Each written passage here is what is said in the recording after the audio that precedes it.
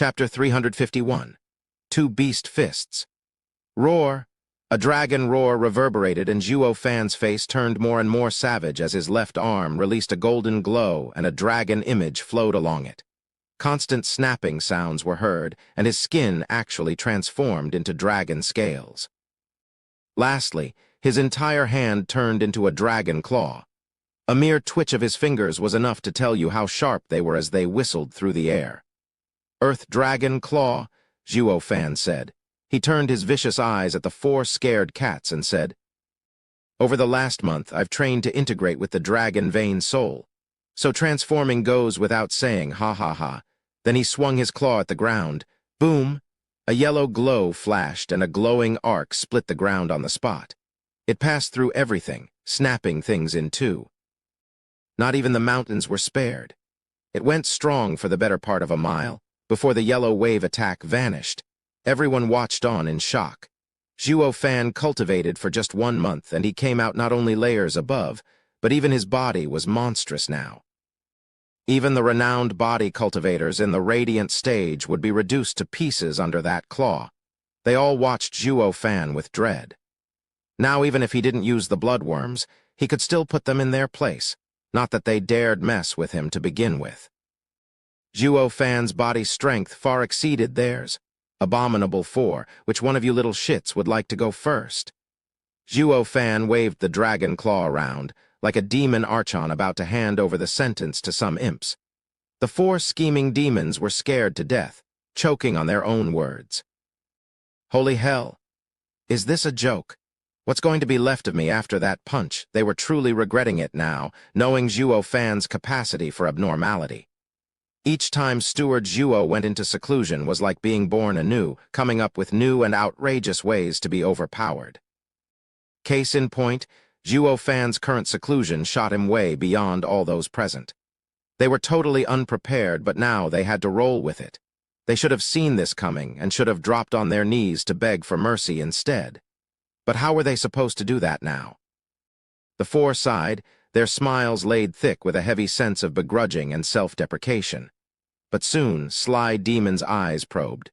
"Steward Zhuo, your Earth Dragon Claw is marvelous. I wonder, though, can you do that with both hands?" "Only the left." Zhuo Fan could see his thinking from a mile away, yet he didn't hide it. Sly Demon lit up, and he gathered his pals around for a little bro talk. Then they came out laughing. Violent Demon puffed up his chest and stuck his chin out. "Steward Zhuo, didn't you say we can choose which hand?" "You're a man of your word, right? But of course, though it won't change anything." Zhuo Fan smiled. "So I decided to use the left in dishing out your punishment." "No, we've changed our minds. We want the right one." Violent Demon pointed at his brand new hand with a cackle. Sending a condescending gaze his way, Zhuo Fan looked at his own right hand and shook his head. "This won't end well." "And why not? Come on, Steward Zhuo, you are a clan steward. Your words are worth gold. You can't go saying something on one hand and do another on the other. Or no one would trust you." Violent Demon urged on seeing him hesitate. Zhuo Fan raised an eyebrow and smiled. "Oh, reverse psychology. Not bad at all. All right, we'll do it your way. Here comes my right." The four rejoiced, with Wimp Demon even giving a thumbs up and sucking up to his bro. "That's our bro, insightful and glib. He has just received that arm and hasn't practiced using it yet. It must be the weakest.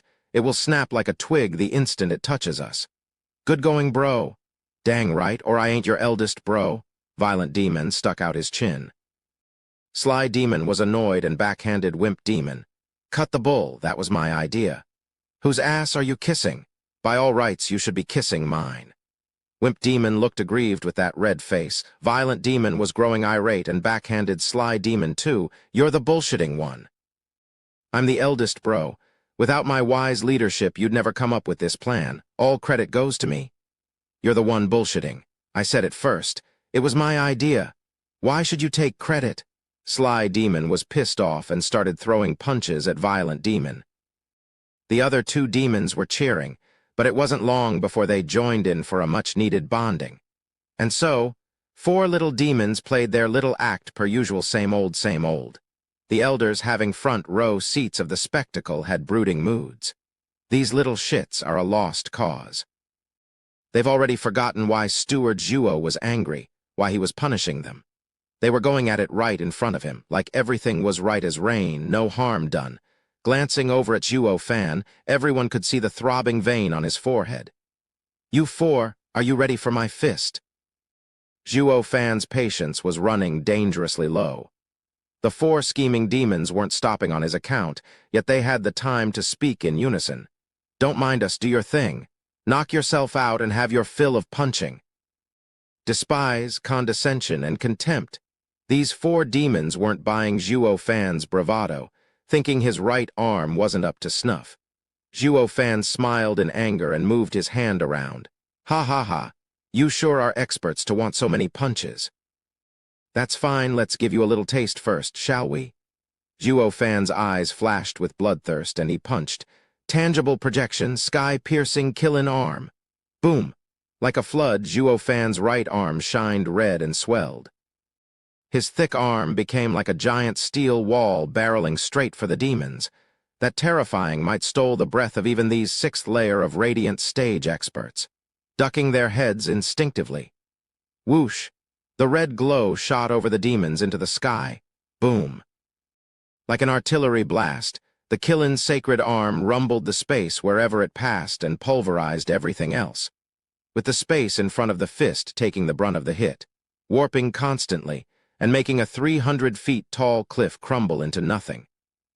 Once silence sat in, all that was left in the eyes of the onlookers was desolation and not much else. The shock was so great that they were in denial. Everyone knew Zhuo Fan would have an outrageous power boost, but who'd have seen that one coming? Not them. That thing could crush the world.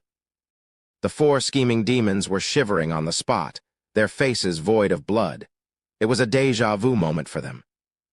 Gu Santong had done the same thing. One invincible punch to crush everything. Gulping, the four scheming demons found it hard to look at the red pillar in the sky. They knew they had messed up and were on the verge of crying. You call that a hand? That's a pylon. The slightest touch will turn us into meat patties. I'd take the dragon claw anytime, thank you very much. They blindly took Zhuo Fan's new arm for a newborn's, when in fact it was a weapon of mass destruction. Moreover, are those the arms of a human? Gasping, Zhuo Fan withdrew the Killin leg back to being his arm and nodded pleasingly. Transformation was a secret art of changing shape. That meant turning his left arm into the Earth Dragon Claw, of a sacred beast taking human form, while tangible projection meant transformation of returning to its original form. His Killin arm looked like an arm and was tough beyond imagination, but only through this tangible projection of turning the Killin arm back to the Killin leg could he unleash the sky-piercing Killin power. Yet this wasn't all the Killin leg could do, limited as it was by his low cultivation. Had he put too much power into the blow, he'd be going down with it. But even when limited for the whole of Tianyu, it was more than enough. With the Earth Dragon Claw on his left and the Killin arm on his right, no enemy could contest him in Tianyu. Zhuo Fan grinned, awfully full of himself. Now that he took notice of the others, their minds had taken a vacation, it seemed, betrayed by their dumb looks. While the four demons were shaking like leaves, with a demonic smile, Zhuo Fan swished his right hand. "You four said to keep him coming right. Want another one?" "No, no, no, Steward Zhuo, you're too awesome. We don't dare to play in front of you. How about you use the blood infant to punish us? That punch of yours will splatter us. You wouldn't want the Luo clan's last 5 years of investment to be for nothing, would you?" The four demons' heads were pounding and snot was coming out of their noses. Zhuo Fan smiled. "Ha ha ha, you four just keep begging for mercy. Fine, I'll let it slide just this once, but you better get this straight. If I find you slacking on the job again, there won't be a next time. I'll flatten your heads on the spot. Steward Zhuo, worry not, it won't happen again." The four demons shook their heads and vowed. Only then did Zhuo Fan nodded and looked in the distance. "Good. It's time we go to the imperial capital and regroup with the others." "Yes." Everyone cupped their hands as they accepted the order. Even the playful and sly demons turned respectful on the spot. Chapter 352. Imperial Capital Ceremony. Imperial capital, the Imperial Palace's gates. There were 360 copper inlays in the 9 heavy 3-meter-tall gates. Set in the shape of macrocosmic orbit array, it was an everlasting symbol of peace and imperial power. Guards strapped in golden armor stood before each grand gate with grace and dignity, releasing a heavy pressure on anyone who came close.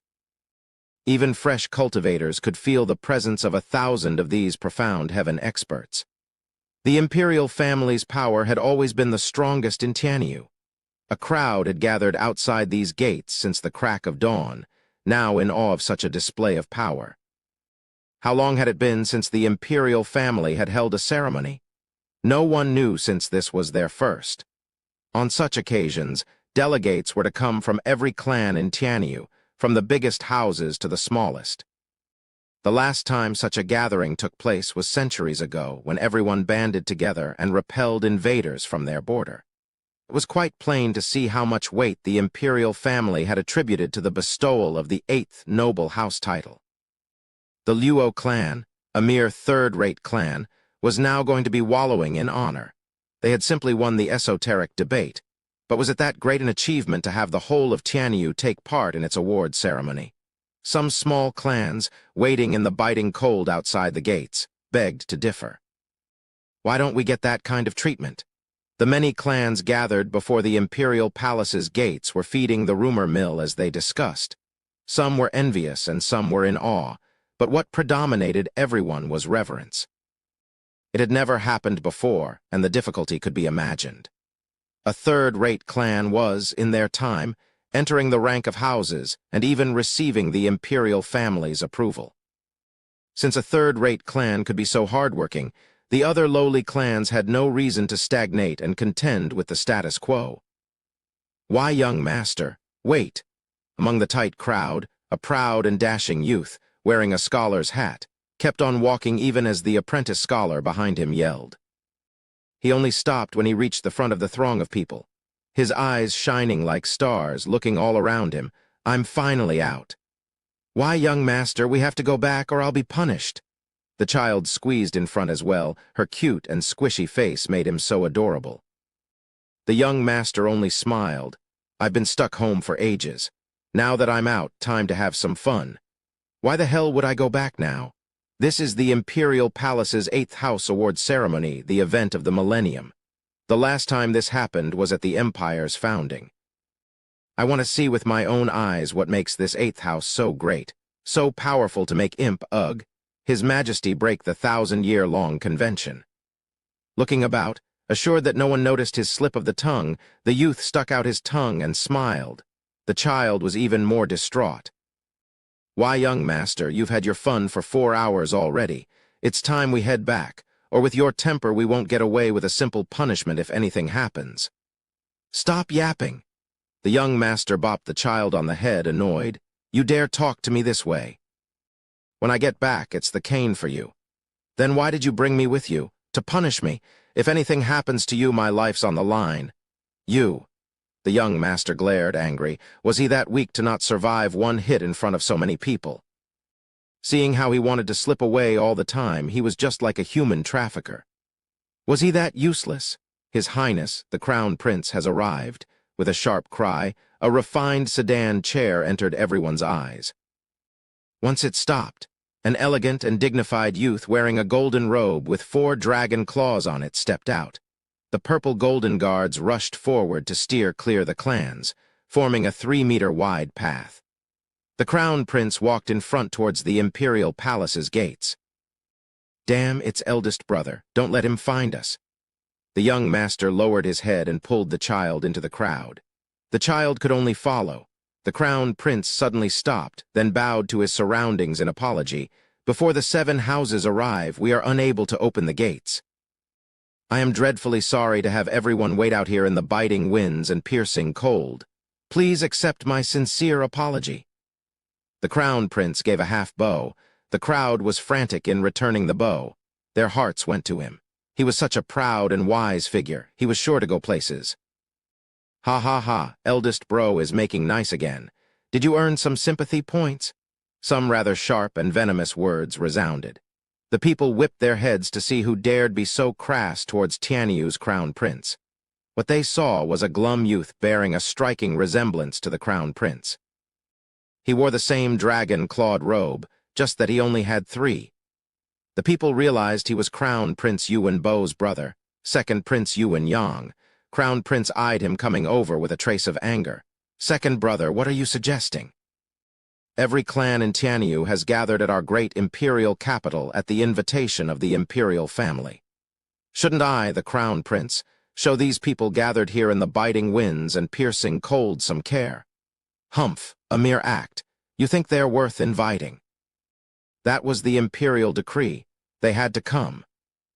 Yuan Yang sent a mocking glance to the ants. "Eldest brother, how can an irresolute man and sympathizer like you be the next leader of this nation? Second brother, by treating Tianyu's people like this, how are you going to rule with justice? How are you going to earn their respect? This is why the imperial father didn't make you crown prince?" The crown prince glared. Yuan Yang's eyes were spitting fire at this point, his face barely stopping itself from exploding. "Yuan Bo, don't patronize me. Based on wisdom and approaches, I'm no different from you. Isn't it all because you came into this world a year before me that you've earned such a glorious title? Isn't it because you are firstborn? Other than that, I am just as capable as you are to be crown prince." The crown prince stammered, but sighed in the end. "Second brother, so this is what's been bothering you. This is why you've always looked at me with hostility since we were young. But what would you have me do? This is the work of Providence. I cannot change the world. If I could, I would have long since given my brother this crown prince title. Humph, sophistry, who doesn't want to be emperor? Even that regent estate has been stirring for centuries, yet you, pansy, wish to give it up." Yuan Yang snarled. "But I don't need you to hand it over. I'll take what's mine for myself." The crown prince looked long at him and sighed, feeling vexed. Then a very familiar voice came. With it, the people began to feel the earth throbbing. A mountain of a man, panting and sweating, was rumbling over with a thundering gait. He was sweating buckets, but was mighty happy. "Elder brother, second brother, it's been ages since we last saw each other. I missed you so much." He was the one, the only, Tianyu's third prince, Yuan Kong. He was a rarity in this world of cultivation filled with trained, fit bodies, one of the very few fatties. The young master hiding in the crowd and the child held their heads. "Sigh, third brother, can't you sweat that fat off a little? Every time you come out, you scare everyone. I don't even want to be seen around you." Yuan Yang glanced at the tub of lard with loathing. "God damn it, hasn't this pig left the imperial capital yet? What's he doing back here?" Ha ha ha, he must have finished his mission, and the imperial father had him return. With the 8th Noble House award ceremony of great importance, it's imperative for the third younger brother to be present as well. The crown prince came out with open arms and a smile. "Ha ha ha, third brother, welcome back. Eldest brother?" With a cry of joy, Yuan Kong jumped into the crown prince's arms and landed with a bang. At the same time, a snapping sound marked the wincing of the crown prince as the pavement beneath him cracked all over. "Your Highness, Crown Prince." Crown Prince's guards rushed over, seeing him hugging the hulking slab of meat. "I'm fine." Shaking his head, the Crown Prince put on a reassuring smile. I'm a 9th-layer bone-tempering stage cultivator after all, but even I can't hug my younger brother." Crash. With another sound, Crown Prince's face paled, and he looked at his third brother with glistening eyes. "Old third, did you get heavier?" Just a bit. Last month I weighed 375 kg, but this week I'm 400. It must be all that traveling getting to me that I gained so little." Everyone's face twitched. "The third prince sure is an oddball. Where can you find so much fat in the world?" "Oh, right, eldest brother, are you okay?" Yuan Kong asked, seeing his brother's sweaty face. With a pained smile, Crown Prince begged, "Third brother, could you get down first?" "My waist is killing me." The crowd blanked out for a whole 2 seconds. Chapter 353, Vie for Power. "Ha ha ha, my dear third, they say Huangpu Kingshan is a monster, but I think you're the biggest monster among them all. I've seen you be constantly on the move these few years, so how come you've gained more weight instead?" Yuan Yang looked at the 2 brothers get out of the hug and mocked the one with the creaking waist. What about you, Crown Prince? Always posing around has finally taken its toll. The Crown Prince grew angry but sighed in the end, emphasizing that the younger brother didn't understand his pain. Yuan Kong glared. Second brother, I know you don't like me, but leave the eldest brother out of it. Save it. I don't like you because I find that blob of yours an eyesore. Moreover, Humph, it's absolutely revolting. Yuan Yong's eyes glinted with bloodthirst. Crown Prince and Yuan Kong wanted to respond, but sighed instead. The young master hiding in the crowd flushed, wanting to go out there and give him an earful. Second brother is too much. Eldest brother is always modest and thinks about the good of the people. Yet my second brother is always complaining. I need to go out there and give him a piece of my mind. Young master, stop causing trouble. If anyone finds out you've sneaked out, I'll take the fall as well. The child pulled him. Just then, a cry came from the crowd. Look, Hell Valley has arrived. Everyone turned around to see a group of men in gray robes with Yuanshan in the lead. He was flanked by his elders and a striking young man with stern eyes. He was Hell Valley's brightest mind, Yugiki's last disciple, Yu Ming. Behind them were 4 strong elders that struck fear in the hearts of others with a mere glance. A single thought from them could annihilate them all. These were Hell Valley's 4 venerables. There used to be a 5th, but that one fell in the battle of Windgaze City. This made Yuanshan's hatred for Zhuo Fan reach bone deep. He had not only killed so many elders, but even murdered one of their venerables. The only reason they weren't marching on Windgaze City to kill the Luo clan was because they knew it would be foolhardy. Who the hell cared about some imperial family's restrictions? As weak as they were, they could only endure. Valley Lord Yu, long time no see. Please forgive me for not welcoming you here in person. The Crown Prince cupped his hands. Yuanshan returned the greeting with a smile. Your Highness is too kind. Valley Lord Yu, how have you been the last 3 days? Second Prince Yuan Yang walked over with his head held high.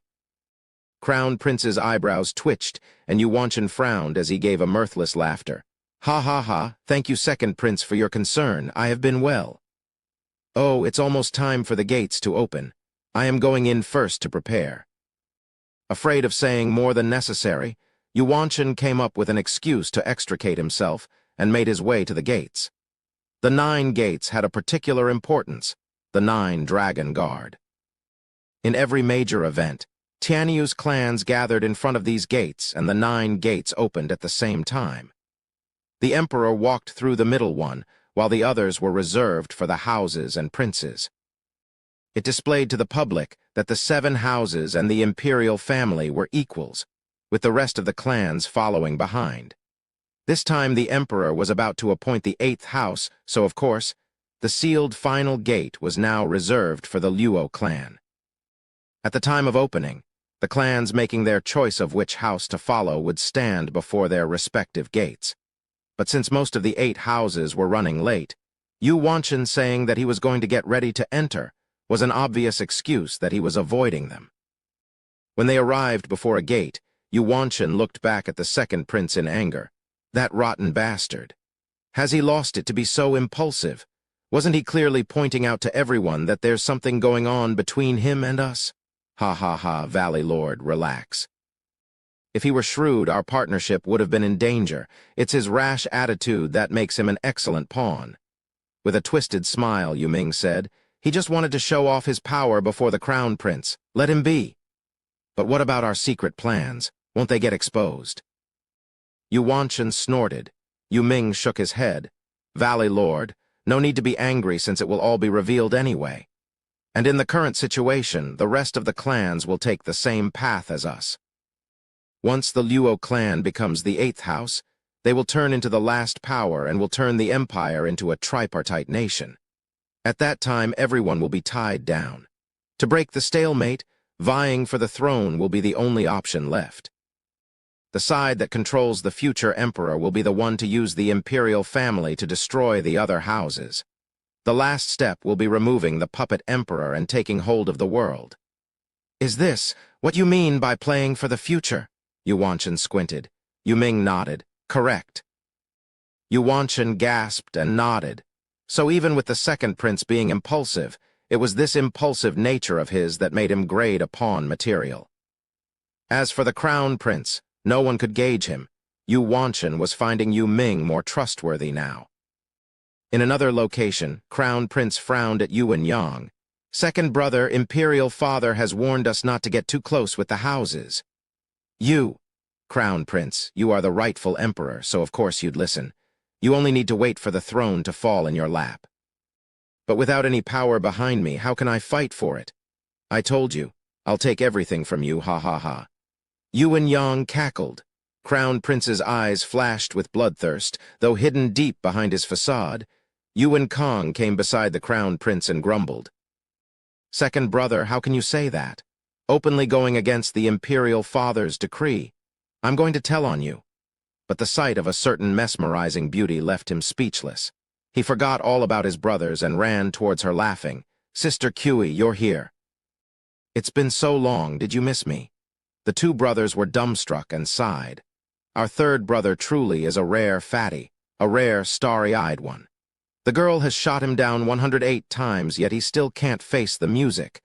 Veiled Dragon Pavilion's detail approached. Pavilion Lord was in front, flanked by his elders, 5 venerables following them, and lastly, the younger generation. One of them, of course, was the target of young tubby Yuan Kong's fantasies, Long Cui.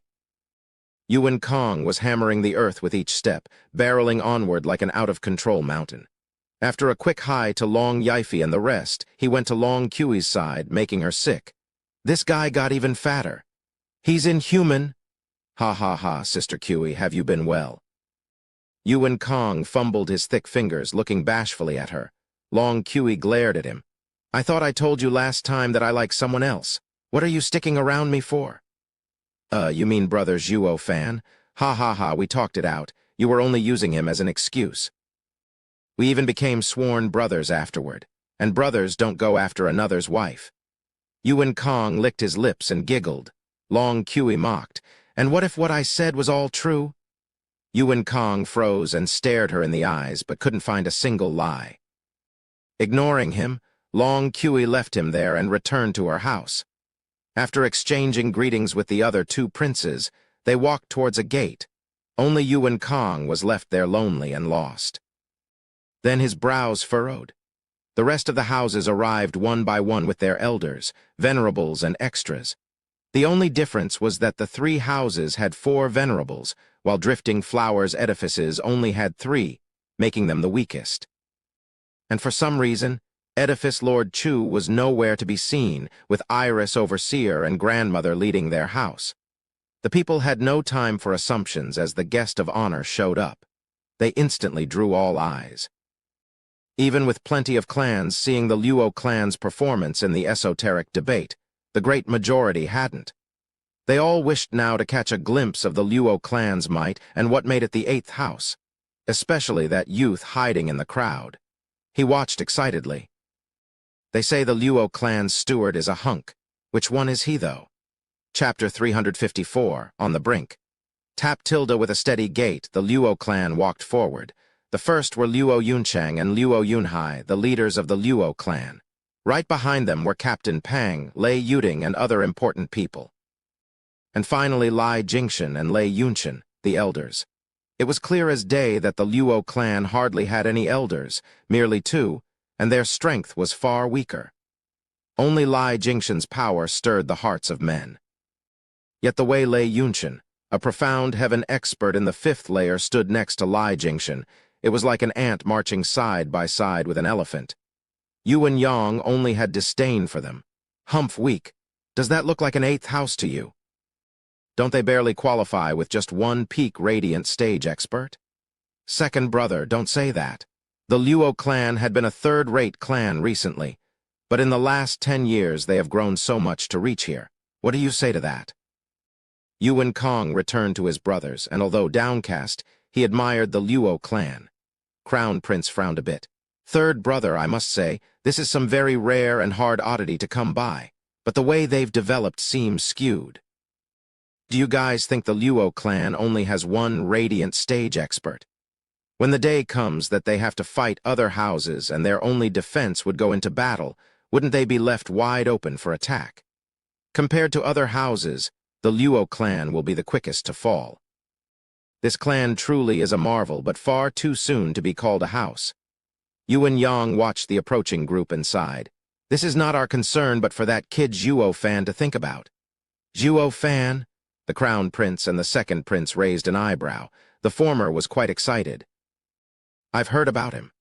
Luo clan has managed to see today all because of him. He is a genius not unlike Zhu Changfeng and Leng Wucheng. Staring at the Luo clan, Yuan Yang spat. I've heard of him too. Ever since he showed up, he has turned Tianyu upside down and even fought against the 7 houses. In the esoteric debate, he alone fought against Huangpu Qingshan's team of 4, making a name for himself. The Luo clan can now stand abreast the 7 houses, all because of its 2 pillars. The sharp steward Zhuo and the mighty Lai Jingshan. Who is Zhuo Fan anyway? Yuan Yang scrutinized the Luo clan in search of his query. The crown prince was also on the lookout. Only Yuan Kong, who had become a sworn brother with the man, said after a glance, "He's not here." What, on the eve of their award ceremony, their steward still won't show? The 2 cried. Shrugging, Yuan Kong said, "That's just how he is." With that last word, he went to Luo Yuncheng and cupped his hands. The 2 were puzzled and even more curious about Zhuo Fan. But the crown prince still went to greet the Luo clan. Only Yuan Yang disdained them from afar. He did not care one bit if the Luo clan was becoming the 8th house. He just knew one fact.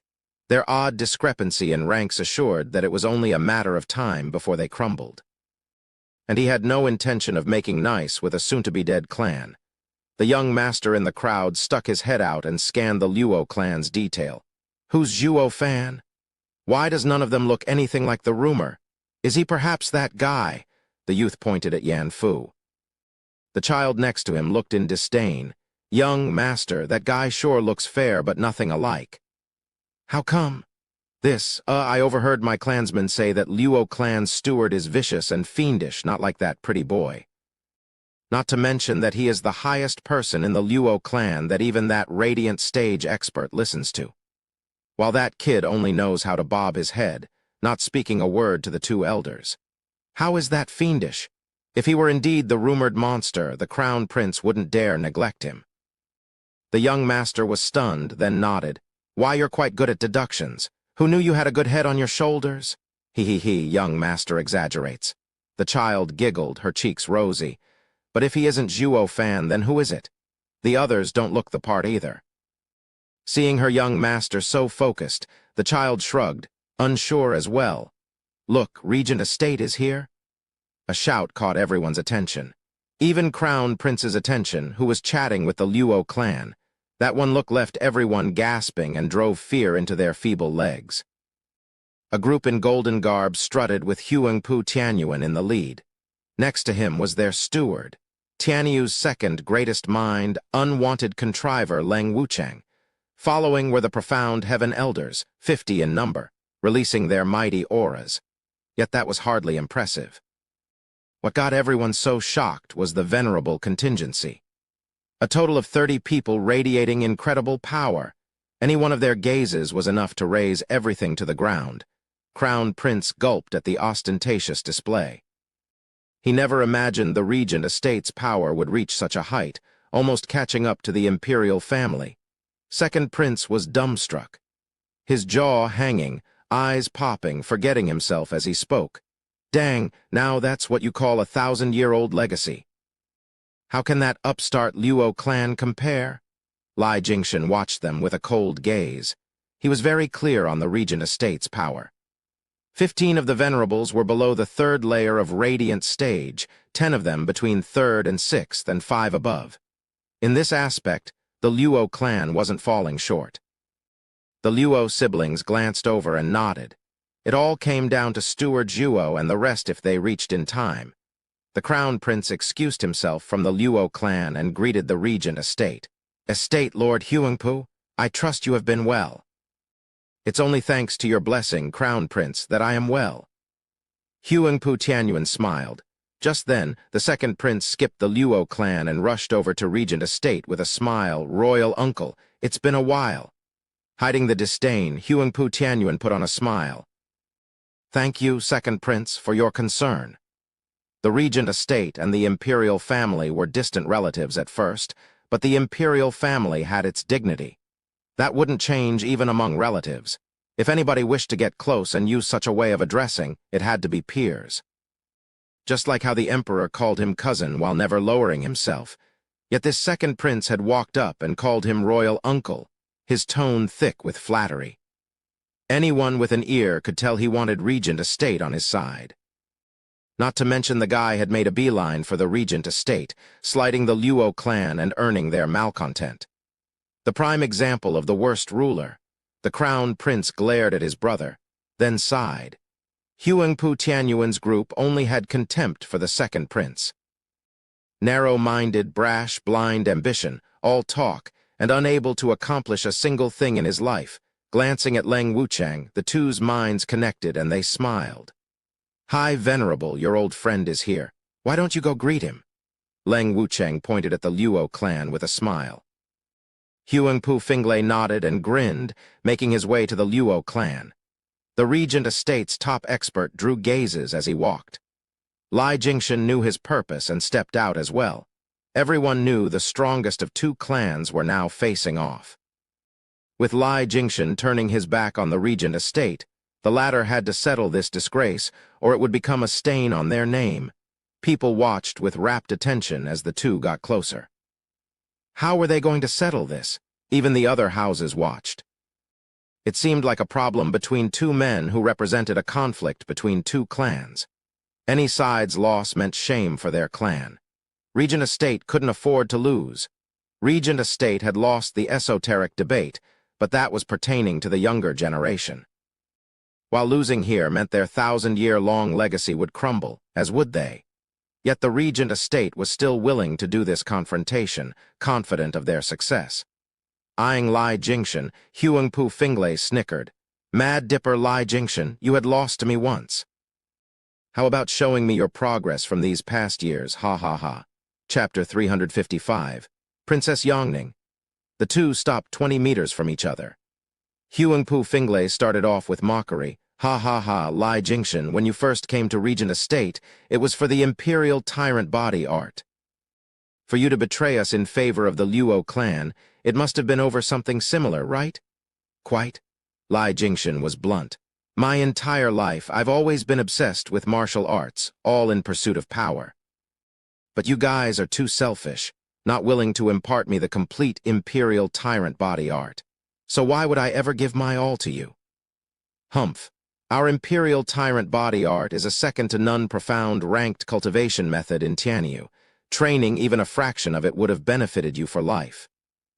But fortunately, I was right to judge you untrustworthy and refused to give it to you. Or today would have been another story entirely. Huangpu Finglay snickered. Not to mention that I heard you joined the Luo clan for the same thing we didn't give you, a cultivation method, right?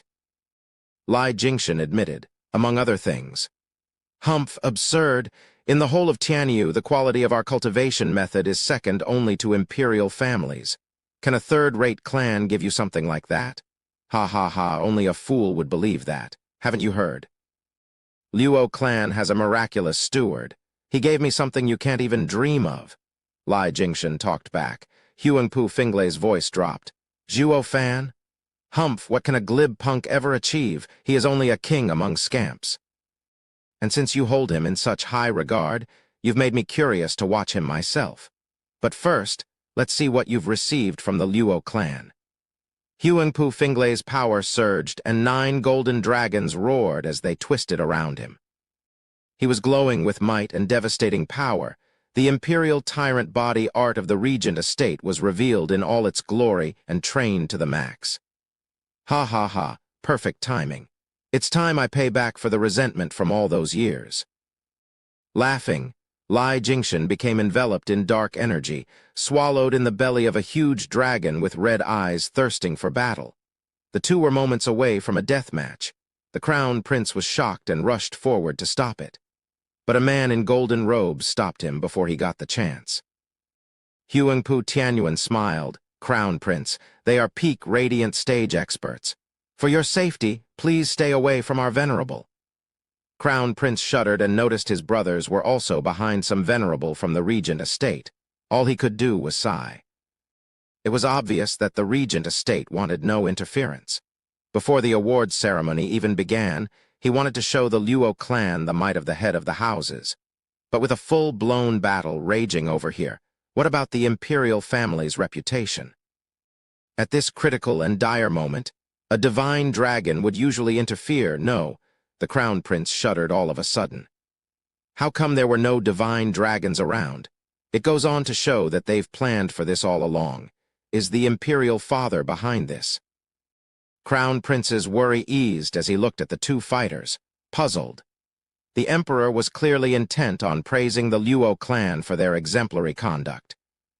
But letting Luo clan and Regent estate fight at the gates, he was unclear if it was directed at humiliating the new house or stomping Regent estate's cocky attitude.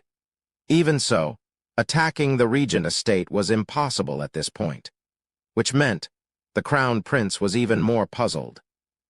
Just what are you up to, imperial father? Only Lang Wuchang was calmly tending to his beard. He had easily surmised that the emperor's stance with the Luo clan changed from the moment Zhuo Fan got the dragon vein soul. Hence this awards ceremony was the perfect time to test the Luo clan's waters. With how Zhuo Fan's actions in the past years were shrouded in mystery so that not even the emperor knew, he was feeling a little more than mere unease. Case in point, only God knew when Lai Jingshan had switched sides, yet only now did he show his face. And the emperor wasn't about to let a viable threat fester. Thus today's show was all set up courtesy of His Majesty, with Regent Estate as the main actor. Since the two's interests aligned, to fish out the Luo clan's dirty little secrets, in the heart of the imperial capital, on the top story of the tallest restaurant, Fang Qiyubai and Sima Hui sat. Their eyes never left the 9 gates and the waves of power coming from there. "Old Fang, the two are as strong as us. Leaving them to fight will spin this out of control." Sima Hui frowned, fiddling with a chess piece. Fang Qiyubai held a brand new flute as he shook his head, smiling. "It's His Majesty's order. Let them fight. And even if it blows things out of proportion, we have young Sanzi to deal with them, ha ha ha." True, in the end it all depends on the little monster. Shaking his head, Sima Hui sighed, "But won't that make us utterly useless? Look at us, the invincible divine dragons, jade flute divine sword and monochrome chess sage, now reduced to mere relics of the past, obsolete? Huangpu Finglay aside, for even a third-rate clan's venerable to outclass us, we won't be having such an easy time going wherever we want in Tianyu now." Sima Hui's mood sank and Fang Qiyubai shook his head. "You're right, but even so, be it Huangpu Finglay or Lai Jingshan, they were both powerful men of ambition back in the day. Getting caught up is normal. But if a new and upcoming expert suddenly reached our level, I'd smash my head and die." Sima Hui found wisdom in his words. They no longer chose to dwell on it and resumed to watch the act unfold. The clans in the audience were thrilled at the prospect of a good show, but now they were downright terrified, scurrying to and fro for cover. Of note were those particular clans present at the esoteric debate, who were positively dreading the aftermath. They knew better than ever what a clash between colossi entailed. Getting near was suicidal, and getting a stray hit would bury you. If they didn't flee now, they would never get the chance. That said, while the two were measuring their auras and powering up, the crowd went wild in hightailing it out of there. The young master in the crowd stumbled in the confusion but stayed put. The ignorance in him had no clue what was coming. Then his robe was yanked by the rushing crowd, revealing a fair hand and a dazzling jade bracelet. The young master cried, trying to cover it, but it was perhaps a bit hard with the frantic mob running around. Pa! The bracelet fell and started rolling on the ground. The young master panicked and chased after it. Imperial Mother's bracelet! "Young master, don't, it's too dangerous." The child saw him rush after the rolling bracelet towards the two experts' battle. It was impossible to reach him in time as the mob dragged him further away. Finally, the young master squeezed out between the last people and finally picked up some speed, catching the bracelet with a smile. But just then the two experts moved. With a boom, they charged at one another, while the youth stood there frozen in the middle. Imperial tyrant body art. Soaring demonic dragon? As they roared, their power reached the masses before they even clashed. The youth had no time to dodge, feeling the godly pressure bearing down on him, and coughed blood. Sharp winds slashed at him, ripping his robe and revealing a lavish garment. The scholar hat fell, draping long, flowing black hair. He was a she. Yangning, the three princes cried, "Stop!" Not that it did much good. The two only heard their own roars. When an expert attacked, he had no reason to stop. Fang Kyubai and Sima Hui jumped to their feet. "Princess." They rushed to the rescue, even though they knew the futility of it. Not even them could save her, trapped in the maelstrom of power born of two clashing peak radiant stage experts.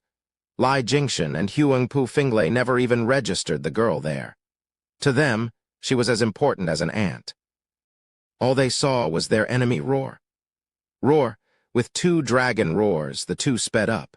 The princes and the two divine dragons watched on with bloodshot eyes. They couldn't understand how His Majesty's beloved daughter had ended up here. The danger of the situation finally dawned on Yangning as blood trickled from her mouth. She was akin to a dinghy in the middle of a storm, with the two waves coming down on her any minute to render her void. Fear gripped her heart as she shook like a leaf. "Mother." Hugging the bracelet, Yangning cried and cried, her lips trembling as she pleaded, "Someone save me." But who could save her from the jaws of death brought on by the might of two clashing peak radiant stage experts? The princes were beside themselves in fear. The two divine dragons knew it was hopeless, but still tried to reach her, and the child in the crowd was wailing, "Princess." Yet none of those acts was of any help. The two experts finally reached her with bloodthirsty eyes. Their gaze pierced her heart as their punches drew closer. A fierce wind snapped at her face. She knew her end was nigh at their hands. Her heart was in deep regret for slipping out of the imperial palace and ending up here. But in her final moment, all she could think of was her mother watching her from above as she raised the bracelet and prayed, "Mother, you said there's someone who will protect me. Please come save me." Whoosh. Then the gale and pressure vanished to make way for the cold voice drifting in her ears. "Lass, a rabbit has no place wandering where savage beasts are on the prowl." Chapter 356, The Might of Luo Clan. Shivering, Yangning realized that she wasn't torn apart by the two mighty powers and was in fact caressed by a breeze. She cracked her eyes open just a hint, but what she saw made her cry out and fall down in fright. Before her was a man in every sense of the word. With broad shoulders, white hair floating in the wind, and a deep gaze looking down on all creation. But the greatest shock was how this man actually put a stop to the raging tempest the two peak radiant stage experts unleashed. His left hand was twisted into a savage dragon claw, holding Lai Jingxian's wrist unscathed by Lai Jingxian's black energy trying to eat it, while his right arm made a simple block with his palm. Yet this plain act seemed to contain endless power, as Huangpu Finglay's 9 golden dragons couldn't budge an inch. The people cried out in shock, seeing the situation take an impossible turn. Two peak radiant experts were handled like a bunch of chickens. Huangpu Finglay and Lai Jingxian were overwhelmed watching the man. Then the once-lost feeling of fear slowly crept into their soul. They were peak radiant stage experts, fearless against any adversary in Tianyu. But now they were reacquainted with this feeling of dread a century later by this man in front of them. The fact that these two peak experts couldn't match their enemy brought a deep sense of loss to them. They had roamed Tianyu all their lives and reached the peak of power, so where did this guy come from that could trump them? Not to mention he was young. "Who are you?" Watching the youth sent from the heavens holding the evil dragon claws at bay, Yangning's cheeks flushed. A single question plagued her mind. "Did the Imperial Mother send you to protect me?" Ignoring the shell-shocked princess, the youth's right hand moved and Huangpu Finglay was forced back with a groan, rumbling. The pavement crumbled as Huangpu Finglay skidded back, leaving deep scars. He only stopped when he was in his original spot, 10 meters away. Raising his head, his face was pale. He had just used Imperial Tyrant body art, a profound ranked martial art to attack, yet the opponent easily took it and even pushed him back. Just what power did this man have? Who the hell is this guy? Not sparing him another moment, he looked at Lai Jingshan and pushed back the black dragon claw of his. Elder Lai, you're still not backing down? That woke Lai Jingshan right up. What had happened was too shocking, and he withdrew his attack only now. Then he showed his respect. Steward Zhuo? What, Zhuo fan? As if rehearsed, the Crown Prince, Second Prince, and Huangpu Finglay cried out. They looked at him like a zoo animal. They had all heard of Zhuo Fan's glorious name, but never thought he'd be so much of a freak in person. Was there anyone in the world who could take on two peak radiant stage experts' attacks? Leng Wuchang and Huangpu Tianyuan were dumbfounded. How could that monster grow so much in little under half a year? He was a completely different being from the one they saw in the esoteric debate. Then their faces turned heavy. With how true power could topple anything, and the more Zhuo Fan grew stronger, the more futile Leng Wuchang's attempts were to deal with him. To say nothing of what a treacherous knave Zhuo Fan was to begin with. Add to that his power, and they felt as powerless as when facing Gu Santong. Fang Qiubai and Sima Hui stopped dead in their tracks, watching dumbstruck for 2 seconds before their faces sank. Old Fang, should we bust our heads and keel over? The youth of today seem to have overtaken us. Hard days await us, Sima Hui sighed. Fang Qiubai's face twitched. One thing had to be said, though. Following Zhuo Fan's explosion of power, the Emperor would have to change his plans for the Luo clan. The two of them were sure they'd be seeing Zhuo Fan far more often in the future. For the imperial family, they were ready to face any danger, endure any psychological torture this youth stronger than them might subject them to. And since the inception of the great divine dragons, this would probably be the hardest thing yet. Zhuo Fan, you came. Luo Yuncheng moved with the Luo clan to his side. Watching him come down like a god filled her with joy, then she glanced at the dumbstruck Yangning and asked, "Miss, are you all right?" Yangning blinked for a long time at Zhuo Fan before she could find her words. "Are you that? Zhuo Fan? You're 10 times more handsome than the rumor goes." Zhuo Fan's face twitched, but Luo Yuncheng got ahead of him as she said coldly, "Miss, please mind yourself. Steward Zhuo isn't someone you can casually address." But the way he casually dropped was unlike any human, ha ha ha. A laughter came followed by a mountain of flesh running over in excitement. "Brother, I missed you so much." With one last step, he jumped on Zhuo Fan. Glancing over, Zhuo Fan only kicked the meatball 2 meters away as it landed with a boom. Face covered in dust, Yuan Kong put on the look of a kicked puppy. "Brother, what did you do that for?" "I'd rather not get crushed to death, thank you." Zhuo Fan rolled his eyes. "Humph, who are you trying to play here? You stopped 2 peak radiant stage experts, but can't take a bit of my extra weight." Zhuo Fan cocked his head and ignored him, which only worked to enrage him. Yangning looked at them for a second before saying, "Third brother, you know him, third brother?" Everyone looked at her stunned. Luo Yuncheng gasped, "Then you're the princess?" "Yes." Yangning held her head high and revealed a proud face, but when she glanced at Zhuo Fan and found him not at all interested, her mood sank. "Yangning, how did you get out? What are you doing here? Do you realize how dangerous that was?" Yuan Bo rushed over and chastised his sister, then bowed to Zhuo Fan. "Thank you, young Master Zhuo, for your timely rescue." "I am." Zhuo Fan had already left, leaving the Crown Prince in an awkward position. He then noticed that Zhuo Fan was going in the Regent Estate's direction. What is he going to do, fight? Everyone grew excited and nervous. What they saw when he stopped Lai Jingshan and Huangpu Finglay was positively incredible. How would the Regent Estate, the unrivaled head of the 7 houses over the past millennium, cope? The people were eagerly awaiting the good show. This was unprecedented. Anyone messing with the houses got annihilated, but a few years ago, Zhuo Fan began chipping at the 7 houses' power. Outside of the 7 houses, Tianyu now had an 8th Luo clan. And their steward, soaring demonic dragon, was someone neither house wished to test, all while he was more than delighted to step on their toes.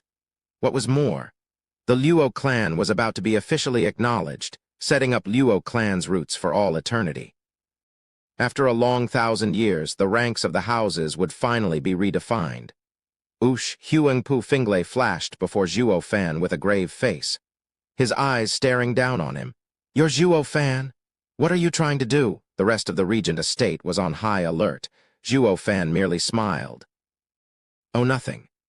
On this auspicious day, the Luo clan is receiving its title, and I hoped everyone would keep to themselves, or a war might break out." "War? Humph, Luo clan only has Lai Jingshan. What can you possibly do? An upstart clan like you with no legacy dares fight a house. To me, Luo clan has only 2 people. There is no war. What a joke, ha ha ha." Huangpu Finglay mocked. The rest had to agree. The Luo clan's biggest problem was being short-handed. Zhuo Fan and Lai Jingshan were great experts and strong to boot, but take them out and the rest would be easy pickings. They weren't even useful as cannon fodder. Luo clan's weakness was clear for anyone to see. Second Prince snickered. "Ever heard the saying, short-handed? You 2 are great, but the rest are junk. Once surrounded, the rest will fall like flies," Zhuo Fan mocked. "Dumb bigot, you think I don't have a way to fight that legacy of yours?" Zhuo Fan pointed at the sky. "Feast your eyes on the Luo clan's power, a power to crush any house." Pa, with a crisp sound, powerful surges came from the heavens above. Chapter 357. Fiendish Elders. Whoosh! 7 figures dropped down like meteors, spreading their savage energy around Zhuo Fan. The overflowing power got even Regent Estate to shirk back. With a startle, they realized that all they could do was endure the pressure. People went pale on the spot. Regent Estate had 30 venerables, so why couldn't they even fight back when they had the numerical advantage? However, upon closer look, they got the shock of their lives, with their hearts threatening to burst out of their chests. Of the 7 newcomers, only one was a peak profound heaven expert who they didn't recognize. But the other 6 had fiendish reputations. Even as rogue cultivators, no one dared to touch them. Raging Ancestor Q Yanhai, Ice Moon Witch Zhu Qingjian, what are you 2 doing beside Luo clan? Leng Wucheng's eyes flashed with regret. It was the Regent Estate who wanted them first, and Leng Wucheng found their power impressive. An art to harmonize fire and water was rare. It would have been such a shame burying such an asset. He thought it was better to let them go and think of another way to have them join, since the 2 hardly posed a threat to the Regent Estate. But who'd have thought they'd side with Zhuo Fan instead, becoming their bitter enemies? If he knew, he'd have culled them when he had the chance. But who could have seen this one coming? Not even he, unwanted contriver with his foolproof plans, had thought it possible that what Regent Estate couldn't recruit, it would be done by others. However, it was far too late for regret. Zhu Qingjian easily spotted his dilemma. "Sir Leng, are you regretting not killing us?" Hi, a shame it's all too late now. Steward Zhuo is far stronger in this regard. He truly was vile in his recruiting. I get the chills just thinking about it." Zhu Qingjian played coy and put on a knowing look. This got on Leng Wucheng's nerves. "A pair of masochists that don't know how to accept a favor. I realize I've been too kind to you. Yes, what you can't obtain, you destroy. The more precious the item, the more this logic stands, since there is a high chance it might come back to bite you, ha ha ha. Elder Zhu is right." "This is where you are beneath me," Zhuo Fan cackled. "If one day you fall at my hand, you will experience complete failure.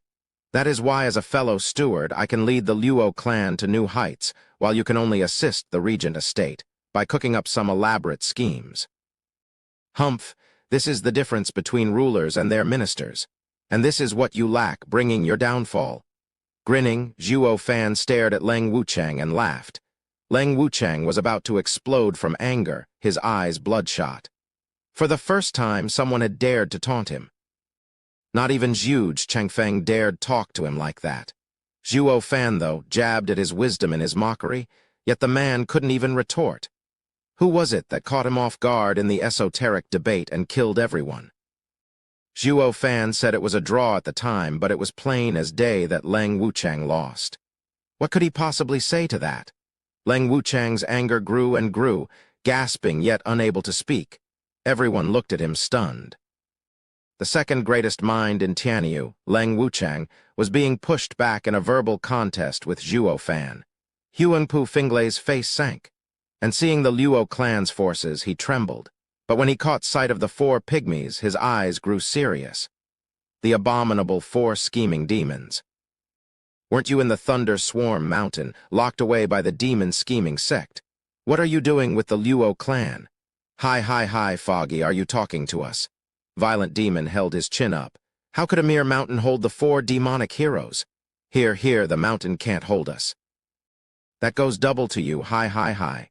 The other three jumped up in glee. Squinting, Huangpu Finglay said, "Oh, and what if I tell the demon scheming sect?" SSS tilde the four pygmies shivered on the spot, filled with fear. Huangpu Finglay smiled inside as he mocked. "Humph, you must have escaped your prison, right?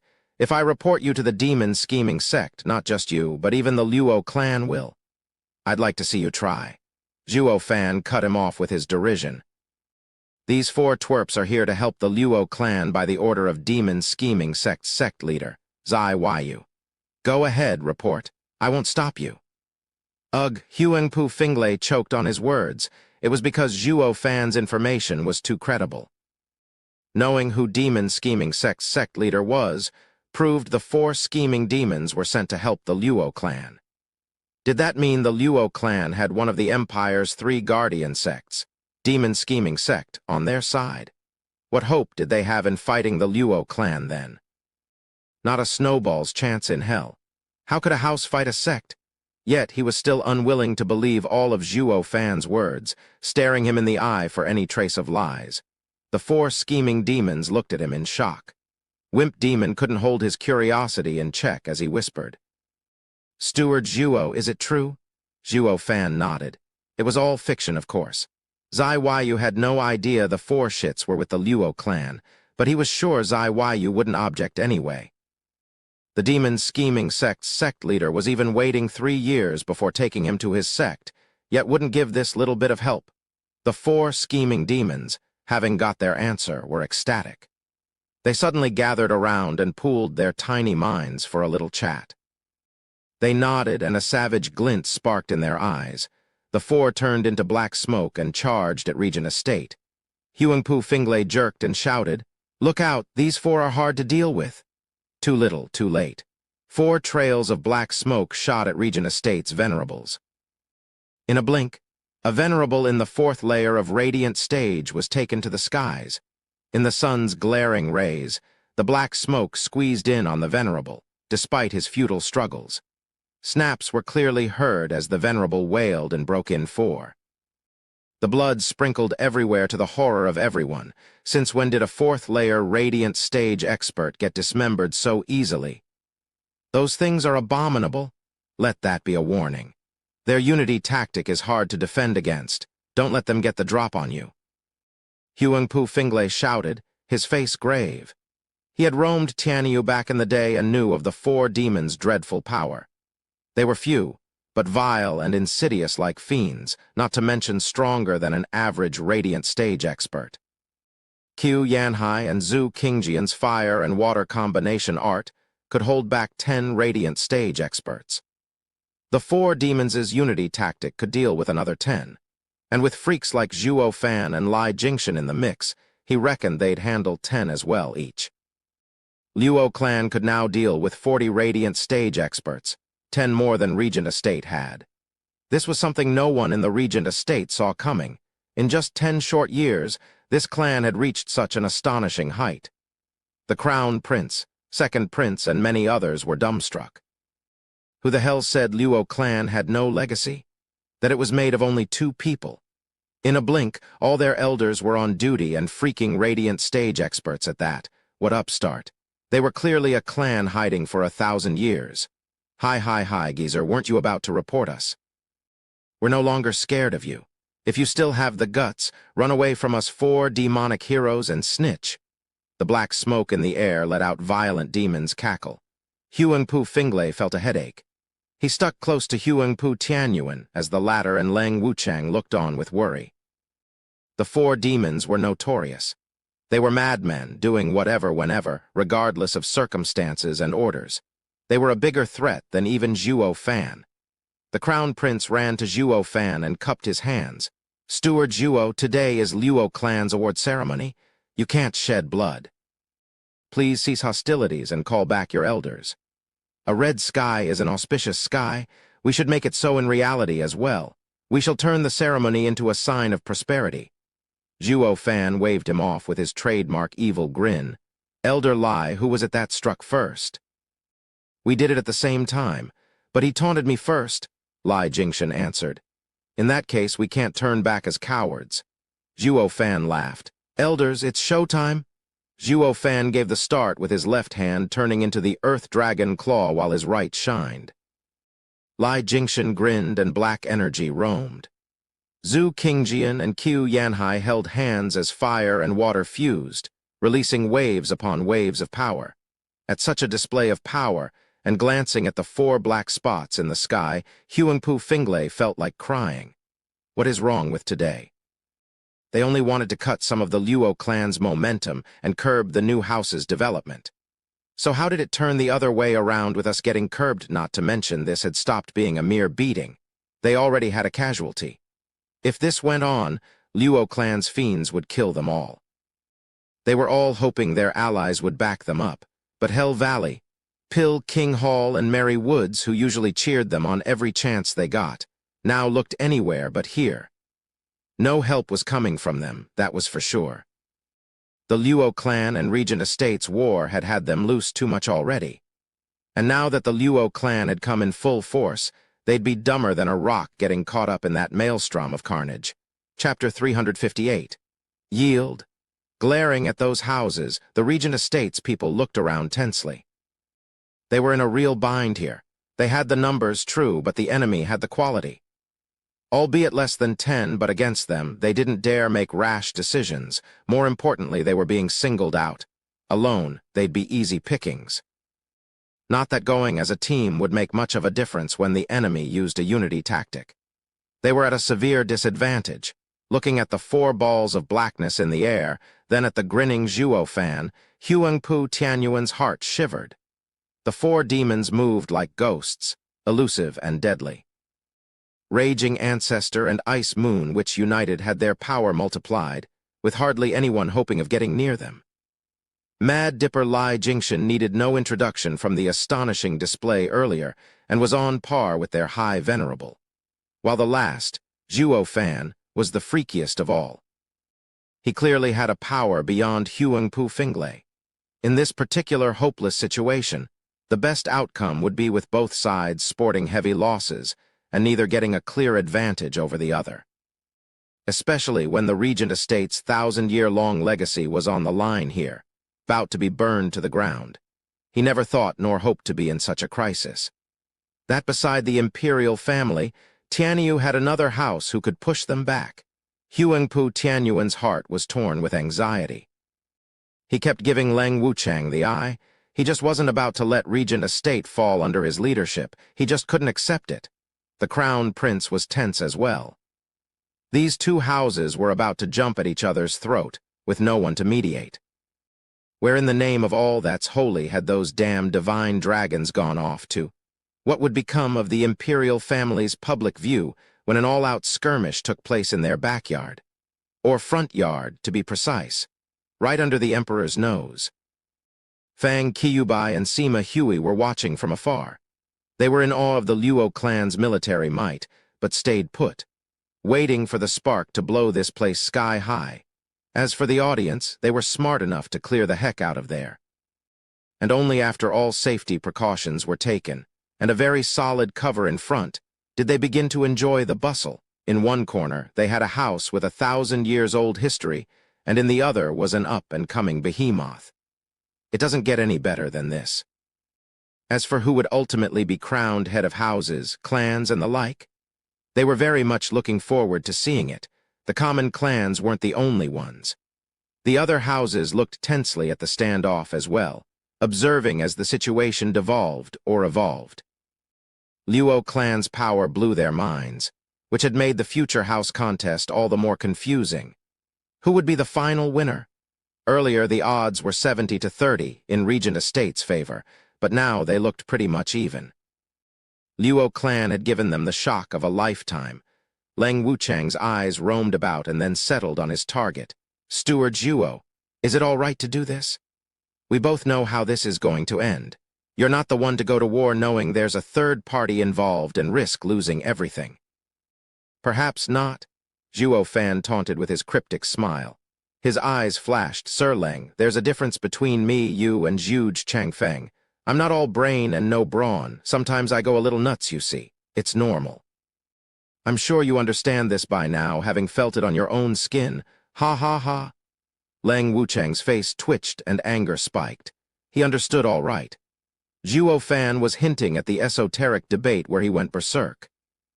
At the time, Zhuo Fan, in his madness, carried out his vendetta regardless of tricks or the bigger picture. He was quite conceited of himself back then. But now it somehow became Zhuo Fan's cover, rendering all his readings of the steward void. With enough brawn, one would lose their head, so much so they didn't care about their own lives. They'd be willing to take the fall as long as they could take down the opponent with them. Against a man without restraints, the crazier he was, the more horrifying he became.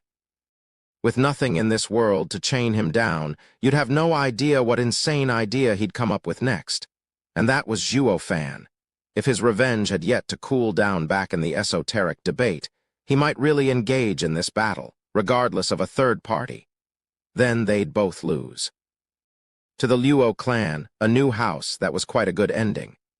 While for Regent Estate, having a long history behind them, the resentment couldn't be imagined. Lang Wuchang sighed. Then, what would make you step down? Regent Estate's people were stunned. The great Lang Wuchang was actually negotiating his terms of surrender. This has never happened. Not even Regent Estate's people had experienced a case like this.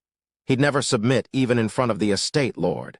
With a creepy grin plastered on his face, Zhuo Fan held his head high and began. To be perfectly honest, our two houses are now in a standoff because of your taunt. If you want to give up, it couldn't be easier. Apologize. Apologize. Regent Estate shivered to the very core as every one of them glared back. Regent Estate had been the head of all clans for 1,000 years. All its actions were beyond reproach and righteous. Even if they weren't, who would do anything about it? Yet now they were being asked to apologize. Wasn't that a poorly disguised surrender? How would they get the nerve to get out into the world after this? Not that Zhuo Fan gave a hoot about how they fumed. As for your sincerity, just wing it. Humph, you take that apology and stick it where the sun doesn't shine. We'd rather choose death before dishonor. You and me, little demon, we're gonna settle this right here. An aged voice spat as he charged. Going by the readings on his power surge, one would place him in the 6th layer of radiant stage. Don't take him on by yourself, Lang Wuchang cried for naught. The man got to Zhuo Fan. His golden glow revved up, dragon roars in the background, and even the space fizzling out as he punched Zhuo Fan. Any other guy out there would have been a smear on the ground long before he was even hit, but he was dealing with Zhuo Fan. Lifting his right arm, the red glow flashed for a second, and Zhuo Fan stopped the attack just like that. That mighty fist softly landed in his palm. Before he could get another swing in, Zhu Qingjian and Qiu Yanhai attacked with their hands united. Life and death art. Fire and ice combined to release an unspeakable power. It shot a blinding white light, swallowing the man and catapulting him into the sky. With a fairly loud bang, the sky itself shook, and the radiant stage expert was robbed of his last chance at wailing, pulverized. Not a sign of him was left that he ever even existed.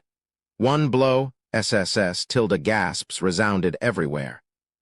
Everyone knew of the might of this old couple, but their expectations were blown at the display of a unity tactic. Fear was etched on their faces, especially on Huangpu Finglay. Not even he could take that. Why is the Luo clan a den of monsters?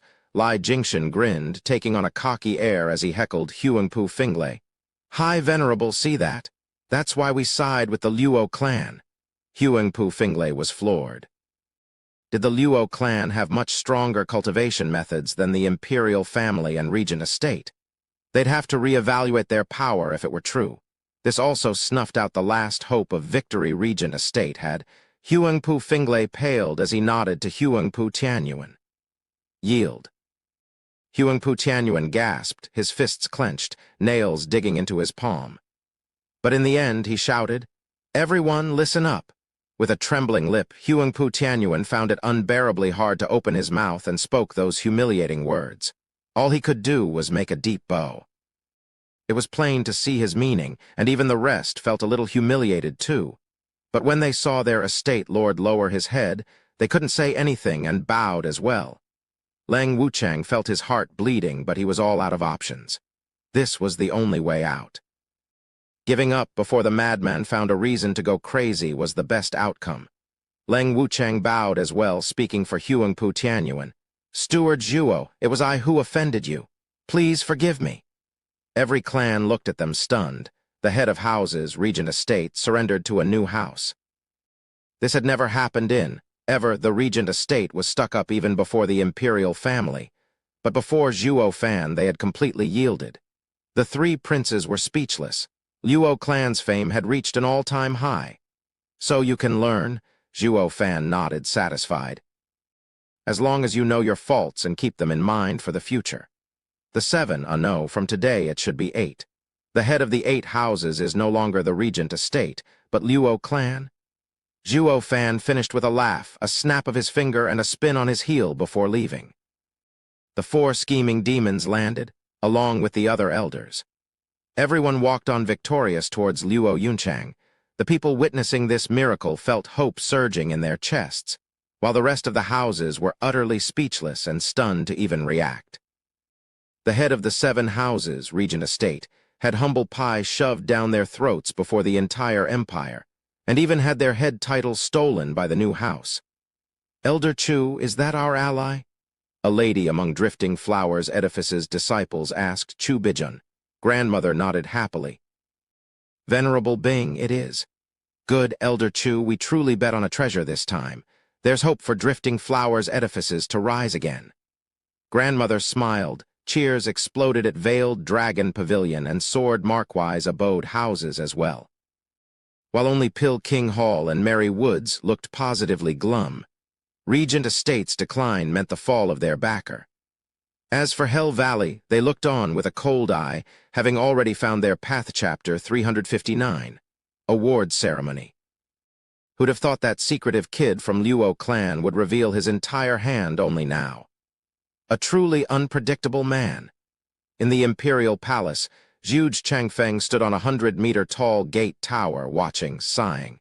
Next to him were the yin-yang elders. With a frown, the white-haired elder's eyes turned hard.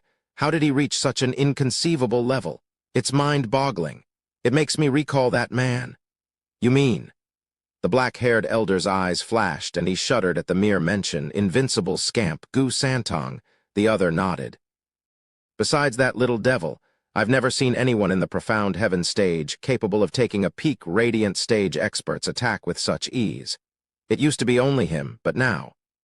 Ha ha ha, Zhuo Fan is far worse than Gu Santong."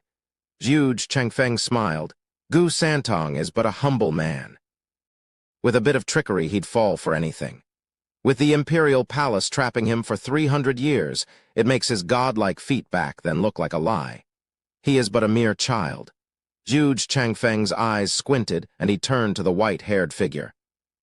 "But Zhuo Fan is a true master of cunning and trickery. To play or con him is harder than taking the throne. Now that he has Gu Santong's power as well, no one in Tianyu can deal with him." The yin-yang elders looked at each other, puzzled. The white elder paused then. "Prime Minister, didn't you say everything was put in place by the Emperor?" He wanted to incite the Regent Estate and Luo clan to sink further into killing each other. The two were so close to doing it as well, with Zhuo Fan's high and mighty display, and killing 2 of Regent Estate's venerables. Doesn't that mean he fell for it? As far as my old eyes see, Lang Wuchang just had to endure, and the 2 houses would be tearing each other apart by now. Ha ha ha, you guys only see what's in front and not from every angle. Zhuge Changfeng shook his head. The Emperor might have set the stage, but couldn't care less about how this drama played out. Be it Zhuo Fan or Lang Wuchang, Both are wise enough to see it. Neither of them wishes to fight and to let the emperor win. But with this, Zhuo Fan has found Lang Wuchang's limit. Because of what transpired in the esoteric debate, Zhuo Fan's actions had gone beyond human understanding, leaving Lang Wuchang in the dark about his next move. It had robbed him of his initiative in this situation, ending up getting smacked around like a child. Even if Zhuo Fan had been stronger, he'd still not do it. A trained eye would see that the emperor wanted to use this excuse to force Luo clan to show its hand and thus was a partial winner. While Luo clan used the stage to push back at the Regent estate and shake their public image, also winning some. While only Regent estate, suppressed by a new house, suffered the worst, ha ha ha. The two elders shivered, eyes stunned. A mere scuffle between the two houses actually had so many implications and consequences, fighting over interests below the surface. If humble people like them were caught up in it, they reckoned they'd be toyed with and spat out mangled. The complexity of the ploys were mind-boggling. Now they understood why Zhuo Fan was more dreadful than Gu Santong. If Gu Santong had but half of Zhuo Fan's smarts, no one could have been able to fool him into ending up trapped. Zhuo Fan was a combination of Lang Wuchang and Gu Santong in one. Prime Minister, it's best this threat is dealt with fast before it affects Sir's plan. The Black Elder cupped his hands. While the kid isn't invincible, we too can still handle him. Please let us cull him and spare you the suffering. Huge Changfeng waved.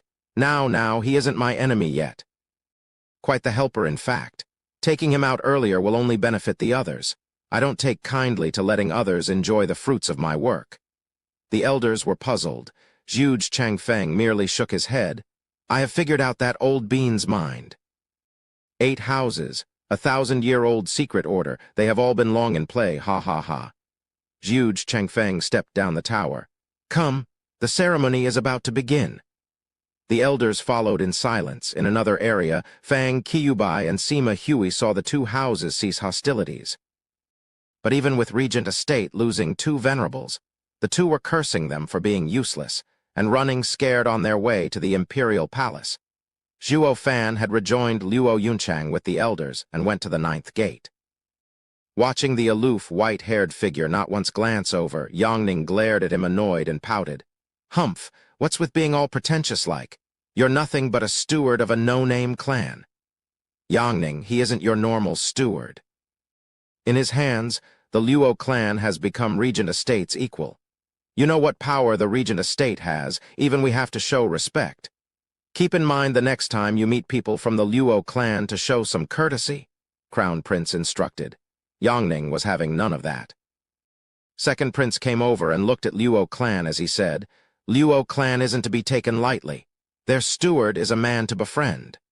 Second brother, don't forget about our imperial family's rules. Leave me be. Second Prince didn't give a damn about the Crown Prince's warning. Princess, are you all right? A shout revealed the child coming running from among the crowd. The princess smiled while the Crown Prince sighed and face-palmed. Almost forgot, Yongning, how did you get out? Snooping. Yongning and the child hanged their heads in shame. Crown Prince turned blue from anger and barked. Yongning, you not only snuck out of the imperial palace by yourself, but even dared to snoop to do it. You're only making it worse for yourself. How's it my fault? The entire imperial palace is filled with tunnels with no guards around them. How else did you expect me to get out with my 5th layer of bone-tempering stage cultivation? Yongning grumbled. Crown Prince was royally pissed now. He couldn't vent as Yuan Kong came laughing. Ha ha ha, eldest brother, breathe. Sister likes to mess around. The 9th gate will soon open and we'll take her back. What's the point of making the matter worse than it is? Third brother, you're the best. Your head looks like a pig, but your brain is sharper than one. Yongning giggled. Yuan Kong turned cold. Eldest brother, I think handing her over to Imperial Father is best. Ground her for half a year and seal all the tunnels in the Imperial Palace. See how she'll get out then. No, third brother, I was wrong. Please forgive me. Don't tell the Imperial Father. You're the most handsome man ever. Even more than Zhuo Fan? That had all of them laugh and look at her with a shaking head. They were all brothers and sisters and had no reason to hate each other. After 15 minutes, with a sharp creaking sound, all the gates rumbled open to reveal the refined interior of the imperial palace. Open? The 8 houses each had a gate, while the 3 princes and Yongning took the center one. The other clans walked behind the houses as they entered. But this time Regent Estate had far less people following them, even less than the other houses. While Luo clan, a newcomer, had the longest trail, making it hard to even pass the gate. The previous fight had done wonders for the Luo clan's prestige. They all knew Luo clan was above Regent Estate as the new head of all clans and houses. Only around 10 elders, but each was valiant and hardy like true warriors. This also meant that Luo clan cared about quality, not quantity. Following the entrance of the 8 groups into a wide hallway, the 2 sides were lined with guards. From their bearing, it was easy to see that they were hardened soldiers, and one could even detect arrays all over the place. Looking ahead, one could guess them to be above 1,000 in number. Zhuo Fan's eyes trembled, and he nodded inwardly. Based on every house's legacy, the imperial family's legacy ruled supreme. Once they passed the 8 golden bridges, they arrived an hour later before a lofty palace. There, the second of the 4 pillars, Marshal Dugu Zhanshan, was standing guard on the right side of the throne with dragon-slaying crescent blade in hand, while on the left was Prime Minister Zhuge Changfeng. The 2 looked at Luo clan, Zhuo Fan in particular. Dugu Zhanshan took a deep breath with a calm gaze as Zhuge Changfeng tended to his beard with a faint smile. With another loud shout, an old man in yellow gown entered their sight. His Majesty has arrived. The 8th Noble House Award ceremony was about to begin. Chapter 360. Best Steward Beneath Heaven. The man in yellow gown walked slowly towards the throne as the servants on either side followed with deep bows. He looked quite thin, but his bright eyes looked at everyone present, lingering ever so slightly longer on the Luo clan. This man was the current emperor of the Tianyu Empire. May your Majesty live a long and prosperous life. The instant he took his seat, the 8 groups bowed. The emperor waved. As everyone knows, I have called you all here today to bear witness and rejoice, by the grace of Tianyu's ancestors, to the rise of a new house in our empire. Tianyu has survived the past 1,000 years in no small part due to our 7 houses' assistance, bringing stability and prosperity, safeguarding peace along the ages. In all these years, the imperial family dared not neglect its duty, looking for talents to defend the well-being of its people. That is the purpose of the esoteric debate, to see a clan rise up and make Tianyu great. I am sad to say that this has never happened. We are fortunate that the heavens finally took pity on us and my rule, and presented us with a new house, working alongside the 7 houses in strengthening our foundation. This is a blessing to myself, to the nation, and to everyone else. Congratulations, Your Majesty. The land shall grow even stronger. Everyone bowed. Luo clan did the same with humility. We dare not accept Your Majesty's praise. Everyone present knew this was just a high-class act and thus was shortly ignored. Even those who had never seen this new house knew that the 7 houses never stopped fighting among each other since the empire's foundation. What working together? More like stabbing each other's backs. With the coming of the 8th house, the fights would only grow bitter. A prime example was the 2 houses duking it out at the ruler's gates. While the emperor was saying all that, the empire was in fact on the verge of collapse, hanging by a thread. He didn't believe what he himself said, and neither did those people who were bowing. It was all make-believe. Despite all of this, neither side was about to unravel the white lie. These were appearances and decorum that had to be maintained. Or poking holes in the paper-thin charade would lead to Tianyu going up in flames, something no one wanted. The emperor looked at them one more time and smiled. Praise heavens! The imperial palace guards came forward and prepared the incense. The emperor bowed before it and even began reading a prayer. It was more or less being thankful to the heavens for the prosperity of Tianyu. While every paper was perused, an hour passed by and the rest rose up along with the emperor. He took his rightful place on the throne with traces of sweat on his brow, a clear indication that he was reaching the limit of his life. He knew that, yet he would still put on a cheerful face. Good, after we showed our respects to heaven and earth, we then have the son of heaven, which is myself. Luo clan's head, Luo Yunhai, stepped forward. Yes, your majesty. Luo Yunhai stepped down on one knee. Young Luo Yunhai, your father has been taken from you at an early age, yet with your bravery and resolve, you have led the clan forward alone. You have followed Marshal Dugu in battle and showed marvelous skill in the esoteric debate. You are a true model of Tianyu's heroes. I bestow upon the Luo clan the title of the 8th noble house. Wingay's city shall be your domain along with the 100 cities around it. You shall be known as Regent of Prosperity, allowed to own a prince's manor in the imperial capital. Raising his head, Luo Yunhai was bug-eyed, and so were the rest, looking at the emperor in disbelief. None of them expected for Luo Yunhai to actually become a nobleman and even have a title. Among the 7 houses, only Regent Estate had the marquis title because they were related to the imperial family. But Luo clan was a run-down third-rate clan, and it had just jumped in front of everyone with the title of prince. Only Zhu Changfeng, Zhuo Fan, and Lang Wuchang understood. The emperor wanted to place the Regent Estate and Luo clan on opposite fronts. Since the world couldn't hold both of them, so too the 8 houses could only have one boss. 2 kings was 1 king too many. The emperor's title came with vile intentions. Not that Zhuo Fan gave a hoot, since his sole plan for Regent Estate was to drag it out. And Regent Estate wasn't about to sway under the emperor's taunt. So when the tripartite division took shape, all those titles became empty words. On the contrary, the 100 cities offered made Zhuo Fan pleased as a punch. What was of greatest importance in the cultivation world? Resources. 100 cities included the mountain range close by and the tens of spirit mines and endless herbs it offered. And all of that was the house's private property. Adding to that a part of the empire as well, Luo clan would soar with so many resources. It would no longer need its allies' support. It had finally gained independence. This was why many clans wanted to curry favor with the houses. Without resources, they'd wither and die. And these resources were either the empire's or the houses. Monopoly on the resources controlled Tianyu's clan's development. With Luo clan having 100 cities to its name, if the clans wanted to join it, they'd have to move to the border. Zhuo Fan finally showed a twisted smile.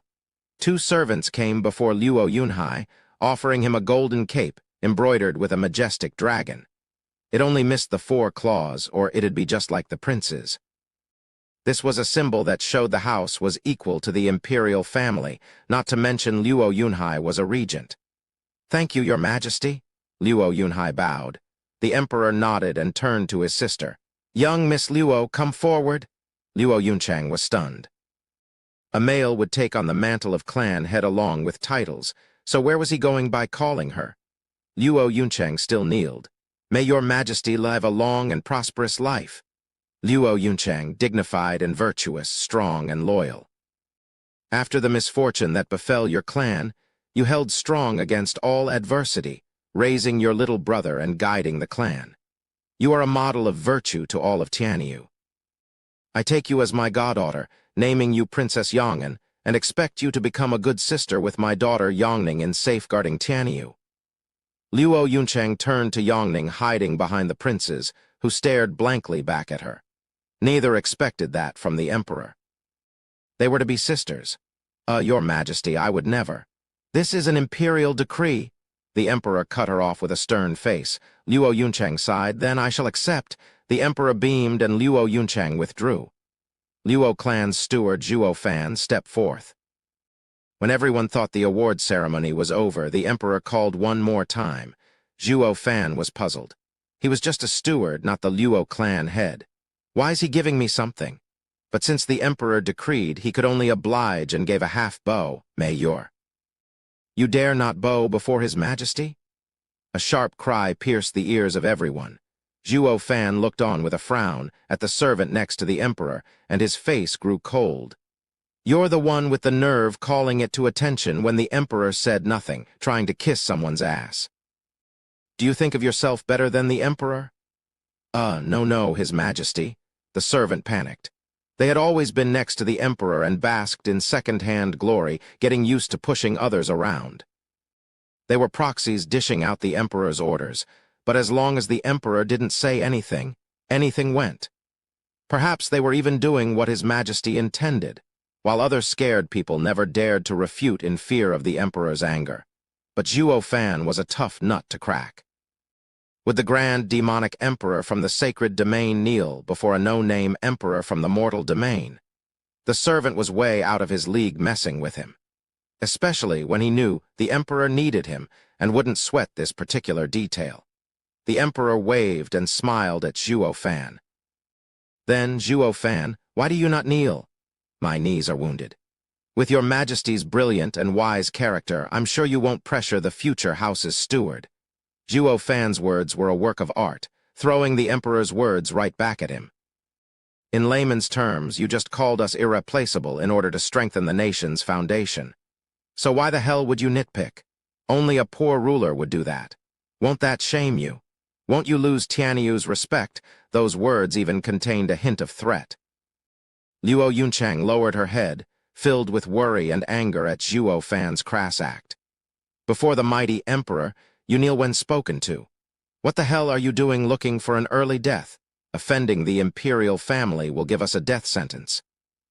She was unaware that this was a fine balance not even the emperor wished to break, since he didn't want to let Regent Estate come out on top. Hence, Zhuo Fan's leverage was very much real. Giving him a long look, the emperor smiled. You truly are a worthy steward for the Luo clan, Zhuo Fan. Your reputation precedes you. Then, Zhuo Fan will receive your title. The emperor coughed and shouted, Steward Zhuo Fan of the Luo clan, you are a man of bravery and wisdom, holding your clan together through hard times, loyal and caring, a pillar of the empire. I bestow upon you the title Best Steward under Heavens, wielding the power of the 3 armies and the bearer of my authority. SSS tilde the people gasped in shock. Even Zhuo Fan, chapter 361. Emperor's invite. What did the best steward under heavens mean? His orders were second to the emperor in court, and he was the supreme commander of the 3 armies. He was literally beneath the emperor and above the world. He was the epitome of power, a prime minister and marshal in one, albeit with the emperor standing above him still. With how the imperial reign was built on this authority alone, it was no different than capitulating the very ground that was holding his throne. Dugu Zhanshan's eyes twitched, looking at the emperor with a dumb look. Zhuge Changfeng was doing the same, albeit with a casual glance. The geezer's plan is obvious. He wants to give Zhuo Fan a power even above that of the 4 pillars. As a prime minister, he had figured out the old schemer on the spot. The emperor wanted to balance the factions. His reign had been steady all these years because of Dugu Zhanshan and me. But won't this trouble addict, who goes on withdrawal if he doesn't cause a mess once every 3 days, have all this power go to his head and blow everything sky high? Or maybe, Huge Changfeng squinted, scoffing inside. The old coot can't take it anymore. He wants to speed up the chaos by getting the monkey added incentive to do just that, and flip the board while he is at it. While Leng Wuchang tensed, his heart was resentful. He had already guessed what the emperor was up to, but that didn't mean he liked it. He was Regent Estate's steward, the one famed across the whole empire as unwanted contriver. Yet for a neophyte to suddenly call himself best steward under heavens didn't sit quite right with him, to say the least. Though Zhuo Fan's deceit and shrewdness had him pensive by right, that title should be his, sunk into depression. Leng Wuchang took a deep breath twice to regain his cool. He looked at Zhuo Fan with jealousy and greed. Present the violet mantle, the emperor had spoken. A servant responded on point, presenting a plate with a purple cape and golden thread. The cape was unraveled, presenting a golden dragon with its 4 claws in the corners, while also a hint of a possible 5th claw, on a visibly empty pattern. The imperial family's robe was characterized by dragon claws. It was a symbol of their rank, authority, and power. 4 made one a prince, while 5 lifted him to be the son of heaven, an emperor. This cape was proof that Zhuo Fan was just shy of having the entire empire at his feet. Such controversy would never have stood, since it held a strong feeling of outrage and rebellion against the current court. Yet the emperor himself bestowed Zhuo Fan with this contradiction. It went on to show that, along with the best steward under heavens, Zhuo Fan was truly beneath the emperor, in both name and power. Not even the 7 houses, princes, or even Crown Prince could compare. Crown Prince trembled and finally fell to one knee. "Imperial Father, this is most unbecoming." "Please reconsider." The rest followed his example, shouting in unison, "Please reconsider, Your Majesty. I order you to stand down." The emperor's piercing cold tone sent shivers down their backs. They could not defy him. The emperor was the son of heaven. His word was solid gold. No man could sway his mind. They were all awakened to this simple yet painful truth, knowing any persuasion would fall on deaf ears. Without further ado, Zhuo Fan was entitled as the first steward beneath heaven. His glorious radiance stabbing the eyes of all below, while also pricking no few hearts with discontent. Now that Zhuo Fan had both power and right, any defiance would be ill-advised, in a manner of speaking. He could stick the imperial family's army on anyone's ass at the drop of a hat. Pill King Hall and Mary Woods exchanged a pained glance. They never gave Zhuo Fan and Luo clan a second thought up till now, yet against fierce adversity they had become a behemoth. If only they'd known, they'd have it snuffed in its cradle. Regent Estate took this news quite well, too well, in fact. That was because they knew something everyone else didn't. Zhuo Fan's title was totally void of authority. The emperor didn't stop at Zhuo Fan's cape, showering the other high-value members of the Luo clan with a title each, albeit far lesser than the first 3.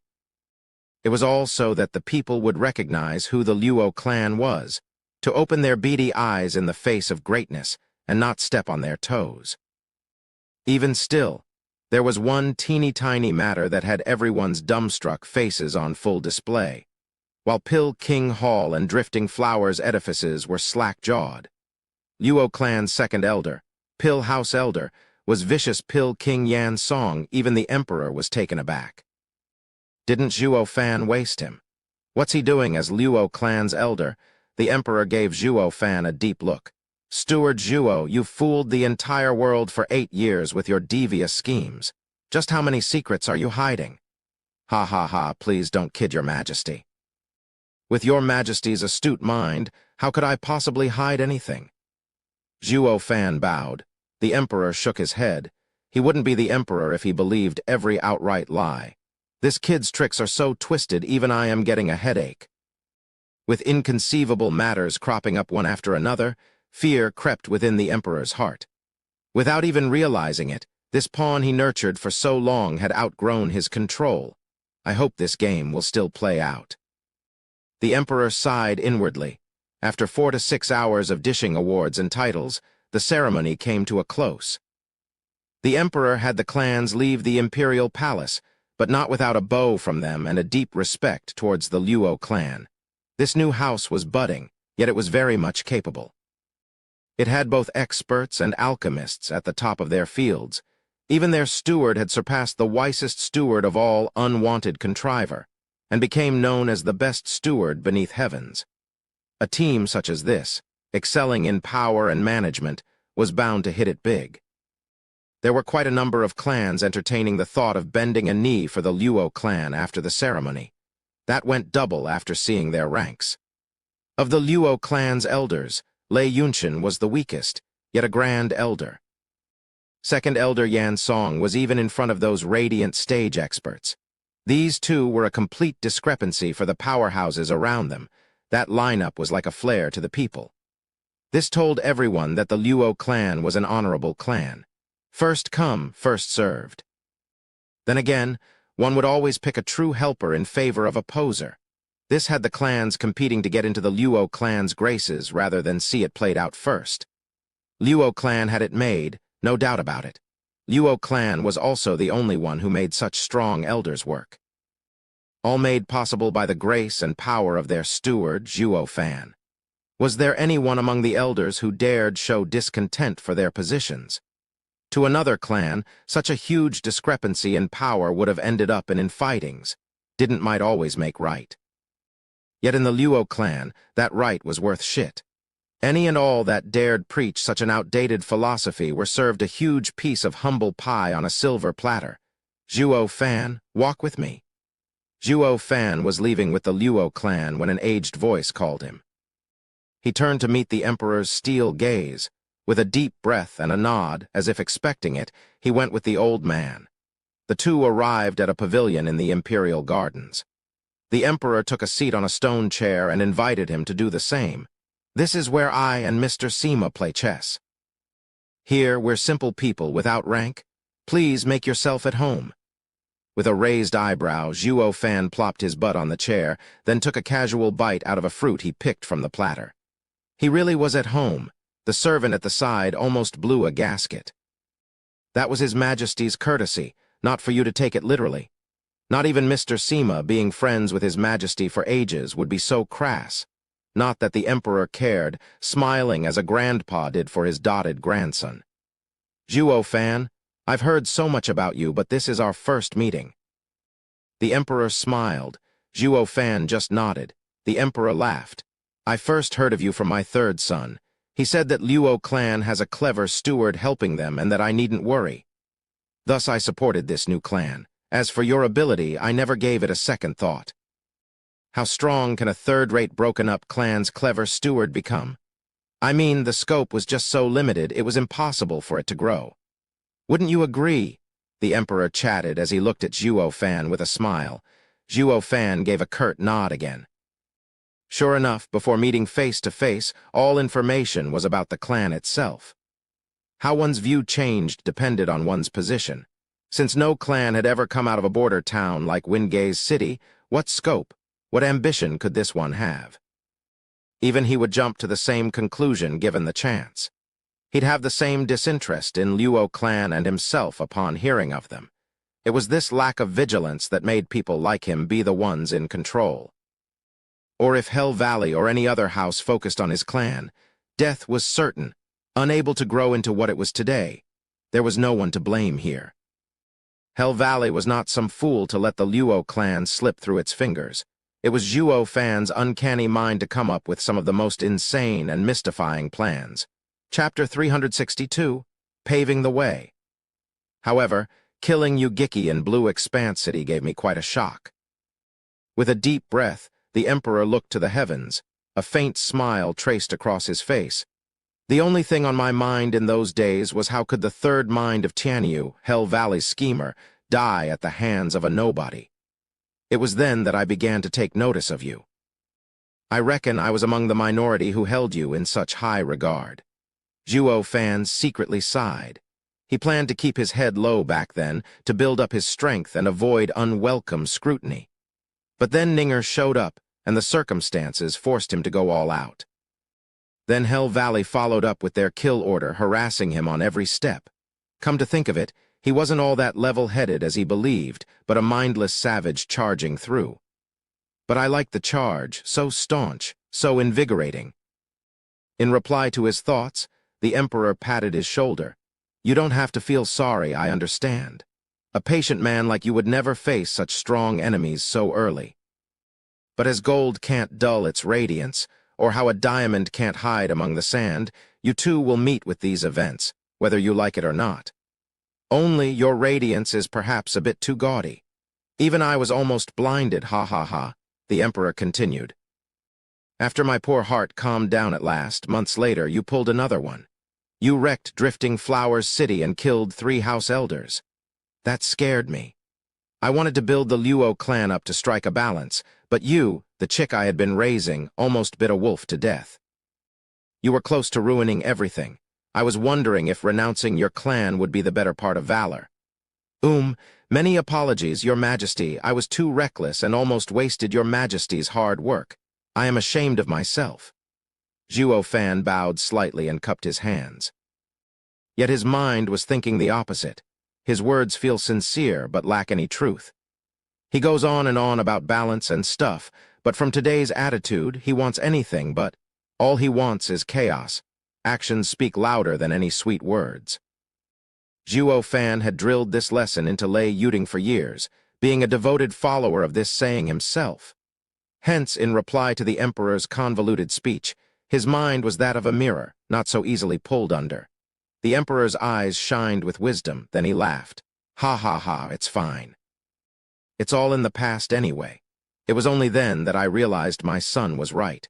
You truly are a man of many talents. How else could you have incited so much chaos? And so I came to a bold and radical decision. You know why I sent Marshal Dugu to Wingay's city for rescue? I am moved to tears by your majesty's extreme favor for my Luo clan. Zhuo Fan's bow was on point. Shaking his head, the emperor gave a vague smile.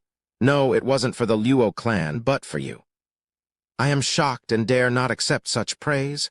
Ha ha ha, is there anything you won't dare to do? I wholly appreciate your strength.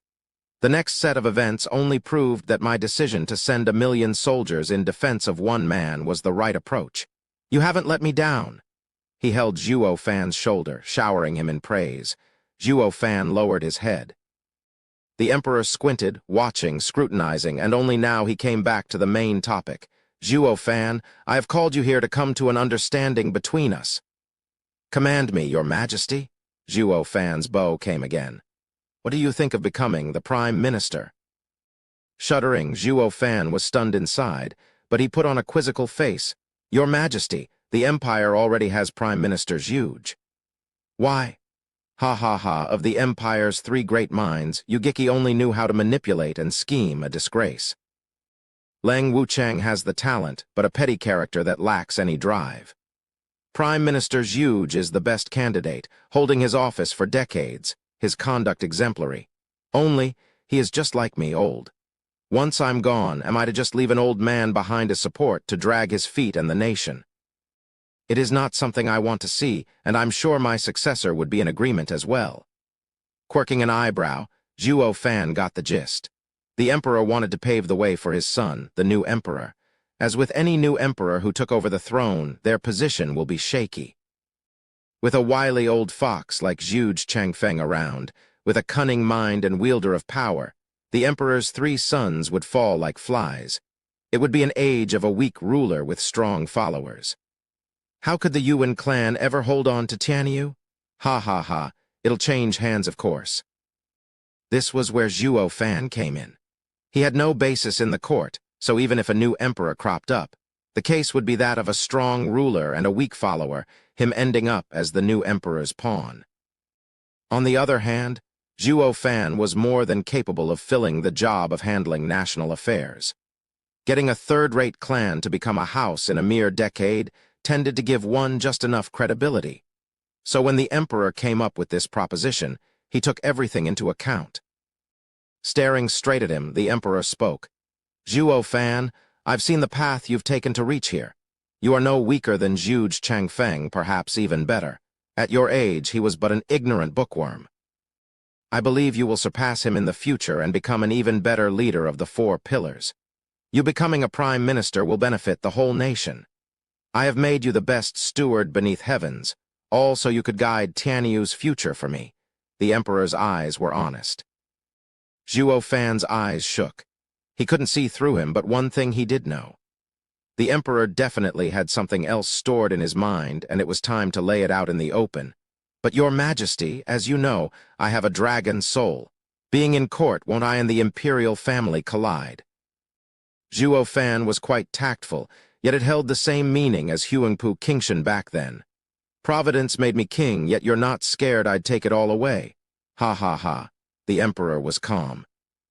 Dragon Vane's soul is a creature of the world.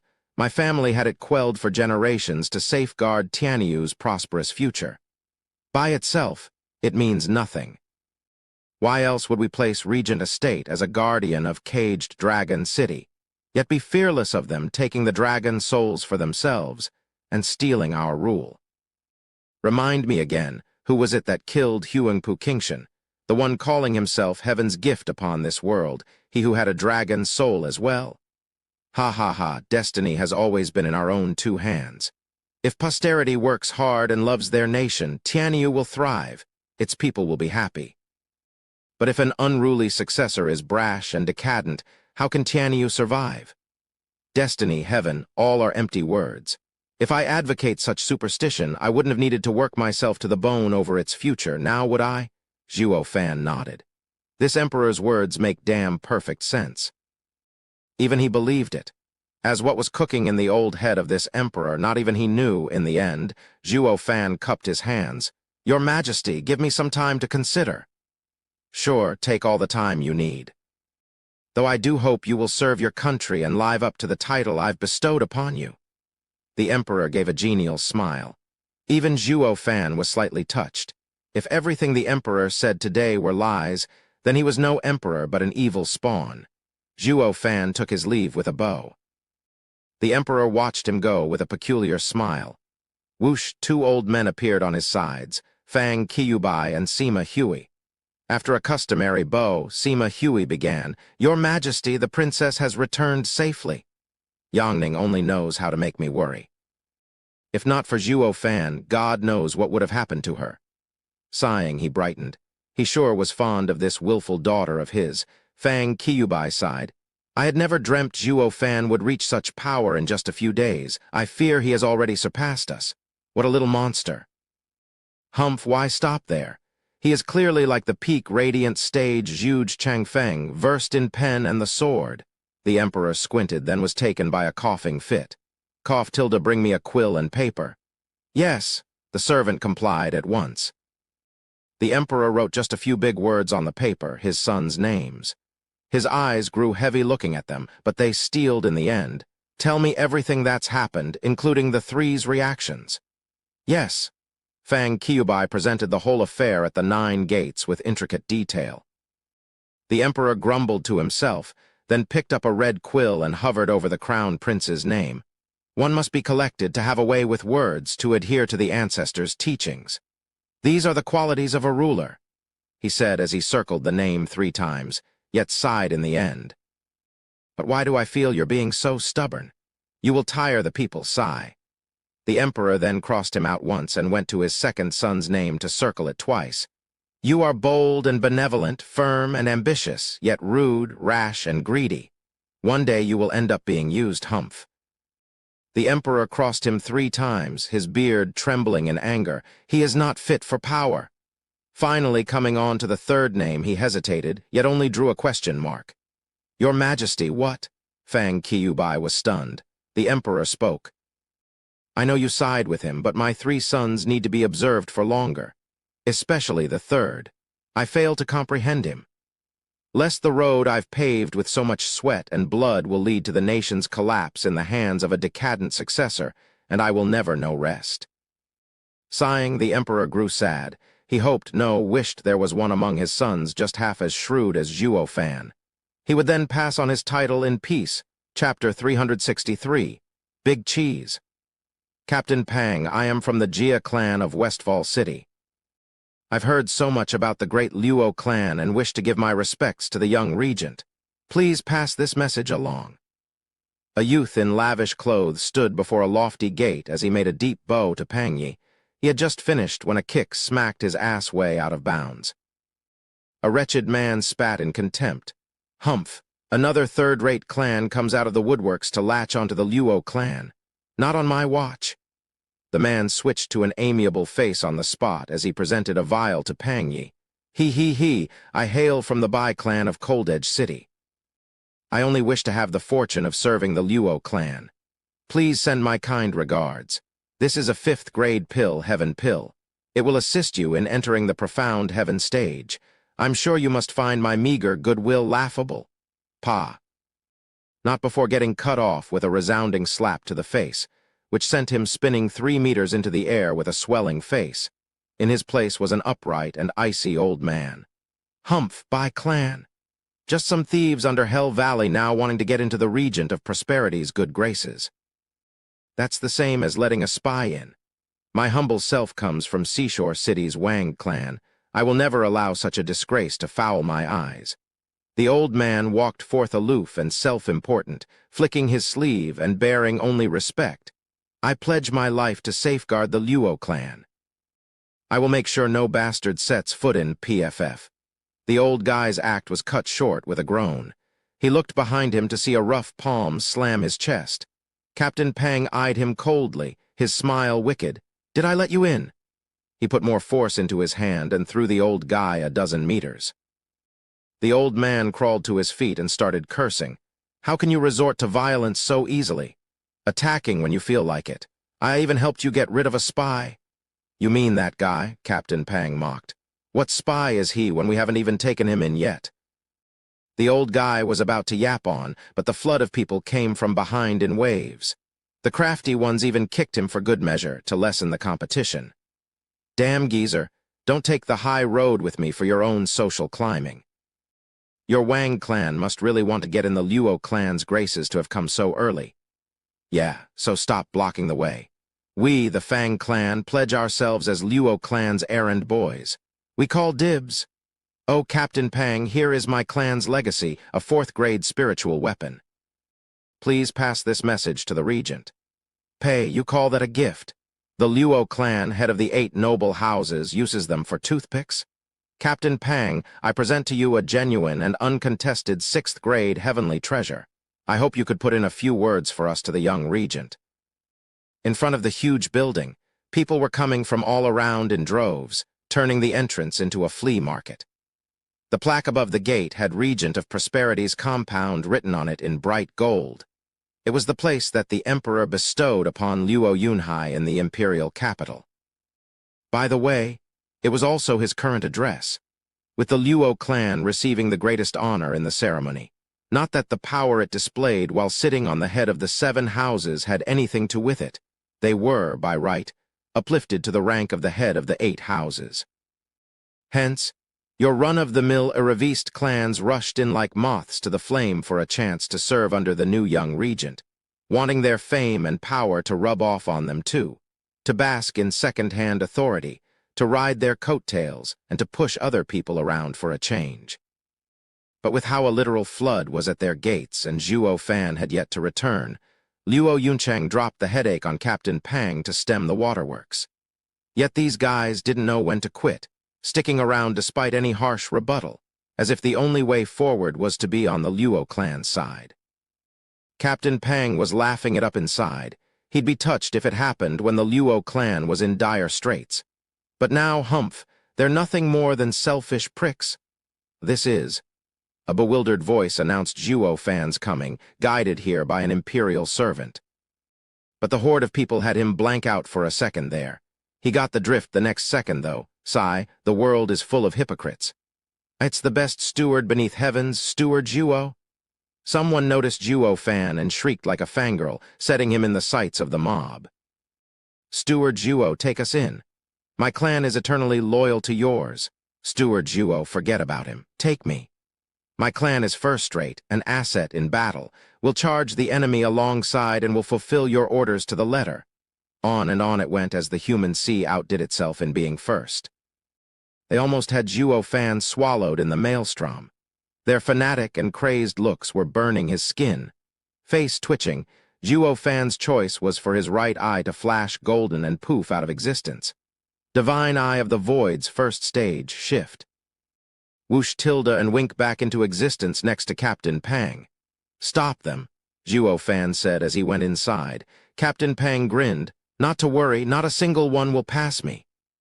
The crazed fan base saw their quarry gone from their sight and were bug-eyed. That's Steward Zhuo's power. That's so awesome. Some girls swooned. "Ah, too cool. Zhuo Fan, I want your babies." That gave the start to the second wave upon the Regent compound's gates. But old, faithful Captain Pang barred their way as well. The Wraith art had toughened him up more than enough to make sure not a single rat snuck in. Leaving the crazed mob behind, Zhuo Fan walked towards the gate, while still hearing their frantic calls. Luo clan was now the big cheese in town.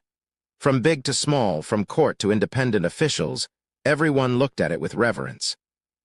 It had been his goal all along, and yet he couldn't stem the worry gnawing his mind. He knew the old adage well, after woe came weal, yet the opposite applied just the same. They were in vogue across the entire nation, close to being a national role model. But this fame could very well turn bleak very fast. I bet that old emperor can't wait for us to fall. Zhuo Fan bore a cold smile. Too bad that the Luo clan has me as their steward. It will never conform to your wishes. You're not the only player on the national chessboard. I am as well. He stuck out his chest and strutted into the lounge. Besides the Luo siblings, there were some old friends waiting, his 3 allies. Zhuo Fan, you're back at last. We've been waiting for ages. Luo Yunchang went ahead to welcome him with a sweet smile. Zhuo Fan smiled back and greeted everyone with cupped hands. Forgive my late arrival. That old coot just kept running his mouth, forcing me to make you all wait. Ha ha ha. Long Yifi and the others were about to give a courteous reply, but the words got stuck in their throat. Across the whole of Tianyu, the only guy who had the balls to call the emperor an old coot would probably be him alone. His outstanding peers, Long Xingyun and Zai Tianshang, were there as well, but were sharp enough to keep quiet. They were still vexed whether Zhuo Fan was still their peer. Sure, the age fits, but what about their levels? He's so awesome, going about doing this and that, not putting anyone in his eyes. So why is it that we have to be cautious all the time stuck behind him? Guess the fact that his current achievement was all done with his own 2 hands had something to do with it. While they had their house behind them, he had to carry himself. Yet had still achieved the impossible. Such a gap couldn't be bridged. The thought had these young heroes fall into depression. God, all these comparisons are mortifying. Luo Yunchang looked off too, pinching him with all she had. Can't you be more considerate? Do you want to die defaming the emperor all the time? Don't tell me you're afraid of Pavilion Lord Long and the rest ratting on us. Zhuo Fan giggled at them. The old guys shook their heads at once. How could we? Brother Zhuo, please don't joke. Zhuo Fan eyed them. I am not one to pay attention to my tone, you know, but that doesn't make me a fool. At least I know how to choose my words. I only said that about the emperor, knowing fully well that you won't snitch. Like I said once, you've helped me over the last decade, and the Luo clan will become your strongest backer. The 10 years have yet to pass, but Luo clan has already become the only house capable of standing against the regent estate. If Luo clan falls, what about all of you? We are now roped together in this. There's no way for you to sell me out, so I trust you the most, am I right? Zhuo Fan laughed, slowly devolving into a cackle. All while the oldies bobbed their heads. They felt quite awkward before this new house. Now that Luo clan was far above them with a whole future ahead of it, they felt insecure, thinking they'd be thrown away like dead weights. This guy has done in 10 years what we couldn't in 1,000. Is there anything he can't do? All the more reason that these veterans, instead of having the same guts they showed before Regent Estate, made double sure to weigh every word and gesture before letting it out. That went double for Zhuo Fan. It dawned on them that Zhuo Fan's ever self-important reaction, his kingly air, was on a whole another level than even Huangpu Tianyuan or Leng Wuchang. Reading them like a book, Zhuo Fan smiled. No need to be so tense, we're all old friends having gone through thick and thin. Luo clan will never forget that. Unlike Regent Estate, you can feel safe with us. We won't turn on you once we reach the top. Oh, how come I don't see Edifice Lord Chu? To ease the tense mood, Zhuo Fan switched topics. Yet this question had grandmother and the rest sputtering, trying to find the right answer. Chapter 364, See Phantom Wing. Did something happen? Zhuo Fan's heart tightened. Grandmother shook her hands with a dry laugh. Ha ha ha, Steward Zhuo, she's fine. She's just in seclusion. Seclusion. The esoteric debate has ended, and the strife of the 8 houses has begun. What's she, the house lord, doing goddamn secluding herself? His stare bore into grandmother's group, noticing their reactions were off. He knew something was up. But his questioning was cut off by the sudden booming voice of old Pang. Their Highnesses, the Crown Prince and Third Prince, have arrived? Startled, Long Yifi and the rest looked on curiously. The Crown Prince always abides by his ancestors' teachings and hardly ever visits the noble houses. Why is this time different, openly disobeying the tradition and coming to the 8th house? Grandmother gave Zhuo Fan a hard look and drew a conclusion. Either he must feel his position threatened and was forced to intervene, or the Luo clan must be so radiant that even the Grand Crown Prince has to bask in its glory. Scratching his nose, Zhuo Fan's eyes flashed. I've seen him once, and he left me with an impression. He sticks to ethics, treating everyone fair, but he does it all with a clear purpose in mind. He is subtle and sharp, and won't get himself dragged into the house's strife. He's more of an old fox watching the fire burn from the sidelines. Yet he took the initiative of coming here by himself to get close to us. He has a clear objective in mind. As to what, we'll just have to wait and see. His allies nodded. Zhuo Fan was cunning to the bone and calm even in this situation, earning their admiration. Steward Zhuo, His Highness Crown Prince, has come to pay the Luo house a social visit, but he is sure to want to discuss something secret as well. It's best if we take our leave first. Zai Ofeng said. Zhuo Fan nodded, having Yan Fu lead them to another room. Abode, Lord Zai, you're so thoughtful. They left not a moment too soon, as in the next moment, someone with a bright and crisp laughter entered. Ha ha ha, Imperial brother, Imperial sister, your prosperity compound is so lively. That crowd you have outside almost had even me blocked. Two golden men walked in with their attendants behind them, Crown Prince and Yuan Kong. Zhuo Fan snickered inside at the sight of the first. He's good. The Emperor just made Luo House's siblings a regent and princess, and grabbing the excuse, he came out of the woodworks in an instant, thus making the two feel awkward about shooing him away. Though they had no reservations about the second guy, Zhuo Fan turned to the ball of fat with a shake of his head. Thinking back, didn't the fatty drag him as well? These two are indeed related, Humph. Please forgive my transgression of not coming out to welcome you, Your Highness. Luo Yuncheng pulled her brother to bow before Yuan Bo. All while Zhuo Fan was standing behind them, looking bored and with nothing particularly important to do.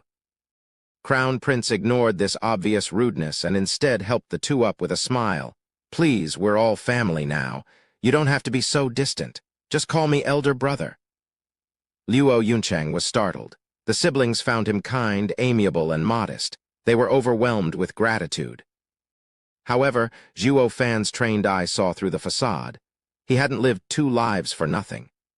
Oh, Steward Zhuo, you, sir, have become the best steward beneath heavens as of today. You are in charge of all of Tianyu's affairs, beneath one man and above everyone else. Congratulations on having received such boundless glory. I know it is late, but please accept my acclaim. The Crown Prince went to Zhuo Fan and made a solemn and perfect bow, a 90 degrees down angle. If he were any more modest, he'd be on his knees by now.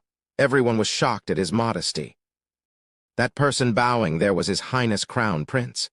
The only ones to receive such respect were either the Emperor or the Four Pillars. The 7 House Lords were clearly exempt, yet here he was giving Zhuo Fan the greatest respect the imperial family could offer. Everyone looking at them felt touched by the gesture. All but Zhuo Fan, who wasn't buying any of that fake modesty, watched on with a cold eye and a curt nod. Oh, I know. Next time be quicker about it. PFF blood almost spurted in waves as the people keeled over and laughed. It got a crack out of the bowing Crown Prince, too. His face twitched and became red as a fireball. Yuan Kong had the least control and cursed. Brother, how can you step all over him? Elder brother offers you his sincere congratulations, and this is how you thank him. To be quicker about it. As if we're truly in the wrong here. He said he came late and asked for forgiveness. What, didn't I forgive him, and now I can't even chew him out for it? What more do you want? Zhuo Fan rolled his eyes. PFF blood was bound to flow if he kept this up. The fatty was so pissed that his lard and everything quaked. You're nitpicking. Can't we ever get a simple, polite greeting out of you? Don't think that I won't. Won't what, beat me up? Bring it. Zhuo Fan snickered, flipping the fatty off in taunt. The fatty had smoke coming out of his ears. Oh, he wanted to put the prick in his place, but he was smart enough to know when he was outmatched, outclassed, though not outweighed. And so, while he looked positively charging, he had one greasy hand, by chance or not, holding Crown Prince's hand in such a way as if the other guy was pulling him, and then shouted, Elder brother, don't stop me. I will put this punk in his place for what he did to you." The Crown Prince's mouth twitched. I see why the old third has become sworn brothers with Zhuo Fan. Look at them. One has a flair for the dramatic, cocky, and obnoxious, sticking his nose higher than the heavens even in front of me, the Crown Prince. The other is no better either. He's got no power, yet still wants to play pretend, pulling me into his act while he's at it. These two are like two peas in a pod. A bromance made in heaven. Contrary to his thoughts, he knew Zhuo Fan had the power to match the attitude. His only choice was to make friends with the guy. Thus he laughed. "Ha ha ha, Steward Zhuo is so fresh and reasonable. I truly admire you. Old third, that was my sincere apology, and what Steward Zhuo said was right. You can't interfere. Humph, consider yourself lucky that the elder brother has let you off. Next time, Humph." The fatty flicked his sleeve, speaking that line like second nature, all while being close to having a panic attack inside. "Oh, Mommy, I'm free at last. If I had fought with that freak, my modest 400 kg fat would have been tenderized." Zhuo Fan merely scoffed. They all returned to the lounge and sat. The Crown Prince clapped for his men to present his gift. Dozens of 8th grade ingredients and some 6th to 7th grade materials. These materials far outstripped even the diamond sand Zhuo Fan once called a genuine treasure. Among them, Phantom Wing stood out, the wings of a 7th-level spiritual beast, Abyss Phantom Butterfly. The Abyss Phantom Butterfly was exceedingly rare, haunting the black depths of the largest seas. It was ethereal, expert in using illusions, and swift in water. Not even a peak radiant stage expert could escape this creature's illusions, offering instead his soul for it to feast on, and these wings retained that special trait. These were far better than his former lightning wings, both in strength and attack. The higher in stage a cultivator progressed, the more he trained his soul, hence soul attacks were more sought after. The Phantom Wings were a nightmare for any radiant stage expert or even higher. Eyes fixed on the Crown Prince's gift, Zhuo Fan sighed. The imperial family must have a sizable treasury amassed over 1,000 years for a mere Crown Prince to present such an invaluable gift. The Crown Prince noticed his look and nodded with a smile. "Steward Zhuo, I know you had lightning wings, but had come to lose them in the esoteric debate. Please kindly accept this gift I prepared for you. Every reward is deserved. What does the Crown Prince wish for me to do in exchange?" Zhuo Fan smiled. He was never a believer of free lunches. Shaking his head, Crown Prince showed a vague smile. "Steward Zhuo is a national hero, and the Luo clan is a national asset. I only wish for the two of us to work together for the safety of our empire. That is my humble request." "Humph, more like having us as your lackeys. Cut the slick act," Zhuo Fan scoffed inside. The fatty urged, having long since exhausted what little patience he had. "Just accept the elder brother's goodwill. What's there to consider? Won't it help you strive harder for Tianyu? This is a natural responsibility of the Luo clan, now a crucial part of our nation." Glancing at him, Zhuo Fan snickered, but nodded. He pegged the fatty as being on the Crown Prince's side for coming here together, but hearing him now changed his opinion. The Crown Prince wanted Luo clan to work with him for him. As for national safety and such gimmick, that came second. But the fatty's dumb act, played out in ignorance, changed its content, making Luo clan working for Tianyu, and thus accepting the gift fully deserving. The way it went, what looked like fatty helping Crown Prince was in fact helping Luo clan escape Crown Prince's clutches. Striving for Tianyu and siding with the Crown Prince weren't semantics. Thus the Crown Prince's gift became a waste. The fatty was hiding himself. He is quite the shrewd guy. I wonder if the Crown Prince can read between the lines. Oh, he would be royally pissed if he could. Chapter 365. Perish. After a bit more chatting, the Crown Prince stood up and bowed before leaving. Zhuo Fan actually enjoyed sending him off for a change, beaming from ear to ear. He was brimming with smugness, thinking that Crown Prince had yet to find out that the fatty sold him out. Be that as it may, Zhuo Fan thought that taking such a grand gift for nothing was a tad bit awkward. Not like it was his fault. It was that tub of lard to blame for ruining his elder brother's masterful scheme, while Zhuo Fan was off the hook. As for serving Tianyu, it was not a problem. Who's to say whom the future Tianyu belongs to? Snickering inside, Zhuo Fan watched the princes leave, then came back inside more refreshed than ever. As for those two brothers, they didn't get more than a stick's toss away when Crown Prince cupped his hands. Third brother, thank you for coming with me. Otherwise, it would have been impossible to make friends with the prideful steward Zhuo even if I came as the Crown Prince. Don't be like that, elder brother. We are close, you and I. Of course I'll help you out. The fatty slapped his flabby chest, shouting his bromance. Yet in the next second, his beady eyes turned shifty. Elder brother, weren't you always against us getting close to the houses? Then why? Crown Prince sighed. You must think that I am going against the Imperial Father's decree by doing this, correct? Only, sigh. The Imperial Father has been going down on his years, and his handling of court falls shorter from one year to the next. With the Luo clan and regent estate being like fire and water, it will be dangerously easy for Tianyu to fall into chaos and wreck the Imperial Father's poor heart from anxiety. As his son, I must set things right. That is why I wanted to get close to the rising Luo clan so that I may mediate in the most dire moments and bring balance to Tianyu. Oh, elder brother is so considerate towards the people and father. I am in awe. Yuan Kong cupped his hands, putting on a face of adoration. Elder brother, just say the word and I will fulfill any request you may have to my full capabilities. This is the only thing I can do to share the load you and father carry. Nodding, the Crown Prince patted his shoulder. Third brother, I thank you for your good intentions. If only our second brother had a fraction of your kindness, I believe we brothers could do it. If we work as one, nothing is impossible. A shame. Elder brother, lighten up. Second brother will one day understand your toil. The fatty gripped Crown Prince's hand, watching him with a heavy gaze. Crown Prince had a thin smile. I can only hope. Third brother, I still have documents to handle for father in the Imperial Palace. I'll be going. Crown Prince glanced at the sky and cupped his hands. The fatty replied in kind. Thank you for your hard work, elder brother. Goodbye. Then he took his men and went in another direction. Watching the ball of flesh wiggle away in the sun's glorious rays, the Crown Prince had a smile on his face. But once the pile of meat took a turn, his face sank, his eyes exploding with revulsion and hatred unlike any before. That damn lardass talks too much. He took out a spotless hanky and wiped his hand the fatty had grabbed, then threw it away. Then he left with his own detail, towards the gloom of a dark alley where three people waited. Greetings, Prime Minister Zhuge, Crown Prince bowed.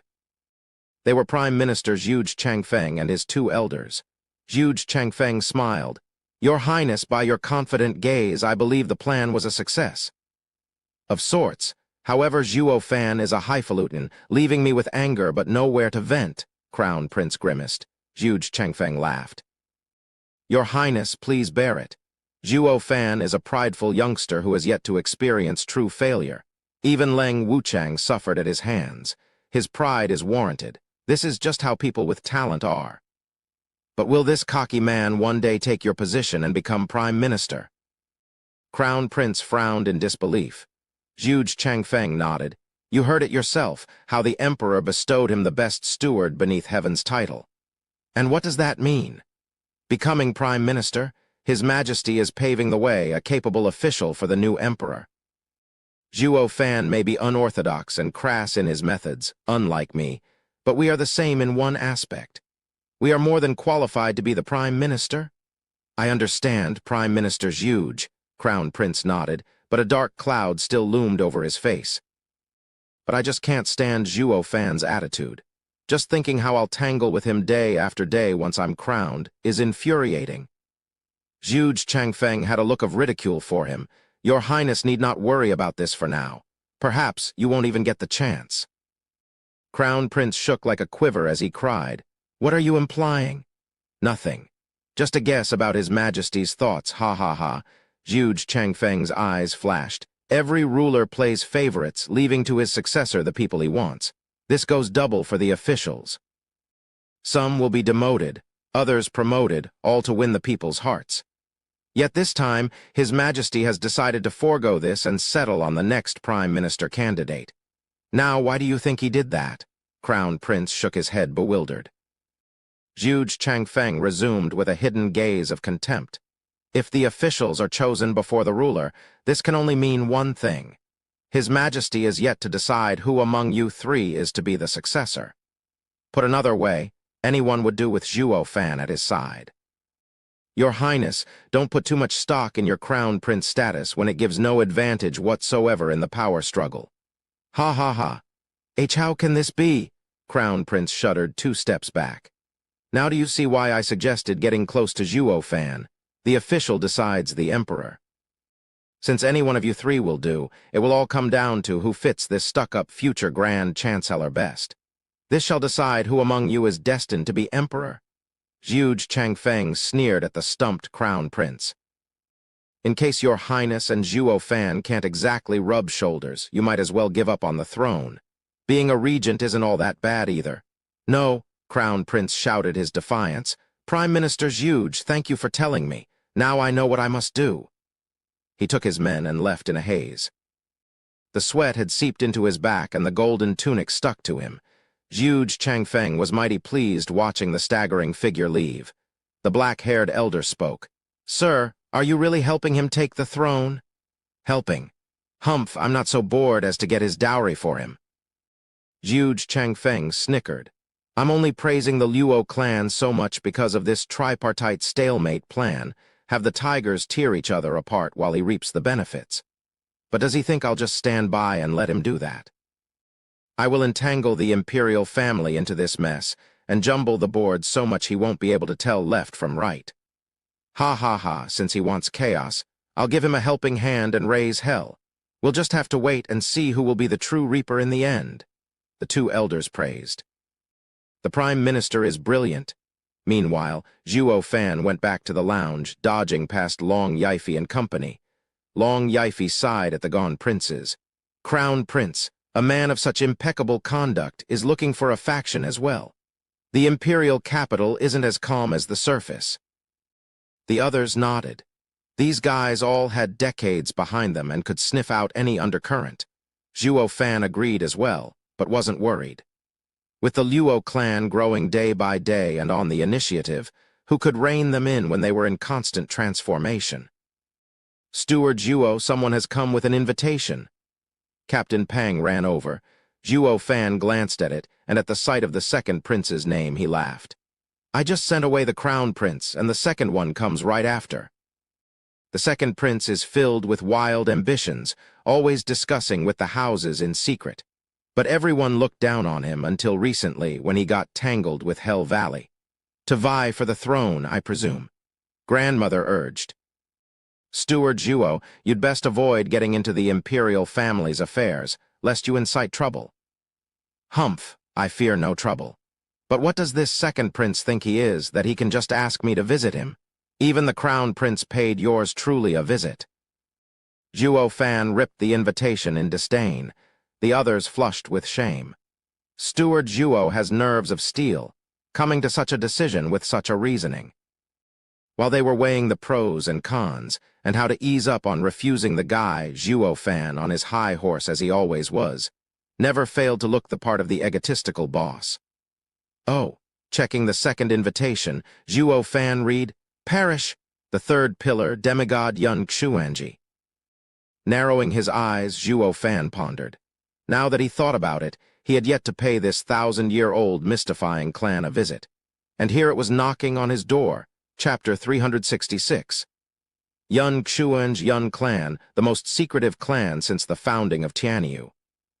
It was not like the 7 noble houses, guarding the borders, but a clan every emperor had relied heavily on. This clan had mastered an amazing and strange skill. In every generation, there would be one person who knew how to read the heavens, a sacred bloodline that could infer the fate of the nation. This bloodline didn't offer them power, but allowed them to look into a person's fate, and the empire's path with ultimate precision. Their eyes saw the world, so to speak. They gleaned fate through signs unperceived by others, and presented the emperor with the most accurate conclusion. This person was called High Priest in every generation, a title the emperor bestowed. Rumor had it that in the Tianyu Empire's most dire need, the High Priest was the one to recommend Du Gu Zhanshan for marshal and Zhu Changfeng for minister to the emperor. This led to the powerful 4 pillars of today, bringing prosperity to the nation. The current High Priest was the 7th clan head of the Yun clan, the one they called demigod Yun Xuanji. Zhuo Fan mulled it over. They say Yun Xuanji doesn't care about mundane affairs, so how come he knows about me? Steward Zhuo, he is an incredible man. Since he has invited you, he must want to convey something of dire importance. You have to go. Grandmother spoke after seeing the invitation. Raising an eyebrow, Zhuo Fan eyed her, then the rest. You guys are quite respectful of Yun Xuanji. Is he that trustworthy? Absolutely. Yun Xuanji is an anomaly in Tianyu. Be it the emperor, Zhu Changfeng, Du Gu Zhanshan, or the 7 houses, everyone would knock on his door whenever they faced something beyond their understanding. And he answers each time. I once visited Sir myself, and his words brought light to my eyes. Long Yifi smiled, recalling the fond memory. It only worked to get Zhuo Fan more curious. How is it that the emperor leaves this threat, a mystic whose words shape the nation and even lead the houses, alive? Zhuo Fan was clear on one thing. Chaos bred heroes while peace killed mystics. The world was perfect, peaceful and safe. But your sudden scrying and spouting of the world falling into chaos, with anyone vying for the throne, will shake the empire to its core, no. This led to those mystics raving about some monarch founding a nation to be the first put down after the nation was up and running, to prevent calamity. No one wanted for others to use their words and steal their throne. One other reason why Zhuo Fan had such disdain for anything related to heaven, providence, and the like. Huangpu Qingshan wouldn't shut up about it. He laughed in his face, of course, labeling him as another duped moron in his mind. But now the Yun clan had not only developed this art to perfection, it even had authority. Men, friends, and enemies alike paid social visits for answers to their problems. It was a clear violation to the imperial family, yet the emperor never once snuffed it out but kept it close for 1,000 years. This was more than baffling, insane even. The house lords burst out laughing at his conundrum. Ha ha ha, Steward Zhuo. What you don't know is that the Yun clan has never shied away from the straight and narrow. It treats everyone as guests, yet never holds favorites. It never involves itself in court affairs, taking neutral ground and never crossing the line, the only reason the imperial family's fears were abated. Unlike any other mystic, Yun clan has an ancestral teaching. The walks of life are numerous, heaven ever-changing and humanity's wisdom boundless. Zai Zio Feng grinned. Zhuo Fan pondered but shook his head in the end. Isn't that the same as saying at the end of it all you have only yourself to rely on? That's just it. His words guide you on your path. As for succeeding, it all comes down to you. This is what makes the Yun clan incredible. Long Yifi laughed. Zhuo Fan's eye twitched. Well, I think he is a hustler. To juggle so many big shots sure takes skill. I'm looking forward to meeting him. Who knows, I may learn a thing or two on how to use you guys better. Even better. If you can learn anything, we'll be coming to you for guidance, ha ha ha. Everyone burst out laughing. Zhuo Fan's hand holding the card shook, but his eyes were focused. He called Yun clan a mystic, but he was more than clear that for the emperor and Zhu Changfeng to show utmost respect towards it, it had to be more than that. I have to visit them. He cupped his hands and took his leave, heading for Parish. It took 15 minutes to arrive before a huge gate. Parish was written above it, but unlike its glorious name as a 3rd pillar, it looked downright poor. The Yun clan is truly honest despite the 1,000-year-long fame. Nodding, Zhuo Fan knocked. The heavy gate creaked open and a 9-year-old kid walked out. Giving Zhuo Fan a once-over, he bowed in respect. May I know who Sir is and your purpose? A merchant. I heard of the high priest's scrying and wished to consult him.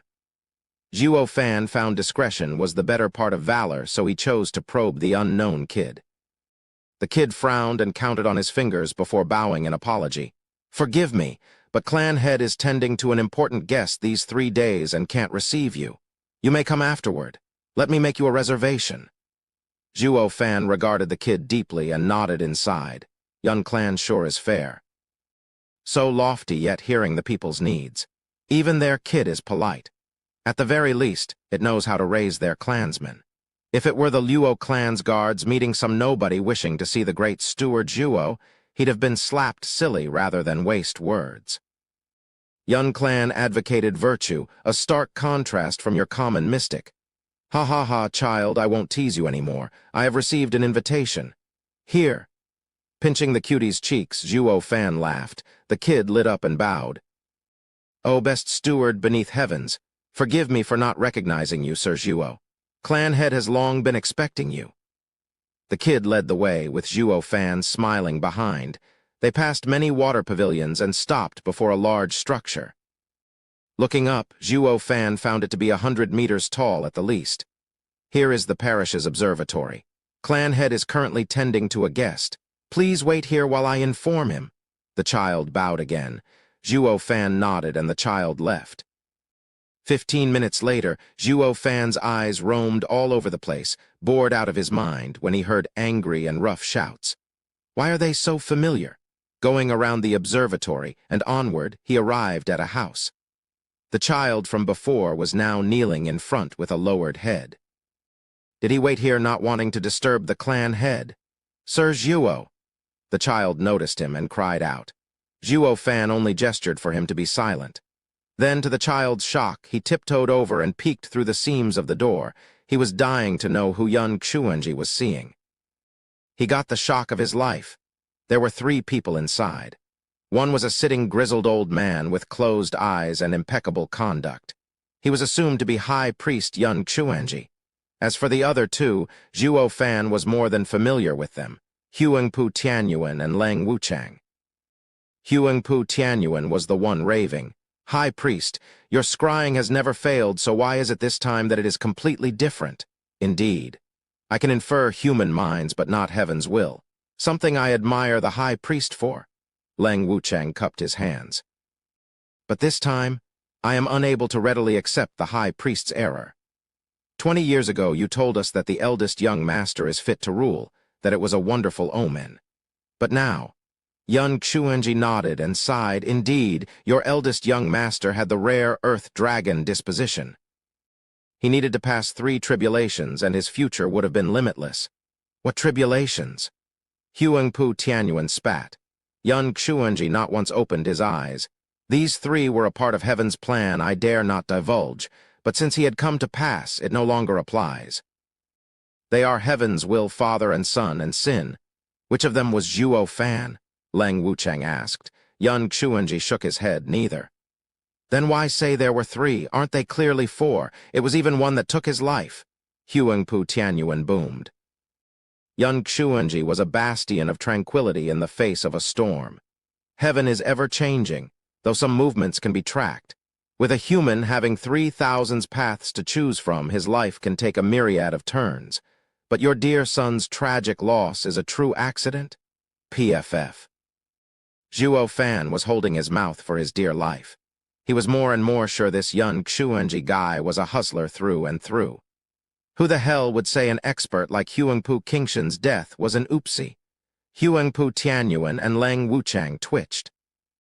It was the first time hearing such a word from Yun Xuanji. He used to drone on about fate working in mysterious ways, some kind of elegant and convoluted explanation that had them all bow in admiration of the infallible truth it held.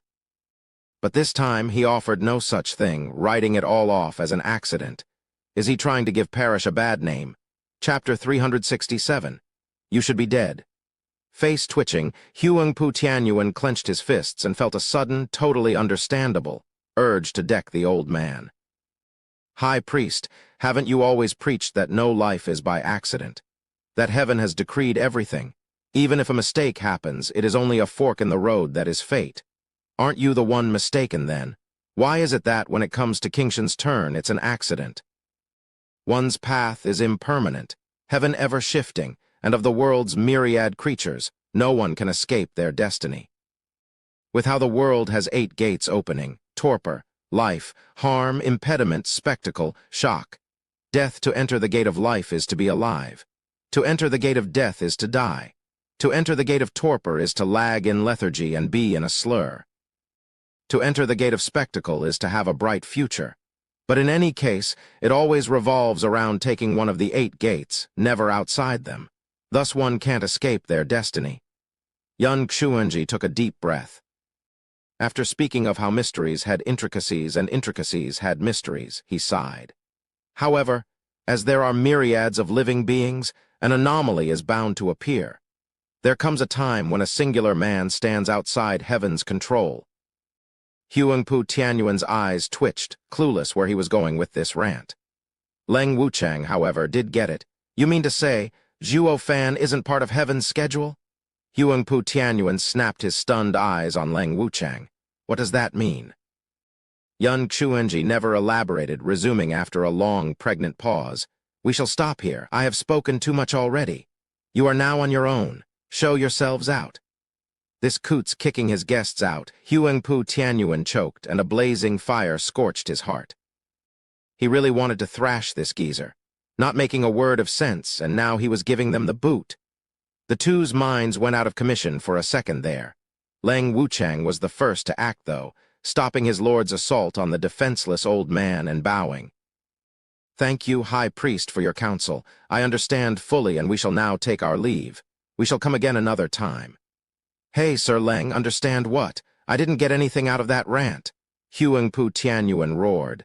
Leng Wuchang waved. Estate Lord, let's go. The High Priest has already given us clear advice. Zhuo Fan is an anomaly, neither friend nor foe. He has nothing to do with us.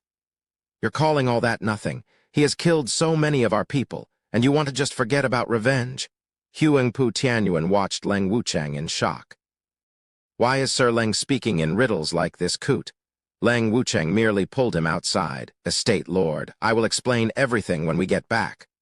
Rumble, Leng Wuchang opened the door only to bump into the peeping Tom. He cried, Zhuo Fan, what are you doing here? A total coincidence. Ha ha ha. Just like you came to ask how to deal with me, I've also come to High Priest for pointers on what's the best way to get rid of you guys. Zhuo Fan taunted with a snicker. Though, isn't it funny how we both visit the same person for our problems? Humph, ignorant whelp, Parish has stood tall for 1,000 years, above mundane affairs. And they won't start doing it now for a measly conflict.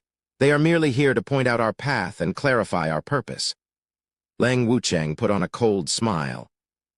Besides, now that I fully understand our circumstances, Luo clan may be evolving day by day, but it will be at the heart of chaos. Attack us and both our houses will fall, leaving others to reap the benefits. Intellectuals like you and me aren't dumb enough to choose this path. Zhuo Fan gave him a deep look and nodded. Right on.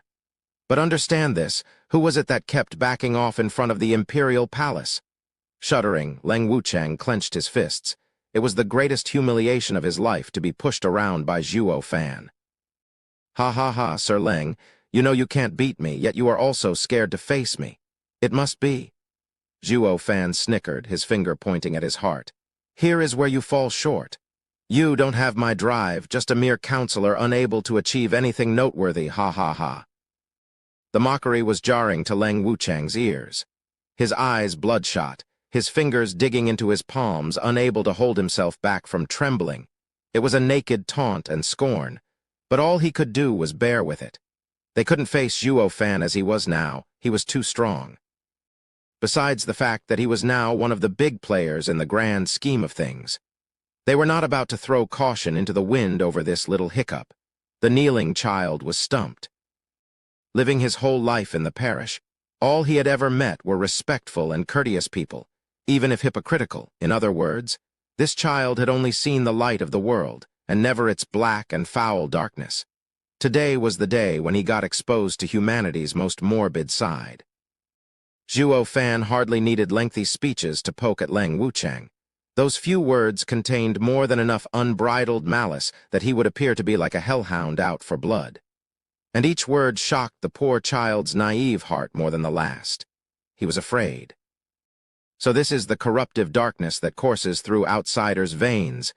Yun Xuanji sighed with his eyes closed. Leng Wuchang took long breaths to calm down somewhat. He refrained from talking back and instead pulled an enraged Huangpu Tianyuan. "Estate Lord, let's go." Zhuo Fan watched them leave with a grin, then turned to the dumbstruck kid, patting his shoulder with a snicker. "Sonny, see that? Look how those guys left bleak and despondent before yours truly. Am I cool or what?" The child was too shocked to speak. "Steward Zhuo, please refrain from corrupting my disciple." High Priest finally opened his deep eyes. With a casual shrug, Zhuo Fan grinned, pinching the kid's cheek again before going in. After that peeping fiasco, he was rid of all respect he ever had for High Priest, thinking just a hustler. And since he was a mere peak-profound heaven expert, he had lost all interest too. Sprawling in his seat and drumming the table, Zhuo Fan said, "So, why did the High Priest call me over?" Looking at him for a long 15 minutes, Yun Xuanji nodded. "As I suspected, Steward Zhuo is a man among men." "Stuff it. If I'd been any more normal, I'd be dead. Now why did you invite me?" Zhuo Fan slapped the table with a scoff. He shot to his feet, heading for the door. "If you're all out of SH ticks to convince me, then see ya, and don't try that fate stuff with me.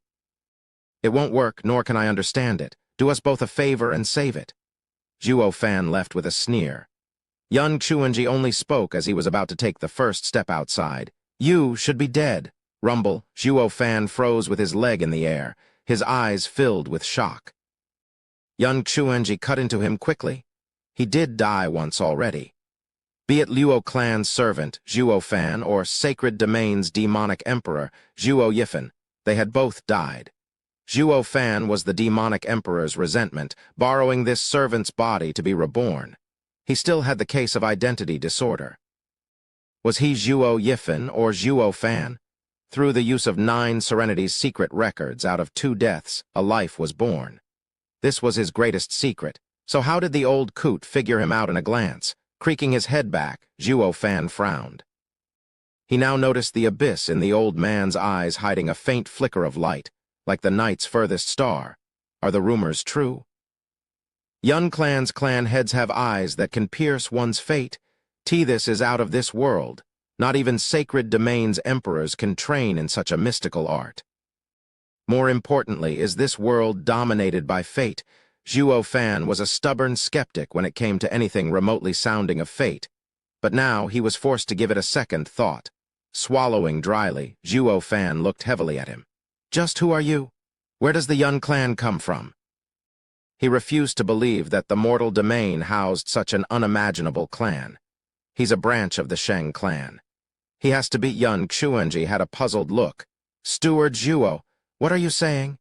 Yun clan has always lived in seclusion, being weak at fighting. At the founding of Tianyu, we were asked to come out of obscurity and have been treated as its parish ever since. To answer your question of where we come from, I can only reply with Tianyu. Zhuo Fan was thrown in a loop now.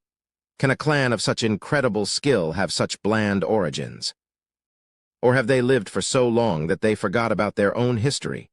Zhuo Fan had a faint smile on and shamelessly plopped back in his seat. "High Priest, please don't mind my previous outburst. So, where were we?" "Ah, it's been ages since I had such a refreshing chat with someone, ha ha ha." Yun Xuanji's face twitched and he laughed to himself. "Steward Zhuo, your reputation precedes you. Flexible, knowing no shame, and quite like myself back in the day." "High Priest, are you patronizing me or mocking yourself?" Zhuo Fan felt awkward. High Priest shook his head. "We've all been young once. But now, at my age, this seat is different from how I saw it then. So I wish to have a talk with Steward Zhuo, giving our all for a better tomorrow." Chapter 368. Rediscover. Zhuo Fan was listening to Yun Xuanji's every word. People's fates are ingrained in the world.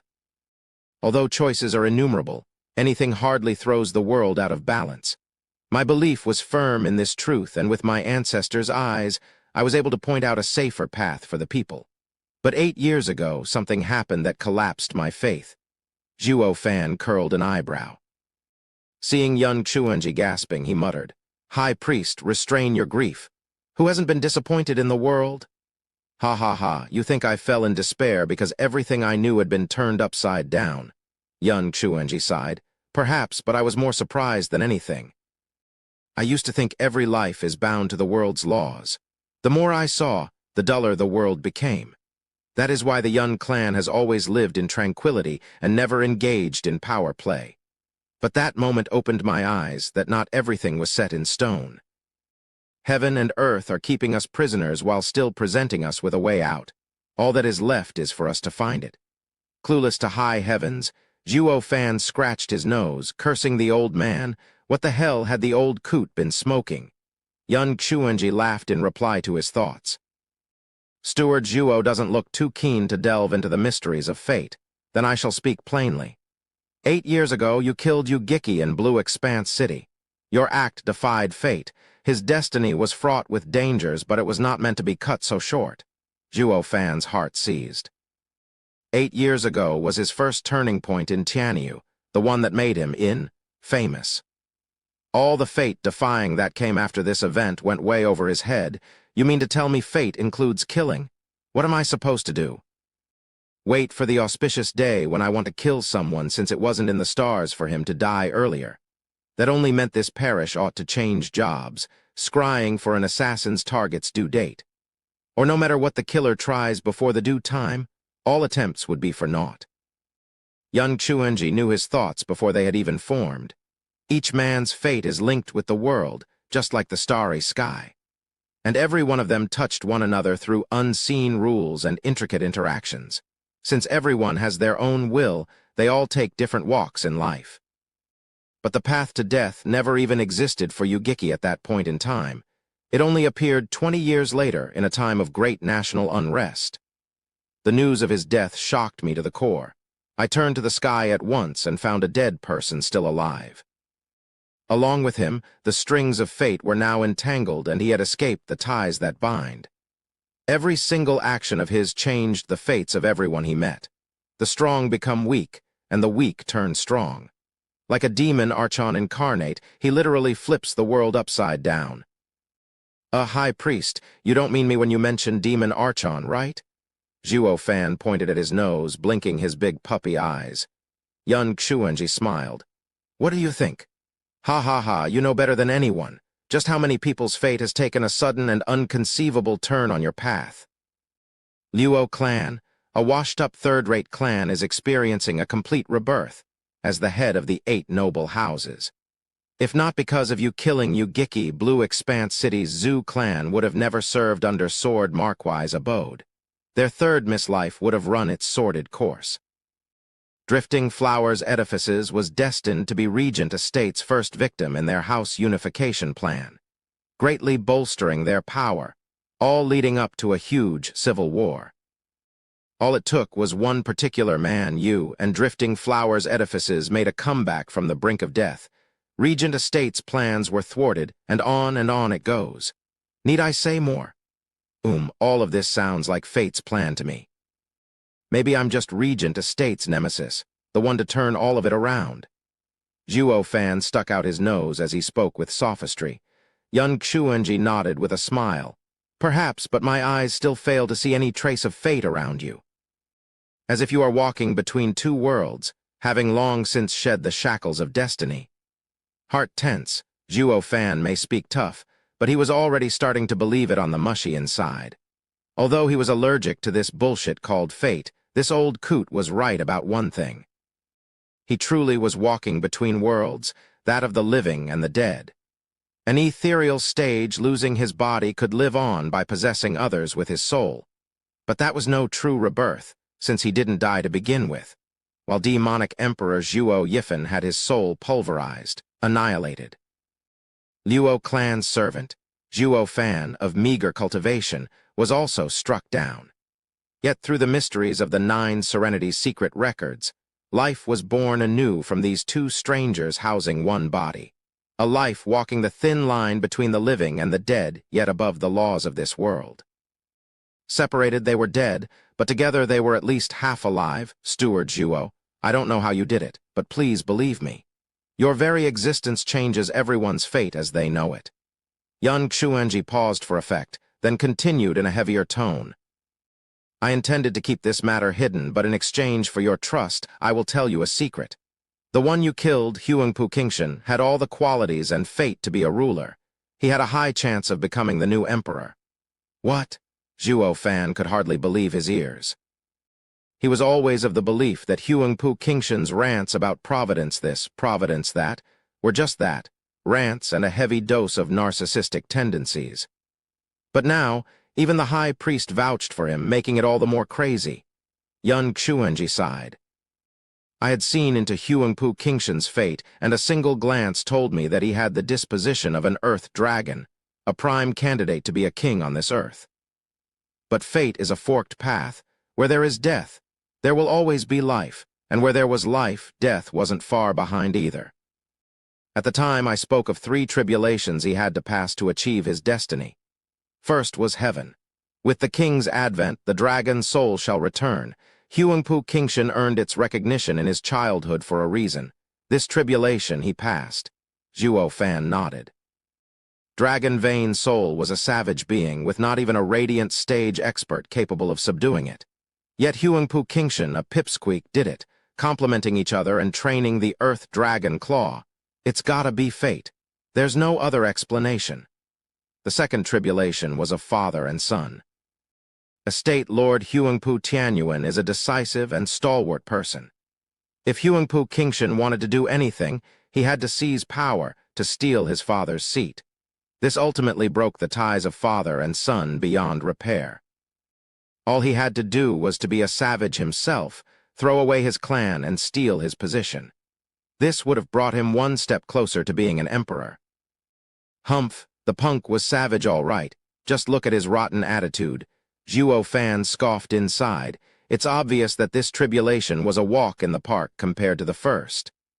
The final tribulation, the most crucial one, was sin. Huangpu Qingshan is a tyrant in character and actions. With everyone considered dirt, his sins weigh heavy on his shoulders. If he would have gone soul-searching, reassessing the worth of a person, he would have been a prime candidate to become the next emperor. 20 years later, Regent Estate would be at his beck and call. At the peak of his power, the clash with the imperial family would be nothing more than a skirmish to him. And 4 decades later, he'd become the ruler of Tianyu and establish his own dynasty. That seems highly improbable. With that guy's obnoxious attitude, the thought of self-reflection would have never crossed his mind. Looking people right in the eye instead of his nostrils would already be a huge improvement. There's no way he would have passed the 3rd tribulation. Zhuo Fan dissed his words. But now the Regent Estate can no longer vie for power and has nothing to do with me anymore. Yan Xuanji shook his head. People always change. As I understand, the recent years have been too peaceful. If Huangpu Qingshan had lived, he may very well be able to overcome this tribulation. A pity he stumbled upon you, a man outside fate, and his future was cut short. A grave loss. Yan Xuanji sighed while Zhuo Fan scratched his nose. High Priest, for you to tell me so much, there has to be a reason. Why? For the good of the people. Yan Xuanji stood up, giving the flabbergasted Zhuo Fan a deep bow. I have deep knowledge of fate and its inviolable nature. Even if forced to change, it will only make a detour, slowly but surely returning back on track. Hence I am filled with pain seeing the people suffer yet powerless to help them. Now that I see that Steward Zhuo has the power to change all that, I dearly wish Steward Zhuo will keep the fighting to a minimum for the sake of the people. Fine, I get it. Zhuo Fan waved him off before he went on. High Priest, I took you for an intelligent man, but now I see that you're quite senile. One second you call me the demon Archon incarnate, and the next moment you ask the same demon Archon to save the world. Yan Xuanji held his gaze. You were a demon Archon. Still am. Then later, still will. Zhuo Fan's tone was firm. Yan Xuanji sighed. You have escaped fate, so why insist on walking the old path? I do not know who you are, but looking at your past exploits that got you here, they're not at all the actions of an ignorant child, but those of an expert reborn. Going from there, a reborn expert must have faced true death once. But have you ever taken a moment to consider that this rebirth and having escaped fate is all about rediscovering yourself? Zhuo Fan shook from head to toe. Not only had he guessed Zhuo Fan's origins, but the heart of this old demonic cultivator. Rediscover. In less than 10 years, unlike his past life which was focused solely on cultivating in the sacred domain, he had met countless people, gotten in touch with all kinds of feelings he never knew existed that had given him a whole new look on life. These were all events he had never experienced before. Maybe this life was heaven's way of elevating his state of mind through countless events, for the next time he became a demon emperor. That truth freed him of worry and brought peace. His death as demonic emperor may very well be a blessing in disguise. What's in it for me? Zhuo Fan was back to showing his trademark evil smile. He may have accepted Yun Xuanji's proposal, but on the inside he was still rotten. Chapter 369. Holy Maiden Yun Shuang. Yun Xuanji smiled after persuading Zhuo Fan's rebuttal into a half-agreement. As for the price, he had that covered. Steward Zhuo, changing fate benefits the nation. It is the highest form of good you can do. From now on, my clan will follow Steward Zhuo to the ends of the earth. Going against heaven's plan is the way for the future. We'll do anything to prevent Steward Zhuo from burning the world and ruining the lives of innocents. Zhuo Fan's face lit up, his heart tickled pink. The third pillar parish would answer to him alone. It was the best kind of help. With High Priest Yun Xuanji known to all as demigod, he could peer into heaven's plan, yet not through Zhu Fan. Regardless, this way he would have accurate information regarding those sneaky devils that wanted to stab him in the back, while he was assaulted by beasts from the front. Caught in his reverie, Yun Xuanji was the one to wake him. Steward Zhuo, my clan has always been neutral. But for the sake of people, I will make an exception just this once. Last night, I peered into the sky and found the Luo clan to be on a constant rise. The only ones strong enough to crush its advance are 4 powers. Care to elaborate? Zhuo Fan raised an eyebrow. Regent Estate, the Earth Dragon, Imperial Family, the Crouching Dragon, the Empire's Prime Minister, Zhuge Changfeng, the Hidden Dragon, and... Yun Xuanji squinted and sighed, having reached this point, and gestured to the north. My greatest worry and greatest menace upon the people, Quanrong Empire, the vile dragon? Eyes squinting, Zhuo Fan cried. The same Quanrong Empire that the Imperial Capital's factions have beaten down thousands of miles away from here. What do they have to do with us? Don't tell me they'll take this chance to attack. That still doesn't involve the Luo clan. That will be right up Dugu Zhanshan's alley. I am unclear since I am not part of the court meetings and do not understand politics shrouded in cloak and dagger. I only read the night sky, and these 4 are the ones most likely to level the Luo clan. Yun Xuanji sighed. Wheels turning for a while, Zhuo Fan's eyes had a lost gaze in them, not seeing the connection. If I take Yun Xuanji's word for it, whose side is Quanrong on then? Zhuo Fan's mind jumped back to the esoteric debate, thinking of the time in Beast King Mountain and the good days he spent with that foreign lass. He found her a little bit queer. Is someone within our empire spying for the Quanrong Empire? How else do you explain another country's interference in times of Tianyu's civil war? He then turned to the first 3 factions. They all had the minimum power to cooperate with each other, and this had him grow extra cautious. I was too naive to focus only on the first 3 factions. Each of them is despicable and vile enough to pull outsiders into this country's problems. God damn it.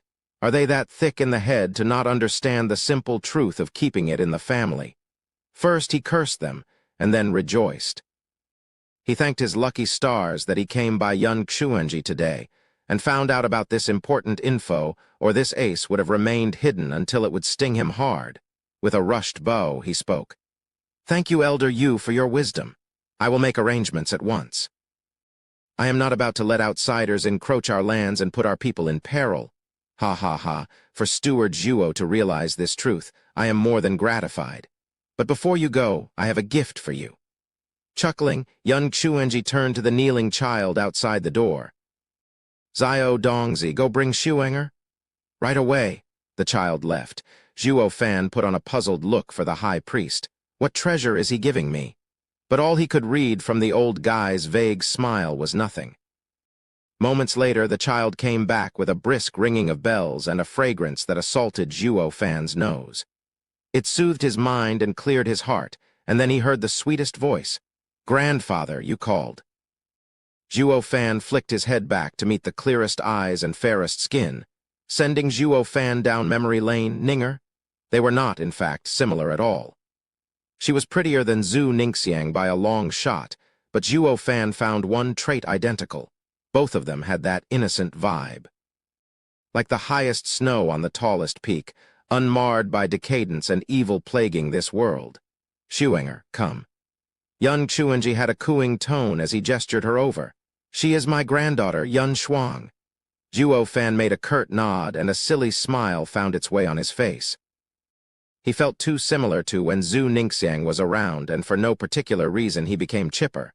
"Hi, I am Luo clan's steward, Zhuo Fan." "Hello." Yun Shuang smiled back and bowed, shaking the little bell on her wrist. Yun Chuanji approved, then dropped the bomb. "Steward Zhuo Shuinger will be your servant, tending to all your needs." "What?" Zhuo Fan and Yun Shuang's eyes were about to pop out. "Grandfather." Yun Shuang stared up at Yun Chuanji's inflexible expression. Zhuo Fan waved all over the place. "High priest, your help is more than enough." "Why must you make such a repulsive proposal? Do you take me for a lech? One who sits on men and gets fresh with women? To the point that I'd go for my allies' people? Ha ha ha, this is precisely why. Why else do you think I'd throw my dear granddaughter into the jaws of a tiger?" Yun Chuanji said, "To be perfectly honest, she is like me and has the same eyes I do. She is to become Yun clan's 8th clan head, Holy Maiden Yun Shuang. I leave her with you to guide you when needed and to stop you from bringing calamity to the people." In the esoteric debate, you lost all reasoning, forcing the hidden and opportunistic Luo clan to come out in the open far earlier than necessary. For the Luo clan and for the nation, it was a grave lapse in judgment. Flushing red, Zhuo Fan scratched his nose. He was clear on what a dumb idea it was being such a hothead when facing Huangpu Qingshan. As they say, hindsight was 20/20, but some things were meant to be done even if they were clearly unreasonable. He would do it all over again, even if he had to choose again. I'd never rest easy until he died. Yun Chuanji gave Zhuo Fan a shy look, her eyes turning pitch black with faint glimmers flashing deep within, just like Yun Chuanji. She then cried, "Ah, he has no fate. Is he the one grandfather always talks about, the anomaly who broke the ties that bind?" "The same one." "Luo clan's steward, Zhuo Fan?" With a chuckle, Yun Chuanji, who was very fond of Yun Shuang, spoke. "Shuinger, don't blame me. I don't have any choice. It's the only way to save the people through him who changes fates. He is a man of cruel methods, not one bit kind. Even capable of tormenting innocents. I can only have you stay by his side to guide him on the righteous path and save the people." High priest, with all due respect, are you by any chance cursing me? Is that wise?" Zhuo Fan spoke his 2 cents. Yun Chuanji just shook his hand.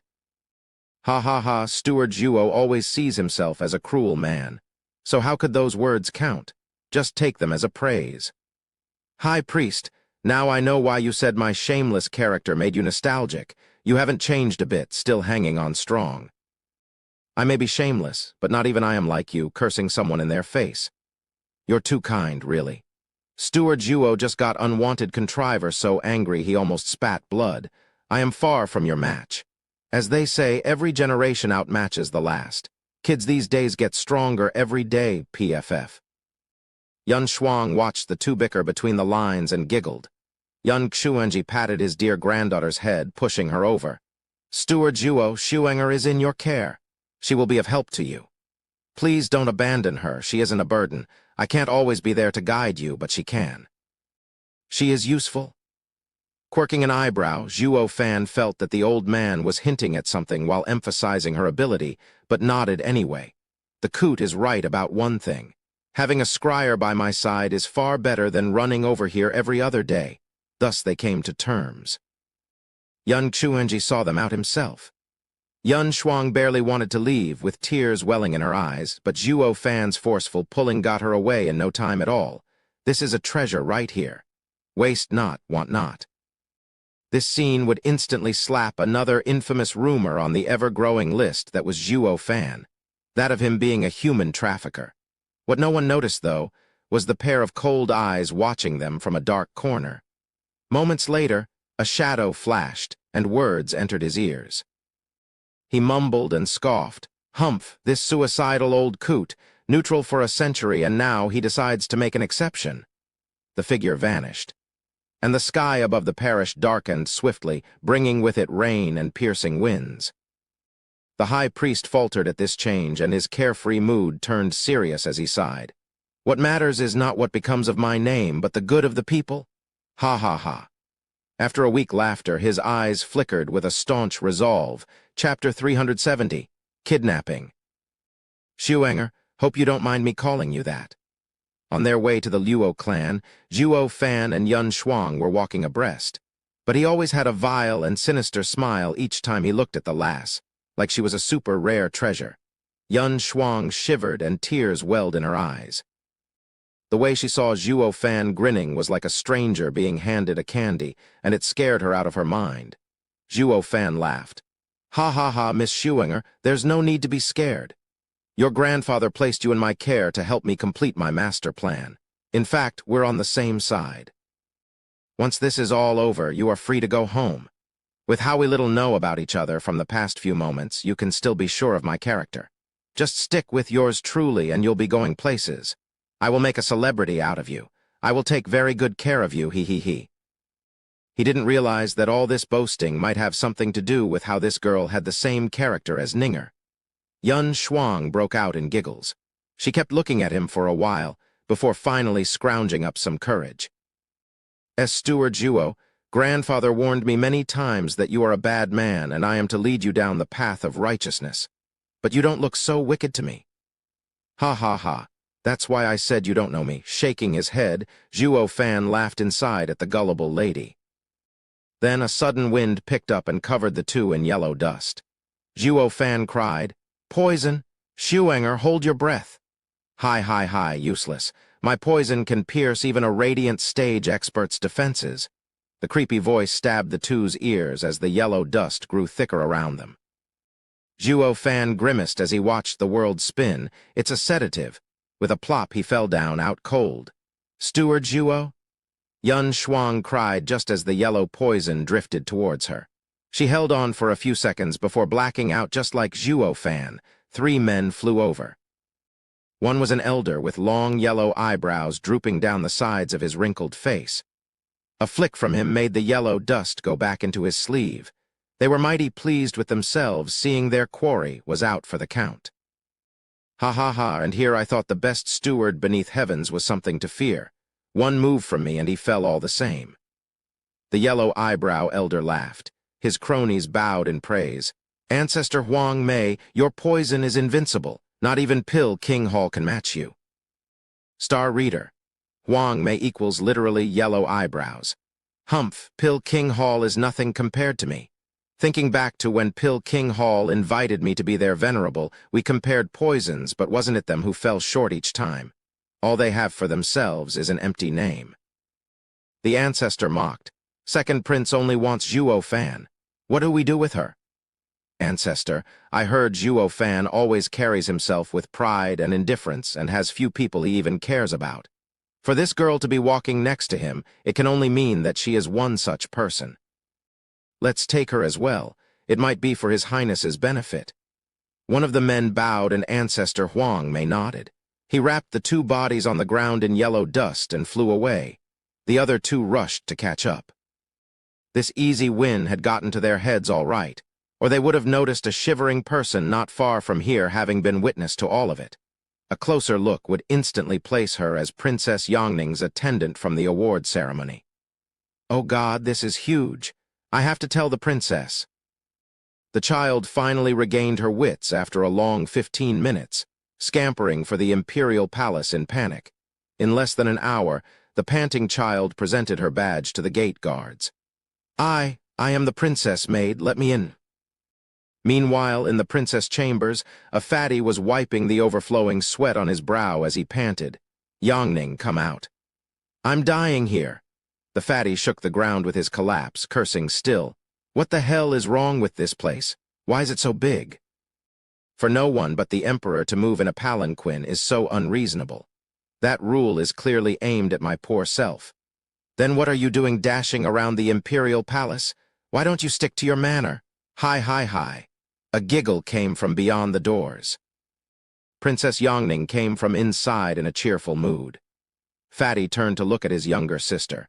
"You think I want to run over to this blasted place? Regardless of its importance, Imperial Father always sends me on errands." While the elder brother handles files in the Imperial Palace, and the second brother tends to the guards, patrolling with them each day. Only I, the accursed big-boned, unloved by my father, gets sent outside whenever, wherever. I bet the farther he sends me the better he feels, wishing I won't get back at all. Sigh, the world can be so cruel to this poor plus-sized man. Third brother, you must have lived a long and hard life. Yongning caressed the big lug's head, but the smile never left her face, on the verge of breaking the facade. The fatty's mouth twitched, flicking her hand away. "Stop patronizing me, sister. I came here on official business. It is father's punishment for you for sneaking out. He knows." Yongning jerked and her face sank. "Third brother, how did father find out? Did you all tell on me? And you call yourself brothers?" Rolling his eyes, the tubby sighed. "Yongning, I haven't said a word. Running around the nation round the clock has me dead on my feet. I don't even have time for anything else, much less report you. As for the elder brother, he's toiling hard as well, pushing papers all day every day. When would he get the time off to tell on you? To say nothing of the second brother. You saw him growing up, how his only drive is elder brother. He's not so bored as to give you trouble." "Then who told him my secret?" Princess Yongning frowned. "If I ever get my hands on that person, I'll tear them to pieces." Fatty was watching her in a daze, then shook his head. "Yongning, you're no angel either. Even if we didn't know a thing, he'd still hear about it. Father is the emperor with countless spies under him. Aren't you a bit delusional thinking you can hide your actions in the imperial capital?" "You're right. Thanks to your reminder, now I know it must be those rumored shadow guards. Creeping about like ghosts, some clingy maggots and pestering pests. Am I right?" Yongning clapped and vowed. "They're the ones. Who else could have known I sneaked out?" The fatty gasped, then put on a bitter smile. "Yongning, are you sure you aren't playing with half a deck? That little sneak of yours outside the gates was out in the open for all the houses to see. Why mention the shadow guards when everyone knew? Besides, the shadow guards are father's secret force. No one knows who they really are. All that is known is their captain, the fourth pillar, Shadow King. Even the other pillars are cautious around him. Aren't you perhaps having an overinflated idea of yourself, thinking a big shot like him would set his eyes on the little old you?" "What little old me? Aren't I a princess?" Yongning threw a tantrum. Fatty sighed. "Yongning, we're getting nowhere. Might as well accept father's punishment. Princess Yongning, receive the edict." Yongning obeys. "May his majesty have a long and prosperous life." Yongning fell to her knees with utmost respect. Fatty turned solemn as well. "By order of the emperor, Yongning has sneaked out of the palace and lost all semblance of propriety. You are hereby confined for 1 year, subjected to change depending upon your behavior." "A year?" Yongning fell to the ground in shock, her face ashen. A whole year stuck in the imperial palace. That was the heaviest blow she had ever received. Fatty regarded the downcast princess in pain and was going to say a few words, but a child rushed over in panic, crying all the time. "Princess, something terrible has happened." "What happened?" "Why are you panicking?" Yongning sighed. "What could be worse than being grounded for a year? And didn't I tell you to invite Shuenger to read me? Where is she?" Gasping, she blurted, "Didn't get the chance. Miss Shuenger and Zhuo Fan were kidnapped." "What?" Yongning and Fatty cried. "I saw it with my own eyes, Princess," Lu Zhu vouched. "Who did it?" The Fatty frowned. "I heard them mentioning the second prince." "What?" Fatty and Yongning jerked at once. Fatty's face was whiter than paper. "Second brother has really done it now, a prince engaging in kidnapping. And with the high priest's holy maiden and a house steward no less." Lu Zhu, you come with me. I'm going to give him an earful humph, Yangning scoffed, pulling Lu Zhu towards the emperor's study. Lu Zhu merely bobbed her head and followed, while Fatty ran out of the palace aghast. Third brother, where are you going? Shouldn't we tell father? Yangning shouted. It's too late for that. Fatty gnashed his teeth. Late? Yangning was bewildered. Since the second brother had them kidnapped, they should be safe for the time being. How can I rest easy? And I'm not worried for them, but for my second brother. Old Second must have lost his mind to move against that savage. You can mess with the king of hell, but God help you if you step on Steward Zhuo's toes. That line said back in the esoteric debate wasn't just for show. Fatty wiped his brow and his face was flushed. His blubberbutt actually moved with uncanny grace for once, gone like the wind. Yangning figured the situation was far graver and rushed as well. Chapter 371. The Savage Rouses. Whoosh. The image of a perfect blue sky was ruined when a yellow smoke made erratic movements all over it. It landed in a huge yard, revealing the person within. It was Ancestor Huang Mei and his cronies. Each was holding a knocked-out hostage, Zhuo Fan and Holy Maiden Yun Shuang. Throwing the baggage to the ground, the trio cackled. Clap Tilda with a slow clap. A nice-looking youth came over with a dozen people behind him. It was Yuan Yang. Second Prince gave the baggage a curt nod. Whenever the yellow wind blows, nothing can catch him. Ancestor Huang Mei lives up to his reputation. To have even Zhuo Fan, the pain in the rear of all the houses, tied up, I am in awe, ha ha ha. Hi, thank you, your highness. I'm not like those nobodies, undeserving of their name. I had him captured even before I got to show what I was made of. I feel ashamed sometimes, undeserving of the second prince's praise. Ha ha ha, Ancestor is so modest. I'm sure that it is not Zhuo Fan who is weak, but Ancestor's skills are out of this world to have achieved such swift success. Ancestor, you will have the 10 8th grade pills, rest assured. Second Prince clapped and laughed while Ancestor Huang Mei gave out his creepy cackle. With that out of the way, the second prince turned to the baggage. He flipped Zhuo Fan over and snickered at his dreamy look. Is this all the best steward beneath heavens amounts to? This is what you get for ignoring my invite. Then he turned to Yun Shuang in confusion. Ancestor, who is this? He, not a clue. Since she was with Zhuo Fan, she has to be someone important to him. I figured the girl would be of some use to your highness, so I brought her along. Ancestor Huang Mei shrugged. Second Prince chapped his lips with so many praises. That's so nice of you, Ancestor, ha ha ha. He flipped her over as well, putting on display all that made her pretty. He was amazed. Holy Maiden Yun Shuang, Ancestor, how come you've kidnapped someone from Parish? You mean I can't? Ancestor Huang Mei was confused. Squinting, the second prince took a deep breath and showed a twisted smile. No, you are perfect, Ancestor. In fact, I'll add 2 more pills as thanks. What? Ancestor Huang Mei blanked for a second, then laughed. Thank you, your highness. He thought he had brought along a mere girl, but she proved to be of value, earning him a bonus. Giving Yun Shuang a good look, second prince said, Ancestor, could you wake her up? I have some questions. Easy. Ancestor Huang Mei nodded and pulled out a vial from his ring. He hovered it under Yun Shuang's nose and said, This is my prized narcotic, 1,000 years dream. Not even a radiant stage expert can fight it. Their only chance at waking up is if I help them, he. Ancestor's skills are amazing. I am in awe. Second Prince cupped his hands, then waited for Yun Shuang to wake up. 15 minutes later, with a melodious sound, Yun Shuang stirred. The first thing she saw was the second prince's warped smile. She cried, Ah, second prince? Miss, there's no need to fear. You are a valued guest of my manor. You're safe here. Grinning, second prince made a gesture for silence. Yun Shuang looked at him distraught. She shuddered backwards as she took in his accomplices with a heavy heart. Her 5th layer of profound heaven stage could hardly count as anything against the 9th layer, profound heaven experts around, to say nothing of the 5 radiant stage experts. The biggest shock was the yellow eyebrow ancestor, in the 8th layer of radiant stage. Looking at so many big shots around her, all she saw was death. Then she glanced at Zhuo Fan having the sweetest dreams imaginable and shook him. Steward Zhuo, wake up, wake up! No use. Zhuo Fan was sleeping like a baby. Ha ha ha, miss, save your energy. Only my antidote can wake him.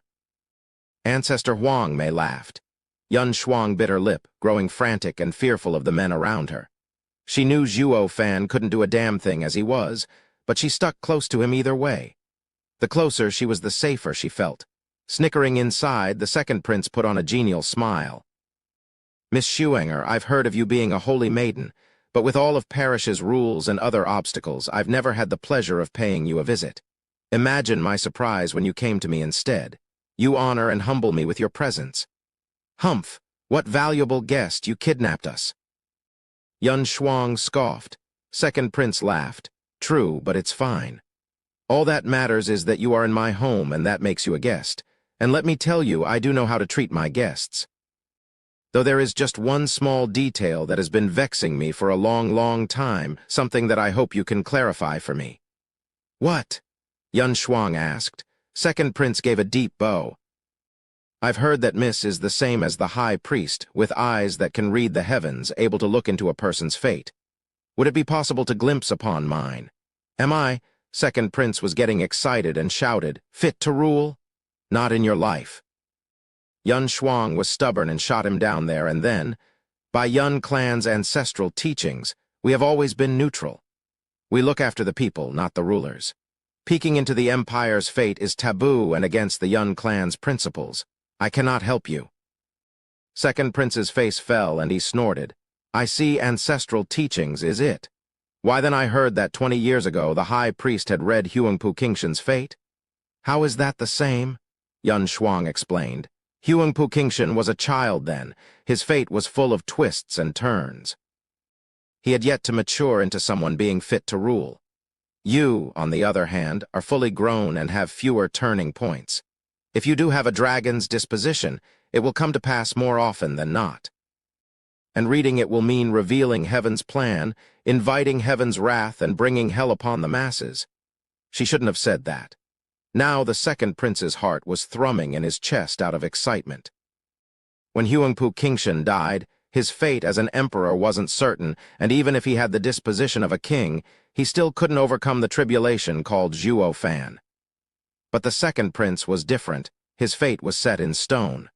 Once determined, it would come to pass. Summing it up, all Holy Maiden had to do was to say that he had it in him to be an emperor, and no one would stop him. He'd have a smooth sailing towards the throne. Second prince's delusion of grandeur grew so much that his eyes were bloodshot. What are you waiting for then? Bask your eyes on my regal self. Tell me if I have what it takes to reach the top. I told you already. I mustn't. Second prince held a 5th-grade spiritual sword and poked at Zhuo Fan's throat in his lunacy. I heard you two are close. Look already or he dies. Easy, your highness. He is after all the one his majesty bestowed the best steward beneath heaven's title. We will also have to answer if anything happens to him. Someone urged in the second prince's ear. Second prince glared and roared. Codswallop, once I take the throne, best steward beneath heavens isn't worth shit. He now turned to Yun Shuang and threatened. Look or I will kill him. Didn't the Yun clan always come to people's aid? Are you going to let this man suffer? Yun Shuang was torn. She couldn't watch him die nor go against her ancestors' teachings. She just couldn't choose. She glanced at Zhuo Fan's dreamy face and recalled her grandfather's warning.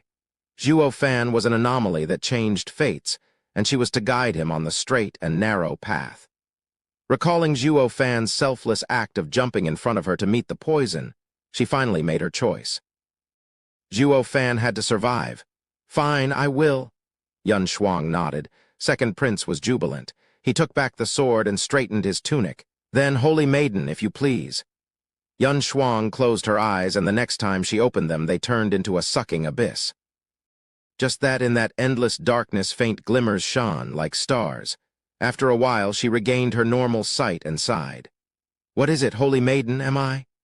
Second prince couldn't control himself with joy. Yun Shuang nodded with a relaxed smile. How fortunate you are not fit to rule. I didn't go against my ancestors. Oh, such a blessing. Boom, second prince's mind exploded. His face twitched as he babbled. Holy Maiden, aren't you mistaken? Do it again. Grandfather has taught me since I was a child. There's no mistake. Yun Shuang stated, "You are unfit for the throne." Don't waste your breath, but I will tell you this, my kindness to you. The path you tread is fraught with danger towards eternal doom. Turn back and you may live a life of peace. If you don't, you damn liar, you dare to deceive me, I'll kill you. With a roar, the second prince denied this wretched fate with all his being and even lost his mind. Holding out his sword again, he slashed at Yun Shuang. Yun Shuang shrieked and curled. The sword failed to cut even a hair from her head as it clanged in the vise of a dragon claw. What came next was the cackle of a demon. "Ha ha ha, you fool! Even if you were fit to rule, the instant you grabbed me your fate was doomed." Chapter 372. Leveling the Prince's Home. Clang. With a sharp and faint sound, the second prince's prized fifth-grade spiritual sword snapped in two in that dragon claw's grip, to everyone's horror. Zhuo Fan stood proud and tall before Yun Shuang, roaming his cold gaze on the guards and stopping on the second prince with a snicker. He, simply because of a declined invite you decided to kidnap me. I gotta hand it to you, that takes guts. Zzz, Zhuo Fan, second prince babbled, staggering back in fright.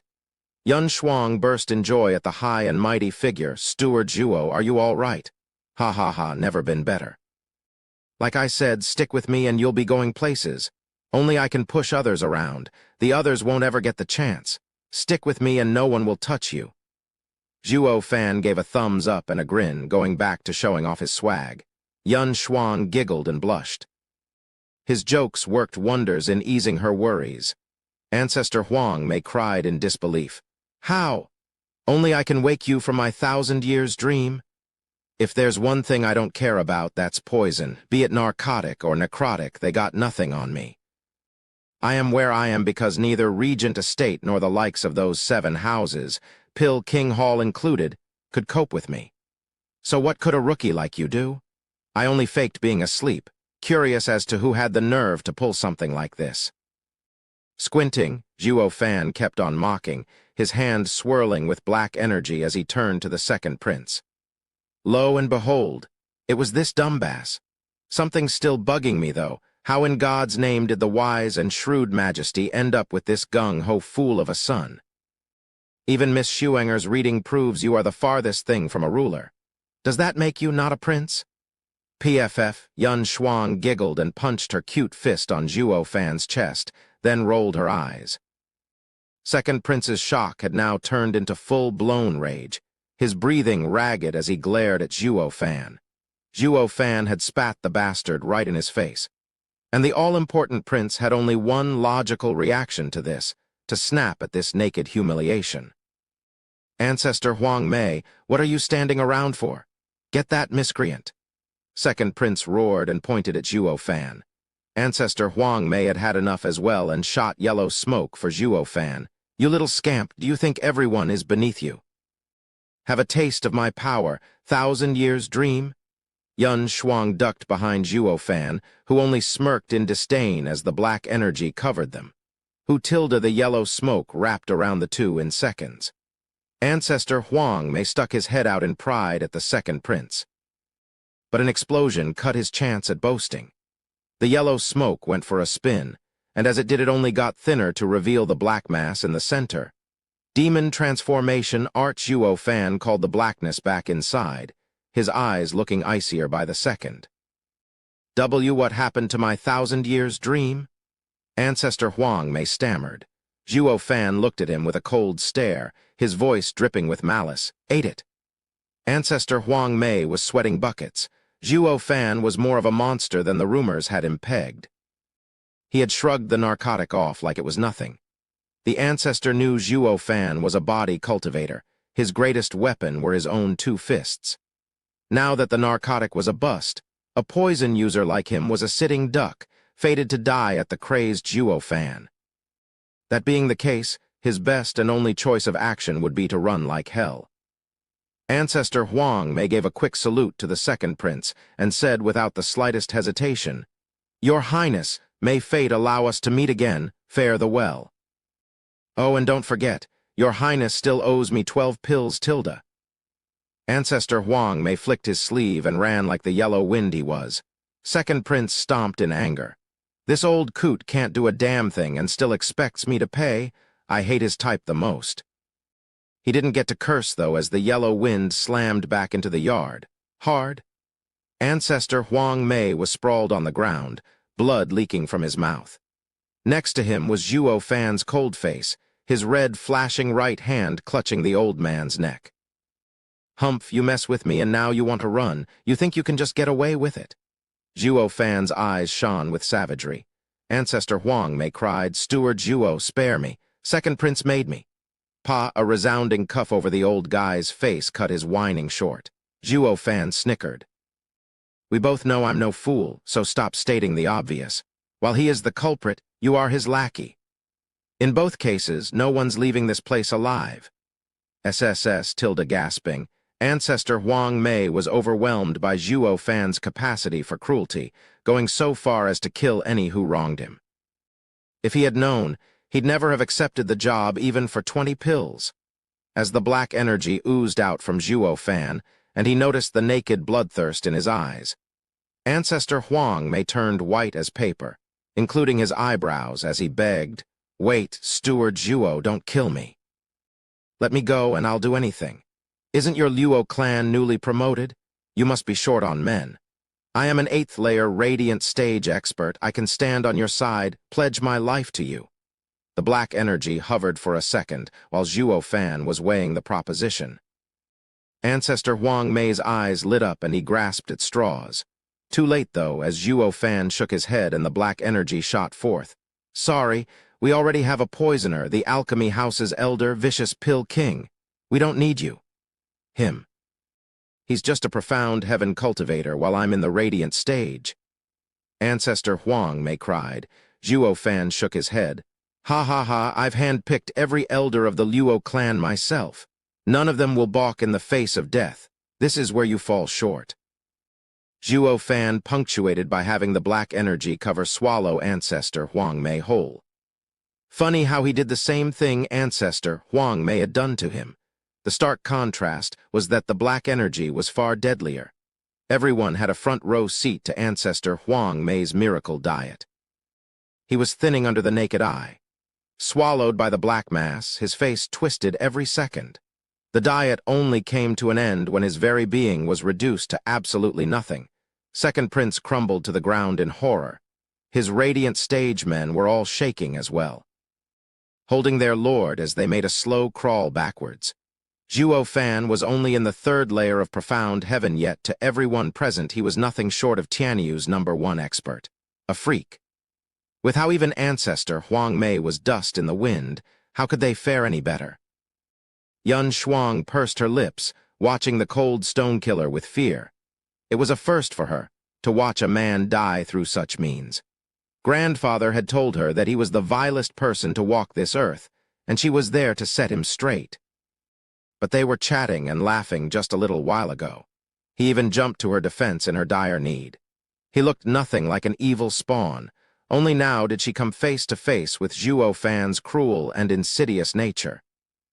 Clap tilde Zhuo Fan showed an evil grin seeing the empty space in front of him, then turned to the pretty boy and his gang. Shaking like a leaf, the second prince turned guileless, acting like a bad boy who had gotten caught and huddling with his guards while waiting for punishment. "SS Steward Zhuo, I know my mistake. I won't do it again, honest. Please let me go just this once." Second prince's voice quivered. Zhuo Fan got before him and snickered. "Next time. If there ever will be a next time, that old fart's death will look like a joy ride compared to yours. Got that?" Why, yeah." Second prince's teeth clattered as he bobbed his head. The guards kept mum, despite the clear humiliation their lord was facing. What else could they do? They could fight the monster to their last breath, but would it do any good? Who'd be dumb enough to mess with this savage that not even the 7 houses dare to? Oh, right, the second prince is one. They all were wailing inside, though neither criticized their lord out loud. Zhuo Fan saw him rooted in place and patted his cheek warningly. "For your pretty boy face, I'll leave it at that."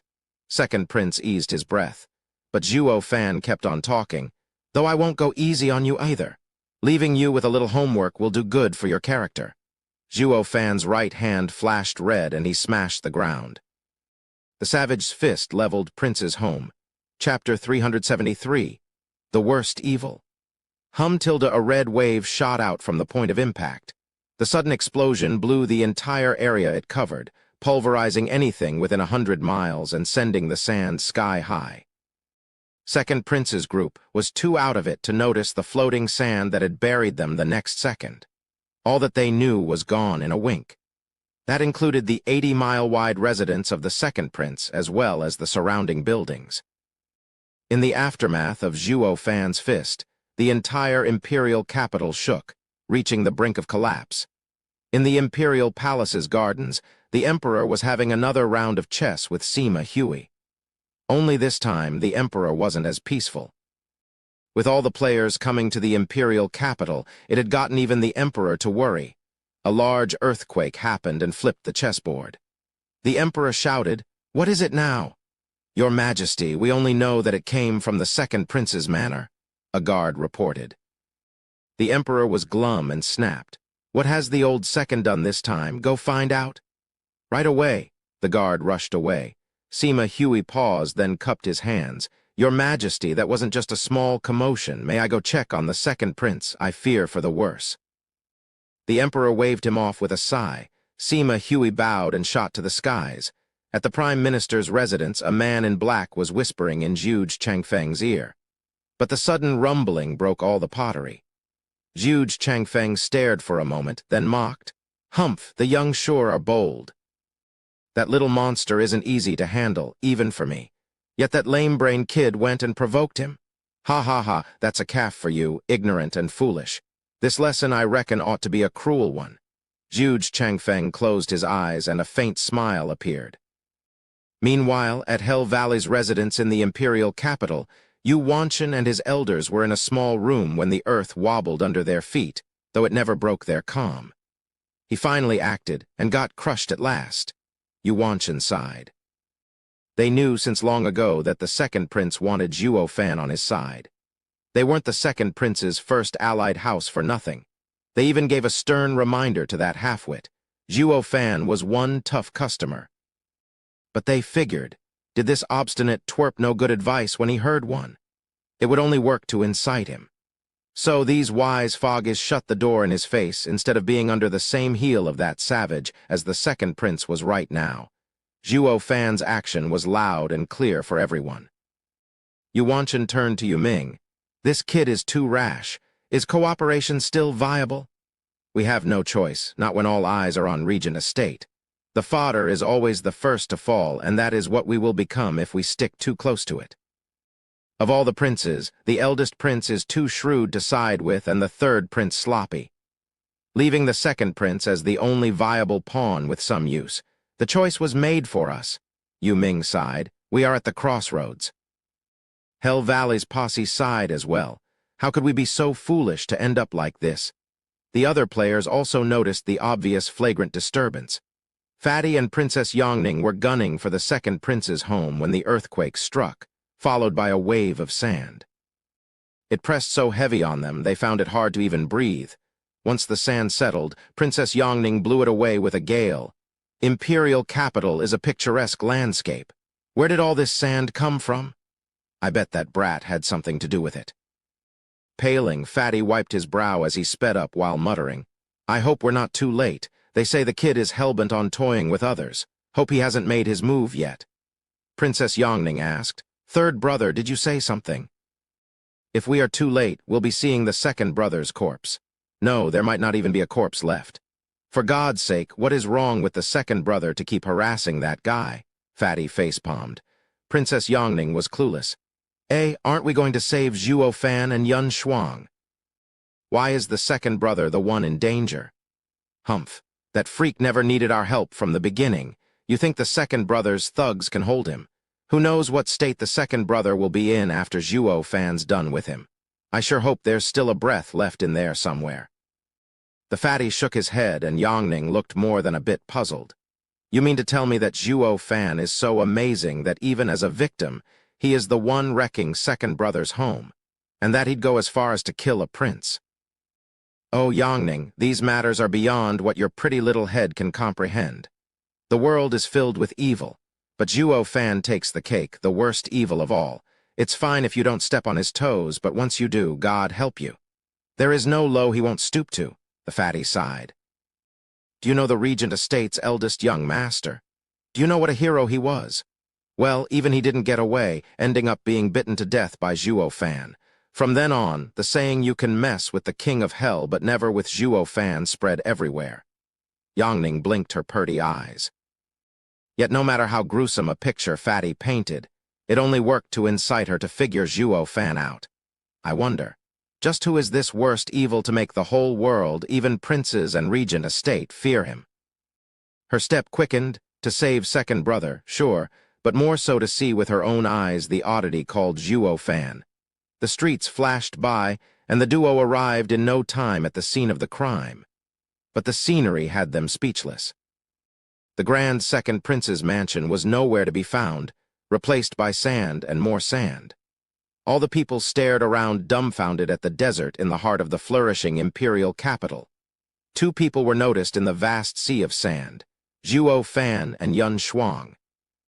The girl was even standing on a tile, as if to not mar her beauty. Nevertheless, the sudden change in scenery even had Yun Shuang slack-jawed. It finally dawned on her.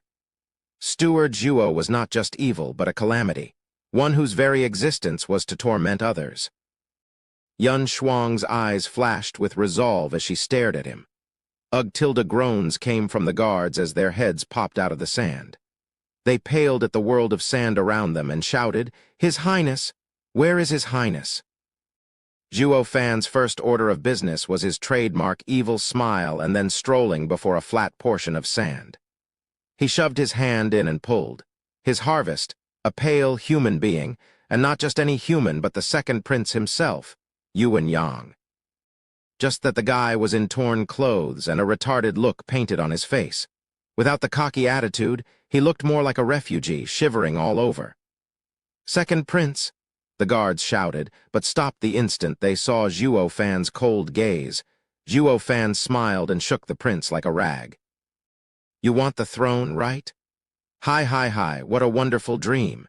See how I'll peel the respect off of you, flogging you on the streets of the imperial capital and subjecting you to all humiliations imaginable.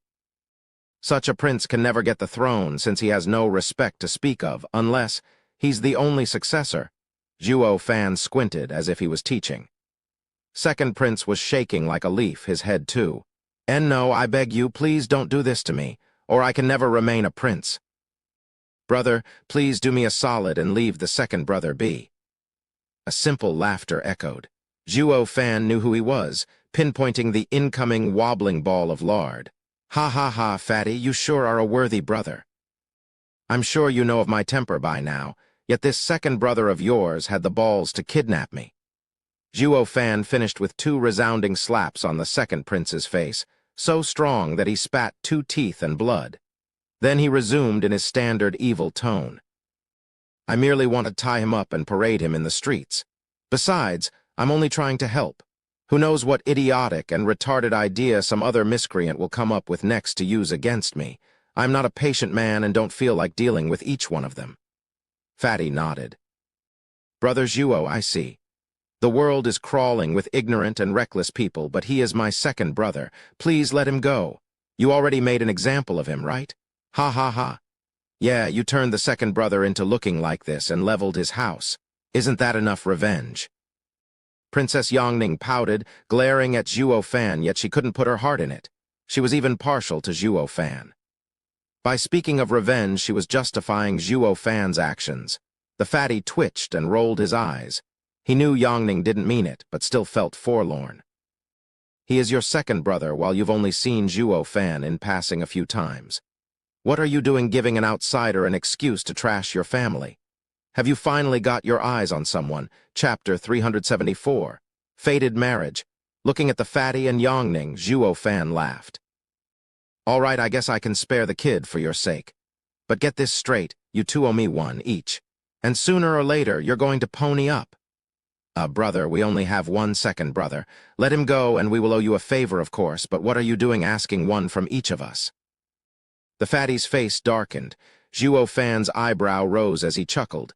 It's not my fault that both of you asked me to let him go. That makes it two favors. When the time comes and I need you, you better own up. Damn grubber. That was the unanimous thought on everyone's mind. But the more they looked at the second prince hanging by a thread in Zhuo Fan's claw, the more they had to nod. Zhuo Fan laughed and threw away his pawn. He went to Yun Shuang and said to Fatty, "Let's stop here. When I need something, I'll be sure to drop by. See ya," and left with Yun Shuang. Princess Yongning rushed to hold Yun Shuang back. I and Shuang are practically sisters and wish to get together after not having seen each other for ages. I mean, Shuang must be shaking from that terrible fright, and as her sister, it is my duty to look after her. Third brother, you go on without me. Yongning, I am not really. Yun Shuang explained, but Yongning shot him a look. Zhuo Fan snickered. Princess Yongning, Shuang is a profound heaven expert while you are far below her. Why would she need you? Humph, how about this then? When a girl suffers a devastating trauma, it is irrelevant to one's cultivation. What do you men know? Yongning's eyebrows kept moving as he taunted Zhuo Fan. Fatty frowned. Yongning, that's enough. You think I can't tell what you're up to? You're trying to get out of being grounded. Even if you do go with Miss Yun Shuang to perish, Imperial Father will have someone drag you back. Oh, Fatty, you're mistaken about something. Miss Yun Shuang is coming to Prosperity Compound, to be with the Luo clan and not returning to perish. What? The two jerked in shock, then looked at Yun Shuang. She was the Holy Maiden of Perish, the next in line to be its clan head. Then why did the High Priest send her off to someone else? Yun Shuang's eyes reddened and she nodded. Grandfather had me become Steward Zhuo's attendant and tend to his needs. Nanny? Needs? Star reader. Nanny is the literal translation here, loanword from Japanese, meaning what? Guess author tried making a funny. Fatty's eyes burned with a fire not even the second brother's plight could stir. Zhuo Fan, you vile beast. I used to think you were only 90% evil, but now I see that you're capable of stooping so low as to even force yourself on innocent maidens. Talk. How did you blackmail the High Priest into making such a humiliating decision? Princess Yongning glared at Zhuo Fan and stopped in front of Yun Shuang, whispering, Shuang, don't worry. I won't let this vile demon lay his claws on you. Zhuo Fan glanced at the two and shrugged. Yun Shuang was waving all over the place, beet red. You've got it all wrong. It's not like that at all. Grandfather found Steward Zhuo too evil and wanted me to guide him. That's why. Oh, I see. The two royalties saw the light at long last. Fatty only gave Zhuo Fan a long look and sighed. Miss Yun Shuang, your clan strives for the betterment of the people, which I admire, but I must stress one important fact. This person, or whatever you want to call him, doesn't have just evil proclivities, but is pure, undiluted evil. A demon. A wretched, revolting, vile spawn that even hell spat. Hey, wasn't I only 90% evil? How did I become pure evil? I haven't forced a lady in my entire life now, have I? Zhuo Fan rolled his eyes. Fatty mocked. What does that count? With your infamy, such an act is second nature to you. You've got a point there. Zhuo Fan nodded pensively, PFF. The girls giggled next to Zhuo Fan. When Zhuo Fan didn't flip out, he was quite a nice-ish human being. He didn't bother with the details, nor was pedantic. Quite refreshing compared to some gentlemen. One would go as far as to say that he was leagues above those self-righteous officials. That, of course, applied to his time off of killing and unleashing mayhem. In any case, changing him is like moving mountains. Not getting corrupted yourself along the way is already a miracle, the fatty sighed. Luo clan's young miss used to be so kind and polite. But now I hear she's been broken in, shrewd and cunning. All the more reason I should stay with Shuang to not let her be led astray. Yongning found a good excuse for once. Fatty shook his head. Do what you will, but don't think I'll take the blame when the Imperial Father hears about this. Yongning giggled and hugged Shuang close. Even kissed her. Zhuo Fan didn't argue either, leaving with a salute to Fatty. As for Tubby, he had to stay behind to clean up all this mess and calm down the traumatized second prince. But the Fatty did care for his sister, not forgetting to give Zhuo Fan some stern warnings. Zhuo Fan took her with open arms, of course. Who knows, the apple of the Emperor's eye might hold some use yet. In every moment of every hour, the only thing on Zhuo Fan's mind was the grand scheme of things. Even while trashing the second prince, he still knew when to stop, as to not yet set the imperial family against him. But letting him off easy was out of the question as well. Each and every word he spoke to the second prince was beautifully woven in meanings beyond mere rebukes. Second prince knew now that he was not cut out for the throne, and in his moment of despair, Zhuo Fan gave him a good nudge. Kill the rest, and you'll be the true successor. The imperial family was boiling on the inside, and all he had to do was to be a patient angler. In the tripartite plan, everyone wanted out of the deadlock, but neither wanted to stick their neck out. That only leaves forcing them to stick out. The emperor uplifted the Luo clan with the same purpose in mind. And Zhuo Fan incited the second prince for the same thing. I'm only curious if Fatty figured it all out since he stopped me from giving further advice to the second prince. Not that it made a difference. The seed of a power play has already bloomed in the second prince's heart. Glancing at the dazed second prince laying on the sand, Zhuo Fan showed a grin, then walked away with the girls. Fatty turned from Zhuo Fan to his second brother and sighed. An hour later, Zhuo Fan arrived at the Regent of Prosperity's compound. All of the Luo clan was in awe after his short explanation of the facts. Zhuo Fan was out on a stroll to Parish, yet returned with not just the great holy maiden but a princess. "Young miss, settle them in. I will be in seclusion for 3 days." Zhuo Fan said to Luo Yunchang and walked out back. Luo Yunchang nodded and took the guests to their rooms. On their way, she turned a hopeful gaze to Yun Shuang. "Miss Shuinger, can you really read fate?" "En?" Yun Shuang nodded, puzzled inside. Where is this young miss going with this? Does she also want to know if the Luo clan is fit for power? She couldn't be further from the truth. Luo Yunchang blushed as she said, Miss Shuinger, could you perhaps look into my fated marriage?" "Ah," Yun Shuang was stumped, then sighed. "A girl's heart sure isn't like a man's." She smiled, of course. Luo Yunchang laughed. "Please tell me when my wedding will come." Yun Shuang nodded, and her eyes turned into sucking abysses. Once she returned from her reading, "Odd, your wedding should have long passed. It's not necessarily bad, but I find that it was broken at some point in time." "Maybe." Her eyes shone for a second, then she shook her head. "Forgive me, but I cannot see your wedding." "Why?" Luo Yunchang cried. Yun Shuang sighed. "Because of Steward Zhuo. Your wedding should have been 8 years ago, but Steward Zhuo, who is outside fate, changed your fated marriage. This drove your current fate into chaos, and I can no longer see it." "You mean he broke my fated wedding? That makes him responsible, right?" Luo Yunchang's eyes shined in glee. Yun Shuang was startled, then nodded. "Ostensibly, he is of some fault." "Great, thanks, Miss Yun Shuang." Luo Yunchang had never been happier. Yun Shuang was clueless. Yongning at the side shook her head and said, "Shuinger, what about mine?" Meanwhile, in a dark, damp cell, a grizzled and bloody old man was nailed to a pole. His shoulder blades had been run through, he was robbed of his cultivation, and was on his last breath. He was the parish's high priest, Yun Xuanji. He was surrounded by shadows. "High priest, you crossed the line," an aged and familiar voice came from behind the veil. The high priest gave a weak laugh. "Yun clan has always strived for the people. We've never crossed it, unlike you." "Did you talk about it to anyone, including Zhuo Fan?" The voice turned cold. The high priest shook his head. "That matter is too dangerous and can't be spread. I will never harm the common man." "Well done." Whoosh, a chain flew from behind the veil and into the high priest's heart. The high priest shuddered and his head slumped. "Ha ha ha, since he didn't talk, the game is still on."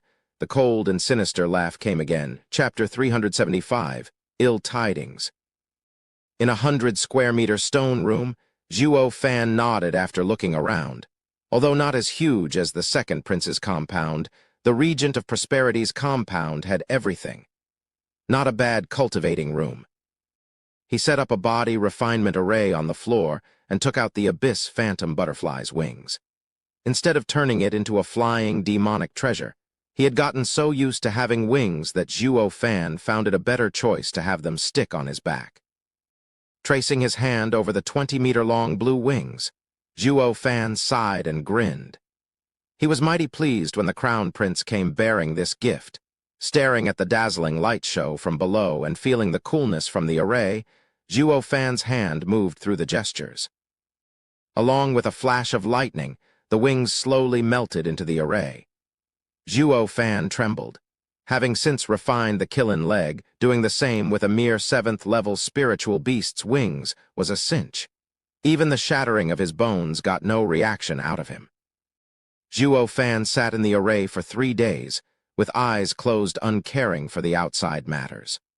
All this time, the array worked its magic in reconstructing his body in every which way, but it always returned to his original form in the end.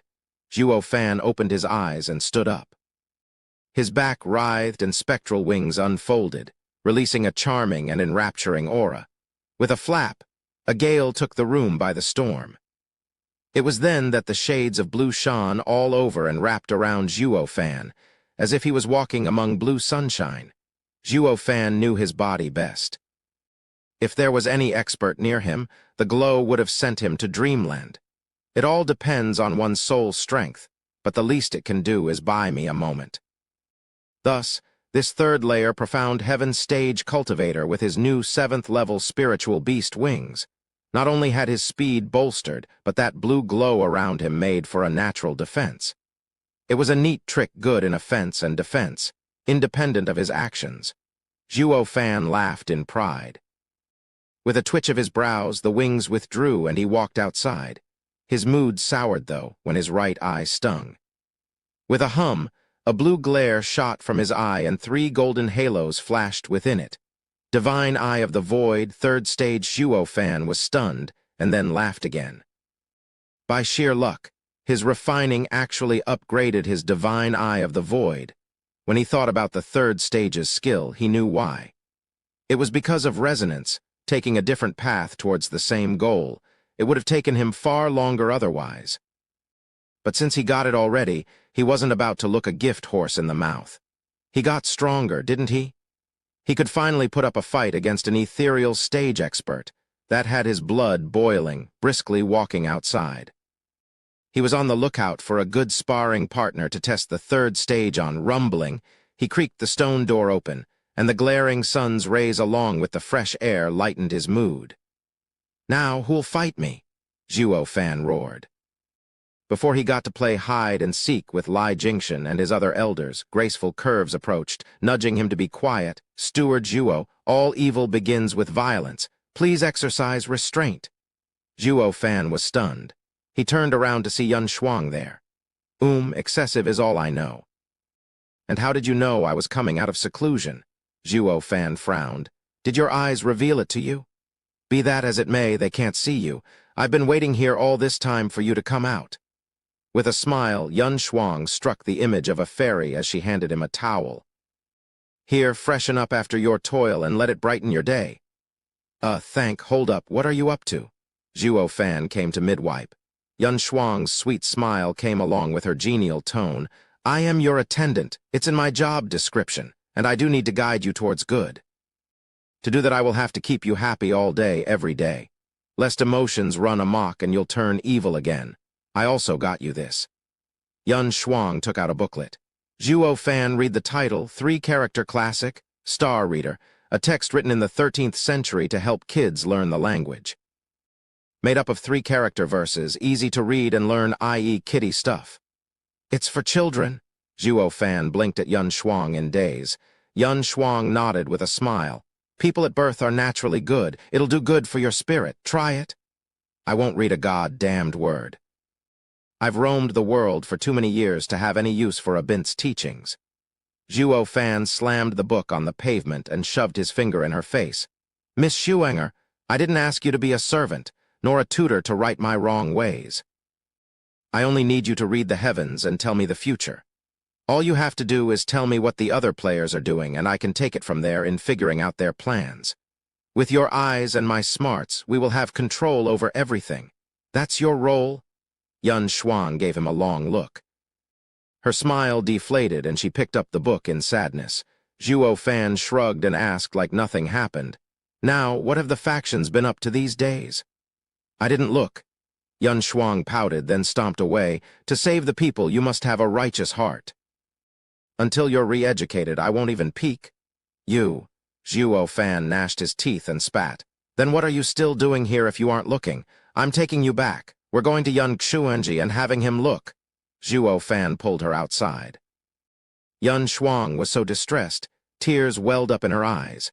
Dragged around, her feet left deep marks in the ground. Luo Yuncheng and the princess were chatting merrily when they saw them whiz by and caught up in distress. What's going on? Luo Yuncheng only had to see Xuenger in tears to know. Zhuo Fan must have shown his evil side again. Zhuo Fan did the same thing back then, at the foot of Blackwind Mountain.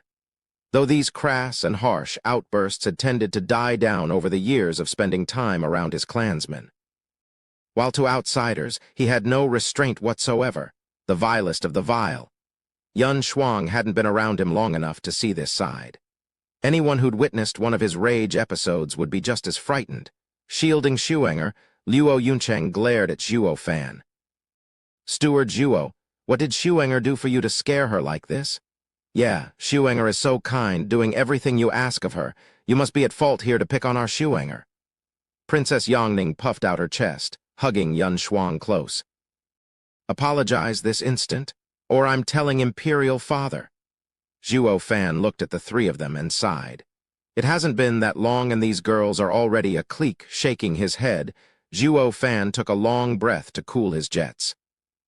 Princess Yongning, are you going to His Majesty to get me punished? Tell me then, has the second prince's matter settled? Of course. But that is all because of the third brother asking you to take it as the second brother's fault.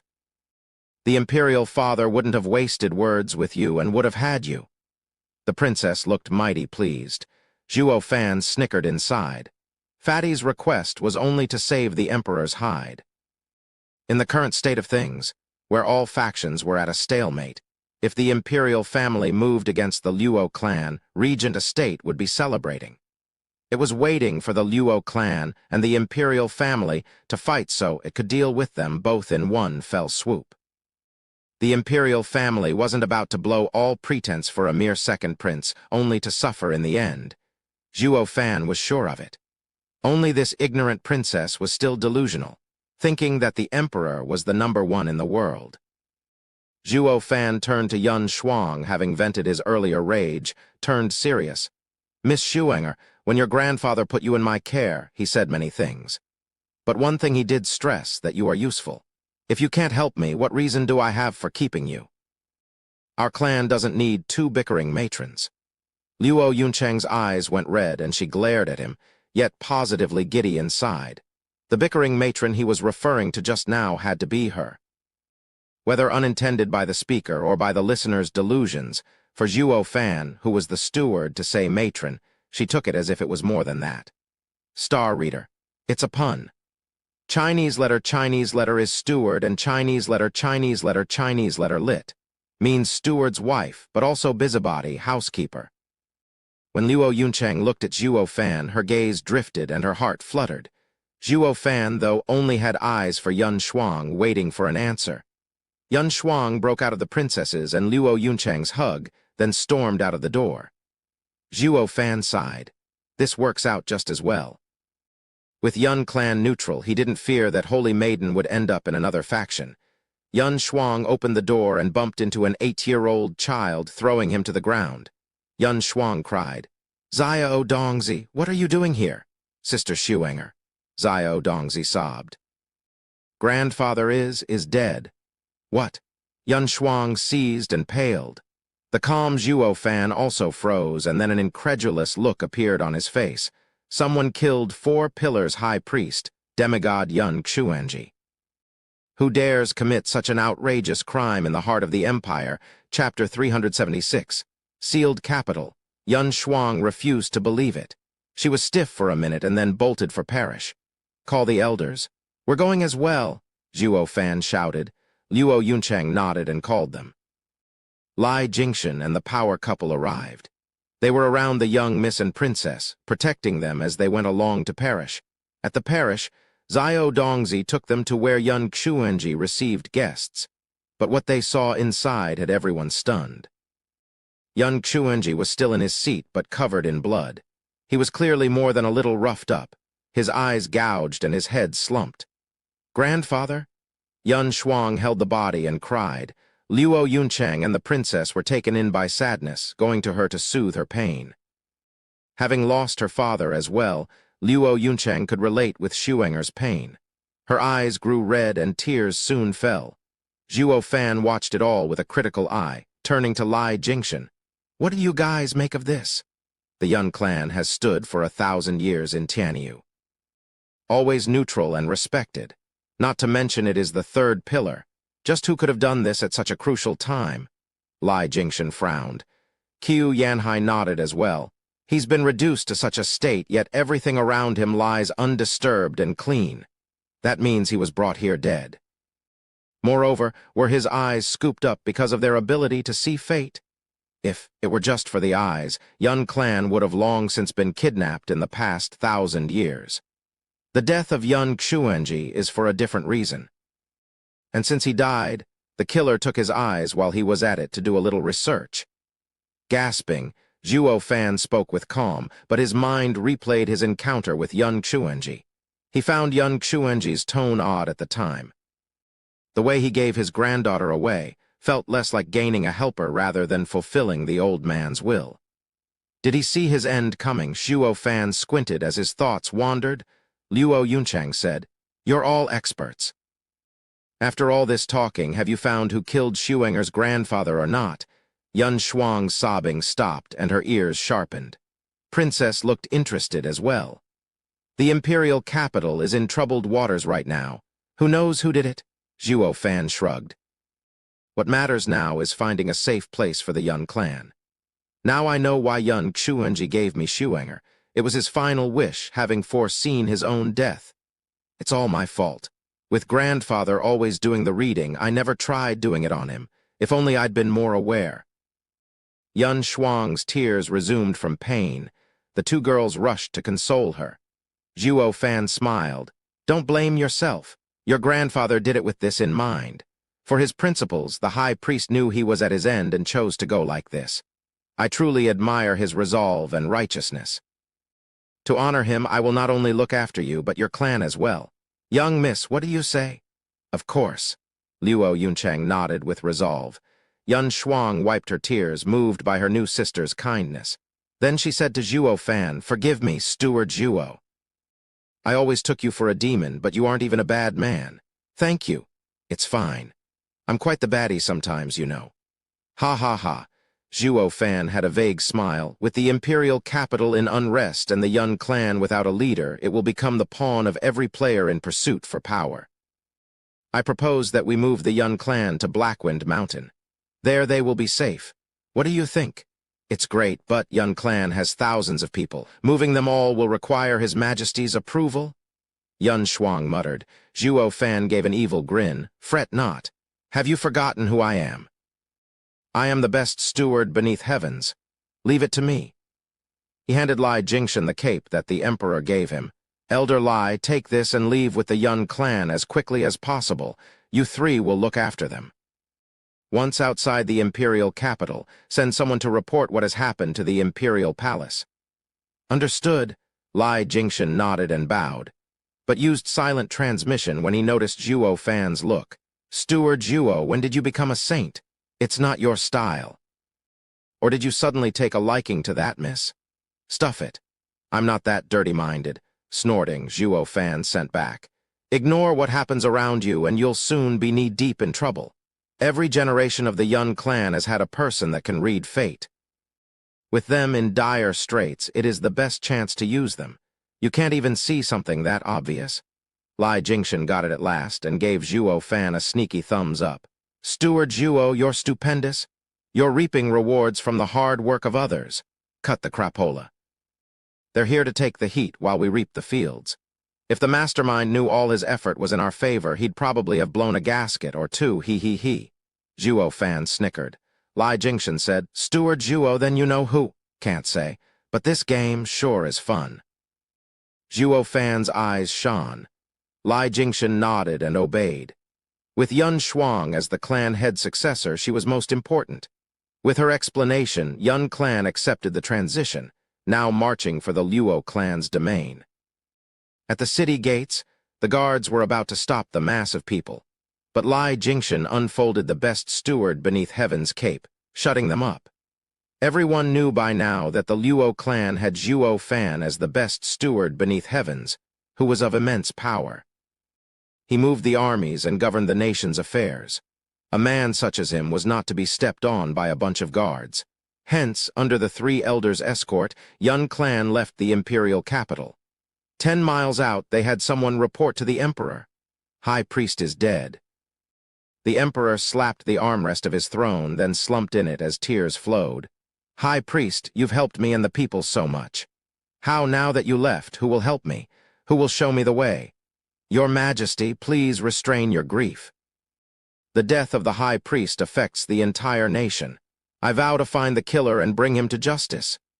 Dugu Zhanshan cupped his hands. He was in pain just as well. The high priest was the one to recommend him to the emperor. But in a time like this, he still kept the attitude of an upright marshal. Sima Hui advised, Your Majesty, Marshal Dugu is right. We need to find the culprit. For the third pillar high priest to die in our own backyard, this is a grave insult to our empire. It must be one of those factions. Your Majesty should summon and reprimand them. That's right. I have put up with those deceitful scoundrels for too long. They've gone too far, the emperor shouted. Dugu Zhanshan, seal the city. No one gets in or out. Call for the 8 noble houses, Zhuge Changfeng and Yun clan survivors. I will question them personally. Understood. Dugu Zhanshan bowed and rushed outside. The imperial capital was abuzz. The army moved like lightning in sealing the gates. The small-time merchants were clueless as to the reason and closed up shop as well. Within minutes, there was not a trace of people on the main street. It had turned into a haunted city. Zhuo Fan and his people waited in the Yun clan, looking after the body. Hearing the disturbance outside, Zhuo Fan grinned. Humtilda, music to my ears. Humph, you just want the world to burn. Yongning scoffed. Zhuo Fan nodded with a winsome smile. True, that's just who I am. How else do you expect me to use my bag full of tricks? And now it's only rowdy, not a complete stalemate. Zhuo Fan's gaze was sharp and deep. Meanwhile, on Regent Estate's side, despite the hubbub outside, Huangpu Tianyuan, Leng Wuchang and the elders sat quite casually in their seats in their hall. The door burst open and Dugu Lin in heavy armor stomped over. He cupped his hands.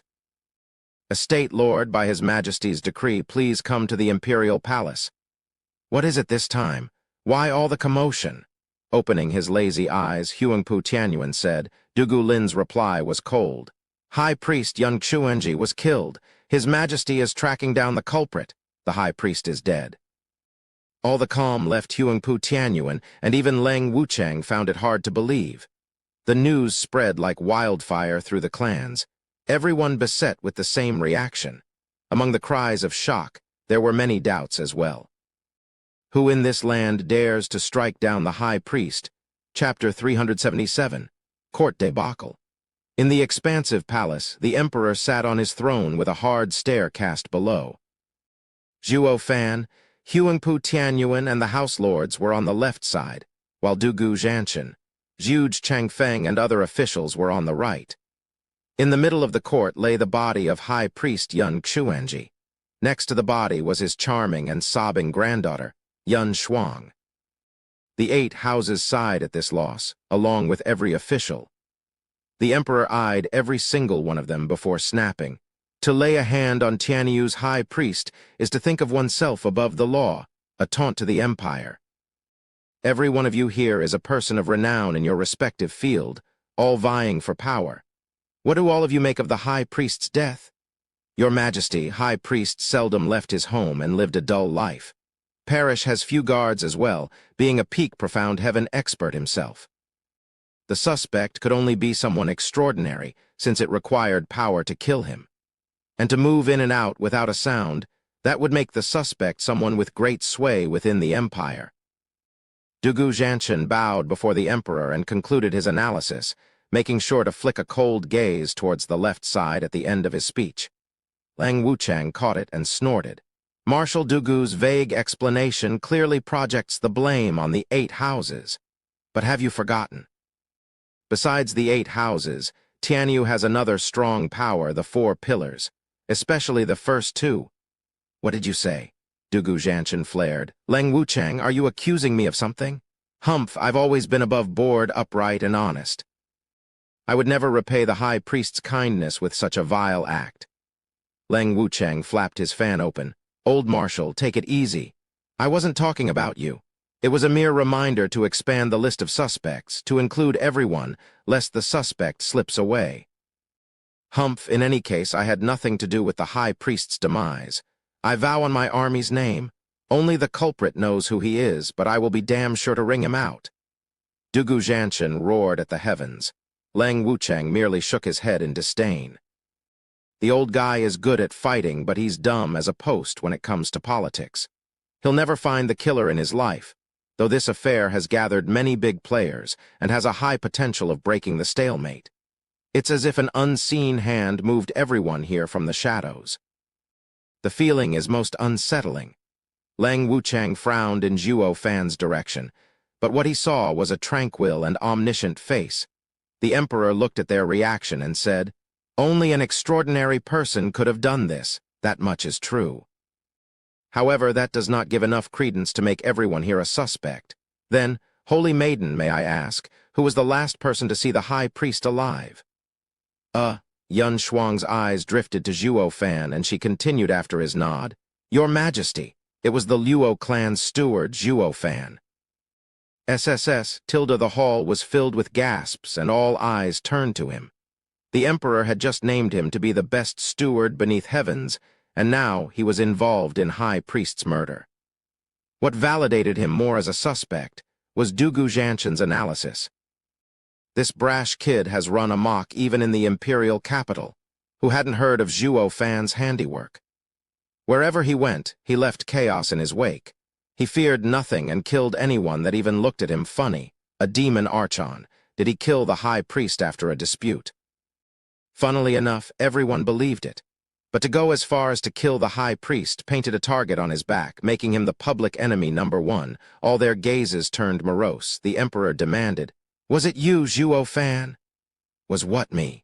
Zhuo Fan furrowed an eyebrow and smiled. "If your Majesty is referring to the last person to visit High Priest, then yes, that would be me mostly. But if we were to jump to conclusions and state that the High Priest's killer and his last visitor were the same, that would be ill-advised. And how are you going to prove your innocence?" The emperor stared at him. With a smirk, Zhuo Fan shrugged. "Easy, I have a rock-solid alibi. Me and the High Priest got along so well together that he saw me out and even gave me Miss Schuinger.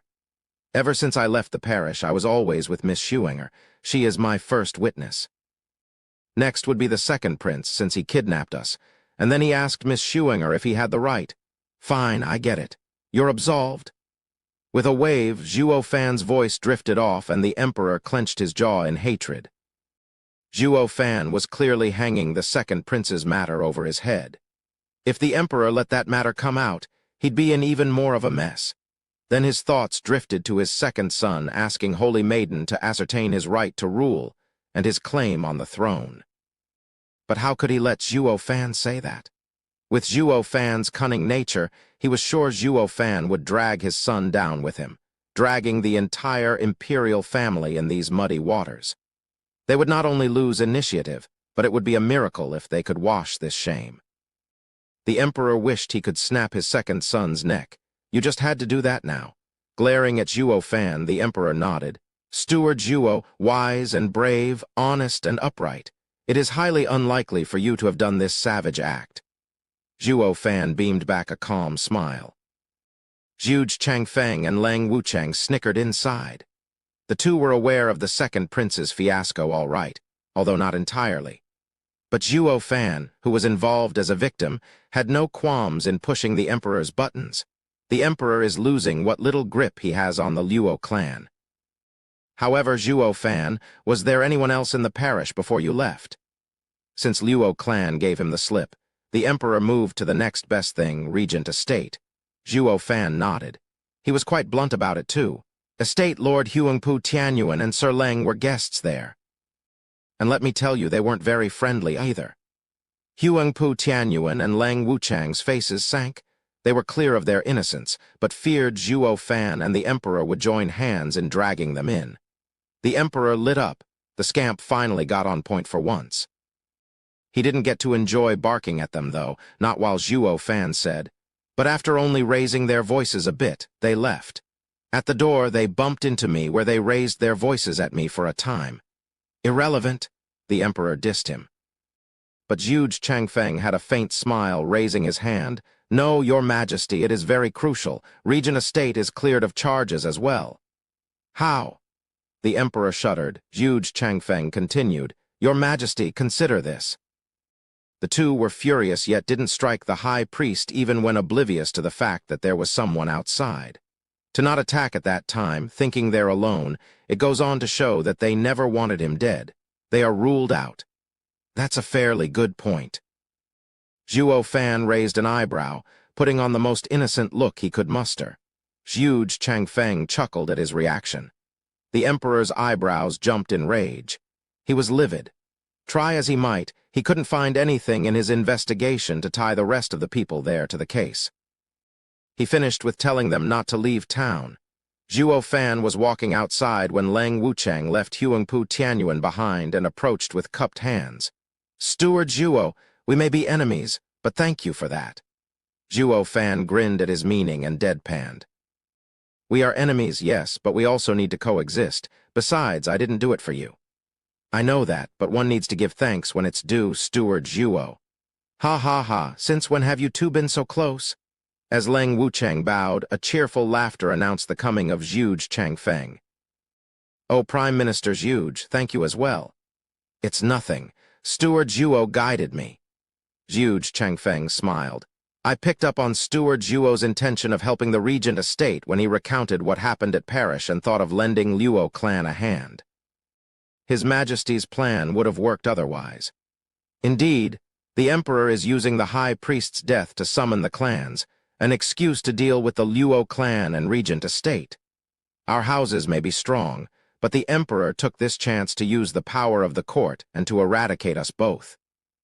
This sudden development could have been the end of us. Zhuo Fan squinted. Even with Luo clan in the clear and the Regent Estate becoming the patsy for murder, the Emperor would have charged us to annihilate you, pitting us against each other. It drew every bit of power from the best steward beneath heaven's title the Emperor bestowed upon me. I can't just bear the title and shirk responsibility now, can I? Ha ha ha, Steward Zhuo is sharp as a tack, able to analyze the bigger picture with a glance. I approve. Zhuge Changfeng cupped his hands. Leng Wuchang sighed with a nod. If we three pool our minds, no one could touch us, not even the Emperor. What a shame. There's nothing to feel sorry about. With how lonely it is at the top, it'd be boring. Zhuo Fan grinned. Zhuge Changfeng and Leng Wuchang laughed, lamenting about the ill circumstances they met in. Interest made them enemies, but that didn't stop respect from forming. And now that they had worked together like clockwork to fight off the court, they felt like old friends. How often did one find a person after his own heart? What do you guys think? Who killed the High Priest in the end? Zhuge Changfeng asked. Zhuo Fan and Leng Wuchang exchanged a smile. You need to ask. It all became clear the instant the Emperor asked me who else had been at Parish. When everything is said and done, the imperial capital is still in the hands of the imperial family.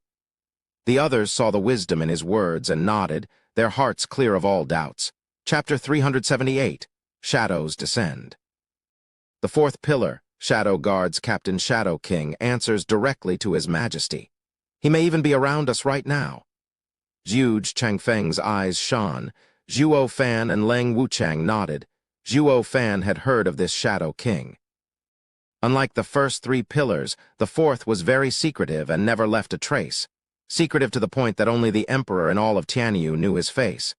Coming and leaving like a shade, worthy of being called just that. Steward Zhuo? A charming voice caught Zhuo Fan's attention. Yun Shuang rushed towards him in worry as she pleaded. Xiao Dongzi and the others are in danger. Please save them. Zhuo Fan knew that she was talking about her clan on its way to Blackwind Mountain. But how did she know they're in danger? Yun Shuang answered his thoughts. Intuition. Holy Maiden can read fate, so her intuitions must be true. Zhuge Changfeng nodded. Zhuo Fan sighed. Then I'll go take a look outside the imperial capital. Gents, please see that Miss Shuanger arrives at the Luo clan safely. Ha ha ha, nothing to worry about. Leng Wuchang and Zhuge Changfeng smiled. Leng Wuchang frowned, though. Is Steward Zhuo going to fight his way out of the sealed imperial capital? Ha ha ha, you're quite shrewd. I'm not that stupid to give the emperor an excuse. Laughing, Zhuo Fan's right eye flashed golden and he poofed out of existence. Leng Wuchang praised. Zhuo Fan is a true freak with freaky skills to boot. If he wants to leave town, no one will know. Ha ha ha, so true. How else would you have suffered at his tricks? Zhuge Changfeng nodded. Leng Wuchang flushed. He gave Huangpu Tianyuan a word, then fulfilled his promise of escorting Yun Shuang to the Luo clan with Zhuge Changfeng. While he was at it, he made sure to investigate the Yun clan and Luo clan's ties. He learnt that the high priest left Yun Shuang in Zhuo Fan's care to even assist him. Leng Wuchang and Zhuge Changfeng shared a look and realized the high priest's cause of death. He crossed the line. What still eluded them, though, was why the high priest was willing to give his life for the Luo clan. Oh, we're here. Thank you so much for escorting me. Yun Shuang bowed deeply. The two returned the gesture, then Leng Wuchang asked, Miss Yun Shuang, what will you be doing with the high priest's body? Oh, as gratitude for his majesty's favor, grandfather will be laid to rest in the imperial cemetery. Yun Shuang spoke, subdued. Leng Wuchang sighed. As it should be, although, will the high priest ever rest knowing his enemy will pose at his funeral all to look good in front of the people? What? Yun Shuang shuddered. Sir Leng, what did you say? Oh, did I speak out too loud? Ha ha ha, sorry, I was only mumbling to myself. Just take it as if it never happened. Leng Wuchang played the fool. Yun Shuang frowned. There's no way. I clearly heard you say enemy. Do you know who killed my grandfather? Please tell me. Yun Shuang looked at him in tears, holding Leng Wuchang's arm. Leng Wuchang gave her a long look, but removed her hands with a sigh. Forgive me, but I know nothing. It's best if you ask Steward Zhuo. Leng Wuchang turned away, yet glee danced in his and Zhuge Changfeng's eyes when they met, leaving with one final bow. Yun Shuang just stood there dazed, muttering to herself. Ask Steward Zhuo. Does he know who killed grandfather? After Leng Wuchang caught up, Zhuge Changfeng shook his head. Sir Leng, that wasn't very nice of you. Zhuo Fan helped you in the court, yet now you are leaving him with a headache. With the Yun clan and Luo clan's close relationship, if Yun clan causes trouble, Luo clan will be dragged into it. Ha ha ha, oh please, Prime Minister Zhuge. Didn't Zhuo Fan say we're only saving our own skin? And we're still enemies, aren't we? I'm sure he would have done the same thing if he were me. With how everything's a stalemate, there will be someone who will stir the water, no matter how much neither of us wants to be the one in the limelight. And since someone has stirred up the pot, we all have much to look forward to, don't we? Zhuge Changfeng's eyes shone with joy as well. Meanwhile, 20 miles out of the imperial capital, a throng of thousands of people was marching towards Windgaze City. Lai Jingshan and the power couple were hovering above, ensuring their safety. Among the cooling breeze and the sun glaring through the mountains, this trip felt like a scenic route. It was then that the wind came down fast and hard, stirring the birds. The entire sky turned black in seconds. Then came the wails, grating at people's minds. Humph, they're finally here. Lai Jingshan snickered and his knuckles cracked, his eyes shining in excitement. A martial fanatic would start feeling moody if he didn't get his daily dose of brawl. Qiu Yanhai and Zhu Qingjian showed a wide grin as well. Fire and ice spread as they looked up at the encroaching darkness.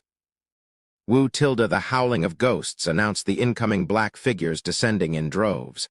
They all wore black armor and black helmets that hid their faces. Only the thin slits in those helmets showed heavy gazes, the only sight in this world of black and shuddering cold.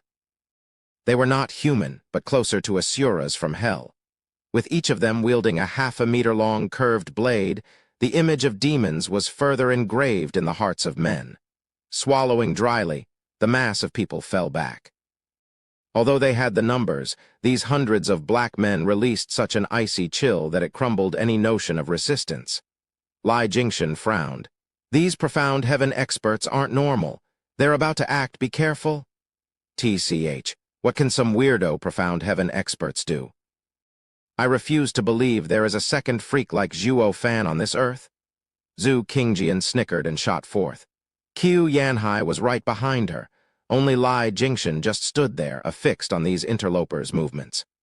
Look out, it's the Luo clan's ice and fire lords.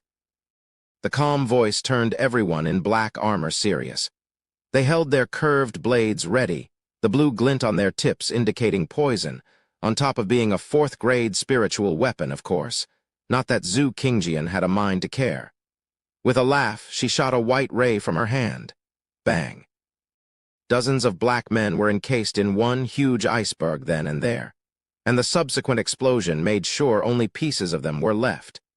The black army fell back 2 steps, making Zhu Qingjian laugh harder. What did I tell you? They're only profound heaven. They're not worth a single blow.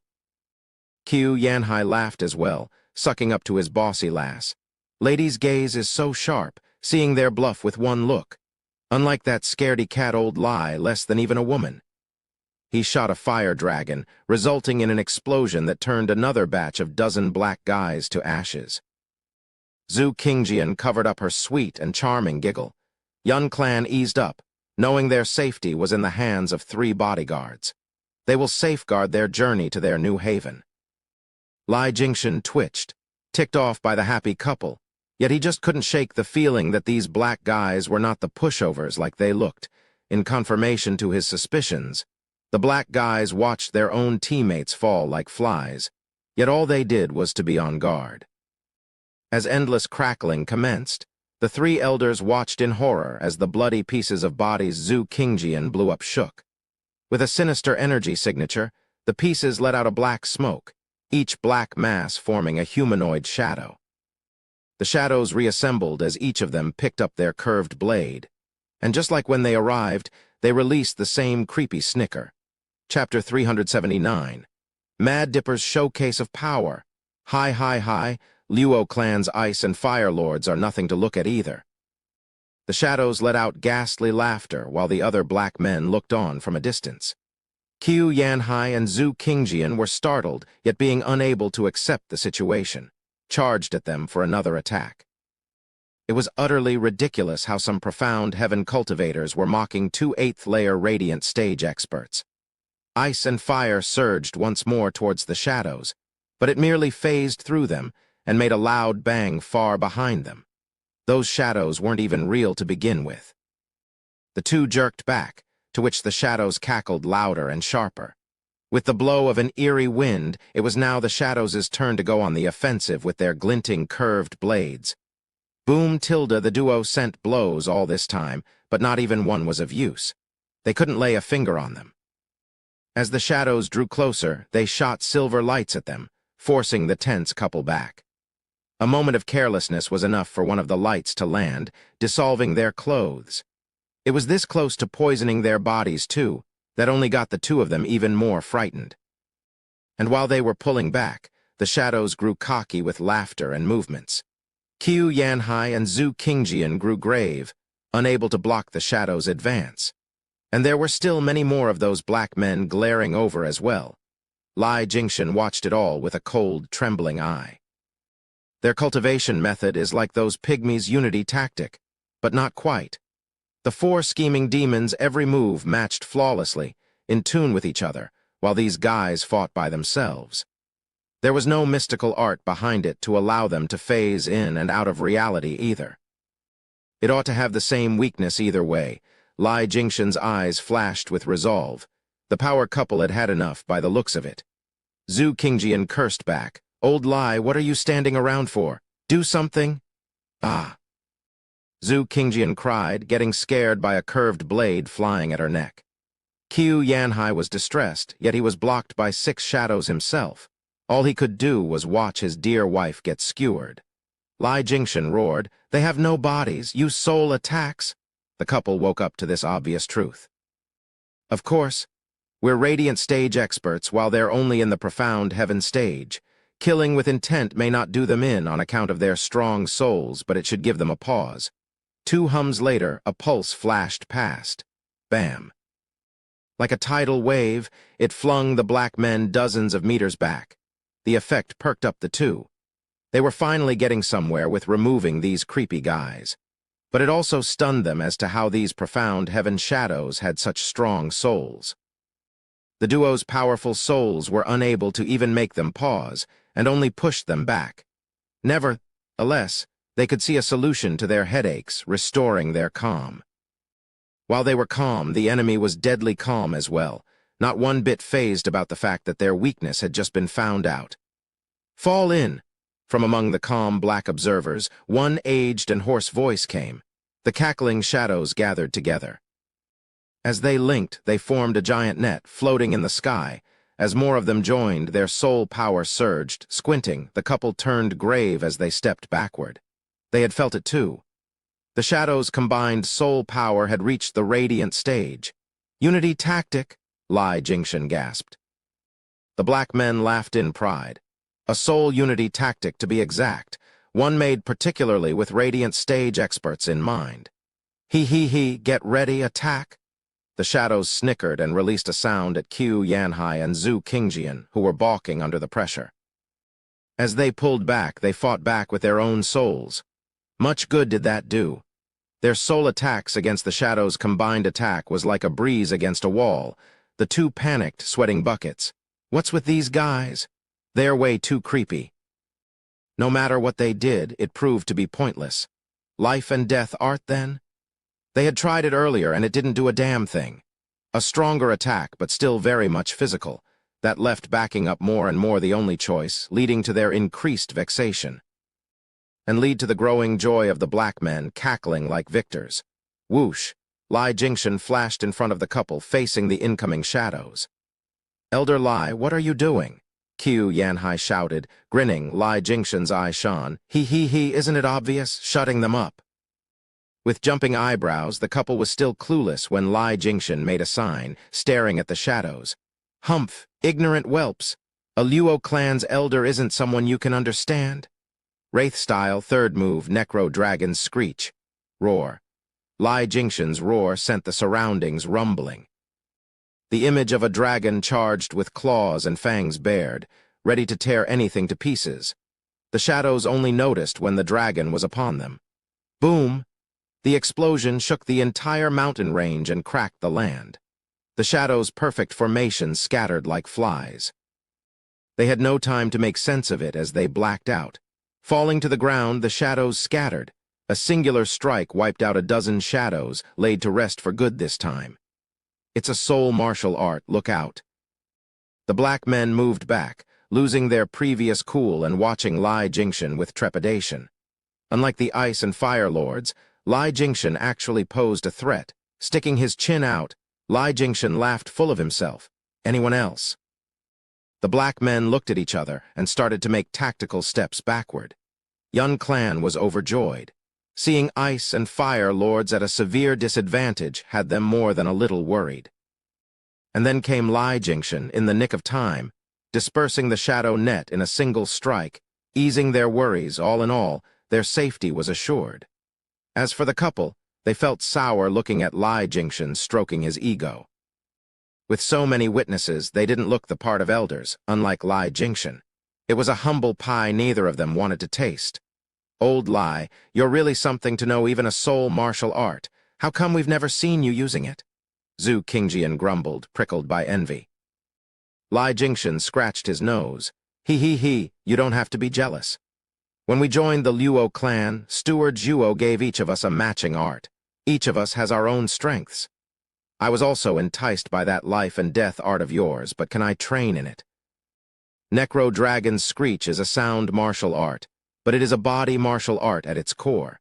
Since you two train by combining fire and water, this art doesn't seem to fit you, does it?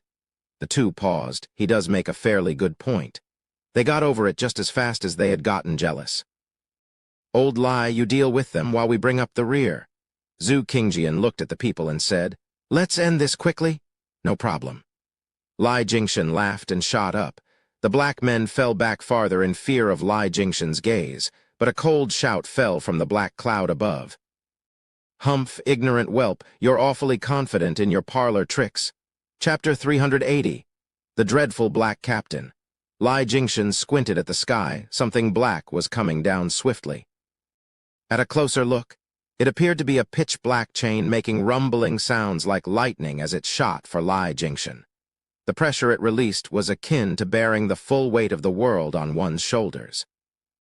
Everyone's breathing faltered, their feet plunging into the dirt, and their waists bent from the mountain-like pressure. Even eighth layer of radiant stage experts like the odd couple shuddered, the ground cracking beneath their feet in all directions.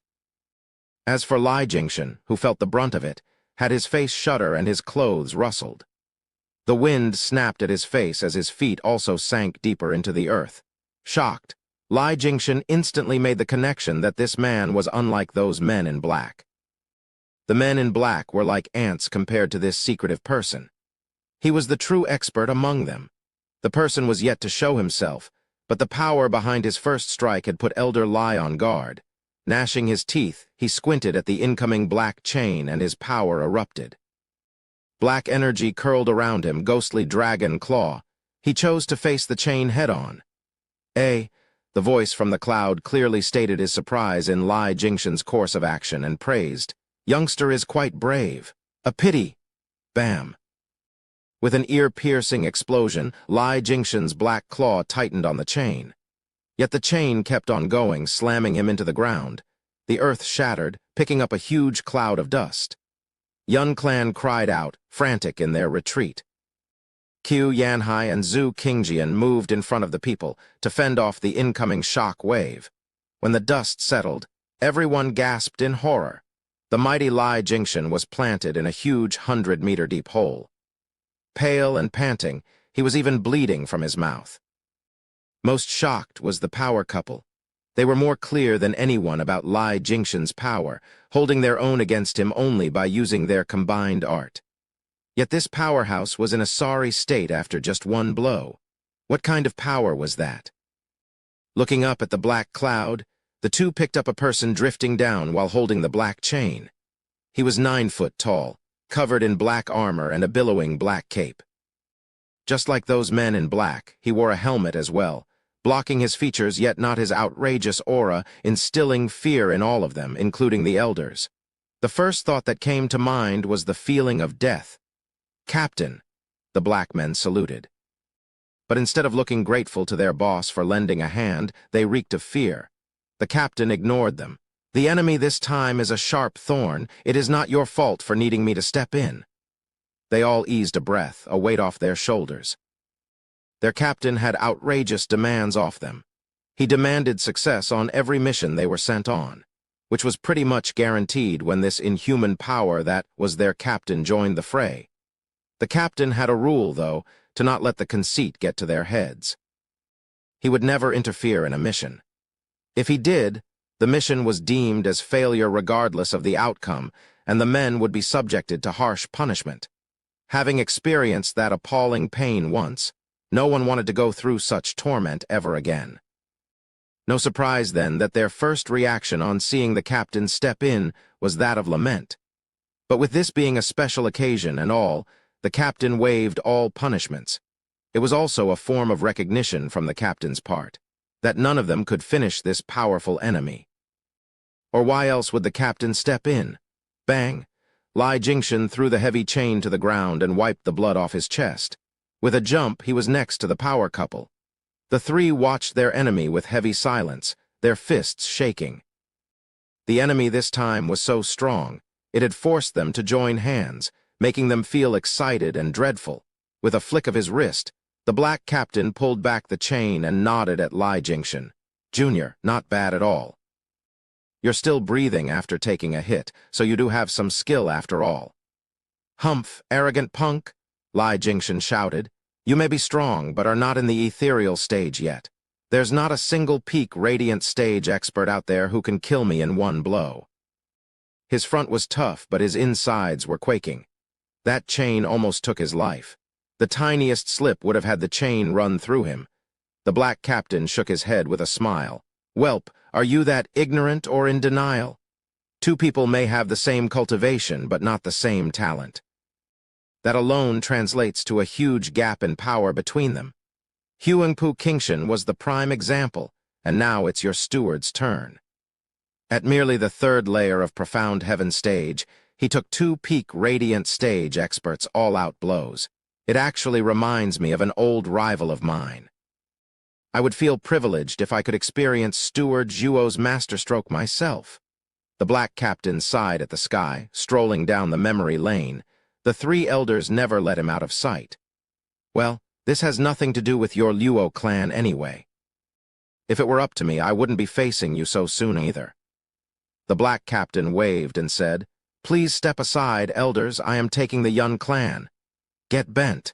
If I just give them to you, I won't even be able to face the world with shame." Zhu Qingjian snapped, shooting for him with Qiu Yanhai fast behind. The two were on him in a blink, striking his chest with their combined power. Fire and water fusion, life and death art?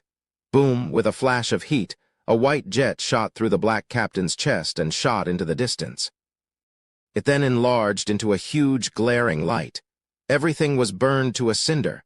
With a bang, the black chain clattered on the ground, and with the dying of the light, the power couple started panting. There was no one in front of them. The two had finished him off. The two smiled, and the Yun clan cheered. Lai Jingshan grinned as well, but the black men's gaze made him think twice, damn it, because they were unfazed. Their confidence was justified as well.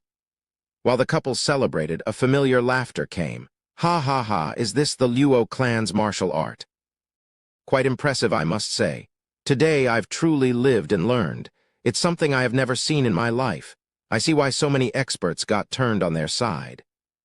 That move might have worked on them, but now..." SSS tilde black smoke gathered in the form of a person and then a suit of armor. The black captain was back with a smile. "I am neither man nor shade, but in between. The same move won't work on me." The two's hearts seized. They should have known this by now. With the black men turning into black smoke to avoid physical attacks, their captain ought to follow the same logic. The earlier move was merely a test run to see if it had any effect, and indeed it didn't. And with the captain being far stronger than his men, it went without question that he could phase in and out as well. The black men had a hard time becoming real once they turned into shadows. While the black captain could do it at will, he was a true undying monster and a pain to deal with. The couple gnashed their teeth and fell back. Far too late, however. The black captain's wave brought the chain to his hand, and then it shot towards the couple.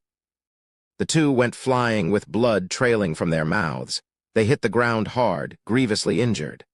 "Humph, I warned you of this outcome, but since you struck first, you only have yourselves to blame." The cold eyes flashed in the darkness as the chain went for the two again. Lai Jingshan covered himself in black energy and shot to intercept. Wraith Style's first move, Soaring Demonic Dragon. Roar, with a black dragon image around him, Lai Jingshan clashed with the chain, but it shattered his dragon. Lai Jingshan was flung into the air and spat blood. Falling to the ground, he looked lifeless. At least he had covered for the power couple by sending the chain away from them. "You too, cough tilde. This is as far as I can help you." Lai Jingshan was panting, blood seeping into the ground around him. Qiu Yanhai nodded in gratitude. "Old Lai, you're a true friend?" Yun clan was in tears, unknown if from fear or from the touching scene. Lai Jingshan and the Ice and Fire Lords were usually at odds with each other, but when it came to fighting, neither left the other behind. The black captain paused, then his tone turned angry for the first time, and he snarled. "What camaraderie? Mad Dipper, since you want to save them so badly, you can die first." Whoosh, the black chain came for Lai Jingshan to finish the job. Qiu Yanhai and Zhu Qingjian struggled but couldn't budge at all. Lai Jingshan sighed at the black chain reflecting in his eyes. "Is this how I, the great Mad Dipper, would meet my end? Without even knowing who killed me?" Ice and Fire Lords stared enraged, their fists clenched. But in times like these, one particularly familiar voice lifted their spirits. "Yo, Spade, Were you perhaps left for dead to find the Luo clan's bromance so revolting? Chapter 381. Divine Eye of the Void's Third Stage. Tilde with a spatial ripple. An odd red glow shot in front of Lai Jingshan before the black chain could land. The chain whistled back with a bang, deflected right back at the black captain. Squinting, the black captain heard a buzzing in his ear, and he groaned as he blocked the chain. What he didn't take into account was the monstrous power infused within the chain. His block did nothing to stop the chain from knocking his arm into his chest. Like a cliff had been smashed into him, the black captain flung backwards. With an explosion, a hill that was a mile out crumbled, filling the sky with dust. The only sign something ever happened was the deep groove in the ground leading to it. It took everyone's breath away. Everyone was very clear about Black Captain's strength. Not even 3 great Radiant stage experts could topple him. But for this dreaded man to be blown away, how terrifying would his opponent be? All eyes snapped to Lai Jingshan. He was still hanging by a thread, but now a cold figure stood before him, his white hair drifting in the wind, right hand flashing an eerie red and eyes cold as ice. Luo clan's steward, soaring demonic dragon Zhuo Fan. The black men grew tense as they looked at him, their faces twisting slowly. They had all heard of Zhuo Fan's illustrious name, but seeing him was believing. What they had failed to grasp was the demonic dragon's power to push back their captain. It boggled their minds. They knew their captain better than anyone. Yet Zhuo Fan had flung that monster away in one hit. How is that even possible? The black men turned to the rubble behind them with hope. Captain, SSS tilde black smoke seeped from the rocks, reforming into a shadow. After a few more seconds, the armor took shape as well, returning back to his earlier daunting figure. The black chain flew back in his hand with a wave. Just what is that thing? Zhuo Fan's brow rose. Lai Jingshan gasped. He saw Zhuo Fan calm but still advised, Steward Zhuo, watch out, he can phase in and out of reality. Normal martial arts don't work on him. The only way to fight him is with soul attacks. There is such a thing. In that case, his eyes flashed and Zhuo Fan gave him a deep look and laughed all of a sudden, having everything figured out. Elder Lai, you guys rest, I'll take it from here. Zhuo Fan walked on with a thin smile.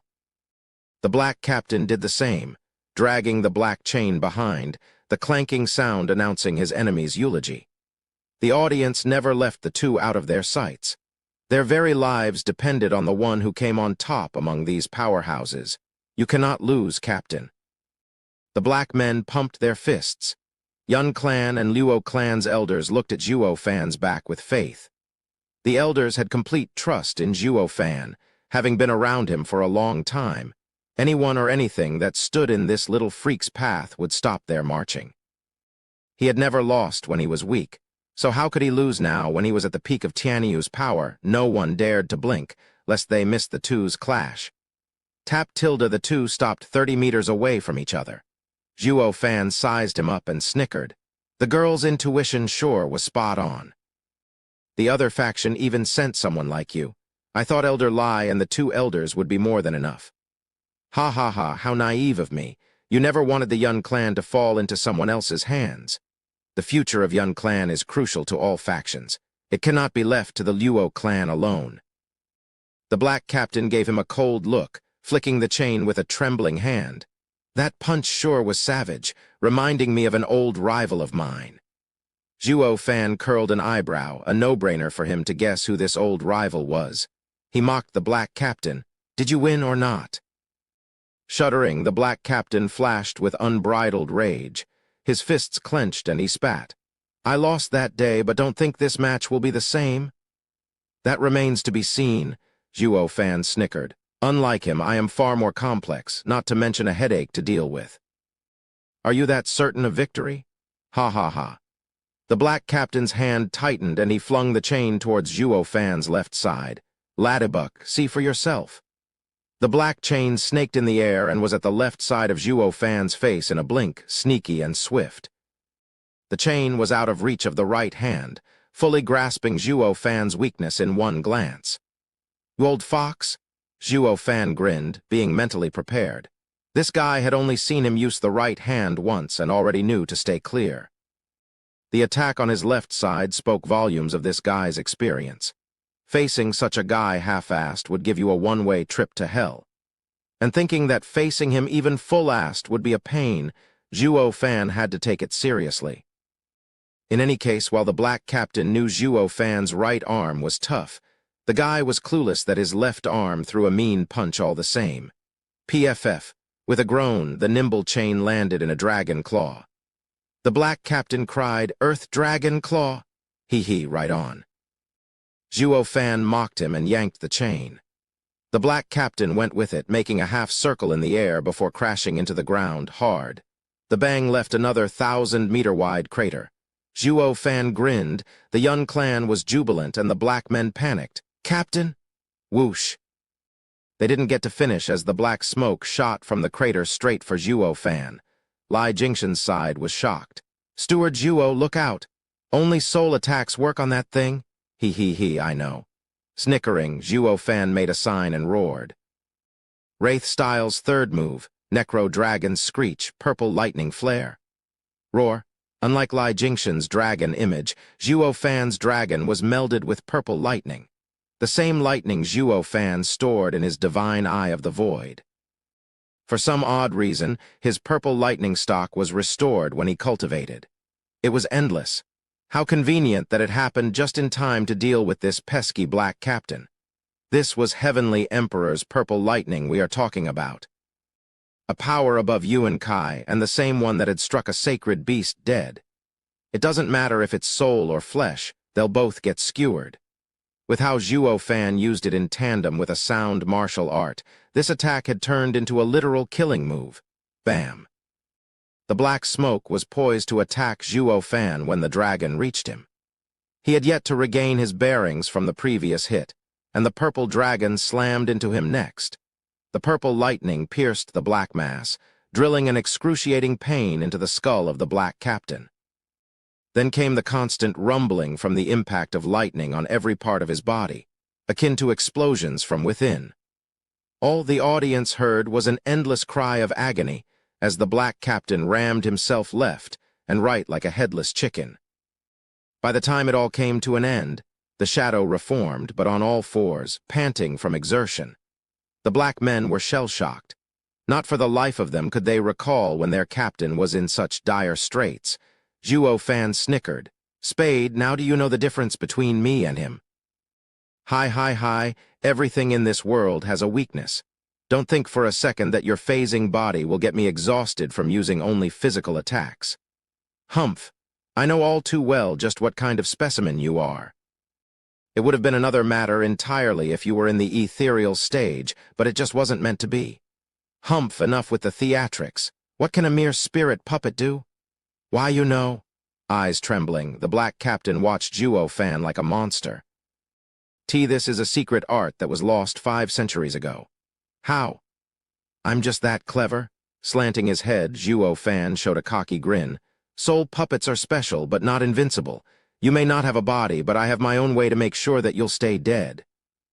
You showed off in my presence, and you beat my men. He, don't even think of escaping. Zhuo Fan cackled, and 3 golden halos shone in his right eye. Divine Eye of the Void's 3rd stage, Mirage World. Chapter 382, Mirage World. An unnatural space ripple spread around, and the black men and their captain saw the world twist before their very eyes in a blink. Their view was replaced with endless white light with nobody else in sight. Bewildering array. Black Captain cried, "Impossible! When did you set it up?" Ha, that's private information. Zhuo Fan faded in with a twisted smile. Spade, turning into a spirit puppet gave you a brilliant escape route. A spirit puppet can fade in and out of reality, neither man nor shade. While elusive, at the same time, you don't have a body. Your soul has nowhere to hide, making it easy to just poof you out of existence. One other thing, your soul's sense is 100 times more acute than a normal person. An advantage, yes, but not when it comes to experiencing pain. Zhuo Fan punctuated by stabbing the horrified black captain with a blade. Ah, a wail like no other echoed. Black Captain was soaked in sweat and crumbled to his knees. His eyes were full of fear towards Zhuo Fan. Clang. Zhuo Fan had another blade flash in his hand and casually went for his back this time. The black captain jumped back. Just when he thought he was in the clear, the pain came and so did the shrieks. Looking back, he saw a bright long sword stuck in his back, the same one Zhuo Fan had. Ha ha ha, try not to dodge. You'll only waste your energy. With a wide grin, Zhuo Fan said, "Didn't I tell you, having 100 times more acute soul sense is not all it's cracked up to be, especially when it comes to pain." Props for figuring out this is an illusion, but in here, what's real and fake have been switched. And guys like you, who use phasing as an escape, will find themselves much weaker than anyone else. Not to mention the time here is slower. I may have taken my sweet time poking you twice, but outside it hasn't been a second. We've got all the time in the world to enjoy. Ha ha ha, here everything's an illusion while outside the pain is real. But the moment you cave in is the second you will die. Zhuo Fan sported a twisted grin and flicked 4 blades into Black Captain's chest, getting him acquainted with a world of pain. This was Zhuo Fan's illusion, his world. In this world he made the rules. In here he was God. The Black Captain was unstoppable outside, while in this illusion he was being toyed around like a powerless doll. And when the pain proved to be too much for his mind to handle, his soul would just fly away. This was Divine Eye of the Void's 3rd stage, Mirage World. A place where Zhuo Fan created and controlled everything. This breakthrough in Divine Eye of the Void came somewhat fast, having lacked the needed soul power to achieve it. But through the refinement of the Sea Phantom Wings, the strange power of the wings resonated with Mirage World, leading up to a wonderful coincidence. This also happened to be the straw that broke the back of the pesky Black Captain and his cronies. Outside the illusion, wails echoed out, jerking the people from shock as they blinked at the prideful shadow. Zhuo Fan was just standing there as well, facing the previously outstanding black men as they rolled on the ground shouting in agony. Like they are getting friggin' tortured. Just how big a gap in strength is there? Steward Zhuo stays true to his reputation as a monster. The elders were dumbstruck. They knew Zhuo Fan was awesome, but this was a bit outrageous. He flipped the tables with just a glare, yet the glare still wasn't over and the enemies writhed in pain. The trio looked at each other and sighed. They were Luo clan's elders, Zhuo Fan's backup. But the kid had outgrown them, entering a totally new realm, gazing at the high-end mighty white-haired figure the 3 sighed. The little freak is so fast, not even our ass-kissing can catch up. How would they know that the Mirage World was sucking Zhuo Fan off soul power? He may look cool standing there, his 3 golden halos flashing in the right eye, sending the enemies into a world of hurt. But his brow was soaked, his mind raving. These damn rotten bastards can still take it. I've got 3,600 blades poked into them, yet they just won't die. This must be the fruit of the torturous training they do each day to build such grit. PFF. Just as he finished that thought, a black man held his head with a groan, rolled around 100 times on the ground, kicked his legs at some point, and then just laid there. In the real world, black smoke drifted out of armor. The gear clattered to the floor empty. Zhuo Fan grinned and spat. It's about time. These spirit puppets are at their limit. Ugh tilde case in point, after the first shadow keeled over, a second and third were bound to collapse, leaving behind empty armor. Some didn't even get to fall, their souls gone like the wind in mid-fall. Zhuo Fan eased his breath. The fewer they were, the lesser the strain on his soul. It didn't take long for the hundreds of black men to sputter in smoke, leaving the captain, still hugging his head with a clenched jaw. Zhuo Fan snorted with a wet brow. His soul was reaching his limit, his vision blurred, but he hung on holding the black captain in the Mirage World. Just a little more and he's done for. Zhuo Fan smiled inside, his knuckles white. Whoosh! A pebble shot for Zhuo Fan at breakneck speed. So small yet containing the power of a mountain, forcing Zhuo Fan to take a pause. Yet Zhuo Fan had 2 aces with him, his beastly fists. Any one of which could deal with such a feeble threat. His right hand moved and caught the pebble, but it proved to be enough of a distraction for the Mirage World to break. The black captain sensed the real world and jumped through the crack. "Steward Zhuo, the guy's escaping," Lai Jingxian shouted. Zhuo Fan's right eye flashed with two golden halos. Divine Eye of the Void's second stage, Void Annihilation, whoosh, a spatial ripple shot for the captain. He turned into smoke trying to dodge, but when Void Annihilation passed through him, he felt an agony like never before. Even being a spirit puppet, he couldn't avoid the effects of space cracking. His soul was jolted and wounds laced his mind. The captain cursed inside. What kind of a freak is he? He has so many fancy and powerful tricks, not even that guy can match. Boom. Void Annihilation ran through 3 mountains before taking to the sky. Zhuo Fan was about to send another one. Black Captain was too scared to take any more blows like that and turned into black smoke, drifting among the Yun clan. Zhuo Fan held back, lest he harmed innocents. The black captain laughed, having found his window, flying closer to the people.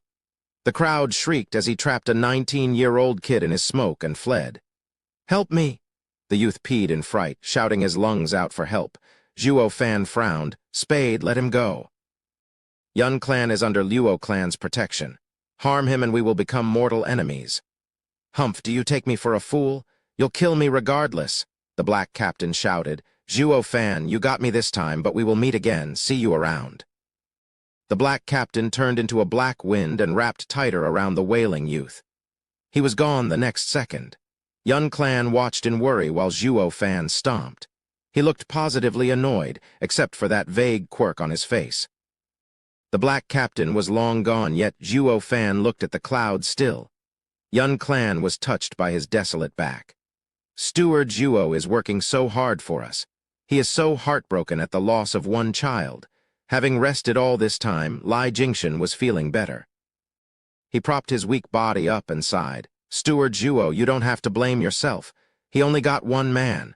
Claptrap, who's blaming himself here." Zhuo Fan snorted. "The kid is already an adult, yet he hasn't even awakened his blood, a waste. It makes no difference if he's gone. But we are here to look good for the Yun clan, so we can't harm their people. That sadness and self-blame routine is there to make them respect us more. Yun clan will be far more willing to follow us now." Lai Jingxian's face twitched and he nodded. "Steward Zhuo is Steward Zhuo. He will never change. He is clearer than anyone about what to do for his own interests." Chapter 383, Spirit Puppet. "My apologies, everyone. I could not protect you all and let that fiend take someone. I am ashamed," Zhuo Fan gasped and said in a heartbroken tone, watching them with a painful look. Lai Jingxian next to him felt his face jump around from all the twitching. For the sake of Luo clan's future, Steward Zhuo has curbed his mean streak to win their hearts. Or that black captain would never have gotten away even with a hostage. Yun clan bowed in gratitude. "Steward Zhuo, please, you don't have to say it. If not for you, all of Yun clan would have ended in misfortune. You have no reason to feel remorse. It should be us thanking you instead. But what we don't understand is what could have happened for us, who look after the people, to incur such a disaster." The Yun clan shook their heads. Zhuo Fan hit a snicker, bearing only his laments.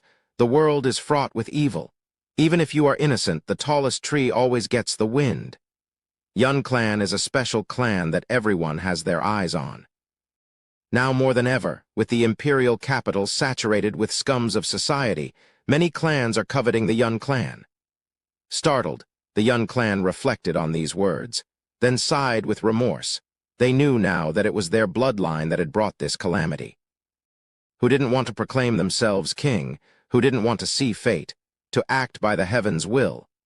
But they had the imperial family's protection over the last millennium to curb these thoughts. And when all the top dogs gathered in the imperial capital, they could feel the noose tightening on their throats.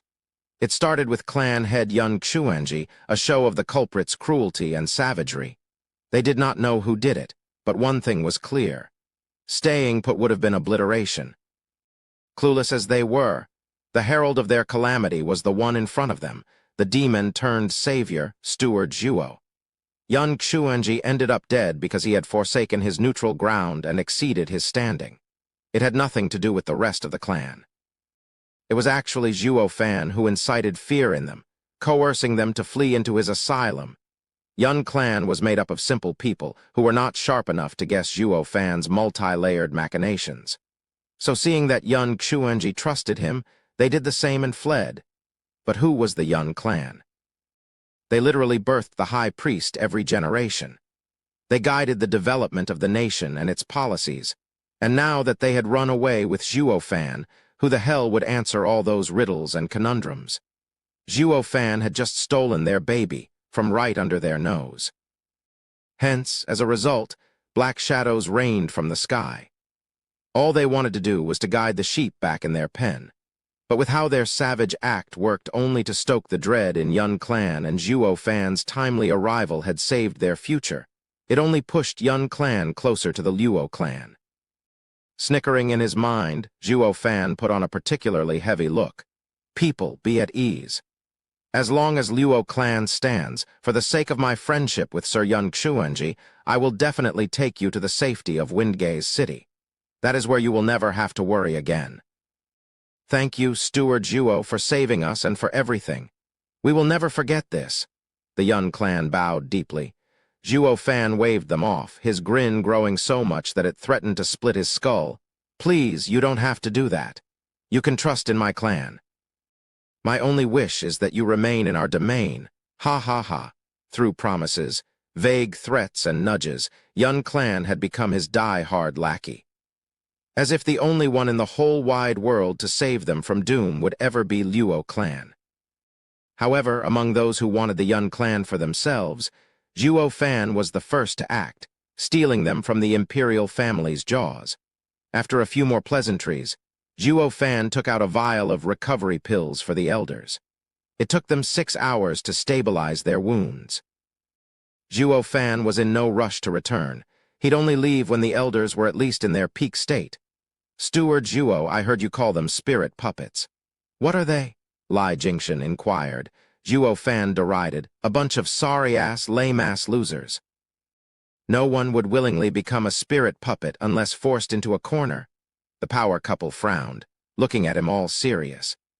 We all know that only by reaching the ethereal stage can one's mind and soul fuse, allowing them to shed their bodies. Even if the body crumbles, you can just possess another. The three nodded.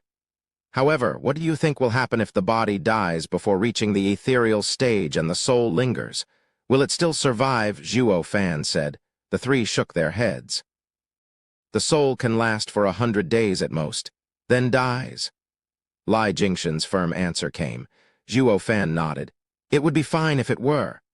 But the demonic path has a secret art allowing experts beneath the ethereal stage to wander around as their souls, surviving on the spiritual energy of the world. Hence the name Spirit Puppets. The three sharpened their ears, hanging onto every word. The name says it all. They are puppets of the spirit world. Once a should-be-dead person is refined into a spirit puppet, to say nothing of their soul never growing stronger, he would roam the world as neither man nor shade. A zombie pretty much sums it up. Unless one is consumed by revenge and hatred, one would rather die than choose such a pitiful existence. It is a downright disgrace. On top of that, a spirit puppet has to consume souls to maintain their Yuan Kai, a truly vile secret art. It hardly matters if they meet me, a demonic cultivator. But stumble upon a righteous cultivator, and those overzealous warriors of righteousness would chase them to the ends of the earth. It is part of their job description and also earns them merit. It does wonders for their mentality, tempering their hearts. The three blinked in understanding. Zhu Qingjian then asked, "Something is off here. Steward Zhuo, you just said that those filled with immense regret and hatred would turn into spirit puppets, but we just faced hundreds of them. There's no way for there to be so many warriors knowledgeable of this art and be so consumed with revenge. It's too much of a coincidence. Ha ha ha, those mass-produced goods aren't included." Zhuo Fan cackled. The other side is amassing a secret army, forcing cultivators into becoming spirit puppets. To Tianyu, who has never seen a shadow of an ethereal stage expert, and with so few martial arts focused on the soul, spirit puppets would be a headache to face. It is a blessing in disguise that they are so hard to make. Not anyone can become one. The slightest slip-up and it'd be the end. Elder Lai, you know how the kid's old Pang is training in the Wraith art have a low success rate. Well, this one is even lower, ha ha ha. Lai Jingshan was stunned.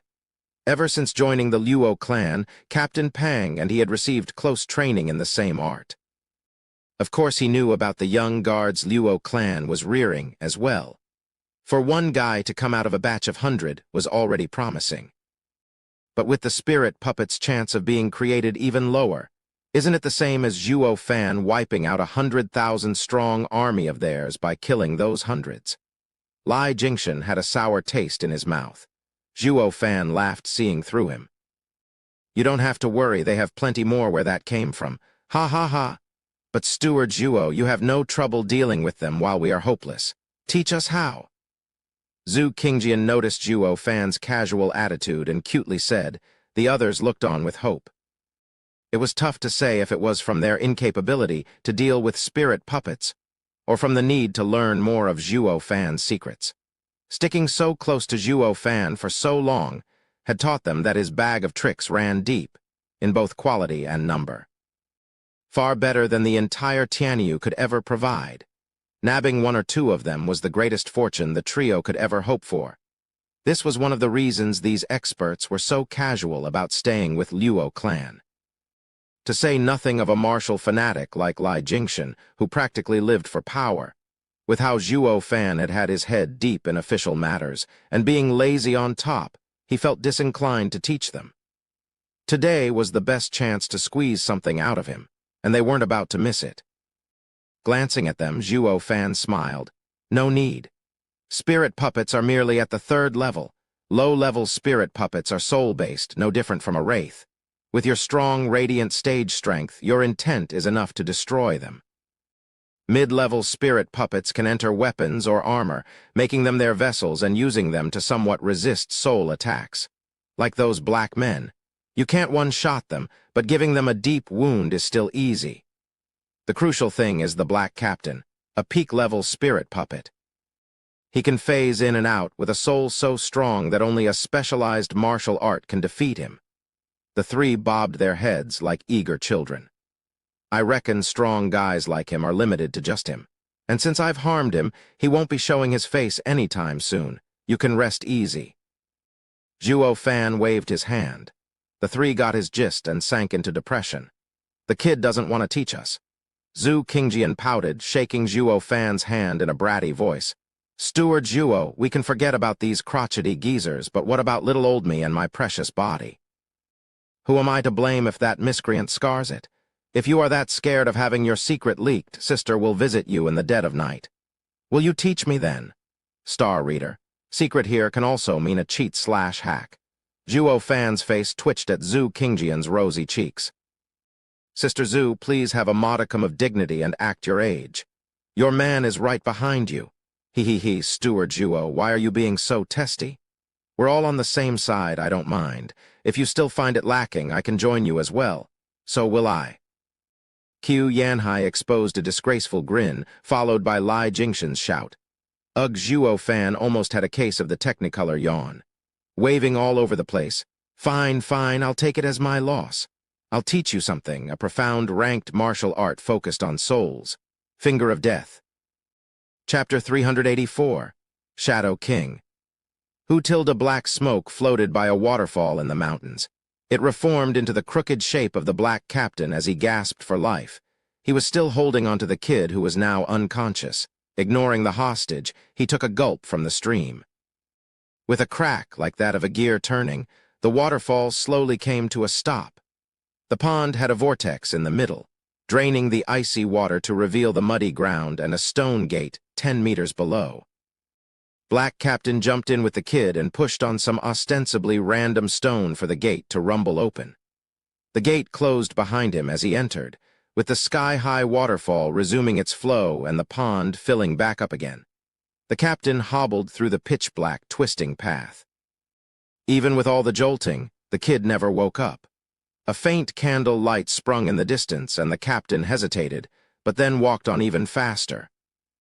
In the glum room, around 60 square meters in size, Skipping a torturer's tools of the trade being laid around, a golden sheet ran through the center, dividing the room in two. Plop! The black captain threw the hostage down and knelt before the cloth. "I have failed you and await my sentence." "You failed?" The aged voice from beyond carried shock, "for even you to fail." Sigh. The sighing black captain was lost for words as well. His eyes dimmed and he collapsed. The voice came again, "And you're also wounded." Whoosh! Tilde, a black flash reached the black captain before the aged voice could, giving the captain a pill. When his breathing evened, the man with a bamboo hat eased a breath and said at the curtain, "Please relax, sir. Senior has sustained heavy injuries and only needs time to heal." "What heavy injuries?" The old man was astounded. "Just who is capable of harming you to such an extent? Not even Gu Santong could do this." The man behind the veil was quite aware of Black Captain's specialty of phase in and out. He couldn't deal with Gu Santong, but that little freak's ridiculous strong arm could do nothing just as well. "There's actually another person in Tianyu that can rout him besides Gu Santong," the Black Captain sighed. "It's Yuo Fan." "He has that kind of skill?" Ha ha ha, and more to spare. "Even I had to step in, but played right into his hand." The captain sounded morose. "That brat is a deadly combination of an extended range of skills and ample experience. I used to think my secret art was lost 5 centuries ago, that no one in Tianyu knew of it. But he saw through me with a glance, and then toyed with me. I only escaped with my life by taking one of the Yun clan's members hostage." The captain sighed, his eyes consumed by dread. He'd been running amok across Tianyu for centuries, yet a pipsqueak like Zhuo Fan showed up, robbing him of all repute and turning him into a bottom feeder. "Zhuo Fan is an even worse headache than Gu Santong," the captain sighed. "Gu Santong is all brawn, but does have weaknesses. While Zhuo Fan not only has Gu Santong's savage power, I couldn't find any weak spots either. It's the first time I've met with such an opponent." The man in the bamboo hat nodded. "Senior is correct. Without having seen him for myself, I would have never taken Zhuo Fan to have such unbridled strength. All of the senior's attempts were foiled. He then used some unknown art to trap Senior and almost cost him his life. Knowing my limits, my only hope was to make a distraction. I am glad to know it helped free Senior. So it was you who helped me. I wondered why his focus slipped. This gratitude I will surely return." The black captain cupped his hands at the bamboo hat guy, who only shook his head. He had only added that little tidbit to get some credit. "It's fine, now that you know I did my part. Just remember me next time you split fees. As for revenge and whatnot, it was the farthest thing from his mind." The veil fell quiet for a long time before the voice returned. "The others," Black Captain sighed, "dead by your hand?" "By Zhuo Fan's." Black Captain squinted and spat.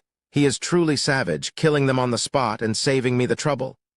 "Ha ha ha, he didn't do it for you. It is a warning. He doesn't want a falling out and went easy on us." The voice behind the veil came. The two were clueless, and the voice explained. "With Zhuo Fan's guile, it would be easy for him to track you down.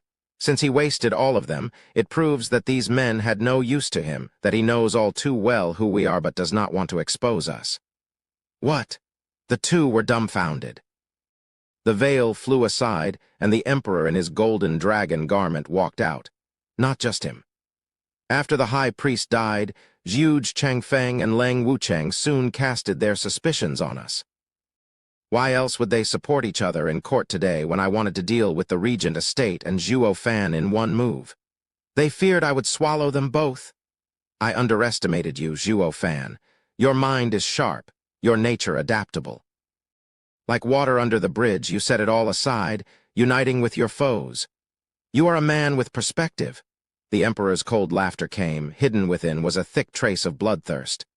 The bamboo hat fell and revealed the monochrome chess sage, Sima Hui. Sima Hui looked hard at the emperor. "Your Majesty, what do we do about Zhuo Fan taking Yun clan to Wingei's city? The Shadow Guard's first detachment was wiped out, and Senior is heavily damaged.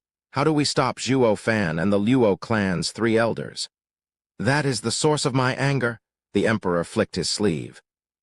I just can't make anything of young Xuanji's decision of relinquishing 1,000-year-old neutrality by siding with the Luo clan, who he has had no relation to speak of. And for what? For Zhuo Fan? I thought I showed my forbearance when I closed my eyes to him reading Huangpu Qingshan's fate. Because I knew the throne is 3 parts fate, 7 parts hard work. I am a true celestial dragon, the son of heaven. I don't fear the likes of Huangpu Qingshan coming to take my rightful place. Yet he had sided with Zhuo Fan. And what did Zhuo Fan do? The man had just died, and his first order of business was to take the Yun clan away from my grasp. A selfish prick for whom the thought of giving a funeral never even crossed the mind. How can he trust, the emperor's ravings stopped in a coughing fit. Sima Hui took a hanky and tended to the emperor. When he took it back, there was blood on it. Your Majesty, Sima Hui cried. The emperor waved. It's fine, I can reign in Tianyu long enough to leave a successor. The emperor took a deep breath to calm himself. Shadow King, you are one of the 4 pillars of my absolute trust and the most secretive being in this world. Everyone who has ever met you has long since died. With one exception, Zhuo Fan. Fate, it seems, isn't reliable but can't be thrown aside either. The kid is your bane, so make sure to stay as far away as possible. But, Your Majesty, Shadow King complained. The emperor waved. Zhuo Fan is a snake with outrageous power. The only way to get rid of him is by turning him into a beacon in all the chaos. Sigh, now all rests on my planning. I only wanted to raise a tiger to tear into those savage beasts and strengthen my position. Yet instead I've reared a dragon, and worst of all, a dragon I can't control. Zhuo Fan, ha ha ha. He is a true combination of Gu Santong and Zhuge Changfeng. He is the greatest plague on my mind. The emperor sighed, a glint flashing deep in his eyes. Shadow King and Sima Hui nodded in the end. Zhuo Fan's power and threat left all of them coming empty-handed, was one of the 3 minds of Tianyu, devious in ploys and tricks, that easy to topple. Was someone with hands as tough as Gu Santong's, equipped with crazy skills to make even Shadow King dumbstruck, going to keel over just like that? Someone well-rounded like Zhuo Fan, versed in brawn and brain, left all his enemies feeling they were chewing a rock. Chapter 385. With me. The emperor showed worry and turned to the unconscious Yun clan member. Bring out the other eye and see if it holds. Understood. Shadow King lifted the kid up and his other hand flashed, revealing a bloody eye. It was now that the kid decided to join the party, looking at the 3 in panic. Who are you? What are you doing? Humph, we're just giving you the opportunity to become the new high priest. Shadow King snickered as his closing hand reflected in the eye of the distraught youth before he gouged it out. Ah, the wailing and pain commenced, yet the kid was unable to move an inch. Shadow King then placed the other eye inside the kid's socket and forced the wound to heal. Blood stopped leaking, and the new eye fused with its new host. The trio nodded at the handiwork. Their joy was short-lived as the youth howled like a banshee. Under the trio's shuddering eyes, the kid thrashed all over. His new eye turned into a black sphere. It released a black energy that infected his body. In a flash, the kid became black as night and crumbled to ashes along with the eye, like I thought, eaten away by the mystical eye. The outcome came at no surprise for the emperor, but that didn't mean he accepted it. Frowning, he sighed. Yun Xuanji's mystical eyes can't be grafted into others, leading to the host being eaten from within. But to think that it won't work even on his people. The Yun clan will have to first awaken their blood to bear these mystical eyes. Nodding, Sima Hui sighed. Your Majesty, it makes sense. Yun clan wouldn't have survived for so long if anyone could use them. Everyone would have been scrambling for their eyes otherwise. The emperor nodded. Quite so. But that only leaves Holy Maiden Yun Shuang as a reader of fate, and she is now with the Luo clan. Your Majesty, you are the one and uncontested ruler on this earth, a true dragon descended on earth. As she belongs to the Yun clan, she will one day fall into your hand. Sima Hui bowed. The emperor paused in thought and said, If only. Meanwhile, Zhuo Fan looked after the elders' wounds while also teaching them the finger of death. After 10 days under his careful guidance, the 3 recovered and were on the road again. while he backtracked to the Regent of Posterity's compound. Whoosh tilde Zhuo Fan flashed inside the manor, finding with his sole sense that all were accounted for and safe. No one used my absence to cause a scene at Luo clan while I was out helping the Yun clan. He knew all too well that a delicate balance was in play and that no player wanted it askew. It was also the most peaceful period. Steward Zhuo?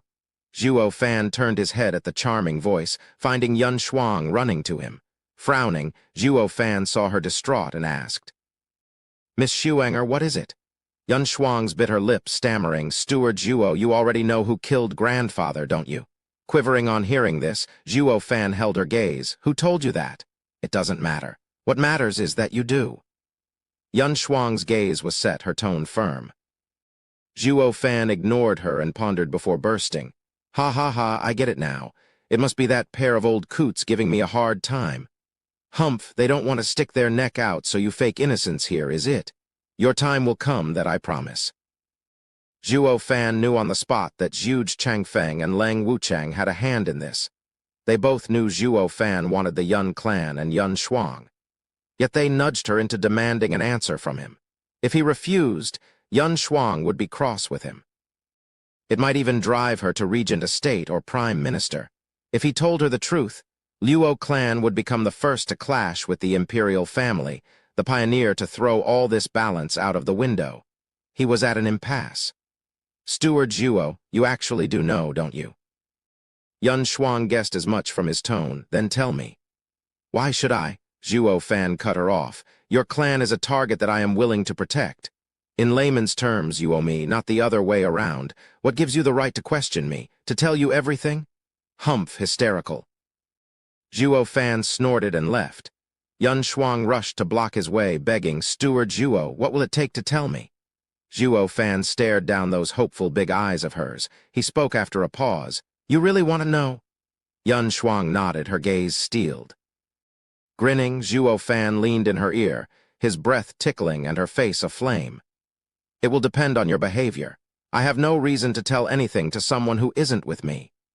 Yun Shuang shuddered, then watched him incredulously and flushed with red-hot cheeks from humiliation. "So this is who you are, Steward Zhuo? Someone who preys on others' weaknesses?" Biting her lip, Yun Shuang teared up. Zhuo Fan snickered. "You got that right. I'm no goody two-shoes. Besides preying on others, my style includes, but is not limited to, robbing someone blind, using their plight and kicking them when they're down. So, do you accept it?" Zhuo Fan looked like the big bad wolf out on the prowl for harmless little lambs.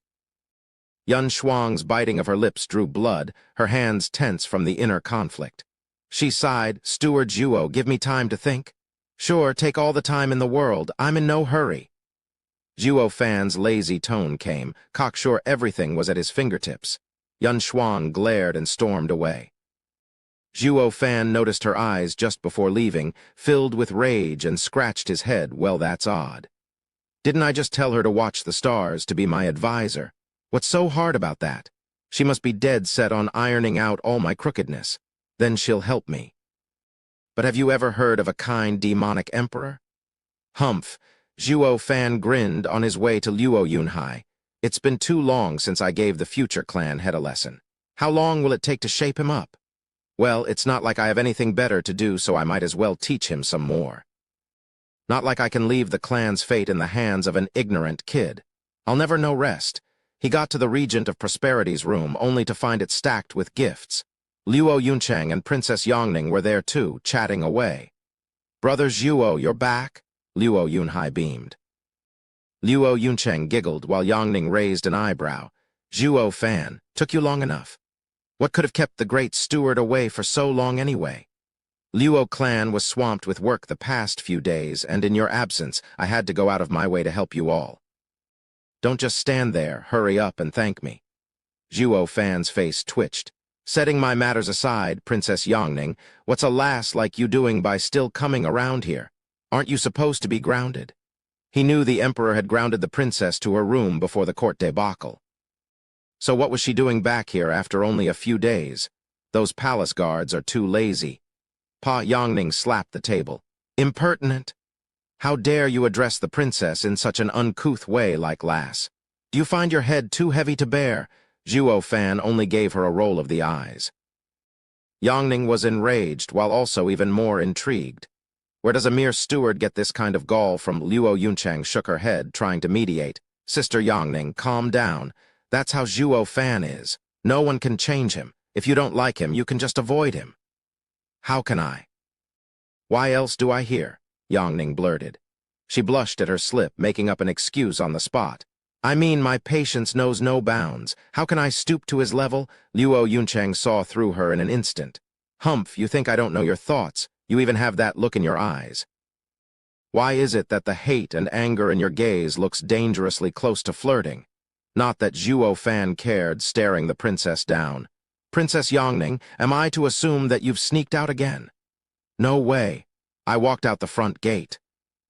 Sticking out her fairly downsized chest, Yangning said, also, the imperial father is holding his centennial jubilee. I have earned my imperial father's accord to search for a proper gift. I fear that it is all too sudden for you, so I will help you prepare as well. See how much I care for you. Princess Yangning smiled at Zhuo Fan, fishing for compliments. Chapter 386. Vile Dragon's Omen. Zhuo Fan couldn't care less, nodding by instinct alone as he made his way away from her. The blank look of indifference dimmed the princess's enthusiasm as well, her tone becoming sour and biting. Yunchang, is this how you teach your servant? He's like a popinjay? Ha ha ha, forgive me, sister. He doesn't know any better. You can just ignore him. Luo Yunchang consoled her while dancing inside. This princess has set herself up for disappointment. Zhuo Fan has never bothered with her. She already had enough rivals and could surely do without any extras. Luo Yunhai glanced at the girls and said coolly, if Brother Zhuo was like you family's stewards, would you be flirting with him and chasing him all day long? Hey, who's chasing whom here? Who's flirting? The two girls snapped at the same time. Luo Yunhai just shook his head. I am doing the chasing and flirting, all right. Brother Zhuo must have come for me, so I'll be going now. Luo Yunhai chuckled away, leaving two tomatoes behind, sunk in awkward silence. At one point, they glanced at the door with admiration for Luo Yunhai. He could go to Zhuo Fan whenever, while they had to find an excuse to maintain their prim and proper reputation. In the gardens of the compound, Luo Yunhai briskly came to an already waiting Zhuo Fan. Zhuo Fan grinned at the kid. Good, your sight is improving. You knew I came for you. Of course. Besides, I've been around Brother Zhuo for so long that we are like brothers. He. Luo Yunhai scratched his nose. Zhuo Fan nodded, hooking his finger. Come then, let me see your progress. A fire was lit under Luo Yunhai's rear as he spurred on with purpose and threw a punch at Zhuo Fan. Bang tilde punches flew everywhere with power and speed. While Zhuo Fan returned some, he also preached. A fight is not just about power, but brains as well. Look for an opening. If there's an opening, seize it. If not, make one. Avail yourself to their weaknesses, avoid their strengths, and lure them into a false sense of security before you spring your trap to crush them. Zhuo Fan had taught Luo Yunhai well into the night when the moon was up and the stars were shining. For Zhuo Fan, it was all a light warm-up. While Luo Yunhai, a bone-tempering cultivator, facing such a monster, was now sprawled on the ground gasping for air. He was burnt out like a toad croaking its last. Brother Zhuo, you were quite free today to teach me for so long. Luo Yunhai shouted, soaked in sweat. Zhuo Fan sighed at the starry sky. 3 years. Only one has passed and the stalemate is already stirring. You'll be hard-pressed to find a quieter time like this afterwards, ha ha ha. Zhuo Fan shook his head, patting Luo Yunhai's head before going to his room. The thought of leaving again soon left him bleak. Luo Yunhai gazed at the prideful back. He sensed something and picked himself up to go find Luo Yunchang. Creak tilde Zhuo Fan entered his room and sighed. He frowned, having smelled something off about his chambers. Scanning the room, he arrived at the bed with something squirming beneath the covers. Who's there? Zhuo Fan said. The squirming thing got squirmier. Zhuo Fan flicked the bedding off, but the squirmy thing left him speechless. The fair skin of a tight body, covered in thin red silk that could fly away at a simple breeze, was right there for the taking. The owner of such a work of art had her eyes closed shut and teeth clenched while she was shivering and in silent tears. "Miss Schuenger." Blinking, Zhuo Fan swallowed dryly. "What are you doing in my bed? Looking like this, no less." His voice trailed off, his shifty eyes gawking in all her splendor. Yun Shuang blushed harder and shouted, "Isn't this what a beast like you wanted?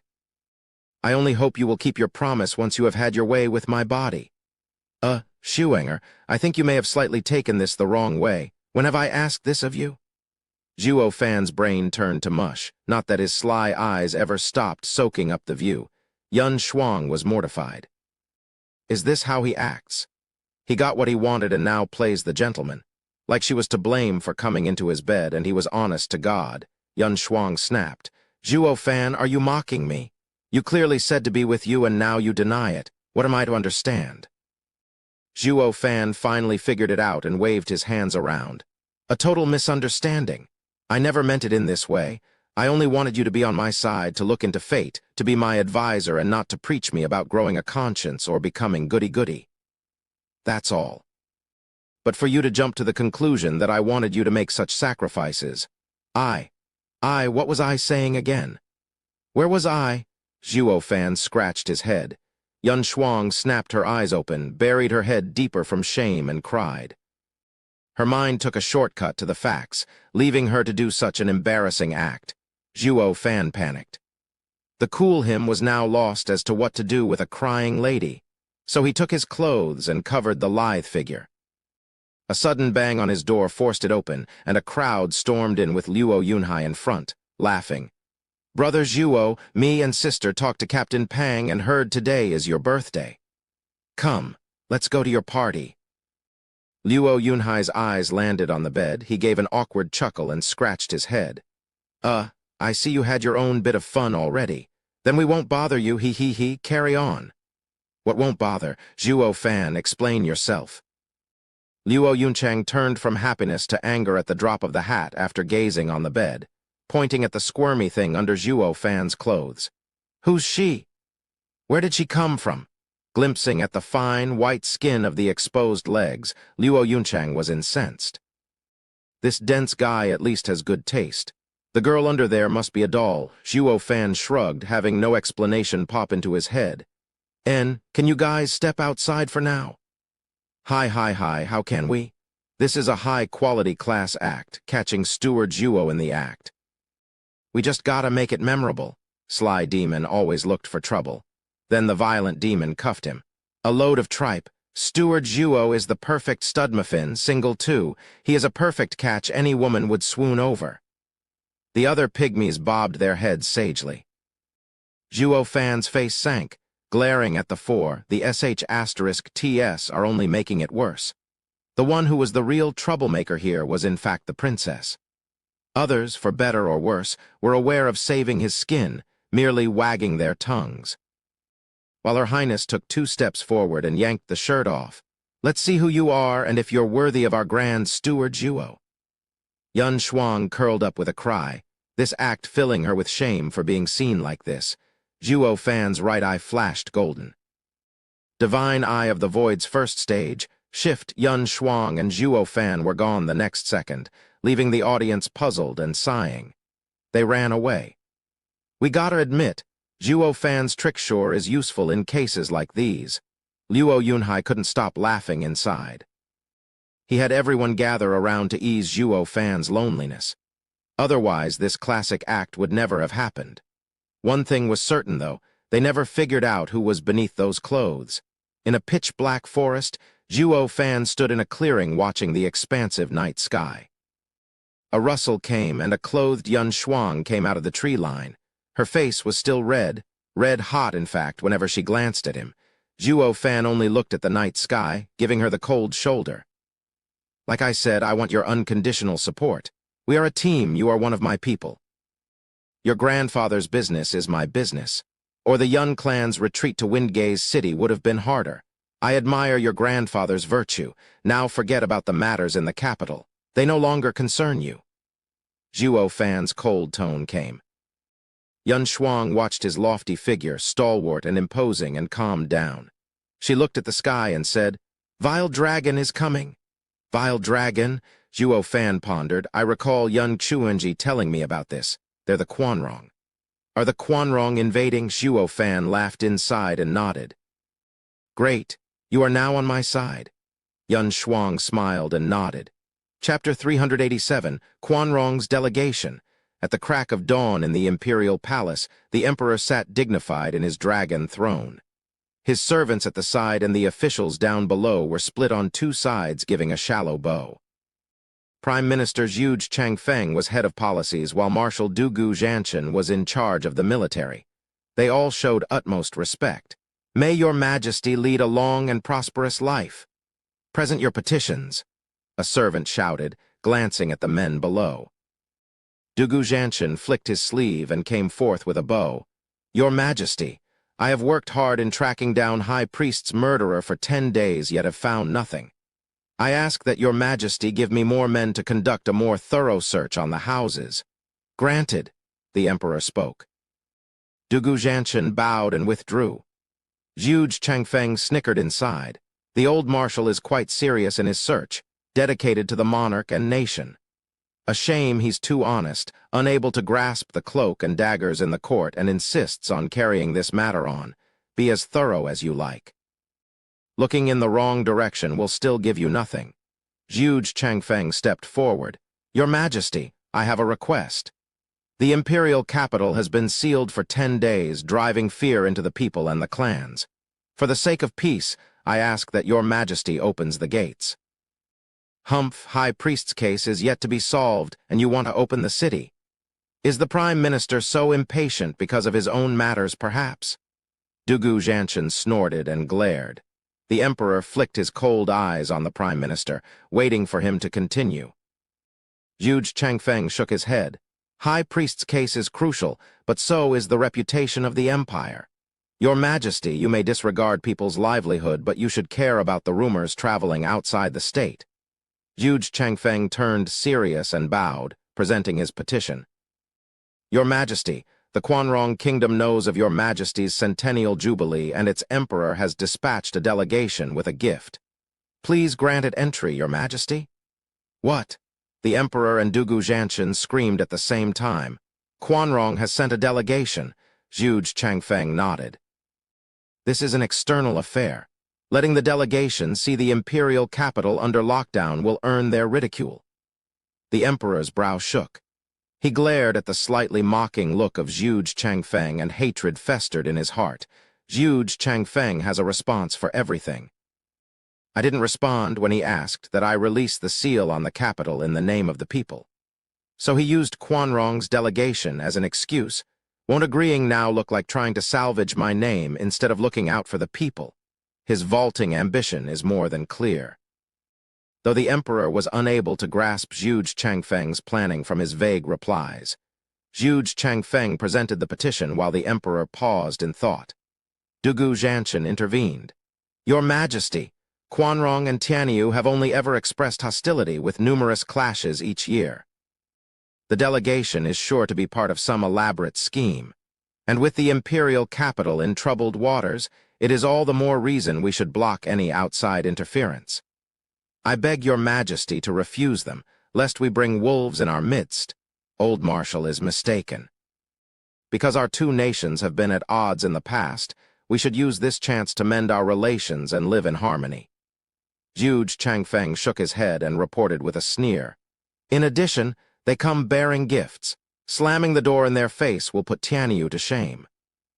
The Quanrong will think of us as petty. It concerns His Majesty's prestige and Tianyu's name. How could you be so jumpy to lose all decorum when it counts? One official in red stepped forward with a bow. Prime Minister's words ring true. I second him. The Emperor's brow rose at the Grand Secretariat. Another official shot forward. Prime Minister speaks wisdom.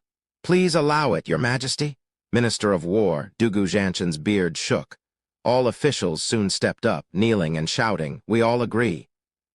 Even the Emperor gasped with an ashen face. He knew Zhu Changfeng's power had a long reach, but not this long, to include both civil and military officials. The man left nothing to chance. Dugu Zhanshan was overwhelmed.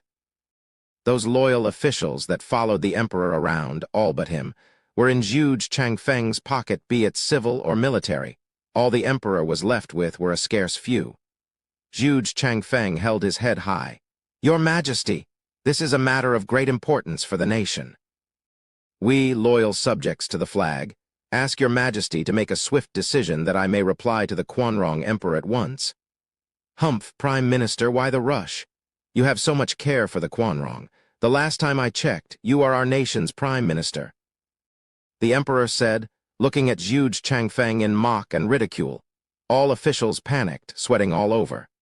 The Emperor's accusation was heavy, treasonous even. He started off as a joke, but singled out Zhu Changfeng, the Prime Minister, as the nation's traitor.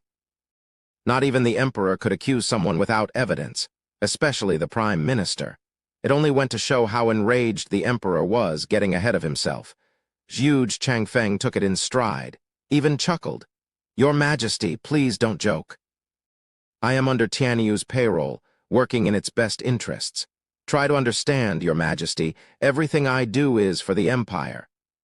"Ha ha ha, of course I understand the Prime Minister's toil."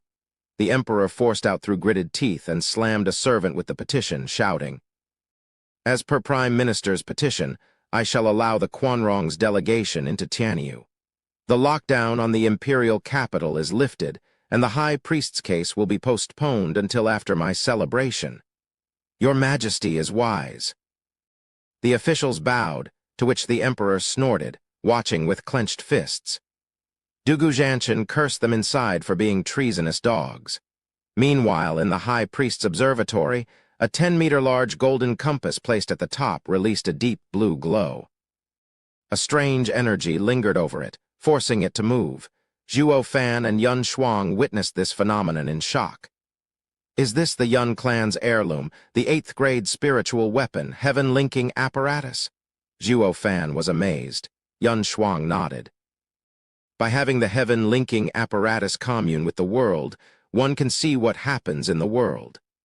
As I watched the stars last night, I saw the vile dragon converge his attention here, but that is only a rough estimate. Only through the heaven-linking apparatus can I see its precise focus and how it tangles with the other faction's fates. So that's how it is." Zhuo Fan nodded and looked at her in earnest. "You do what you do best, and I'll be the lookout." PFF Yun Shuang giggled, rolling her eyes. "This is the home of Yun clan. Having a lookout is like saying we came here to steal from ourselves." You do have a point. Nevertheless, with every house having eyes and ears everywhere, I'll block them." Zhuo Fan scratched his head awkwardly, guarding the door. Looking at him, Yun Shuang recalled last night and blushed. He isn't all that bad, at least not to his people, or they wouldn't hold a birthday party for him. This recall also brought her unmistakably to the moment when she threw himself in his bed like a birthday present. And there she went again, blushing harder, shaking her head to get rid of those thoughts. Yun Shuang focused. Her eyes turned black and she stared at the heaven-linking apparatus. The stars above transformed into 4 dragons, roaming above Tianyu and tearing at each other. The clearer it became, the greater the alarm on Yun Shuang's face. When she had last looked at the stars with her grandfather, the clash of the dragons resulted in Tianyu being left in a sorry state. As for the final winner, it was unclear. But the aftermath of this war would leave Tianyu filled with corpses, and the people a wreck for decades to come. The greatest casualties Tianyu had ever seen in history. Tilde, the heaven-communing apparatus stopped, and the stars resumed their rightful place. Zhuo Fan ran over, interested. "Hey, it's over." He was stunned to see Yun Shuang crying and mournful. "Shuenger, what's wrong? Did the wind get in your eye?" Zhuo Fan blinked. Yun Shuang grabbed his wrist and pleaded, "Steward Zhuo, I beg of you. You can ignore what happened to grandfather, but please, you must stop the bloodshed from happening. Only you can alter Tianyu's fate and free the people from suffering." Yun Shuang tightened her grip. Zhuo Fan met her gaze and nodded. "I will do my best, but what?" Yun Shuang was overjoyed that he had agreed. Zhuo Fan was still very much serious. "I keep my private matters separate from business. Personal matters always come first. You are with me now, and I will help you in your troubles, but everything else will be done in passing." Yun Shuang was clueless. Zhuo Fan grinned. That's just my style. You'll know soon enough. Now, what did you see? Yun Shuang snapped out of it and said, Vile Dragon's focus is on the Luo clan. Zhuo Fan raised an eyebrow. Luo clan had just received its newfound position and had not one darn relation with Quanrong. Why is it after the Luo clan? Chapter 388.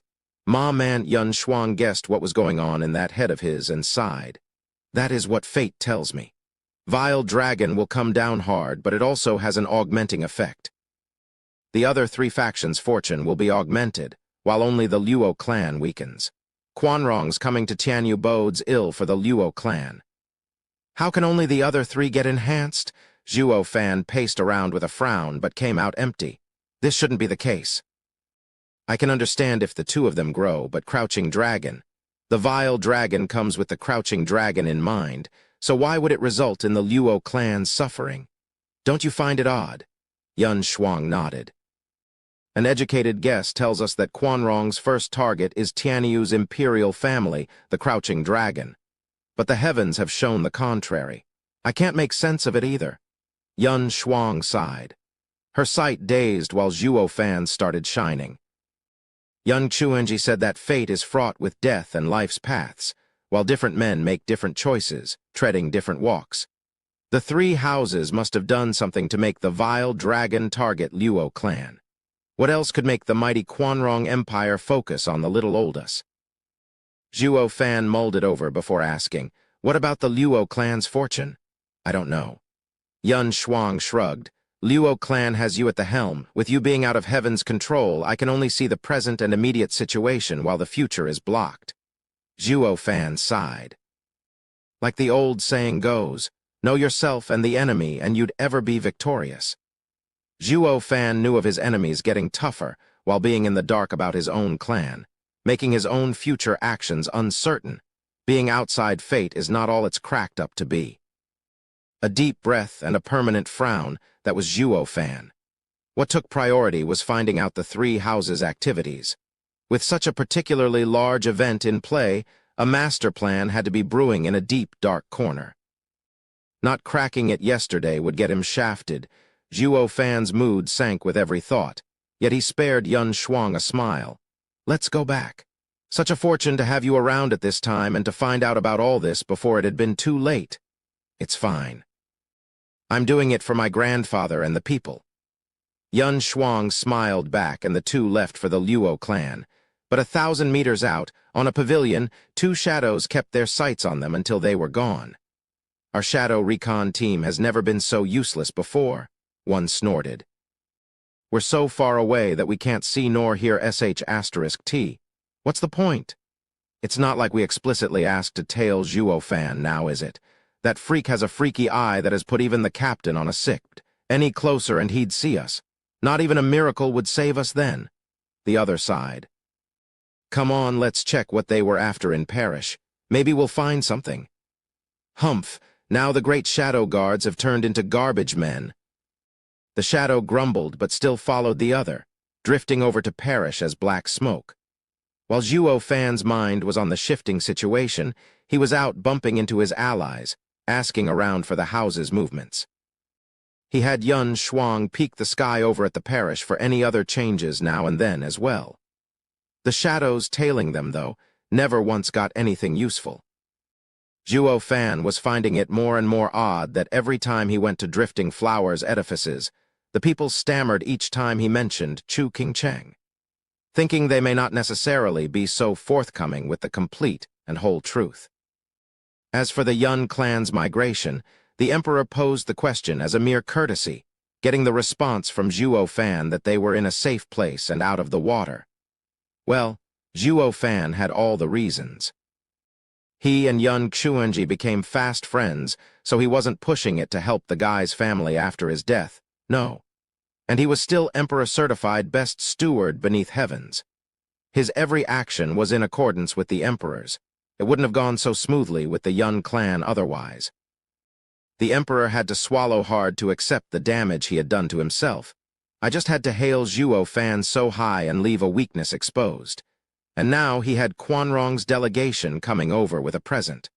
Truly, when it rained it poured. This was exactly the forecast that had Zhuo Fan's heart tense up. Are Quanrong going to play out like the forecast? Are they the fourth power to push down on the Luo clan? Zhuo Fan took out a sending jade, giving instructions to the elders. They needed overwhelming power, and fast. 3 months came and went. The imperial capital was abuzz from the 1,000 detachments of soldiers at its gates in shining armor and impeccable discipline. Not to mention their mounts were not as insipid as war horses, but were spiritual beasts.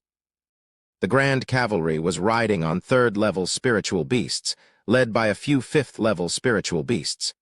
The Quanrong's delegation had arrived. Zhuo Fan, come take a look at all the commotion. At the crack of dawn, a young scholar was very excitedly running towards the Luo clan.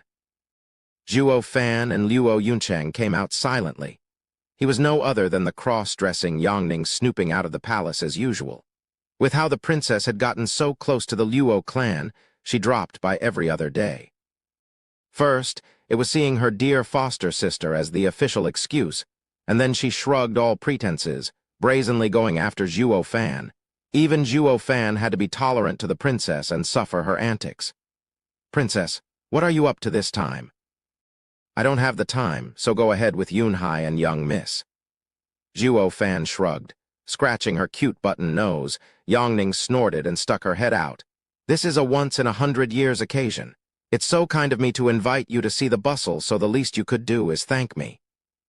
"See the bustle? More like you wanting to jump right in," Zhuo Fan mocked, spinning on his heel back inside. Yangning flustered. "Quanrong's delegation has come. They're about to enter the city. It's a chance to see exotic cultures that you should never miss." "What Quanrong?" Zhuo Fan stopped in his tracks and turned right back out and kept on going. He wanted to check them out. How strong they were, how many had come, to assess the threat to his house. Princess cried, "Wait for me." Luo Yunchang was stunned, sensing the seriousness of the matter. She called Yunhai and they went together as well. And so the whole gang stepped out of the compound's gate. They had just taken a turn on Main Street when they bumped into a literal mob. You couldn't swing a dead cat without hitting something. They tried to find something besides heads, but nope, there were heads everywhere. The exotic foreigners were so in vogue right now, the whole capital was out to see them. "Brother Zhuo here?" A shout turned Zhuo Fan's head, coming from a building's 2nd floor. Long Xingyun waved for him to come sit with his allies. Zhuo Fan nodded and took everyone over. Every one of his peers was there, not just his allies, even the likes of Hell Valley and Pill King Hall. But on account of all the bustle, they decided to keep the friction to a minimum. So much so that the arrival of Zhuo Fan made them look anywhere but at him. With Zhuo Fan being a moody beast, who knew what excuse he'd come up with to trash them? If the elders chose to stand clear, it went double for these disciples. Long Xingyun's group chuckled. This brother sure is feisty. A pain for the enemy and a shoulder to rely on for the allies. Brother Zhuo, the entire 2nd floor is reserved for the house's disciples to get a clearer view of the Quanrong's delegation. Long Xingyun invited them to sit. Zai Tiancheng was stern, his hand never leaving the hilt of his sword. "I wonder how many experts they have. Like you can expect anything else from a martial fanatic." Zhuo Fan and Long Xingyun's eyes met and they chuckled. After the esoteric debate, Zai Tiancheng's mood had never changed. Quanrong's delegation had yet to parade into town, so Zhuo Fan looked around.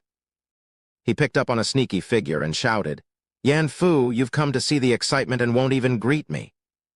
Yan Fu ducked out of sight on the 1st floor when he froze. With a forced smile and a scratch on his head, "Steward Zhuo, what a coincidence." His words got cut off by a prideful voice. "Yan Fu, my master and martial aunt are almost here and you didn't get us seats." "Eh?" Zio Dandan came with Peony and Iris overseers when she noticed Zhuo Fan's unnatural gaze and blushed, ducking her head. Brother Zhuo, they had long since been an item. "But you were so cooped up that you never noticed." Long Xingyun gossiped with a snicker. Zhuo Fan raised an eyebrow. "You guys." Yan Fu was scared out of his mind, even losing his voice. Everyone knew Zio Dandan was more than a little crazy for Zhuo Fan. He ignored her every step, true, but that didn't mean anyone could just show up and take what is steward Zhuo's. It was a no-brainer what would happen now. Peony Overseer saw the two shaking in their boots and snapped.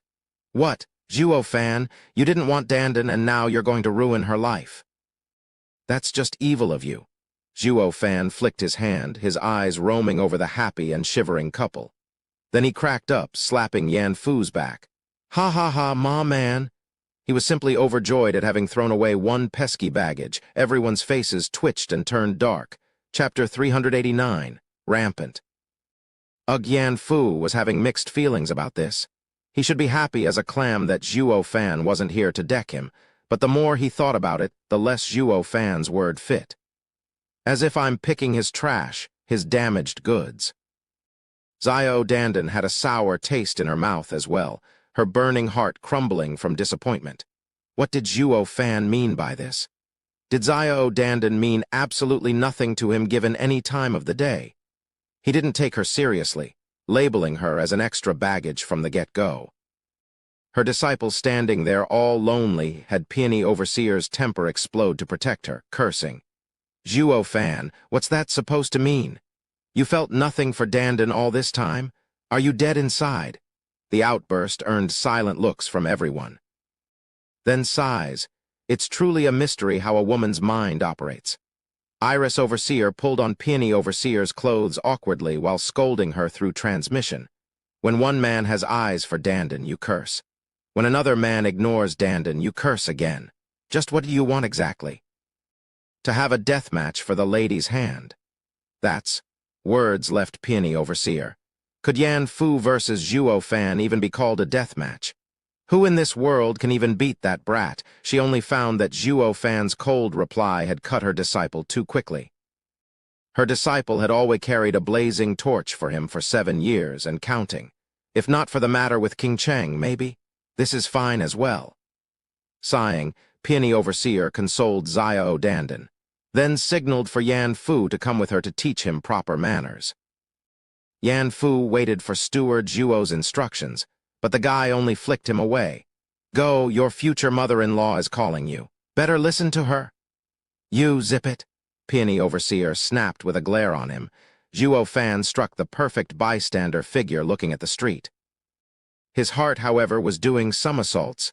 Xiao Dandan was a love-struck fool, always behind him like a lost puppy. Now that someone had taken that puppy in, he was over the moon. Yangning asked Luo Yunchang about the ins and outs of this drama and sighed. But her gaze for Zhuo fan was now a heavier one. Getting this sugar husband won't be easy roar. The rumbling sound announced the opening of the city gates to reveal fanged savage beasts strutting onward in orderly fashion. The people cheered. Most of them had never even seen spiritual beasts, least of all these fifth-level ones. The noisy second floor fell silent, with everyone focusing on the procession. 5 men and 1 woman were leading on those fifth-level spiritual beasts. The crowd fell back at the imposing aura, avoiding their eyes.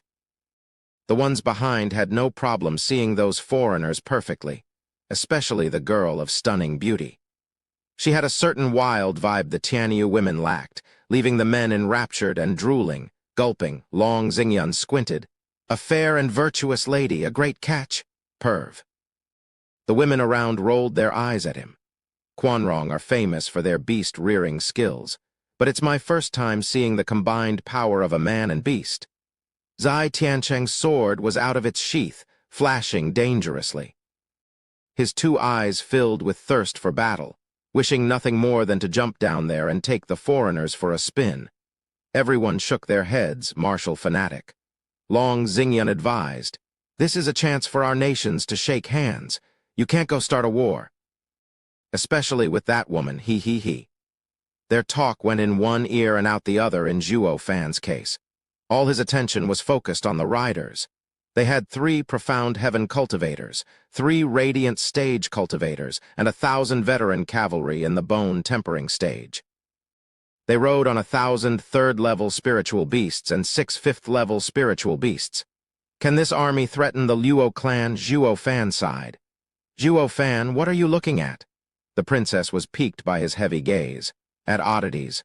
Zhuo fan's eyes twitched. The princess was puzzled. What oddities? If I am looking, that means I clearly can't find them now, can I? I wouldn't be looking otherwise, you daft girl. Zhuo Fan rolled his eyes. The princess flushed red and glared in a pout.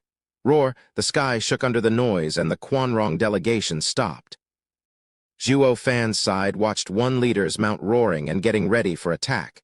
In front of it was a 5-year-old child, crying on the ground. A grizzled and thin old man charged out of the crowd and hugged the child. Forgive me. The child is too young to understand running in front of you. I'll take him away. It's fine, uncle. The woman smiled. But the jacked-up leader snickered over her. Are all Tianyu's people without decorum? I am Quanrong Empire's general, and for you, an ant, to bump into me is a gross act of disrespect. Can you bear the responsibility of a war between us? Cut the act. How could we start a war over this? We'd have been at war for ages by now otherwise. Zhuo Fan mocked. The princess bobbed her head. So did the other young masters, looking at the buffed, tough guy with contempt. Those words of his only worked on the common people. While the houses were too wise to fall for some cheap provocation. The old man was but a common man, however, paralyzed on the ground in fear of what he'd done. He had just condemned his fellow countrymen to a life of pain and suffering. He dropped to his knees and begged. Spare us, Lord, I am at fault. Please don't aggravate the matter, the tough guy snickered, filled with contempt. But the woman frowned and glared. Ja Lahan, stop making a scene. He, young miss, I was only messing with Tianyu's pests. It won't change anything. The tough guy waved his hand, turning to the old man. I can overlook this for Tianyu out of the kindness of my heart, but my mount here has special tastes, you see. Every time it bumps into someone, it feels the urge to swallow something, or his bad mood might affect my own. So tell me, how will you settle this? The old man paled. Figuring the general wanted to feed his spiritual beast with the child, and he wanted the old man to do it too, but how could he? The woman snapped. Ja Lahan, having fun is one thing, but don't cross the line. He, young miss, it's just a game. No harm, no foul. The tough guy chuckled, yet his vicious eyes never left the old man.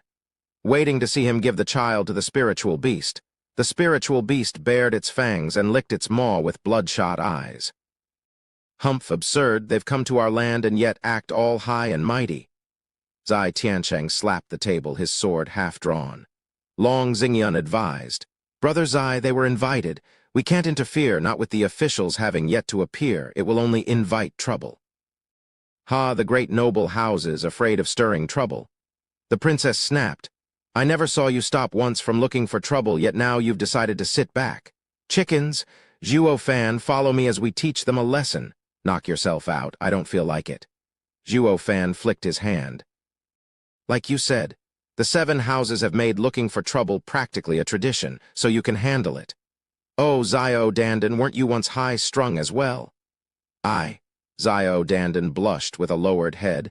I was more confused than angry then. Why bring it up? Yan Fu, you're no better either. Zhuo Fan glanced at him. Yan Fu nodded with calm. True, every time I went out with my master I'd be throwing my weight around. But since I've joined the Luo clan with its tight rules, I never get the chance. Well said. You'll show off again one day, not to worry. Zhuo Fan snapped his fingers and snickered. See that, princess? We may look calm and kind on the surface, but there's a festering evil in our bones, like those guys below. Aren't you expecting too much, sending us mean guys into another mean guy's business? The princess blushed in anger. Then I'll go. Meanwhile, the old man was hugging the sobbing child tighter, under cold, hard pressure and indecision. It was then that a scoff came. Quanrong are guests and nothing more. Since when have they started acting as hosts? Whoosh tilde Yun Shuang stood before the elder and the child. Zhuo Fan sighed. He didn't give a hoot about others while being unable to ignore his own people, his eyes glinting. Zhuo Fan's mouth curled up in his trademark evil smile. Time to probe the Quanrong for a bit. Chapter 390. A dragon can't repress a snake. Shuenger, Yongning cried. The others looked on as well, stunned to see the Empire's holy maiden coming out in the people's defense. Then they turned eager. After the high priest's death, the holy maiden had become the apple of the Empire's eye. They'd go as far as charging into the Quanrong delegation if it meant defending her, something the Quanrong were not privy to, evident by Zhao Lahan's mockery. "Missy, are you out for a quick death? Hasn't your emperor taught you how to receive guests? You'll now butt into another's problems, even Quanrong's delegation. If you call yourselves guests, just act like one. I've never seen a guest as outrageous as you." Yun Shuang stood tall and bold. Zhao Lahan glared, then cackled. "What a charmer you are! As for falling in with the customs here, it will depend on the host. I'm going to take those two for my mount as a snack. What's the host going to do about it?" Zhao Lahan shouted, and the beast roared in its pounce on the old man and child. "No." Yun Shuang shot a palm at the beast's skull. Zhao Lahan merely snickered and released his aura. Bang! Yun Shuang rebounded as if hitting a wall. "Ha ha ha, a profound heaven girl dares to interfere? I wonder what gave you the gall." Zhao Lahan cackled. Yun Shuang's heart was beating frantically. Watching the old man and child becoming the spiritual beast's dinner about to be engulfed by those fangs. She teared up. "Have mercy on my people, for they are suffering so." The old man and child closed their eyes, knowing their end was inescapable, waiting for the jaws of death to close on them. The Quanrong woman shouted, "Zhao Lahan, stop this instant!" Too little, too late. Zhao Lahan turned a deaf ear to her orders, having gone drunk on power. The people sighed with a shake of their heads.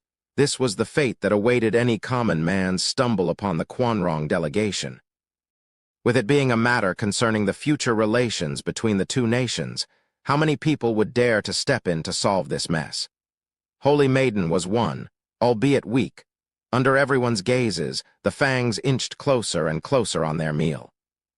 The aura had the old man and child unable to even breathe.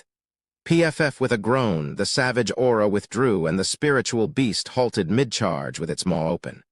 Only the stench kept coming. Zhao Lahan was shocked, and the audience was shocked, regaining their hope. Who was it? The old man and child were still waiting for death, but the beast was running late, making them crack open their eyes to watch the stunning spectacle. The savage beast's huge body was stopped by a red hand. What stood before them was a youth with white hair. They knew who he was. Everyone did after the fiasco outside the imperial palace. The savage no one in Tianyu messed with Zhuo Fan had arrived. How is that possible? The calm Quanrong now cried out. Zhao Lahan's eyes flashed with a thirst for battle. Tianyu has someone capable of holding back a fifth-level spiritual beast with one hand. The agitated lads on the second floor rested easy now, sitting back to enjoy the show with one leg over the other. Once Zhuo Fan stepped up, everything became a foregone conclusion. And all thanks to Zhuo Fan's harsh, cruel, and heavy-handed lessons. Zai Tiancheng was grumbling. What a hypocrite. He says he washes his hands of this matter, yet here he is jumping right in. Ha ha ha, isn't it great though? He's the only one who dares to butt in such an affair. Brother Zai, don't mind it. Long Xingyun laughed. The others bobbed their heads in total agreement. It begged the question, though, would the dragon come out on top or the snake? Star Reader, a Chinese saying meaning that one was above the law. The snake, I mean. Zhuo Fan paid no attention to the savage glints. He merely glanced at the old man and child. What are you looking at? Do you still want to get eaten? The old man darted away with the kid in his arms, expressing his gratitude. Thank you, Steward Zhuo. I will never forget this. What arrogance. Zhao Lahan barked, holding the beast by the mane, causing it to roar as well. It thrashed around trying to escape from Zhuo Fan's grip. Zhuo Fan was using the Killin arm, proving its efforts were in vain. Zhuo Fan snorted and flicked. To the audience's shock, the fifth-level spiritual beast slammed into the ground like a ton of bricks, knocked out cold. Zhao Lahan took to the air, outraged.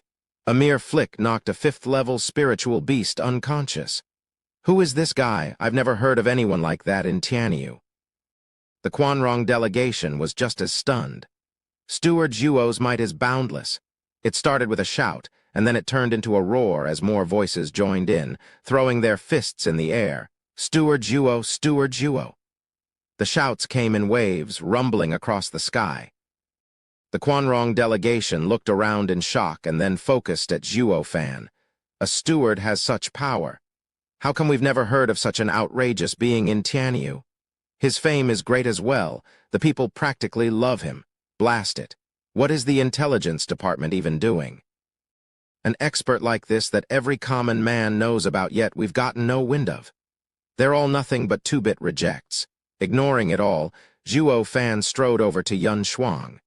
She had put on a wide smile, being relieved for the people's safety. At some point, her heart knew that as long as Zhuo Fan was around, everything will be A-OK. Zhuo Fan was the one who gave her such a sense of security. Steward Zhuo? Yang Ning squeezed in with Yan Fu through the crowd, running at them. She bowed. Forgive me, Steward Zhuo, for our tardiness in buying the goods you asked for. Please don't blame us. We are mere servants, nothing in your eyes, but we are hardworking. Someone blocked our path. Zhuo Fan noticed her wink and laughed. This girl hasn't been around me for long, yet she has developed quite the flair for the dramatic. The Quanrong delegation was overwhelmed. Say what? That lady just now and the new kid are only errand boys. Everyone from Quanrong felt a chill. Mommy, which house is bursting at the seams to have a profound heaven expert doing errands. Weren't profound heaven experts supposed to be clan elders in Tianyu? Gulping, the Quanrong looked at them in fear. If a servant's requirements are at least the profound heaven stage, then what about their elders, clan head, and even venerables? More importantly, how many clans like these are there in Tianyu? They all knew Tianyu was a hidden den of monsters, but this was ridiculous. No, how is that hidden? Even the common man knows their outstanding blue blood. God damn you, Lianchai. How the hell did you perform your investigation? The Quanrong glared at the last rider on the 5th-level spiritual beasts, a thin, middle-aged man. The guy was bewildered as well, lowering his head in shame. When did Tianyu whip out a fresh batch of clan members, or are they bluffing? But a glance at Zhuo Fan had him sighing instead, losing all nerve.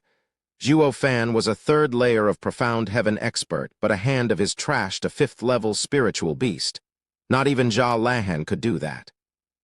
For a freak like that to be a steward and the clan to have profound heaven experts, as servants may not be such an oddity.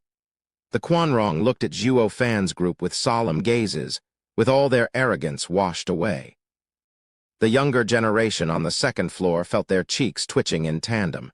Zhuo Fan is the worst influence. He is pushing them deeper on the path of violence. Chapter 391. Chuoba Liu Feng? You know you're wasting time, so why are you still here? If you run late, and the young master isn't satisfied, I for one can't suffer the consequences, and you sure as hell can't either. Flicking his sleeve, Zhuo Fan strutted forth. He might as well go with the flow and take the play as far as it took him.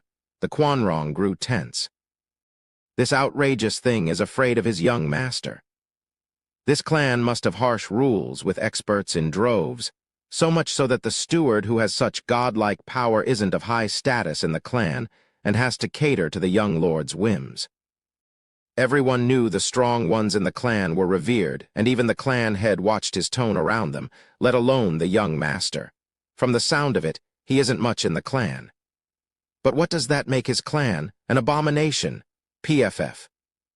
Yang Ning and Yun Shuang shared a sneaky smile, and the people hid their joy. All of Tianyu knew of Zhuo Fan by now. A steward in name, yet the de facto leader of the Luo clan in the clan head's absence. Only Gooks would actually fall for his antics, and the Quanrong were shaking in their boots. With the intel and their numbers, they figured they'd boss Tianyu around, with no house or clan messing with them. Reality proved otherwise, however. They just met a servant who was a profound heaven expert, while their steward was a godlike freak capable of doing anything. Case in point, didn't the steward wipe the floor with their general's mount? It was by this clan's grace that they weren't dead already. The Quanrong slumped, losing their haughty air. A handsome youth even cupped his hands. My subordinate was too impulsive, and I apologize for the trauma he caused. Thugs on the outside, yet pushovers at heart. His attitude earned the contempt of everyone. Be that as it may, having the delegation apologize for its transgressions was enough. No, tell that to Zhuo Fan. He never once looked at them, treating them like air as he turned to Yun Shuang. "What are you standing around for? Back to shopping?" Ridiculous, Zhao Lehan's eyes spat fire, his fists tight. The princess snickered inside, yet not quite content with how subdued the drama was. She wanted it blown sky-high and pointed at the Quanrong. "Steward Zhuo, how are we to do that when they're blocking the road?" Zhuo Fan eyed her for a second, picking up on the glint in her look. Perfect timing. "Let's get those guys to act and get a feel of the situation, shall we? Hold on while I deal with this." Turning a cold look to the Quanrong, he walked over. "The imperial capital's main street is for walking, not parading your pets. Anything on all four out?" "What did you say?" Zhao Lehan snapped, his muscles tightening like steel, his body primed to explode any minute. The youth next to him turned glum. Zhuo Fan was treading on thin ice. The Quanrong were beast-rearing people. They'd lived all their lives among them. Asking them to throw their beasts out was like demanding them to give up their advantage and pride. The answer was an obvious no. The 8 houses people on the second floor snorted. Most of them had first-hand knowledge of Zhuo Fan's style. He'd even steal candy from a baby. No low was beneath him. He'd wrung them off of all dignity and still act like the sore loser, per Zhuo Fan's M.O. He'd first taunt his victim so he'd act in self-defense, leading them to strike first. The result, of course, beating the crap out of you, all while standing on the moral high ground. Let's see if anyone can top that. How many innocent victims had fallen under Zhuo Fan's malignant thumb, with nowhere to vent their loss, and were forced to suffer in silence? Everyone knew that. Zhuo Fan's infamy was practically built on it. Exceptions being the Quanrong, the new guys, the fresh meat, falling for it hook, line, and sinker. There wasn't a soul out here who wasn't snickering inside, waiting for the show to start. That's what you get for being obnoxious. Clueless as you are, you should keep your head down anywhere near Zhuo Fan. The Quanrong youth walked up to Zhuo Fan, his heart unsettled. A deep breath helped a bit before he began. "We are Quanrong warriors. Our beasts never leave our side. We only know how to advance and never retreat. If you are capable, then you can make the spiritual beasts fall back." The people cried, "Holy moly." Inside, Zhuo Fan blinked once, then stared back, an evil grin playing at the corner of his mouth. "That kid sure is something." Long Xingyun sighed. The rest agreed. His words were impeccable. Neither an outright refusal nor taking it lying down, but he had shifted the issue onto Zhuo Fan. To have him deal with it. Everyone knew the youth probably had no clue what Zhuo Fan was made of. Thus he chose the middle ground to neither sound threatening nor a coward, thinking that Zhuo Fan was a man of importance. It was a perfect blend of tone and words to defend his self-respect. And thus he had dumped the issue on Zhuo Fan's head. Failing to scare the beasts back would put Zhuo Fan on the spot. 2 birds with 1 stone. He had avoided the taunt and forced the other person to take action. Now it begged the question, who on earth could push back 1,000 spiritual beasts? Not even Quanrong's best beastmaster could do it. The Quanrong watched the youth with gratitude and gave Zhuo Fan a wide grin. Long Xingyun gasped, inspecting the youth. "Who is he? So young yet versed in politics and strength." Luo Yunhai nodded. "He is leader material, with an air about him that could have only been gained in battle." "Ha ha ha, brother, your eyes are getting sharper." 4 people stepped on the second floor, the 4 tigers of Tianyu. Looking at the standoff outside, Dugu Feng laughed. "We've been waiting for the delegation to reach the Imperial Palace's gates, yet they just wouldn't show. Turns out the scamp cut them off. I just can't make sense of him. He's picking a fight with anyone. He isn't called Tianyu's #1 thorn for nothing, ha ha ha." "Big brother, could you please not talk like that? It wasn't Zhuo Fan who started it this time." Luo Yunchang tried to salvage the situation. Dugu Feng smiled.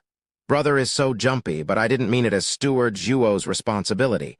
We had figured there'll be some hostilities with the Quanrong. That's what happens when we battle each other for years and years. Their delegation is only here to showcase their superiority, something we planned for. Yet here they are, dead in their tracks and saving us plenty of trouble too." The others understood. Their march to the imperial palace was to set up their powerful position, cut short by Zhuo Fan's interference. Sigh, it's a darn shame too. It was one thing to raise your tone against the four tigers of Tianyu, and a whole nother against Zhuo Fan. By the way, brother, do you know that youth? Luo Yunhai asked. Dugu Feng sighed. Not just know him, but he is an old rival. He is the Quanrong Empire's commander Chuoba Taishan's only son, Chuoba Liu Feng. He's a young commander, Luo Yunhai exclaimed. I was wondering why I got a general's vibe from him. Dugu Feng nodded, his eyes fixed on the youth. Chuoba Liu Feng is shrewd, brave, and adept in leading his men. A bit on the young side, but he has earned his place in the army. We four have tangled with him more times than I can count, and always came at a disadvantage. They say he will take his father's place, a prime candidate to be the next commander. Luo Yunhai's eyes trembled, and he ingrained the youth's image in his mind. The next Quanrong Empire's commander meant their future enemy. Elder brother, what about the others? Luo Yunhai asked. Dugu Feng said, There are 8 wolf wardens under Quanrong Empire's commander, of great mettle and are unstoppable. 3 of them are currently present. Dugu Feng pointed at the tough guy stirring trouble. He is second among the 8 wolf wardens, savage wolf Jia Lahan. His innate power and unmatched bravery paint him as someone able to tear apart a 5th-level spiritual beast, a fierce opponent. That one there is Obscure Wolf, Hu Lionchai, in charge of intelligence and scouting, a hidden danger. Dugu Feng pointed at the thin figure. He isn't much to look at, but he is sure to be watching you. His operatives are sharp and capable. Luo Yunhai nodded. Dugu Feng turned to a masked man with only half his face visible. That is Quanrong Empire's most famous archer, ranked 3rd in the 8 wolf wardens, the sky-piercing wolf, Jibai. His heaven-shaking bow and cloud-nailing arrow are 6th-grade spiritual weapons. His shots are deadly, taking out the enemy generals. Even the marshal suffered at his hands. He is one opponent you can hardly guard against. Chapter 392, Thirst for Blood. You're telling me that Godfather, a 6th layer of radiant stage expert, actually. Luo Yunhai widened his eyes. Dugu Feng nodded gravely. Yes, 8 wolf wardens are all tough, all radiant stage experts, all veterans. Never underestimate them on the field of battle. Everyone nodded, if not for the 4 tigers of Tianyu saying it, who were engaged in wars all year round. The 8 houses' youths would have never known that the Quanrong had sent a mean bunch this time. Luo Yunhai turned to the last 2, his eyes never leaving the oldest person from his sight. Hair white, small yet sharp eyes, casting a veil of mystery over him. Elder brother, who is that? Dugu Feng mumbled. Quanrong Empire's imperial tutor, Han Taimo. He is our Prime Minister's huge Changfeng's equivalent. Does that mean the enemy has sent his best over? Everyone was startled. How could they send someone of such importance to Tianyu? Don't they fear an assassination? Dugu Feng shook his head morose. Quanrong Empire is unlike ours, who have the 4 pillars to hold up the nation, yet each of them is filled with their own designs. Take Godfather and Zhuge Changfeng, for example. Neither will accept the other. With years and years of constant fights at the border, they say Zhuge Changfeng had planned to go to the Quanrong Empire once for peace talks, but never carried it out. Do you know why? He feared the old marshal's betrayal. The chorus sounded. Dugu Feng nodded. Godfather isn't the type to do this, but it'll be impossible for the Prime Minister to believe Godfather completely. While Quanrong Empire's commander Chuoba Taishan allowed his son to come on this delegation because the imperial tutor is here to look after him. Why Han Taimo has come in the first place is because Chuoba Taishan has 5 million troops stationed at the border sending the delegation off.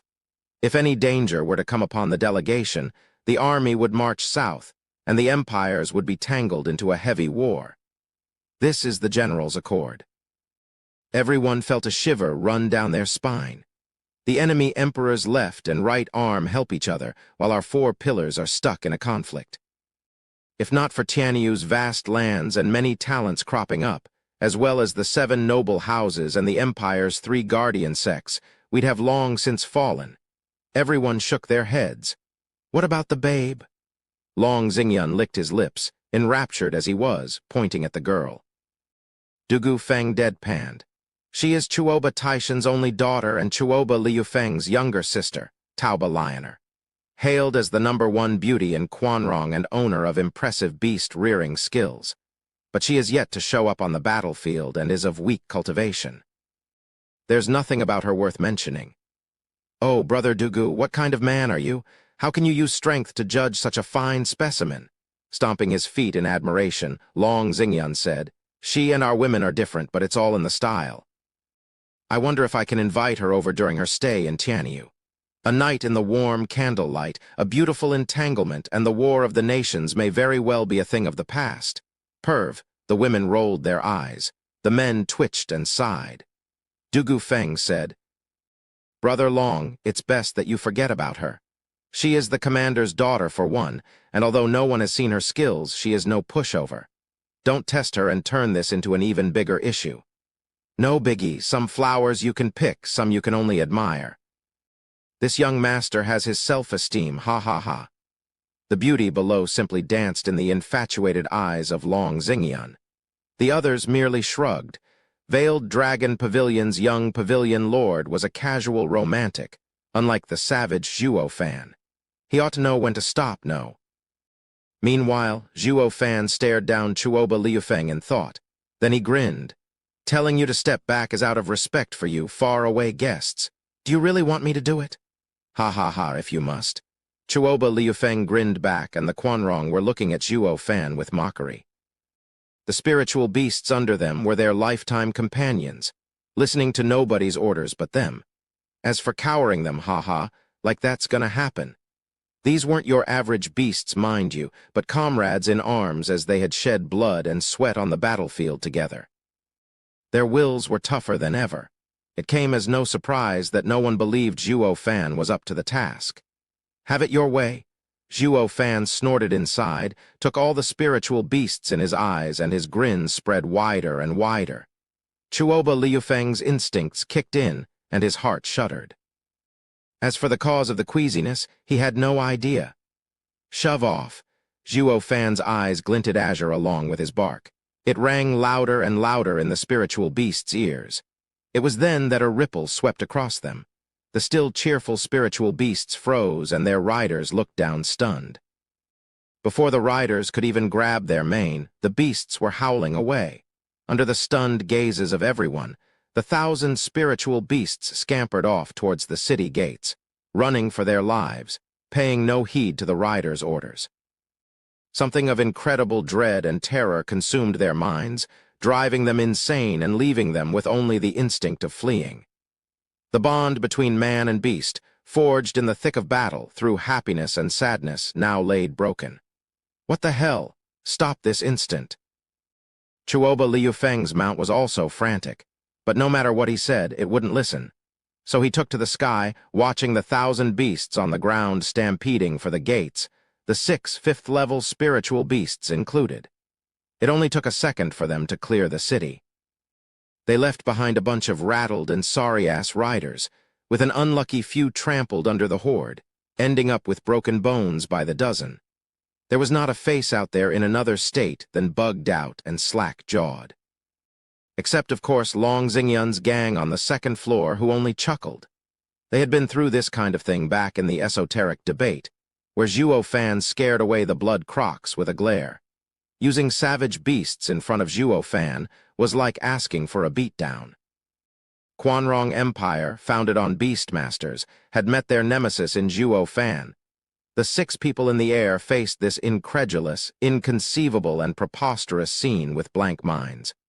Chuoba Liufeng even looked at his sister. Lioner, you're the best at controlling beasts. Just what is going on here? How should I know? Taoba Lioner soured for a second, then recalled something. He squinted at Zhuo Fan for a whole 15 minutes before crying. It's you! Zhuo Fan turned towards her. Someone from Quanrong knows me. Zhuo Fan took a single look at her, and his heart started beating a mile a minute. She was that same girl he had saved back in Beast King Mountain. The one he had swindled out of the shaping spring she had stuck her claim on.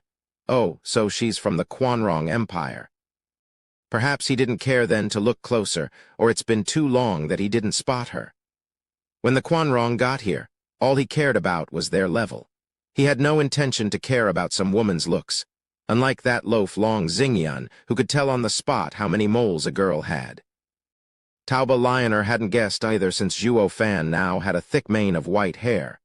But the instant Zhuo Fan scared the beasts off, she was brought back to Beast King Mountain. On a closer look, she figured him out. The two stared off in silence and puzzlement. Who is he? What is he doing in the imperial capital?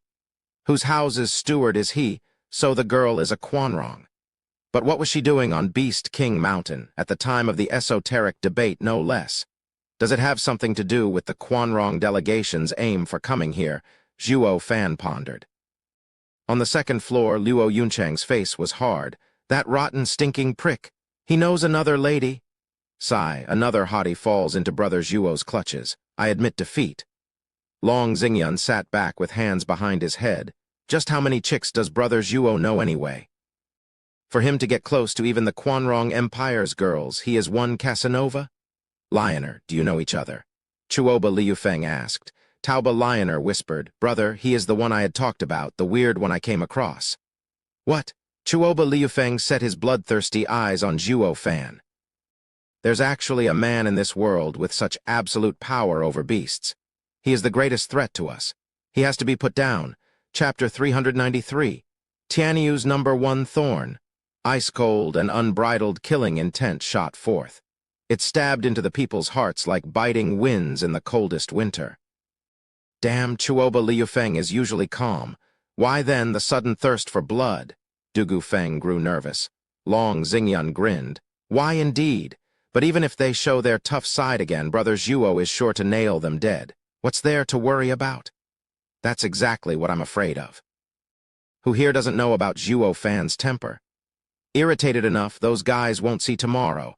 If anything happens to them, what will Chuoba Taishan's 5 million army at the border do? Dugu Feng shook his head. The rest stirred, makes sense. Zhuo Fan merely curled an eyebrow in glee. Come on, make a move already. Jia Lahan, Ji Bai, Falcon formation. We'll do it in one move. Chuoba Liufeng's eyes trembled, watching Zhuo Fan coldly. The masked man nodded, and Jia Lahan was exuberant, his flesh trembling in joy.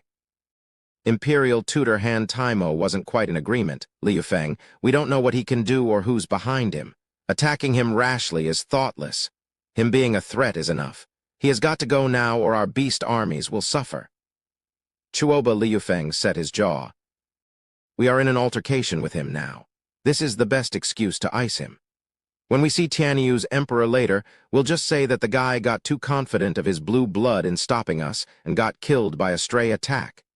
Han Taimo nodded after a long pause, but his heart was still unsettled. From the moment he had laid eyes on Zhuo Fan, the imperial tutor felt a thorn in his heart. This was his intuition he had built over the decades. Thinking of the last time this feeling came, it was when he met Zhuge Changfeng. Sigh, Tianyu has so many talents. Han Taimo noticed the sharp look in Zhuo Fan's eyes and sighed. Attack, Jia Lahan laughed, going after Zhuo Fan with bloodshot eyes, his face twisted and savage. Ji Bai took out a glittering golden longbow, pulling the string like second nature as he aimed for Zhuo Fan. Snickering, Zhuo Fan flicked his right hand in contempt. Stop. An aged voice towered over the commotion, and Zhuo Fan was found overshadowed by a figure pointing his long blade at the six. Chuoba Liufeng, Han Taimo, what do you think you're doing?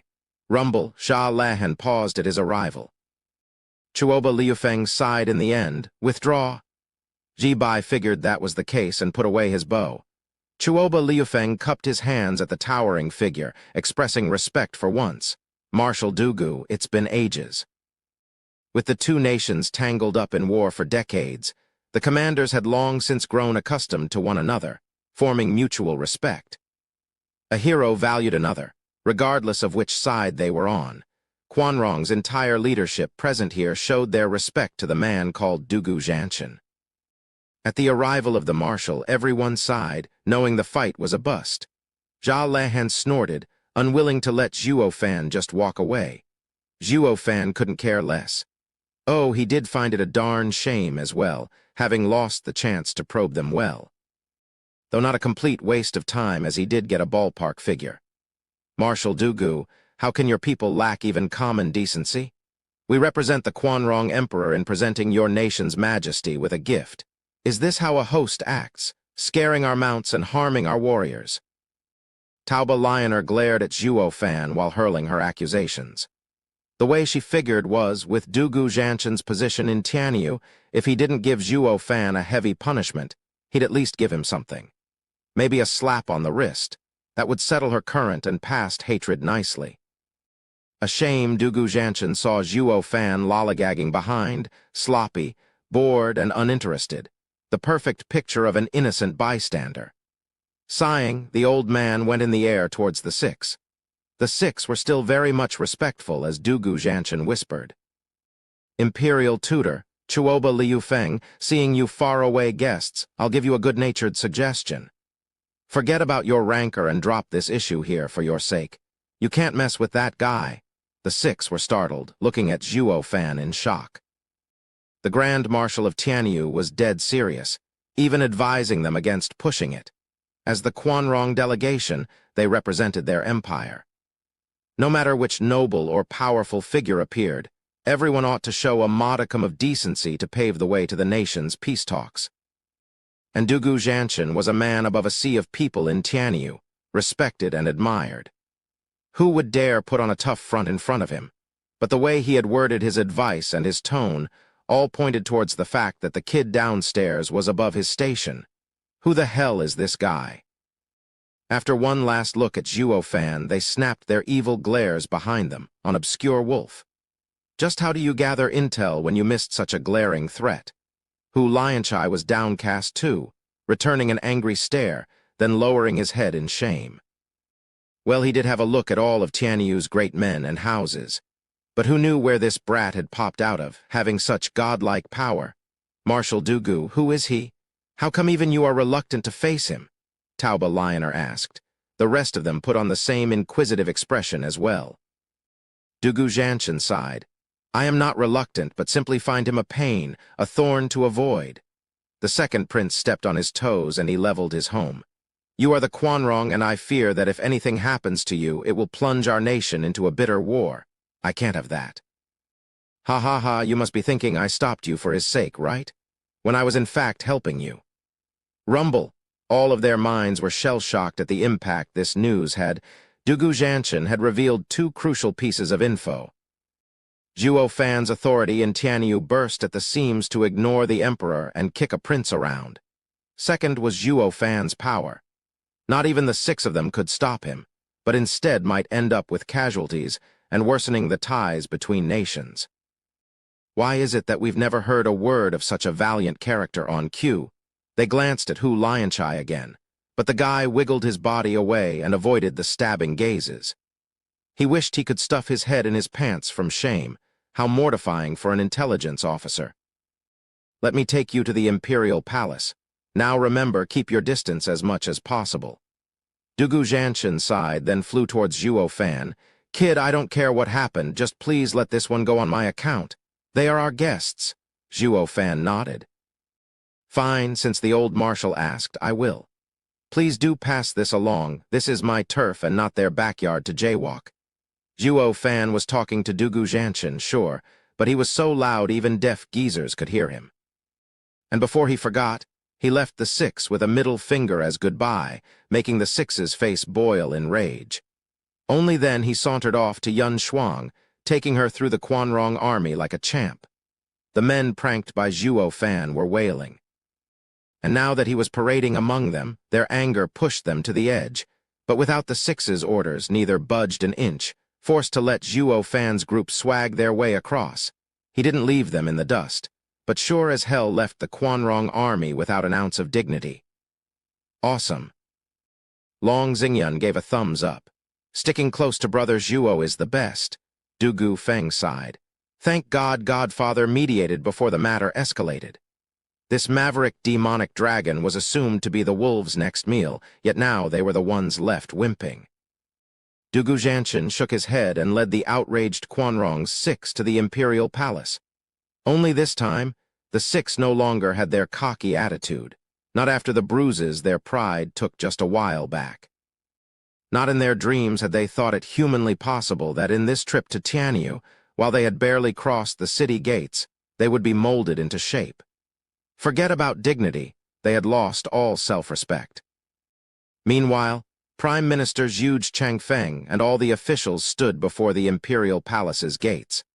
They had waited and waited until finally, by some miracle, the Quanrong arrived. Except the six behind Dugu Zhanshan, the rest looked like shuffling and dragging their feet. Some even had to be carried. Face twitching, the Minister of War whispered, "Prime Minister, are they the Quanrong? Why do they look like stragglers from a routed army?" Zhu Changfeng pondered and soon came to a conclusion with a smile. "Ha ha ha, I believe they were indeed routed. I reckon they went head-to-head with Tianyu's #1 thorn." The officials were stunned, then snickered inside. This new generation, chapter 394, same side. Zhu Changfeng welcomed them, ignoring their sorry states out of respect. He led them inside the imperial palace, where a feast was held along with the officials. With how the emperor's birthday had yet to come, the emperor wasn't present. After the feast, the delegation was taken to their quarters, outside Imperial Palace. They stayed silent all this time, a veiled contempt at Tianyu's lavish and exaggerated style. "You had us come in all this way, and now you want us out. We didn't even see the emperor yet." "That's a custom for you? Going in for a feast is having good manners. But you're not the big cheese here to live in the fancy and grand imperial palace." Quanrong's 6 leaders entered a high-class tavern, while the soldiers were housed in garrisons guarded by Dugu Zhanshan's army. He said guarding, but it wasn't much different from keeping an eye on them to curb any violent behavior on Quanrong's part. In the dead of night, a slim figure dodged the patrols and sneaked up to a lit-up house, knocking twice. "Brother, it's me." The door opened just a crack and the figure slipped right in.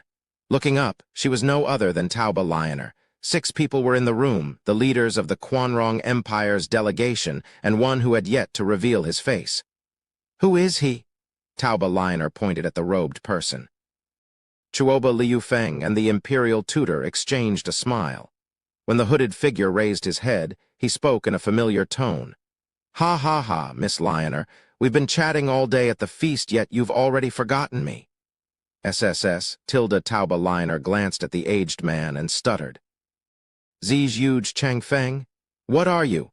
"Lioner, don't make a fuss, Prime Minister Zhu," her brother smiled, "is on the same side as us." "What?" Tauba Lioner stared at Zhu Changfeng for a good while, not quite able to wrap her head around that notion. The great leader of Tianyu's 4 pillars was on Quanrong's side. Zhu Changfeng smiled at her obvious confusion. "Miss Lioner, I and your esteemed father, imperial tutor, and your emperor have been in secret contact for decades." Lioner blinked her big purdy eyes, turning to her brother, only to find him nodding. "Now a believer," she said. "I finally get why you were so confident in this mission. You had Prime Minister Zhu on the inside. He's the one you called the most reliable spy." Chuoba Liufeng merely grinned. He then said, "Prime Minister, sir, has there been no changes to the plan? I get the feeling the situation in Tianyu has gone through upheaval." "Ha ha ha, the young general is keen. It has indeed been so over these past few years. Our plan will just have to keep up with the times." Zhu Changfeng nodded. "Worry not, though, the stage has changed in our favor and not against it." "How can you be so sure?" Han Taimo said. Zhu Changfeng had a confident smile. The original plan was to use the Centennial Jubilee as an excuse to bring high-ranked Quanrong into the imperial capital. When the time is right, Commander Chuoba will put pressure on the borders, taking Dugu Zhanshan away and leaving the playing field open for the regent estate to incite chaos in its conquest of the houses. With the emperor's men busy with the mess, he'll have no one next to him, giving us the perfect opportunity to cut his head. The plan was 90% assured of success. Once the emperor falls, the rest will follow. With no support, the veteran Dugu Zhanshan will be beaten back as well. At this point, The Quanrong army will have free rein to go across the country, with Tianyu all for the taking. The crucial point is for all these scenarios to happen at the same time. By the time the Empire's 3 guardian sects find out, it'll be too late.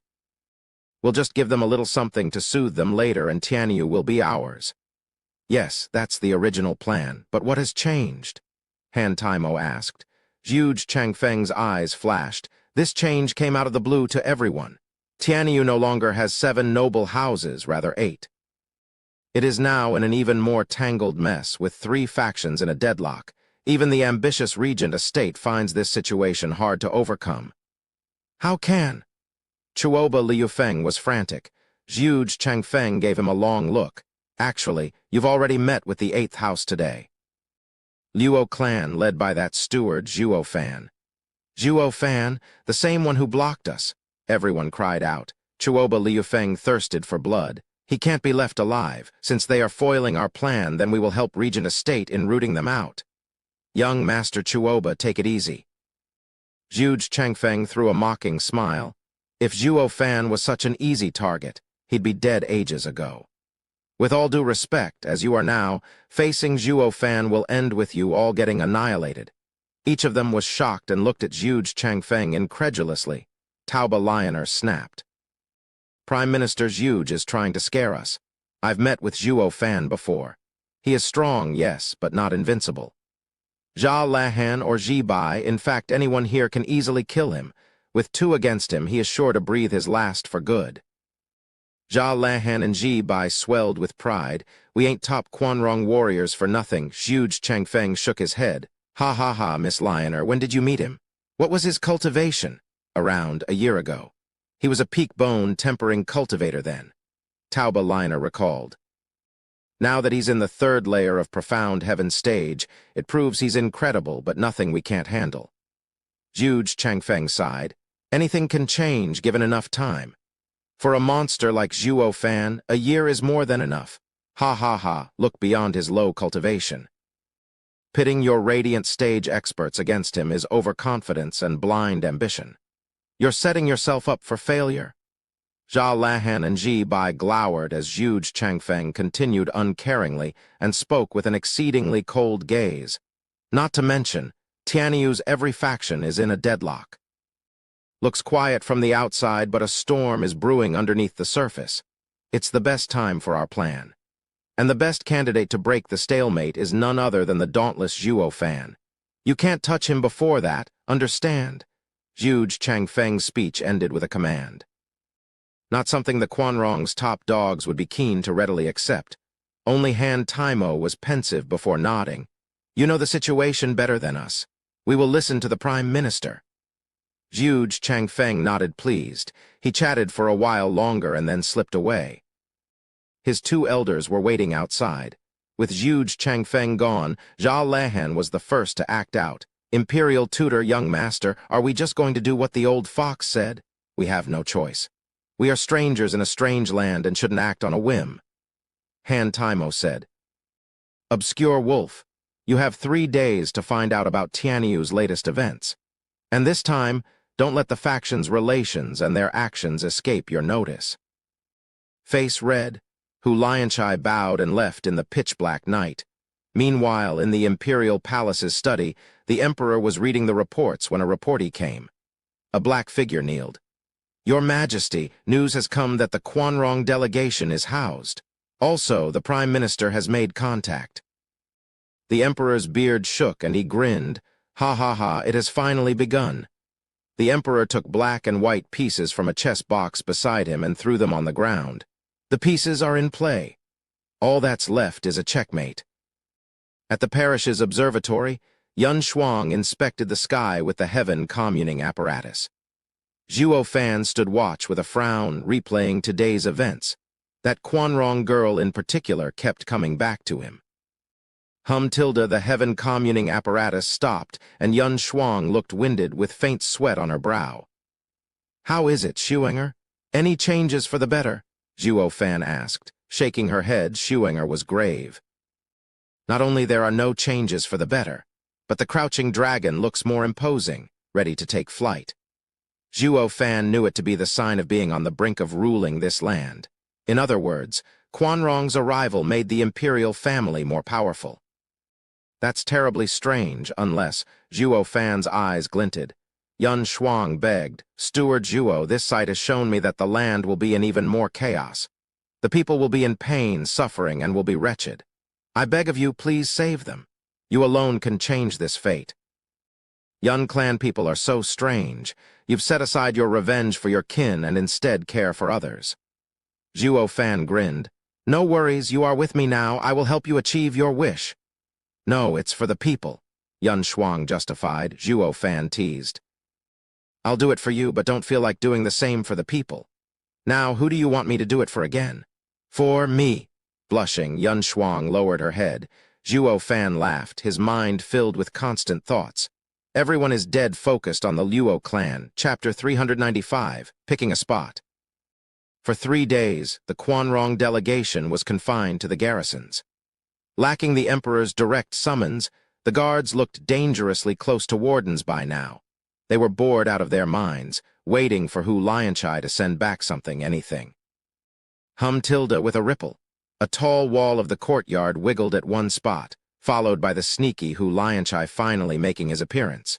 With no guard being any wiser, Chuoba Liufeng signaled them to get back in the room to discuss. Hu Lianchai, have you found out Tianyu's situation? Chuoba Liufeng asked. Hu Lianchai gave a heavy nod and saluted.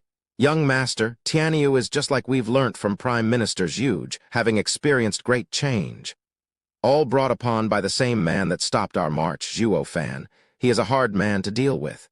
Eh? Chuoba Liufeng raised an eyebrow, staring him in the eye and motioning to continue. After taking a moment to organize his thoughts from his overexcited heart, Hu Lianchai stressed every word. Based on my investigation, there was no 8th noble house 8 years ago but a nameless third-rate clan. But under Steward Zhuo's leadership, this clan struck like lightning, killing everyone in their path to reach the status of 8th noble house. He is a rare talent, with a sharp mind and boundless might. Hu Lianchai gave a systematic recount of the clan's history. Sighing now and then, but all out of respect and fear. The narration took half a day. Everyone watched him blankly, their lips dry, unable to believe. Chuoba Liufeng and Imperial Tutor were downright plagued with worry. In less than a decade, he had raised a third-rate clan into a house, even surpassing their 1,000-year-old legacy. This man was a true rarity. He wasn't just some guy with a gimmick, but an unheard-of genius in the truest sense of the word. Hu Lianchai, are you sure you aren't wrong? How could this have happened? How is he so strong? Jia Lehan protested in his denial. Rolling his eyes, Hu Lianchai was just as bitter. Do you think I want to believe this fairy tale? Am I that much of a fool? Everyone on the streets knows about this, down to the last bum. I am forced to believe it. That's why Zhuge Changfeng told us to stay clear of him. He is a serious threat. It's best we follow his advice for now. Han Taimo said.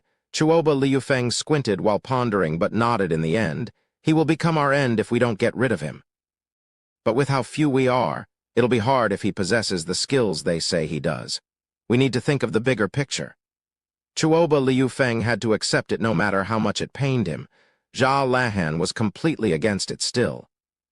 Didn't Chuoba Lioner just say that me and Ji Bai are enough to waste him? This is absurd. The young commander had complete trust in the 8 wolf wardens. Any impossible mission would be completed once they stepped in. So why was it that against a Tianyu whelp, he had lost all confidence? Jia Lehan grumbled inside, glancing at Ji Bai. From his icy look, he figured the guy was of the same mind. Now we know Tianyu's situation and need only to wait for the Emperor's summons. Hu Lianchai, resume scouting and report anything you find, even rumors. The rest of you are dismissed. Understood. Chuoba Liufeng had them all withdraw. Hu Lianchai bowed. As they all went their separate ways and Hu Lianchai was all hush-hush in his sneaking out, someone called out, Hu Lianchai, wait. Hu Lianchai turned to see Tauba Liner bringing Jia Lehan and Ji Bai. He bowed. Young miss, do you need me? Hu Lianchai, your stealth cultivation method is rare in this world. Can you also take us along? Lioner looked at him with hope flashing in her eyes. Hu Lionchai frowned. Young miss, are you? Ha ha ha, to be perfectly honest, old pal, we want to get rid of that insufferable prick. Jia Lahan shouted, his face twisted with malice. Hu Lionchai paled. You can't. Let's say the rumors about him are inflated, but that doesn't mean you can beat him. We still don't know what he did to reach such a high position, all by himself too. Moving without the imperial tutor and young master's consent will affect the plan. We can't take responsibility for that. I just can't take you. The three nodded, figuring as much. Still, Tauba Lioner continued. Then we won't kill him, and we'll just teach him a lesson. Hu Lionchai, you've heard it as well, how brother isn't confident in you 8 wolf wardens. We have to prove him wrong to wash away this shame as Quanrong warriors. What if the kid is as godlike as they say? Enough ifs. Rumors always tend to exaggerate. When have you seen someone that strong around? Taking the attacks of 2 peak radiant stage experts at the 3rd layer of profound heaven stage. That's inhuman. Tauba Lioner cut him off with a strong objection. Jia Lahan, with your innate power, you've lived among spiritual beasts deep in the mountains until 20. Can you do it? Do you believe such a ridiculous thing actually took place on this earth? Jia Lahan shook his head with a smile. Young miss, I don't mean to brag, but I have yet to find someone who can survive my strength. When I entered the radiant stage, I could handle a peak radiant stage body cultivator's attack, while 2 would be somewhat harder. This is why I do not give credence to what Hu Lionchai says about the prick's masterstroke. It is a fantasy, a made-up fairy tale. Yeah, I've met the guy, and even though he is fast at cultivation, that doesn't make him invincible. We're only going to expose the charlatan for who he is and showcase the divine might of Quanrong. Tauba Lioner's face was filled with pride. Not to mention that bastard was mean to me back in Beast King Mountain. He even stole my stuff, and I'm supposed to just let him get away with it. We Quanrong are no pushovers.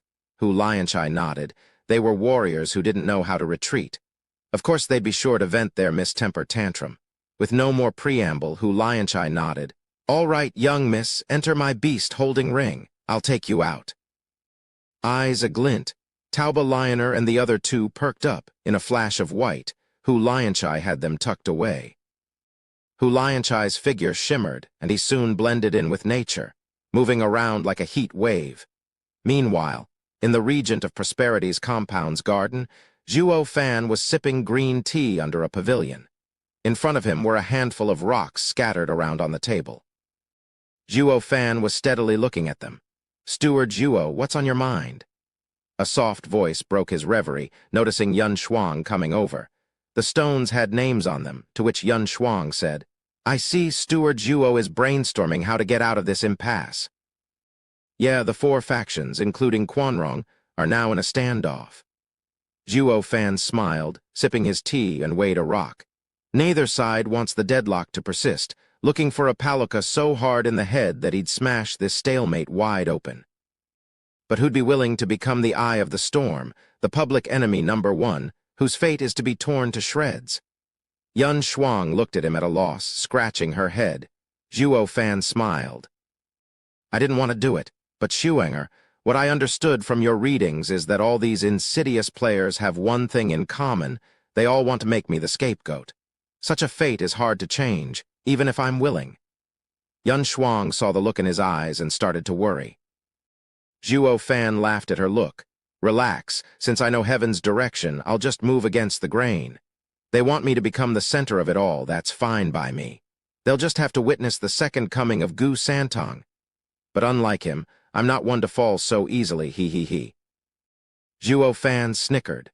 Yun Shuang sighed. She had yet to get used to seeing his evil grin, but felt at ease knowing Zhuo Fan had made up his mind. Yangning took this moment to make her presence noticed in her fashionable and cross-gender, cross-cultural, cross-age, cross-dressing, scholarly getup.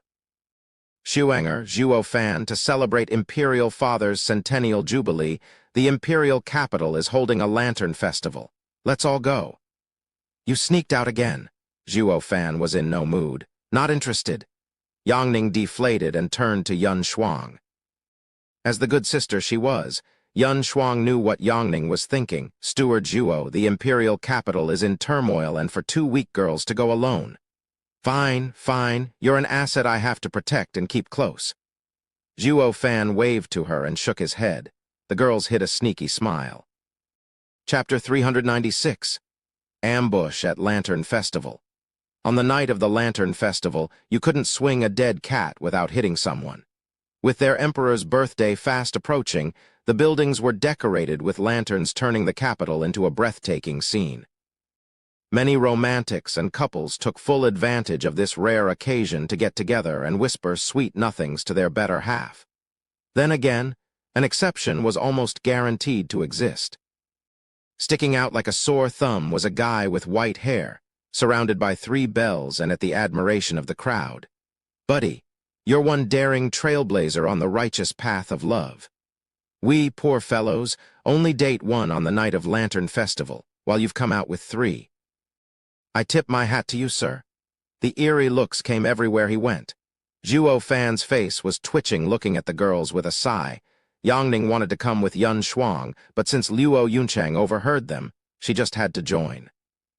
She even shot down anyone else who wanted to join them, lest they became a third wheel. Sister, please. Isn't it already a crowd with 3 girls in tow? Zhuo Fan rolled his eyes, hearing the bubbly girls giggle and chatter. All this time he was sighing and sighing.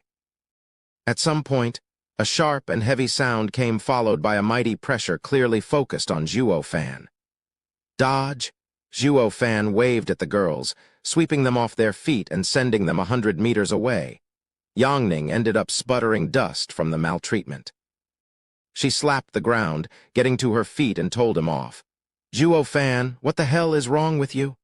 She was royally pissed. Here she was taking the guy on a night out and earning some brownie points, and the twit had sent her flying. That's no way to treat a friend, especially a princess. But noticing that Zhuo Fan was staring at the sky, she did as well and gasped. The other girls paled as well, filled with worry for Zhuo Fan. A bludgeon easily 10 meters in diameter came smashing on Zhuo Fan's head. On the other end of the mace was Zha Lehan, with bloodshot eyes and a malignant face. He wanted to flatten Zhuo Fan in one strike. He, you pompous cretin, weren't you godlike? Try this on for size. Zha Lehan cackled inside. The average people participating in the lovely festival shivered all over and scurried for their lives. Where did that meteor come from? It'll ruin the celebration. The ever-cold Zhuo Fan flicked his killing arm, now shining red. Bam! Zhuo Fan smacked the bludgeon into the pavement, sending an earthquake that flattened anything in its path, destroying the lanterns. The girls flew again from the shock wave, with blood coming from their mouths. Finally recovering their wits after the fall, they found a dozens of meter-wide crater at the epicenter. The golden bludgeon stood there majestic, and Zhuo Fan was buried under it. Zhuo Fan? The girls' cries went unanswered. Zha Lehan floated above, pleased as punch, holding the mace. Ha ha ha, I knew you weren't up to snuff. One smash and I've plastered you. I should have just used 1/3 of my power instead. Zha Lehan? A figure flashed above the mace. Tauba Lioner. Look what you've done. Didn't we say we're only teaching him a lesson? Why kill him? And there's not even a corpse left. How will we explain this to the others? Shrugging, Zha Lehan chuckled. It's not my fault that the brat was weak and was posing around with that cocky attitude. What taking 2 peak radiant stage experts' attacks? That was clearly a lie. If I had known he was a wimp, an average profound heaven cultivator, I'd have used only 1%. Humph, he had it coming. That's besides the point. It was us who acted first. With such a ruckus, our plan... Tauba Lioner face-palmed. Her rant came to a halt when a casual voice said, "What is your plan?" The two watched the massive bludgeon rocking, unleashing heavy tremors. Why, young miss, that power? Zha Lehan felt himself being lifted along with his arm no matter what he did to stop it. The force came from the crater, and he realized that he didn't have enough strength to fight it. This is impossible. Since when did the world have such a mighty being? Zha Lehan narrowed his eyes and watched Zhuo Fan lifting the mace up with one hand, like a giant holding the heavens. His casual look gave the feeling that he wasn't even pushing it. Zhuo Fan, the girls cheered. Tauba Lioner pointed with a trembling finger. He's still alive and not a scratch on him. Ja Lahan, use everything to push him back. I already am. Gnashing his teeth, Ja Lahan's face twisted as he swelled under the strain. But no amount of strength proved to be of any use, still being unable to budge the mace. Tauba Lioner paled, looking at Zhuo Fan like he was a monster. Can the rumors be true? Does he truly surpass the strongest of our people, Ja Lahan? She used to think that her father's savage wolf was the strongest person there was. But today, Zhuo Fan was handling him like a child. Zhuo Fan put on a savage grin. This doesn't look like a good place to chat. That makes this stick an eyesore. With a cold glint, Zhuo Fan gripped harder. Crack tilde snapping sounds jarred the ears of everyone as the bludgeon was covered in fractures. Zhuo Fan added just a hint more oomph, and the giant stick fell into pieces. Everyone watched in stunned silence. The Quanrong were even more shocked. The purple gold-forged heaven-breaking bludgeon was a 5th-grade spiritual weapon, and this guy used his brawn alone to crush it in his hand. What is he? Ja Lahan's face was unnatural, to say the least.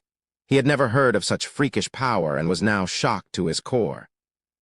As a typical narcissist, he took it upon himself as being the best there was, only to face the harsh and cruel reality.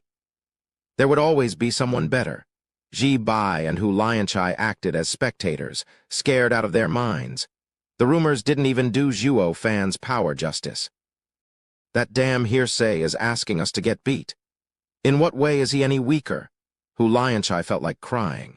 His intel gathering had hit a snag again. Zhuo Fan drifted over to a panicked Tauba Liner, his smile wide and creepy. About that plan of yours, care to fill me in? Gulping, Tauba Liner was lost for words in fear. Ja Lahan sweated buckets, his eyes only reflecting fear. But he wasn't part of the 8 wolf wardens for nothing. He wouldn't give up just like that. It went double for when his young miss was under threat. While Zhuo Fan was focused on Lioner, he took out an identical bludgeon. After a short wind-up, he socked Zhuo Fan's head with it.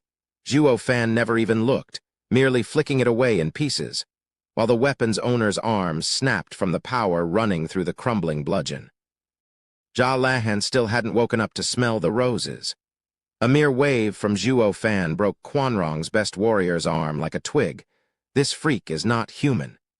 He is worse than a spiritual beast. Ja Lahan's arm dangled while he sweated like a pig. His heart was consumed by fear and in denial of what was right in front of him.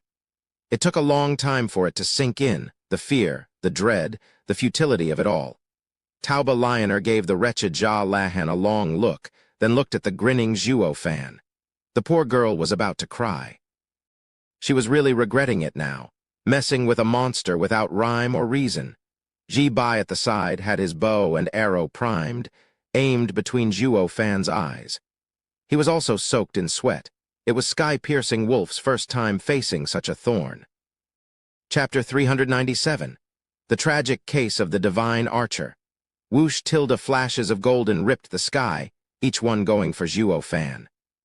Upon a closer look, those golden lights were nothing more than golden arrows. They pierced the clouds, surging with relentless power and, what's more, were in the hundreds. It was beyond comprehension how one man could shoot so many arrows. And those weren't your run-of-the-mill arrows either, but 5th-grade spiritual weapons. Each arrow was locked onto Zhuo Fan's vitals. Even before they arrived, Zhuo Fan already got the feeling of turning into a pincushion. That sky-piercing wolf's ultimate skill, 9th Heaven Impaler. Raising an eyebrow just a smidge, Zhuo Fan nodded.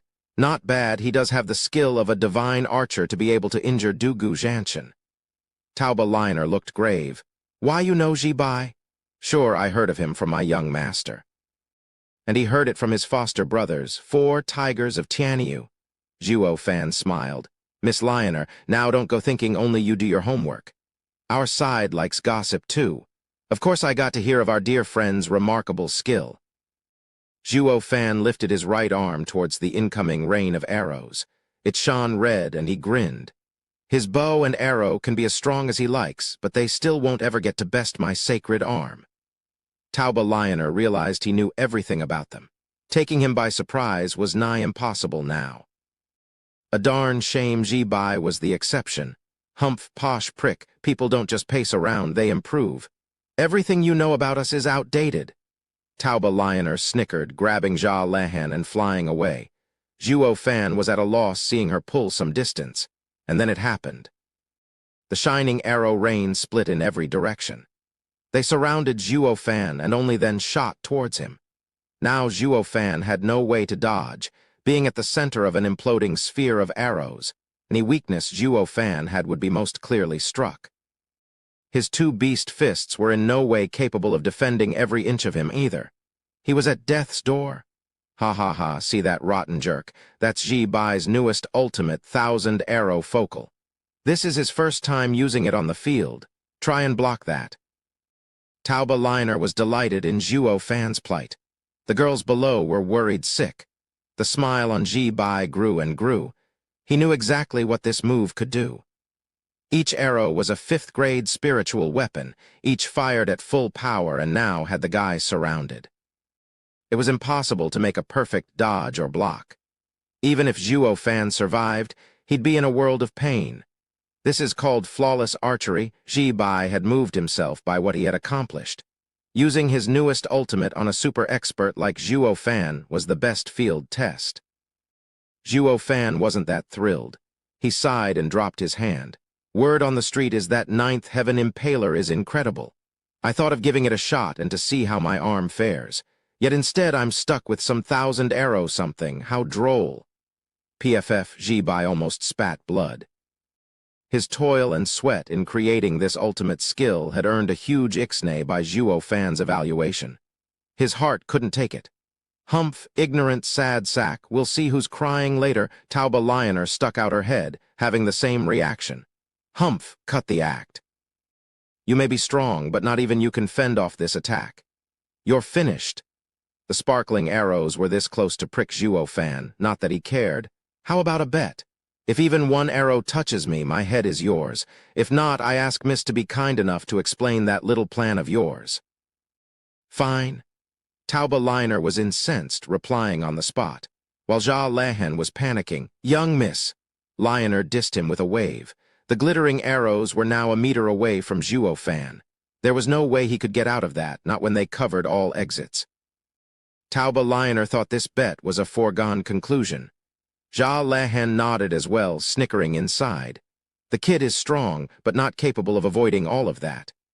Young Miss will win by a landslide. But their next reaction was, Holy Mother of God, how can he do this? Zhuo Fan squinted. A soul ripple flashed, and he picked up on Ji-bai hiding behind a tree 1,000 meters out.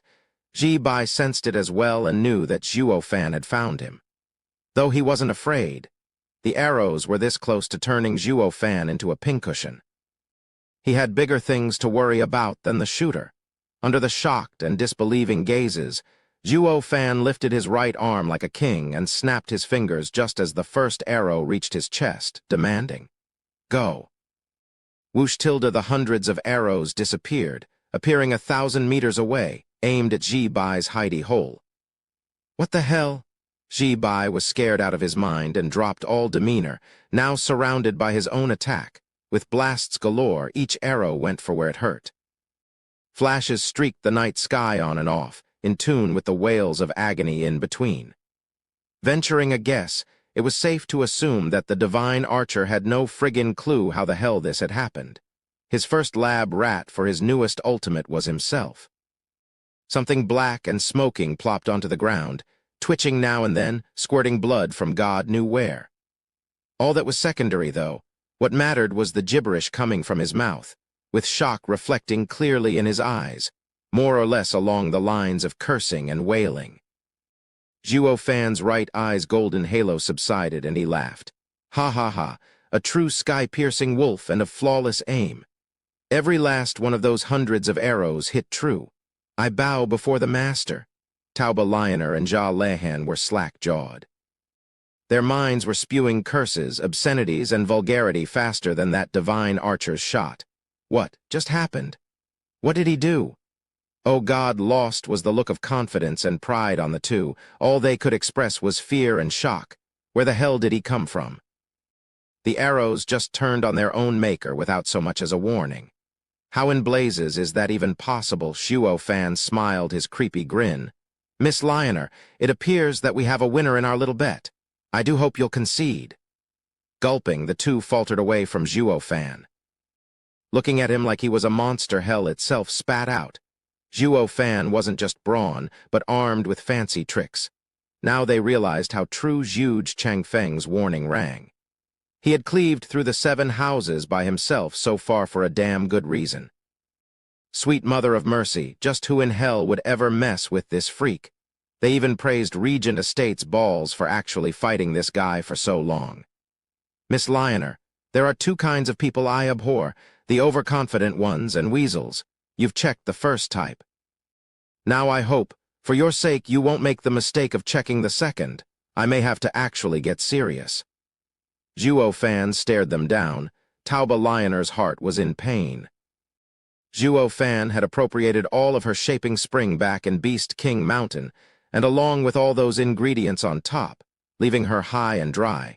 And now he had the cheek to preach to her about Welchers. This guy was a filthy skeeve. Jia Lahan was turning red, wanting to plunge his head into something, anything. He was Quanrong's finest in terms of strength, cleaning the battlefield like a reaper on his day off. Yet this invincible and prideful warrior had just stepped out for a second to put a profound heaven bugger in his place. But lo and behold, the awe-inspiring savage wolf was taught a lesson in humility instead. His prideful heart found it hard to even beat. But what could you do, eh? This world was based on power. If the guy had you beat and said you were a disgrace, then that answered that. You could be in denial all you want, but you better damn well sit back and take it, if you know what's good for you. Or you could always retort. But was your fist tougher? Didn't think so. Compared to Tianyu, who practiced righteousness, the Quanrong revered the strong. In front of Zhuo Fan's power, the two couldn't get a word in. At least the average second generation would be looking for a backer right about now, like my dad's the mayor or something. Star Reader, a line a guy said after running over someone with his car. The news went viral. But wait, the Quanrong despised such things. A loss was a loss, regardless of how, to the point that they weren't even shouting out the fact that they were delegates with diplomatic immunity. Kill me. Taoba Lioner stuck out her neck, stubborn as a mule. Zhuo Fan grinned, his fingers crackling. Are you sure that you want to test me? You may be the Quanrong delegation, finding jaywalking normal, but when going after the best steward beneath heavens, I have the right to judge you. Zhuo Fan's fist flashed red, his killing intent skyrocketing. Chapter 398, Exposed. Steward Zhuo, please stop. An anxious shout came as Zhuo Fan's bloodthirst grew and grew. Zhuge Changfeng rushed over with some men. They're the Quanrong delegation. No matter what they are accused of, charging them isn't so simple. Zhuo Fan eyed him. Prime Minister Zhuge, by the looks of things, you know what they're up to. Then you must also realize that they came here to kill me. Steward Zhuo, please listen. They have come to solve their private matters. It has nothing to do with politics. You know what will happen if you kill them. That is not something you'd want. Zhuge Changfeng knew from a mile away that Zhuo Fan was no saint, willing to forgive and forget. So instead of appealing to his non-existing humanity, Zhuge Changfeng baited him with cold, hard benefits. If you let them go, I promise they will be of use to Steward Zhuo one day. You are an intelligent man, I needn't say more. Zhuo Fan was pondering.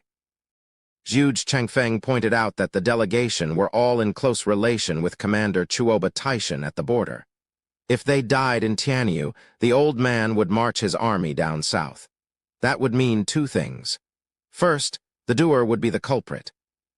With Zhuo Fan killing them, his head would be the only thing that could appease him. But would Zhuo Fan just hand it over like that? No way in hell, and the Quanrong would take advantage of the chaos in Tianyu and invade. The Emperor definitely didn't want that, so he'd choose the second option.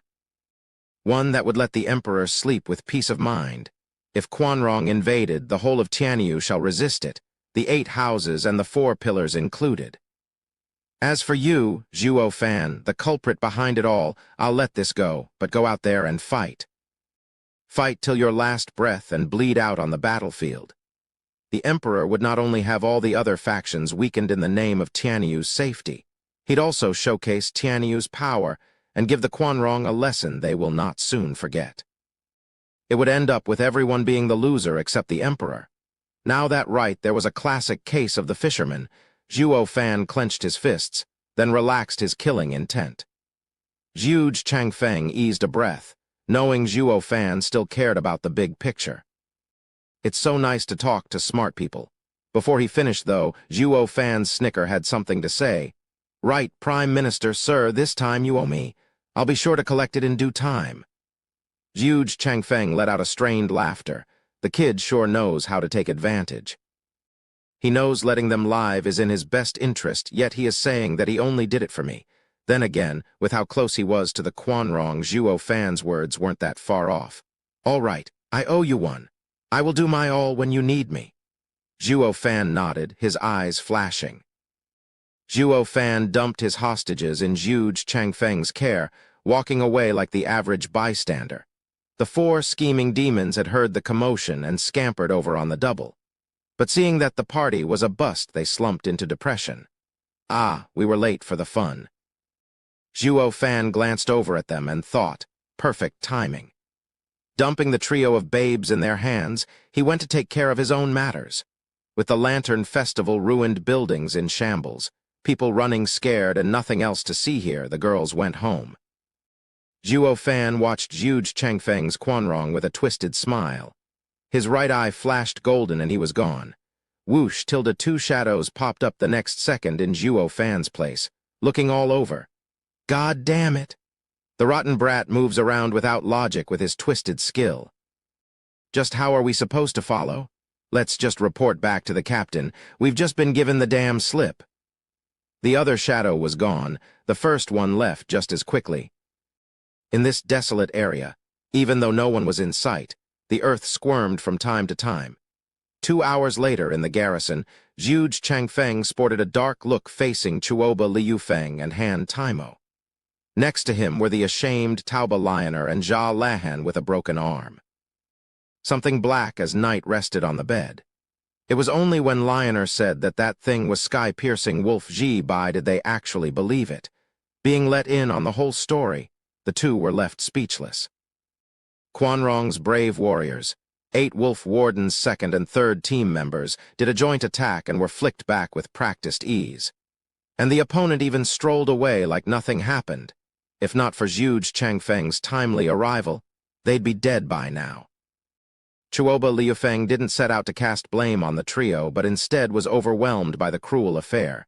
Zhuo Fan was an abomination. Zhuge Changfeng sighed. I warned you not to step on his toes, and yet you— Forgive us, Prime Minister Zhuge. I failed in teaching my sister. I will make sure this never happens again. Chuoba Liufeng bowed, glaring at Lioner and Jia Lahan until their faces were red from shame. As for Ji Bai, he was just laying there in his blackness. Tilde the earth squirmed and Hu Lianchai came out. He gave his salute and said, Prime Minister, sir, Zhuo Fan had a tail like you predicted. But he is truly remarkable. I don't know how he did it, but he even left me behind, not just those 2. The 2 tails left to report instead of following you here. Ha ha ha, they're His Majesty's men all right. But that kid sure is cunning and sly like a fox. There may very well be no one in Tianyu capable of following him. Those 2 guys were merely trying their luck. Zhuge Changfeng mocked and praised. Obscure wolf, you are quite smart yourself to come to me first for help. Good, very good. Prime Minister, sir, that Zhuo Fan was too much of a monster. I was afraid of being wiped out and thought only sir could help. Without Prime Minister Zhuge's help, my sister and my men would have been slaughtered at the hands of that twisted maniac. As a brother and young commander, I express my deepest gratitude. Chuoba Liufeng gave a 90 degrees down angle bow. Zhuge Changfeng shook his head. Young master, there's no need. Even without my interference, Zhuo Fan wouldn't have killed them. Chuoba Liufeng was lost. But sister said his killing intent was actually visible. Zhuge Changfeng shook his head. He is not feared for his brawn, but for his insidious and twisted mind. His savage routine was all to draw me out. The one who comes out to save you first is bound to be the one closest to you. I presume that even His Majesty knows about our connection now. What? Chuoba Liufeng cried. What do we do now? Zhuge Changfeng said, it's fine. The difference between overt and covert schemes is that the latter will never see the light of day, while the former does not have such limitations. It won't change a thing even if they do know. The events will continue to play out like normal. I can no longer stop them. But wouldn't it have been better if we weren't exposed? Chuoba Liufeng sighed. Prime Minister, sir, why did you come out knowing Zhuo Fan's intent?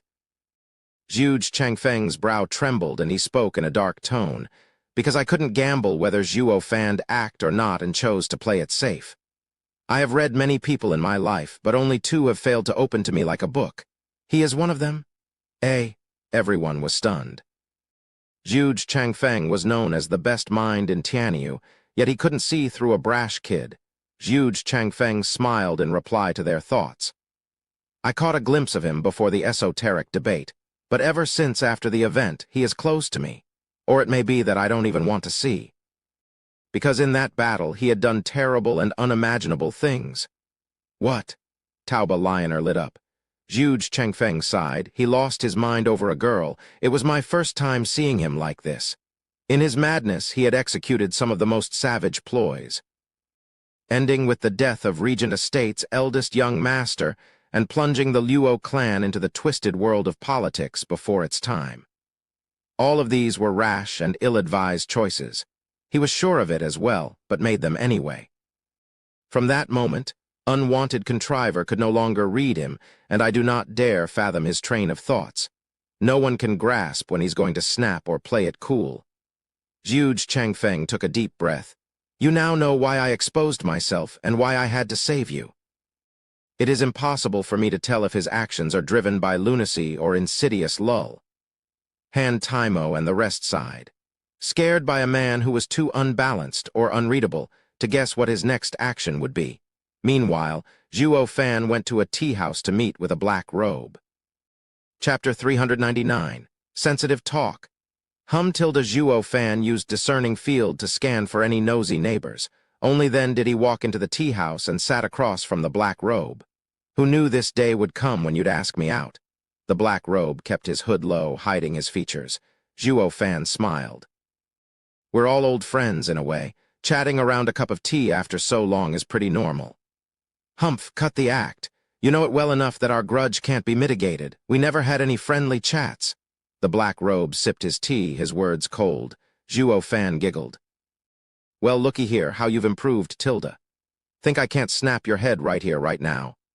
Yes, I do. The man shook his head. You would have long killed me by now otherwise. I am not your match. But since I've answered your invitation, I'm sure you didn't come here just to finish me off. Zhuo Fan grinned. I see you've done some growing up over the past years. Not just a conniving mentality, but nerves too, just like that old demon back in the day. Shuddering, the black robe's grip on the teacup tensed, yet he continued sipping the green tea. I'll keep it nice and simple. The report I have from my house's spies puts you in a precarious position at a crossroad. And have you come to threaten me with it? The black robe's cold tone cut Zhuo Fan off. Humph, see how much good will that do? My 2 employers agree on my choice. You won't be using that on me anytime soon. You've pegged me all wrong. I didn't come here to threaten you, instead just to talk. If you're interested... Zhuo Fan stared hard at him. How about a 3-way crossroad? Mind considering taking a step towards the Luo clan as well? Shuddering, the man cried in disbelief. What did you say? I think I was clear enough. Zhuo Fan chuckled. A sly person always has a fallback. Why not get one extra? For you, it comes with no downsides. Don't tell me you haven't been considering it. You're insane. We're enemies. The black robe roared, slapping the table. I'll never help you. Zhuo Fan mocked. You're so outdated. Very. This will probably be the highest you can go. What did you say? Nothing, really. Before the esoteric debate, I met Zhuge Changfeng and talked. He asked me, I and Leng Wucheng scheme for our own personal gains, so why do you stay a mere steward to a run-down, third-rate clan? My answer was simple. My ambitions go beyond his. Zhuo Fan's eyes flashed with malice. The way I see it, be it some unwanted contriver or the greatest mind of this empire, I will always be better. As for you, you're not even at their level. Your scope is tiny. Shuddering, the black robe dazed out, his mind drifted. Zhuo Fan just sat there, waiting. He sighed at one point and stood up.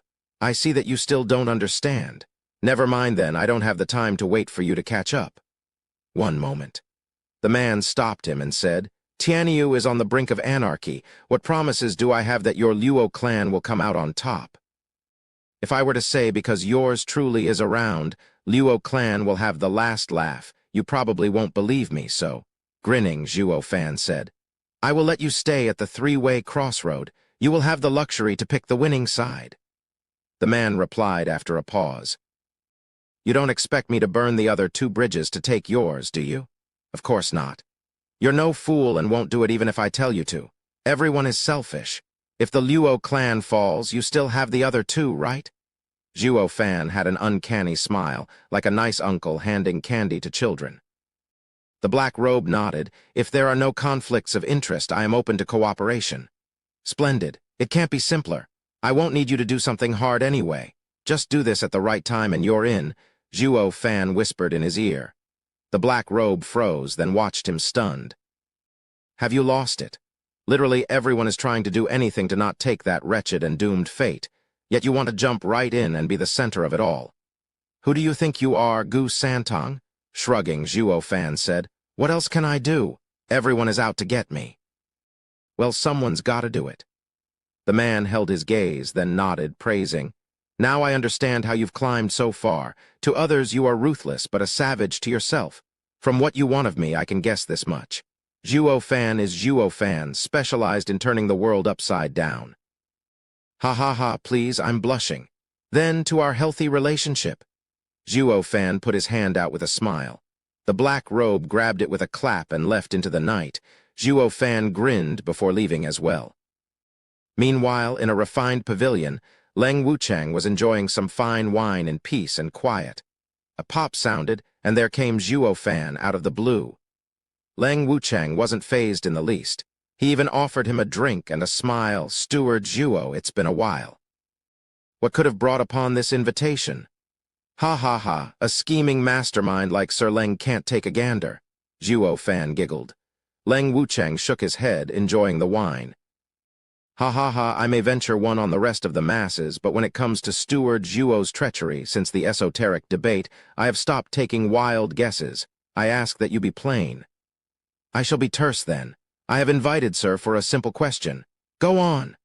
Leng Wuchang waved casually. Sir Leng, what do you wish to accomplish by staying in the Regent estate for all these years? Did you grasp it? Zhuo Fan asked. Leng Wuchang's cup shook, his reply bitter. Steward Zhuo, don't patronize me, please. I was on the brink of taking it for myself, but then you came along and all my plans went up in smoke. Can you blame me? If it weren't me, then Prime Minister Zhuge. If not Prime Minister Zhuge, the still tough emperor? Fine, fine, just say your piece. Leng Wuchang grew impatient. Zhuo Fan turned serious. Sir Leng, you have toiled in the Regent estate for decades with the prize nowhere in sight. Perhaps you may have an easier time down at the Luo clan. What? Leng Wuchang jumped, then cracked up. Steward Zhuo, you've now come to steal me away. Sorry to disappoint, but what I want is something you can't understand. Moreover, the Luo clan has you. Won't adding me make it crowded? And if I'm not in the Luo clan, squinted Zhuo Fan. Leng Wuchang cried, there's no way that can happen, following with a shake of his head. If Steward Zhuo is out of the Luo clan, that house will fall apart. There'll be no point. Ha ha ha, since I plan on leaving, I will make sure to get everything ready and not let it scatter in the wind. To complete my project, I need the help of someone. Zhuo Fan spoke heavily.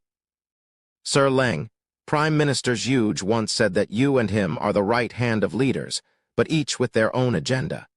I do not know what Prime Minister Zhuge's aim is, but I do have a theory about yours. You remember telling me how with the three of us together nothing can stop us. It got me thinking. You may appear conceited, but you wish to prove yourself to stand out. I'm giving you the chance now to take all the credit. Zhuo Fan whispered in Leng Wuchang's ear. Leng Wuchang's calm slowly gave way to shock, and then his eyes became bugged out. Steward Zhuo, that's a huge undertaking. You plan on uniting the continent? Leng Wucheng asked, still in shock. Zhuo Fan smiled. Never dreamed of it. I am not a schemer at heart, but a cultivator yearning for the Tao, while Sir Leng is more than eager to have such a grand achievement. Leng Wucheng nodded with a frown. Yes, this is the greatest achievement of all times, but with Regent Estate's legacy, it's no problem grasping it. Why then do you insist on having me turn to the Luo clan? Because that's where I am, and there are some things only I can provide. Zhuo Fan put on a mysterious smile. I won't force Sir Leng to make a decision now. All you have to do is a nudge from you at the right moment, and you'll be on board. As for the future, you can help the Regent Estate as its steward in any way you wish. And if the Luo clan falls, you won't be feeling any repercussions. Leng Wucheng gave a nod. Zhuo Fan smiled, whispering sensitive matters in his ears.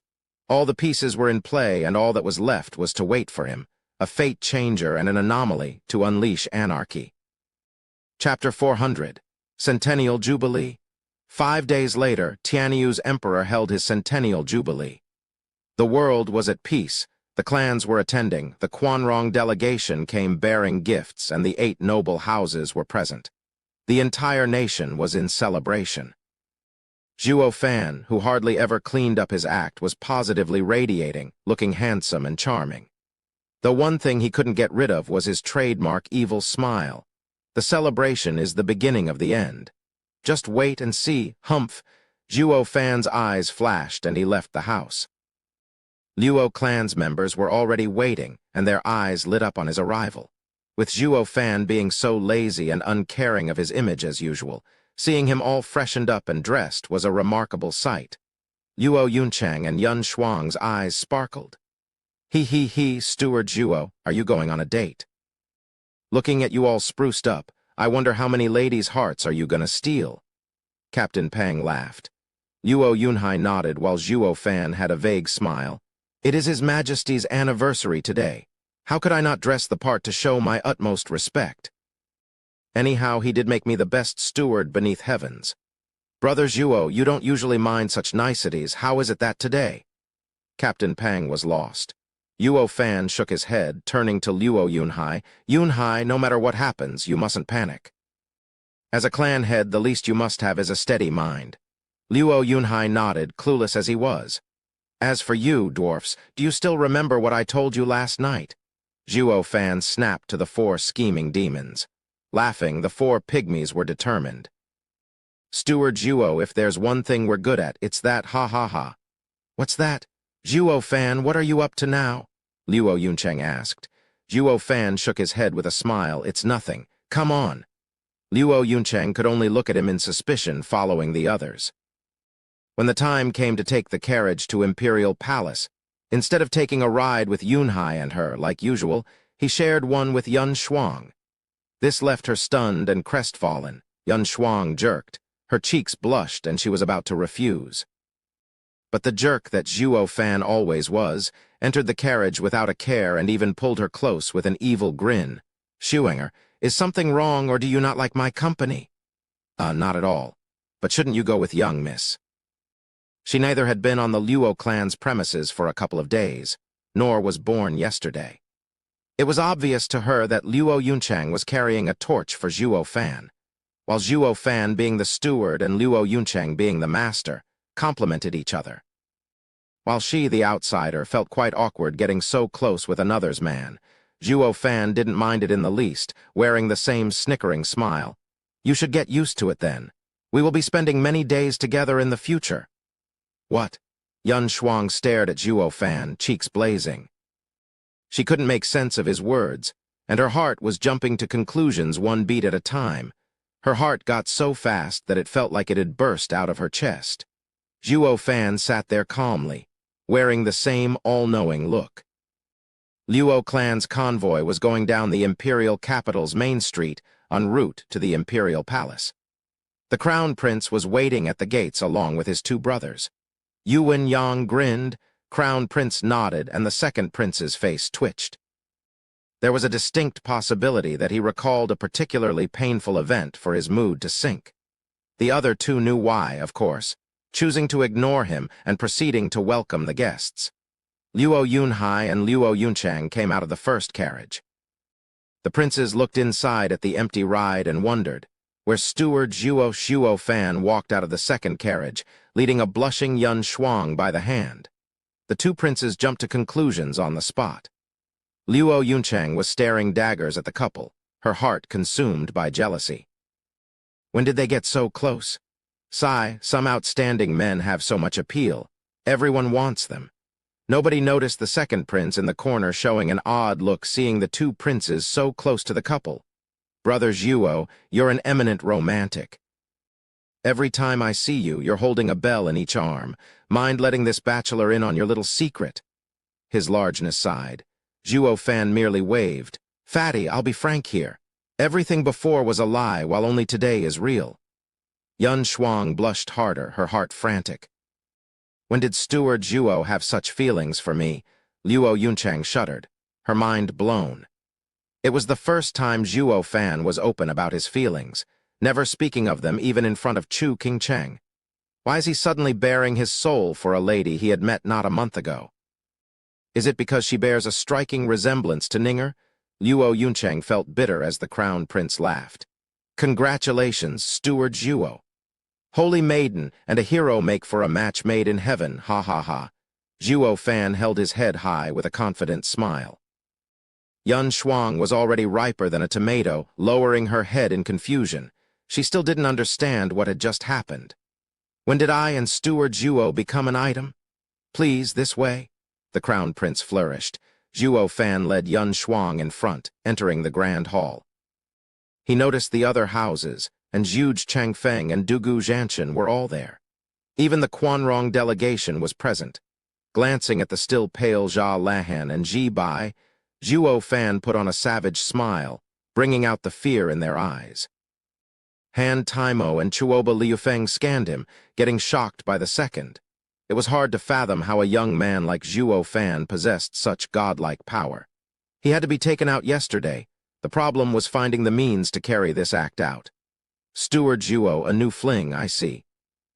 An odd voice jarred Zhuo Fan's eardrums. It was Drifting Flowers Edifice's peony overseer. She took Chu Qingcheng's place in expressing her total objection with fiery and angry eyes. Peony, silence. Don't be rude. Grandmother glared at her and then smiled at Zhuo Fan. Ha ha ha, Steward Zhuo, don't mind her temper. How could I? She is right after all. I do have a new fling. Zhuo Fan pulled Yun Shuang's hand for emphasis, flashing past the people and towards the Luo clan's lavish seats, making sure to seat Yun Shuang right next to him. His act made all the girls frown with envy. Secondly, Yun Shuang was blushing even harder being showered by the Drifting Flowers Edifice's stares. She couldn't meet their gazes, feeling shameful for doing something she shouldn't, like snatching Zhuo Fan away. The thing was, she was clueless towards whatever that was going on here. Zhuo Fan being the main perpetrator. And so, Yun Shuang sat on pins and needles, looking crushed next to Zhuo Fan. Her eyes were even tearing up. The houses, officials, and the delegation took their seats soon after, followed by the princes going in front. The crown prince smiled. Ha ha ha, today is my imperial father's centennial jubilee, a national holiday. All of you coming here, especially Quanrong's delegation coming from afar, have brought much honor with your presence. A grand occasion for Tianyu and Quanrong to join hands. Rolling his eyes, Chuoba Liufeng's side wasn't used to Tianyu's customs, preaching hypocrisies and all that. All I hear is that we've come to celebrate, that it's you who are the winners in this. And you're even thankful. What kind of joke is this? No one understood that in Tianyu the emperor ruled supreme. You newcomers have come bearing gifts for the emperor, giving him prestige. Of course we'd take advantage of you. Why else do you think you're standing here? Faced with such tangled logic, the terse Quanrong could never wrap their heads around it, while the crown prince brushed up on his oratory skills, singing praises and all that in the imperial study. The emperor in his best clothes was putting on a mean face, ready to join the festivities. Is everyone here? The emperor's eyes flashed. A shadow kneeled. Your Majesty, they are. Please give us orders. Good, I can finally see the end of this game. With carefree steps, the smiling emperor walked up to his desk and did a checkmate. The secret pearl order from 1,000 years ago is finally implemented. Tianyu is mine, after all. Making a fist, the emperor turned and briskly walked towards the hall with the servants in tow. Silavin. Finally, we made it to 400.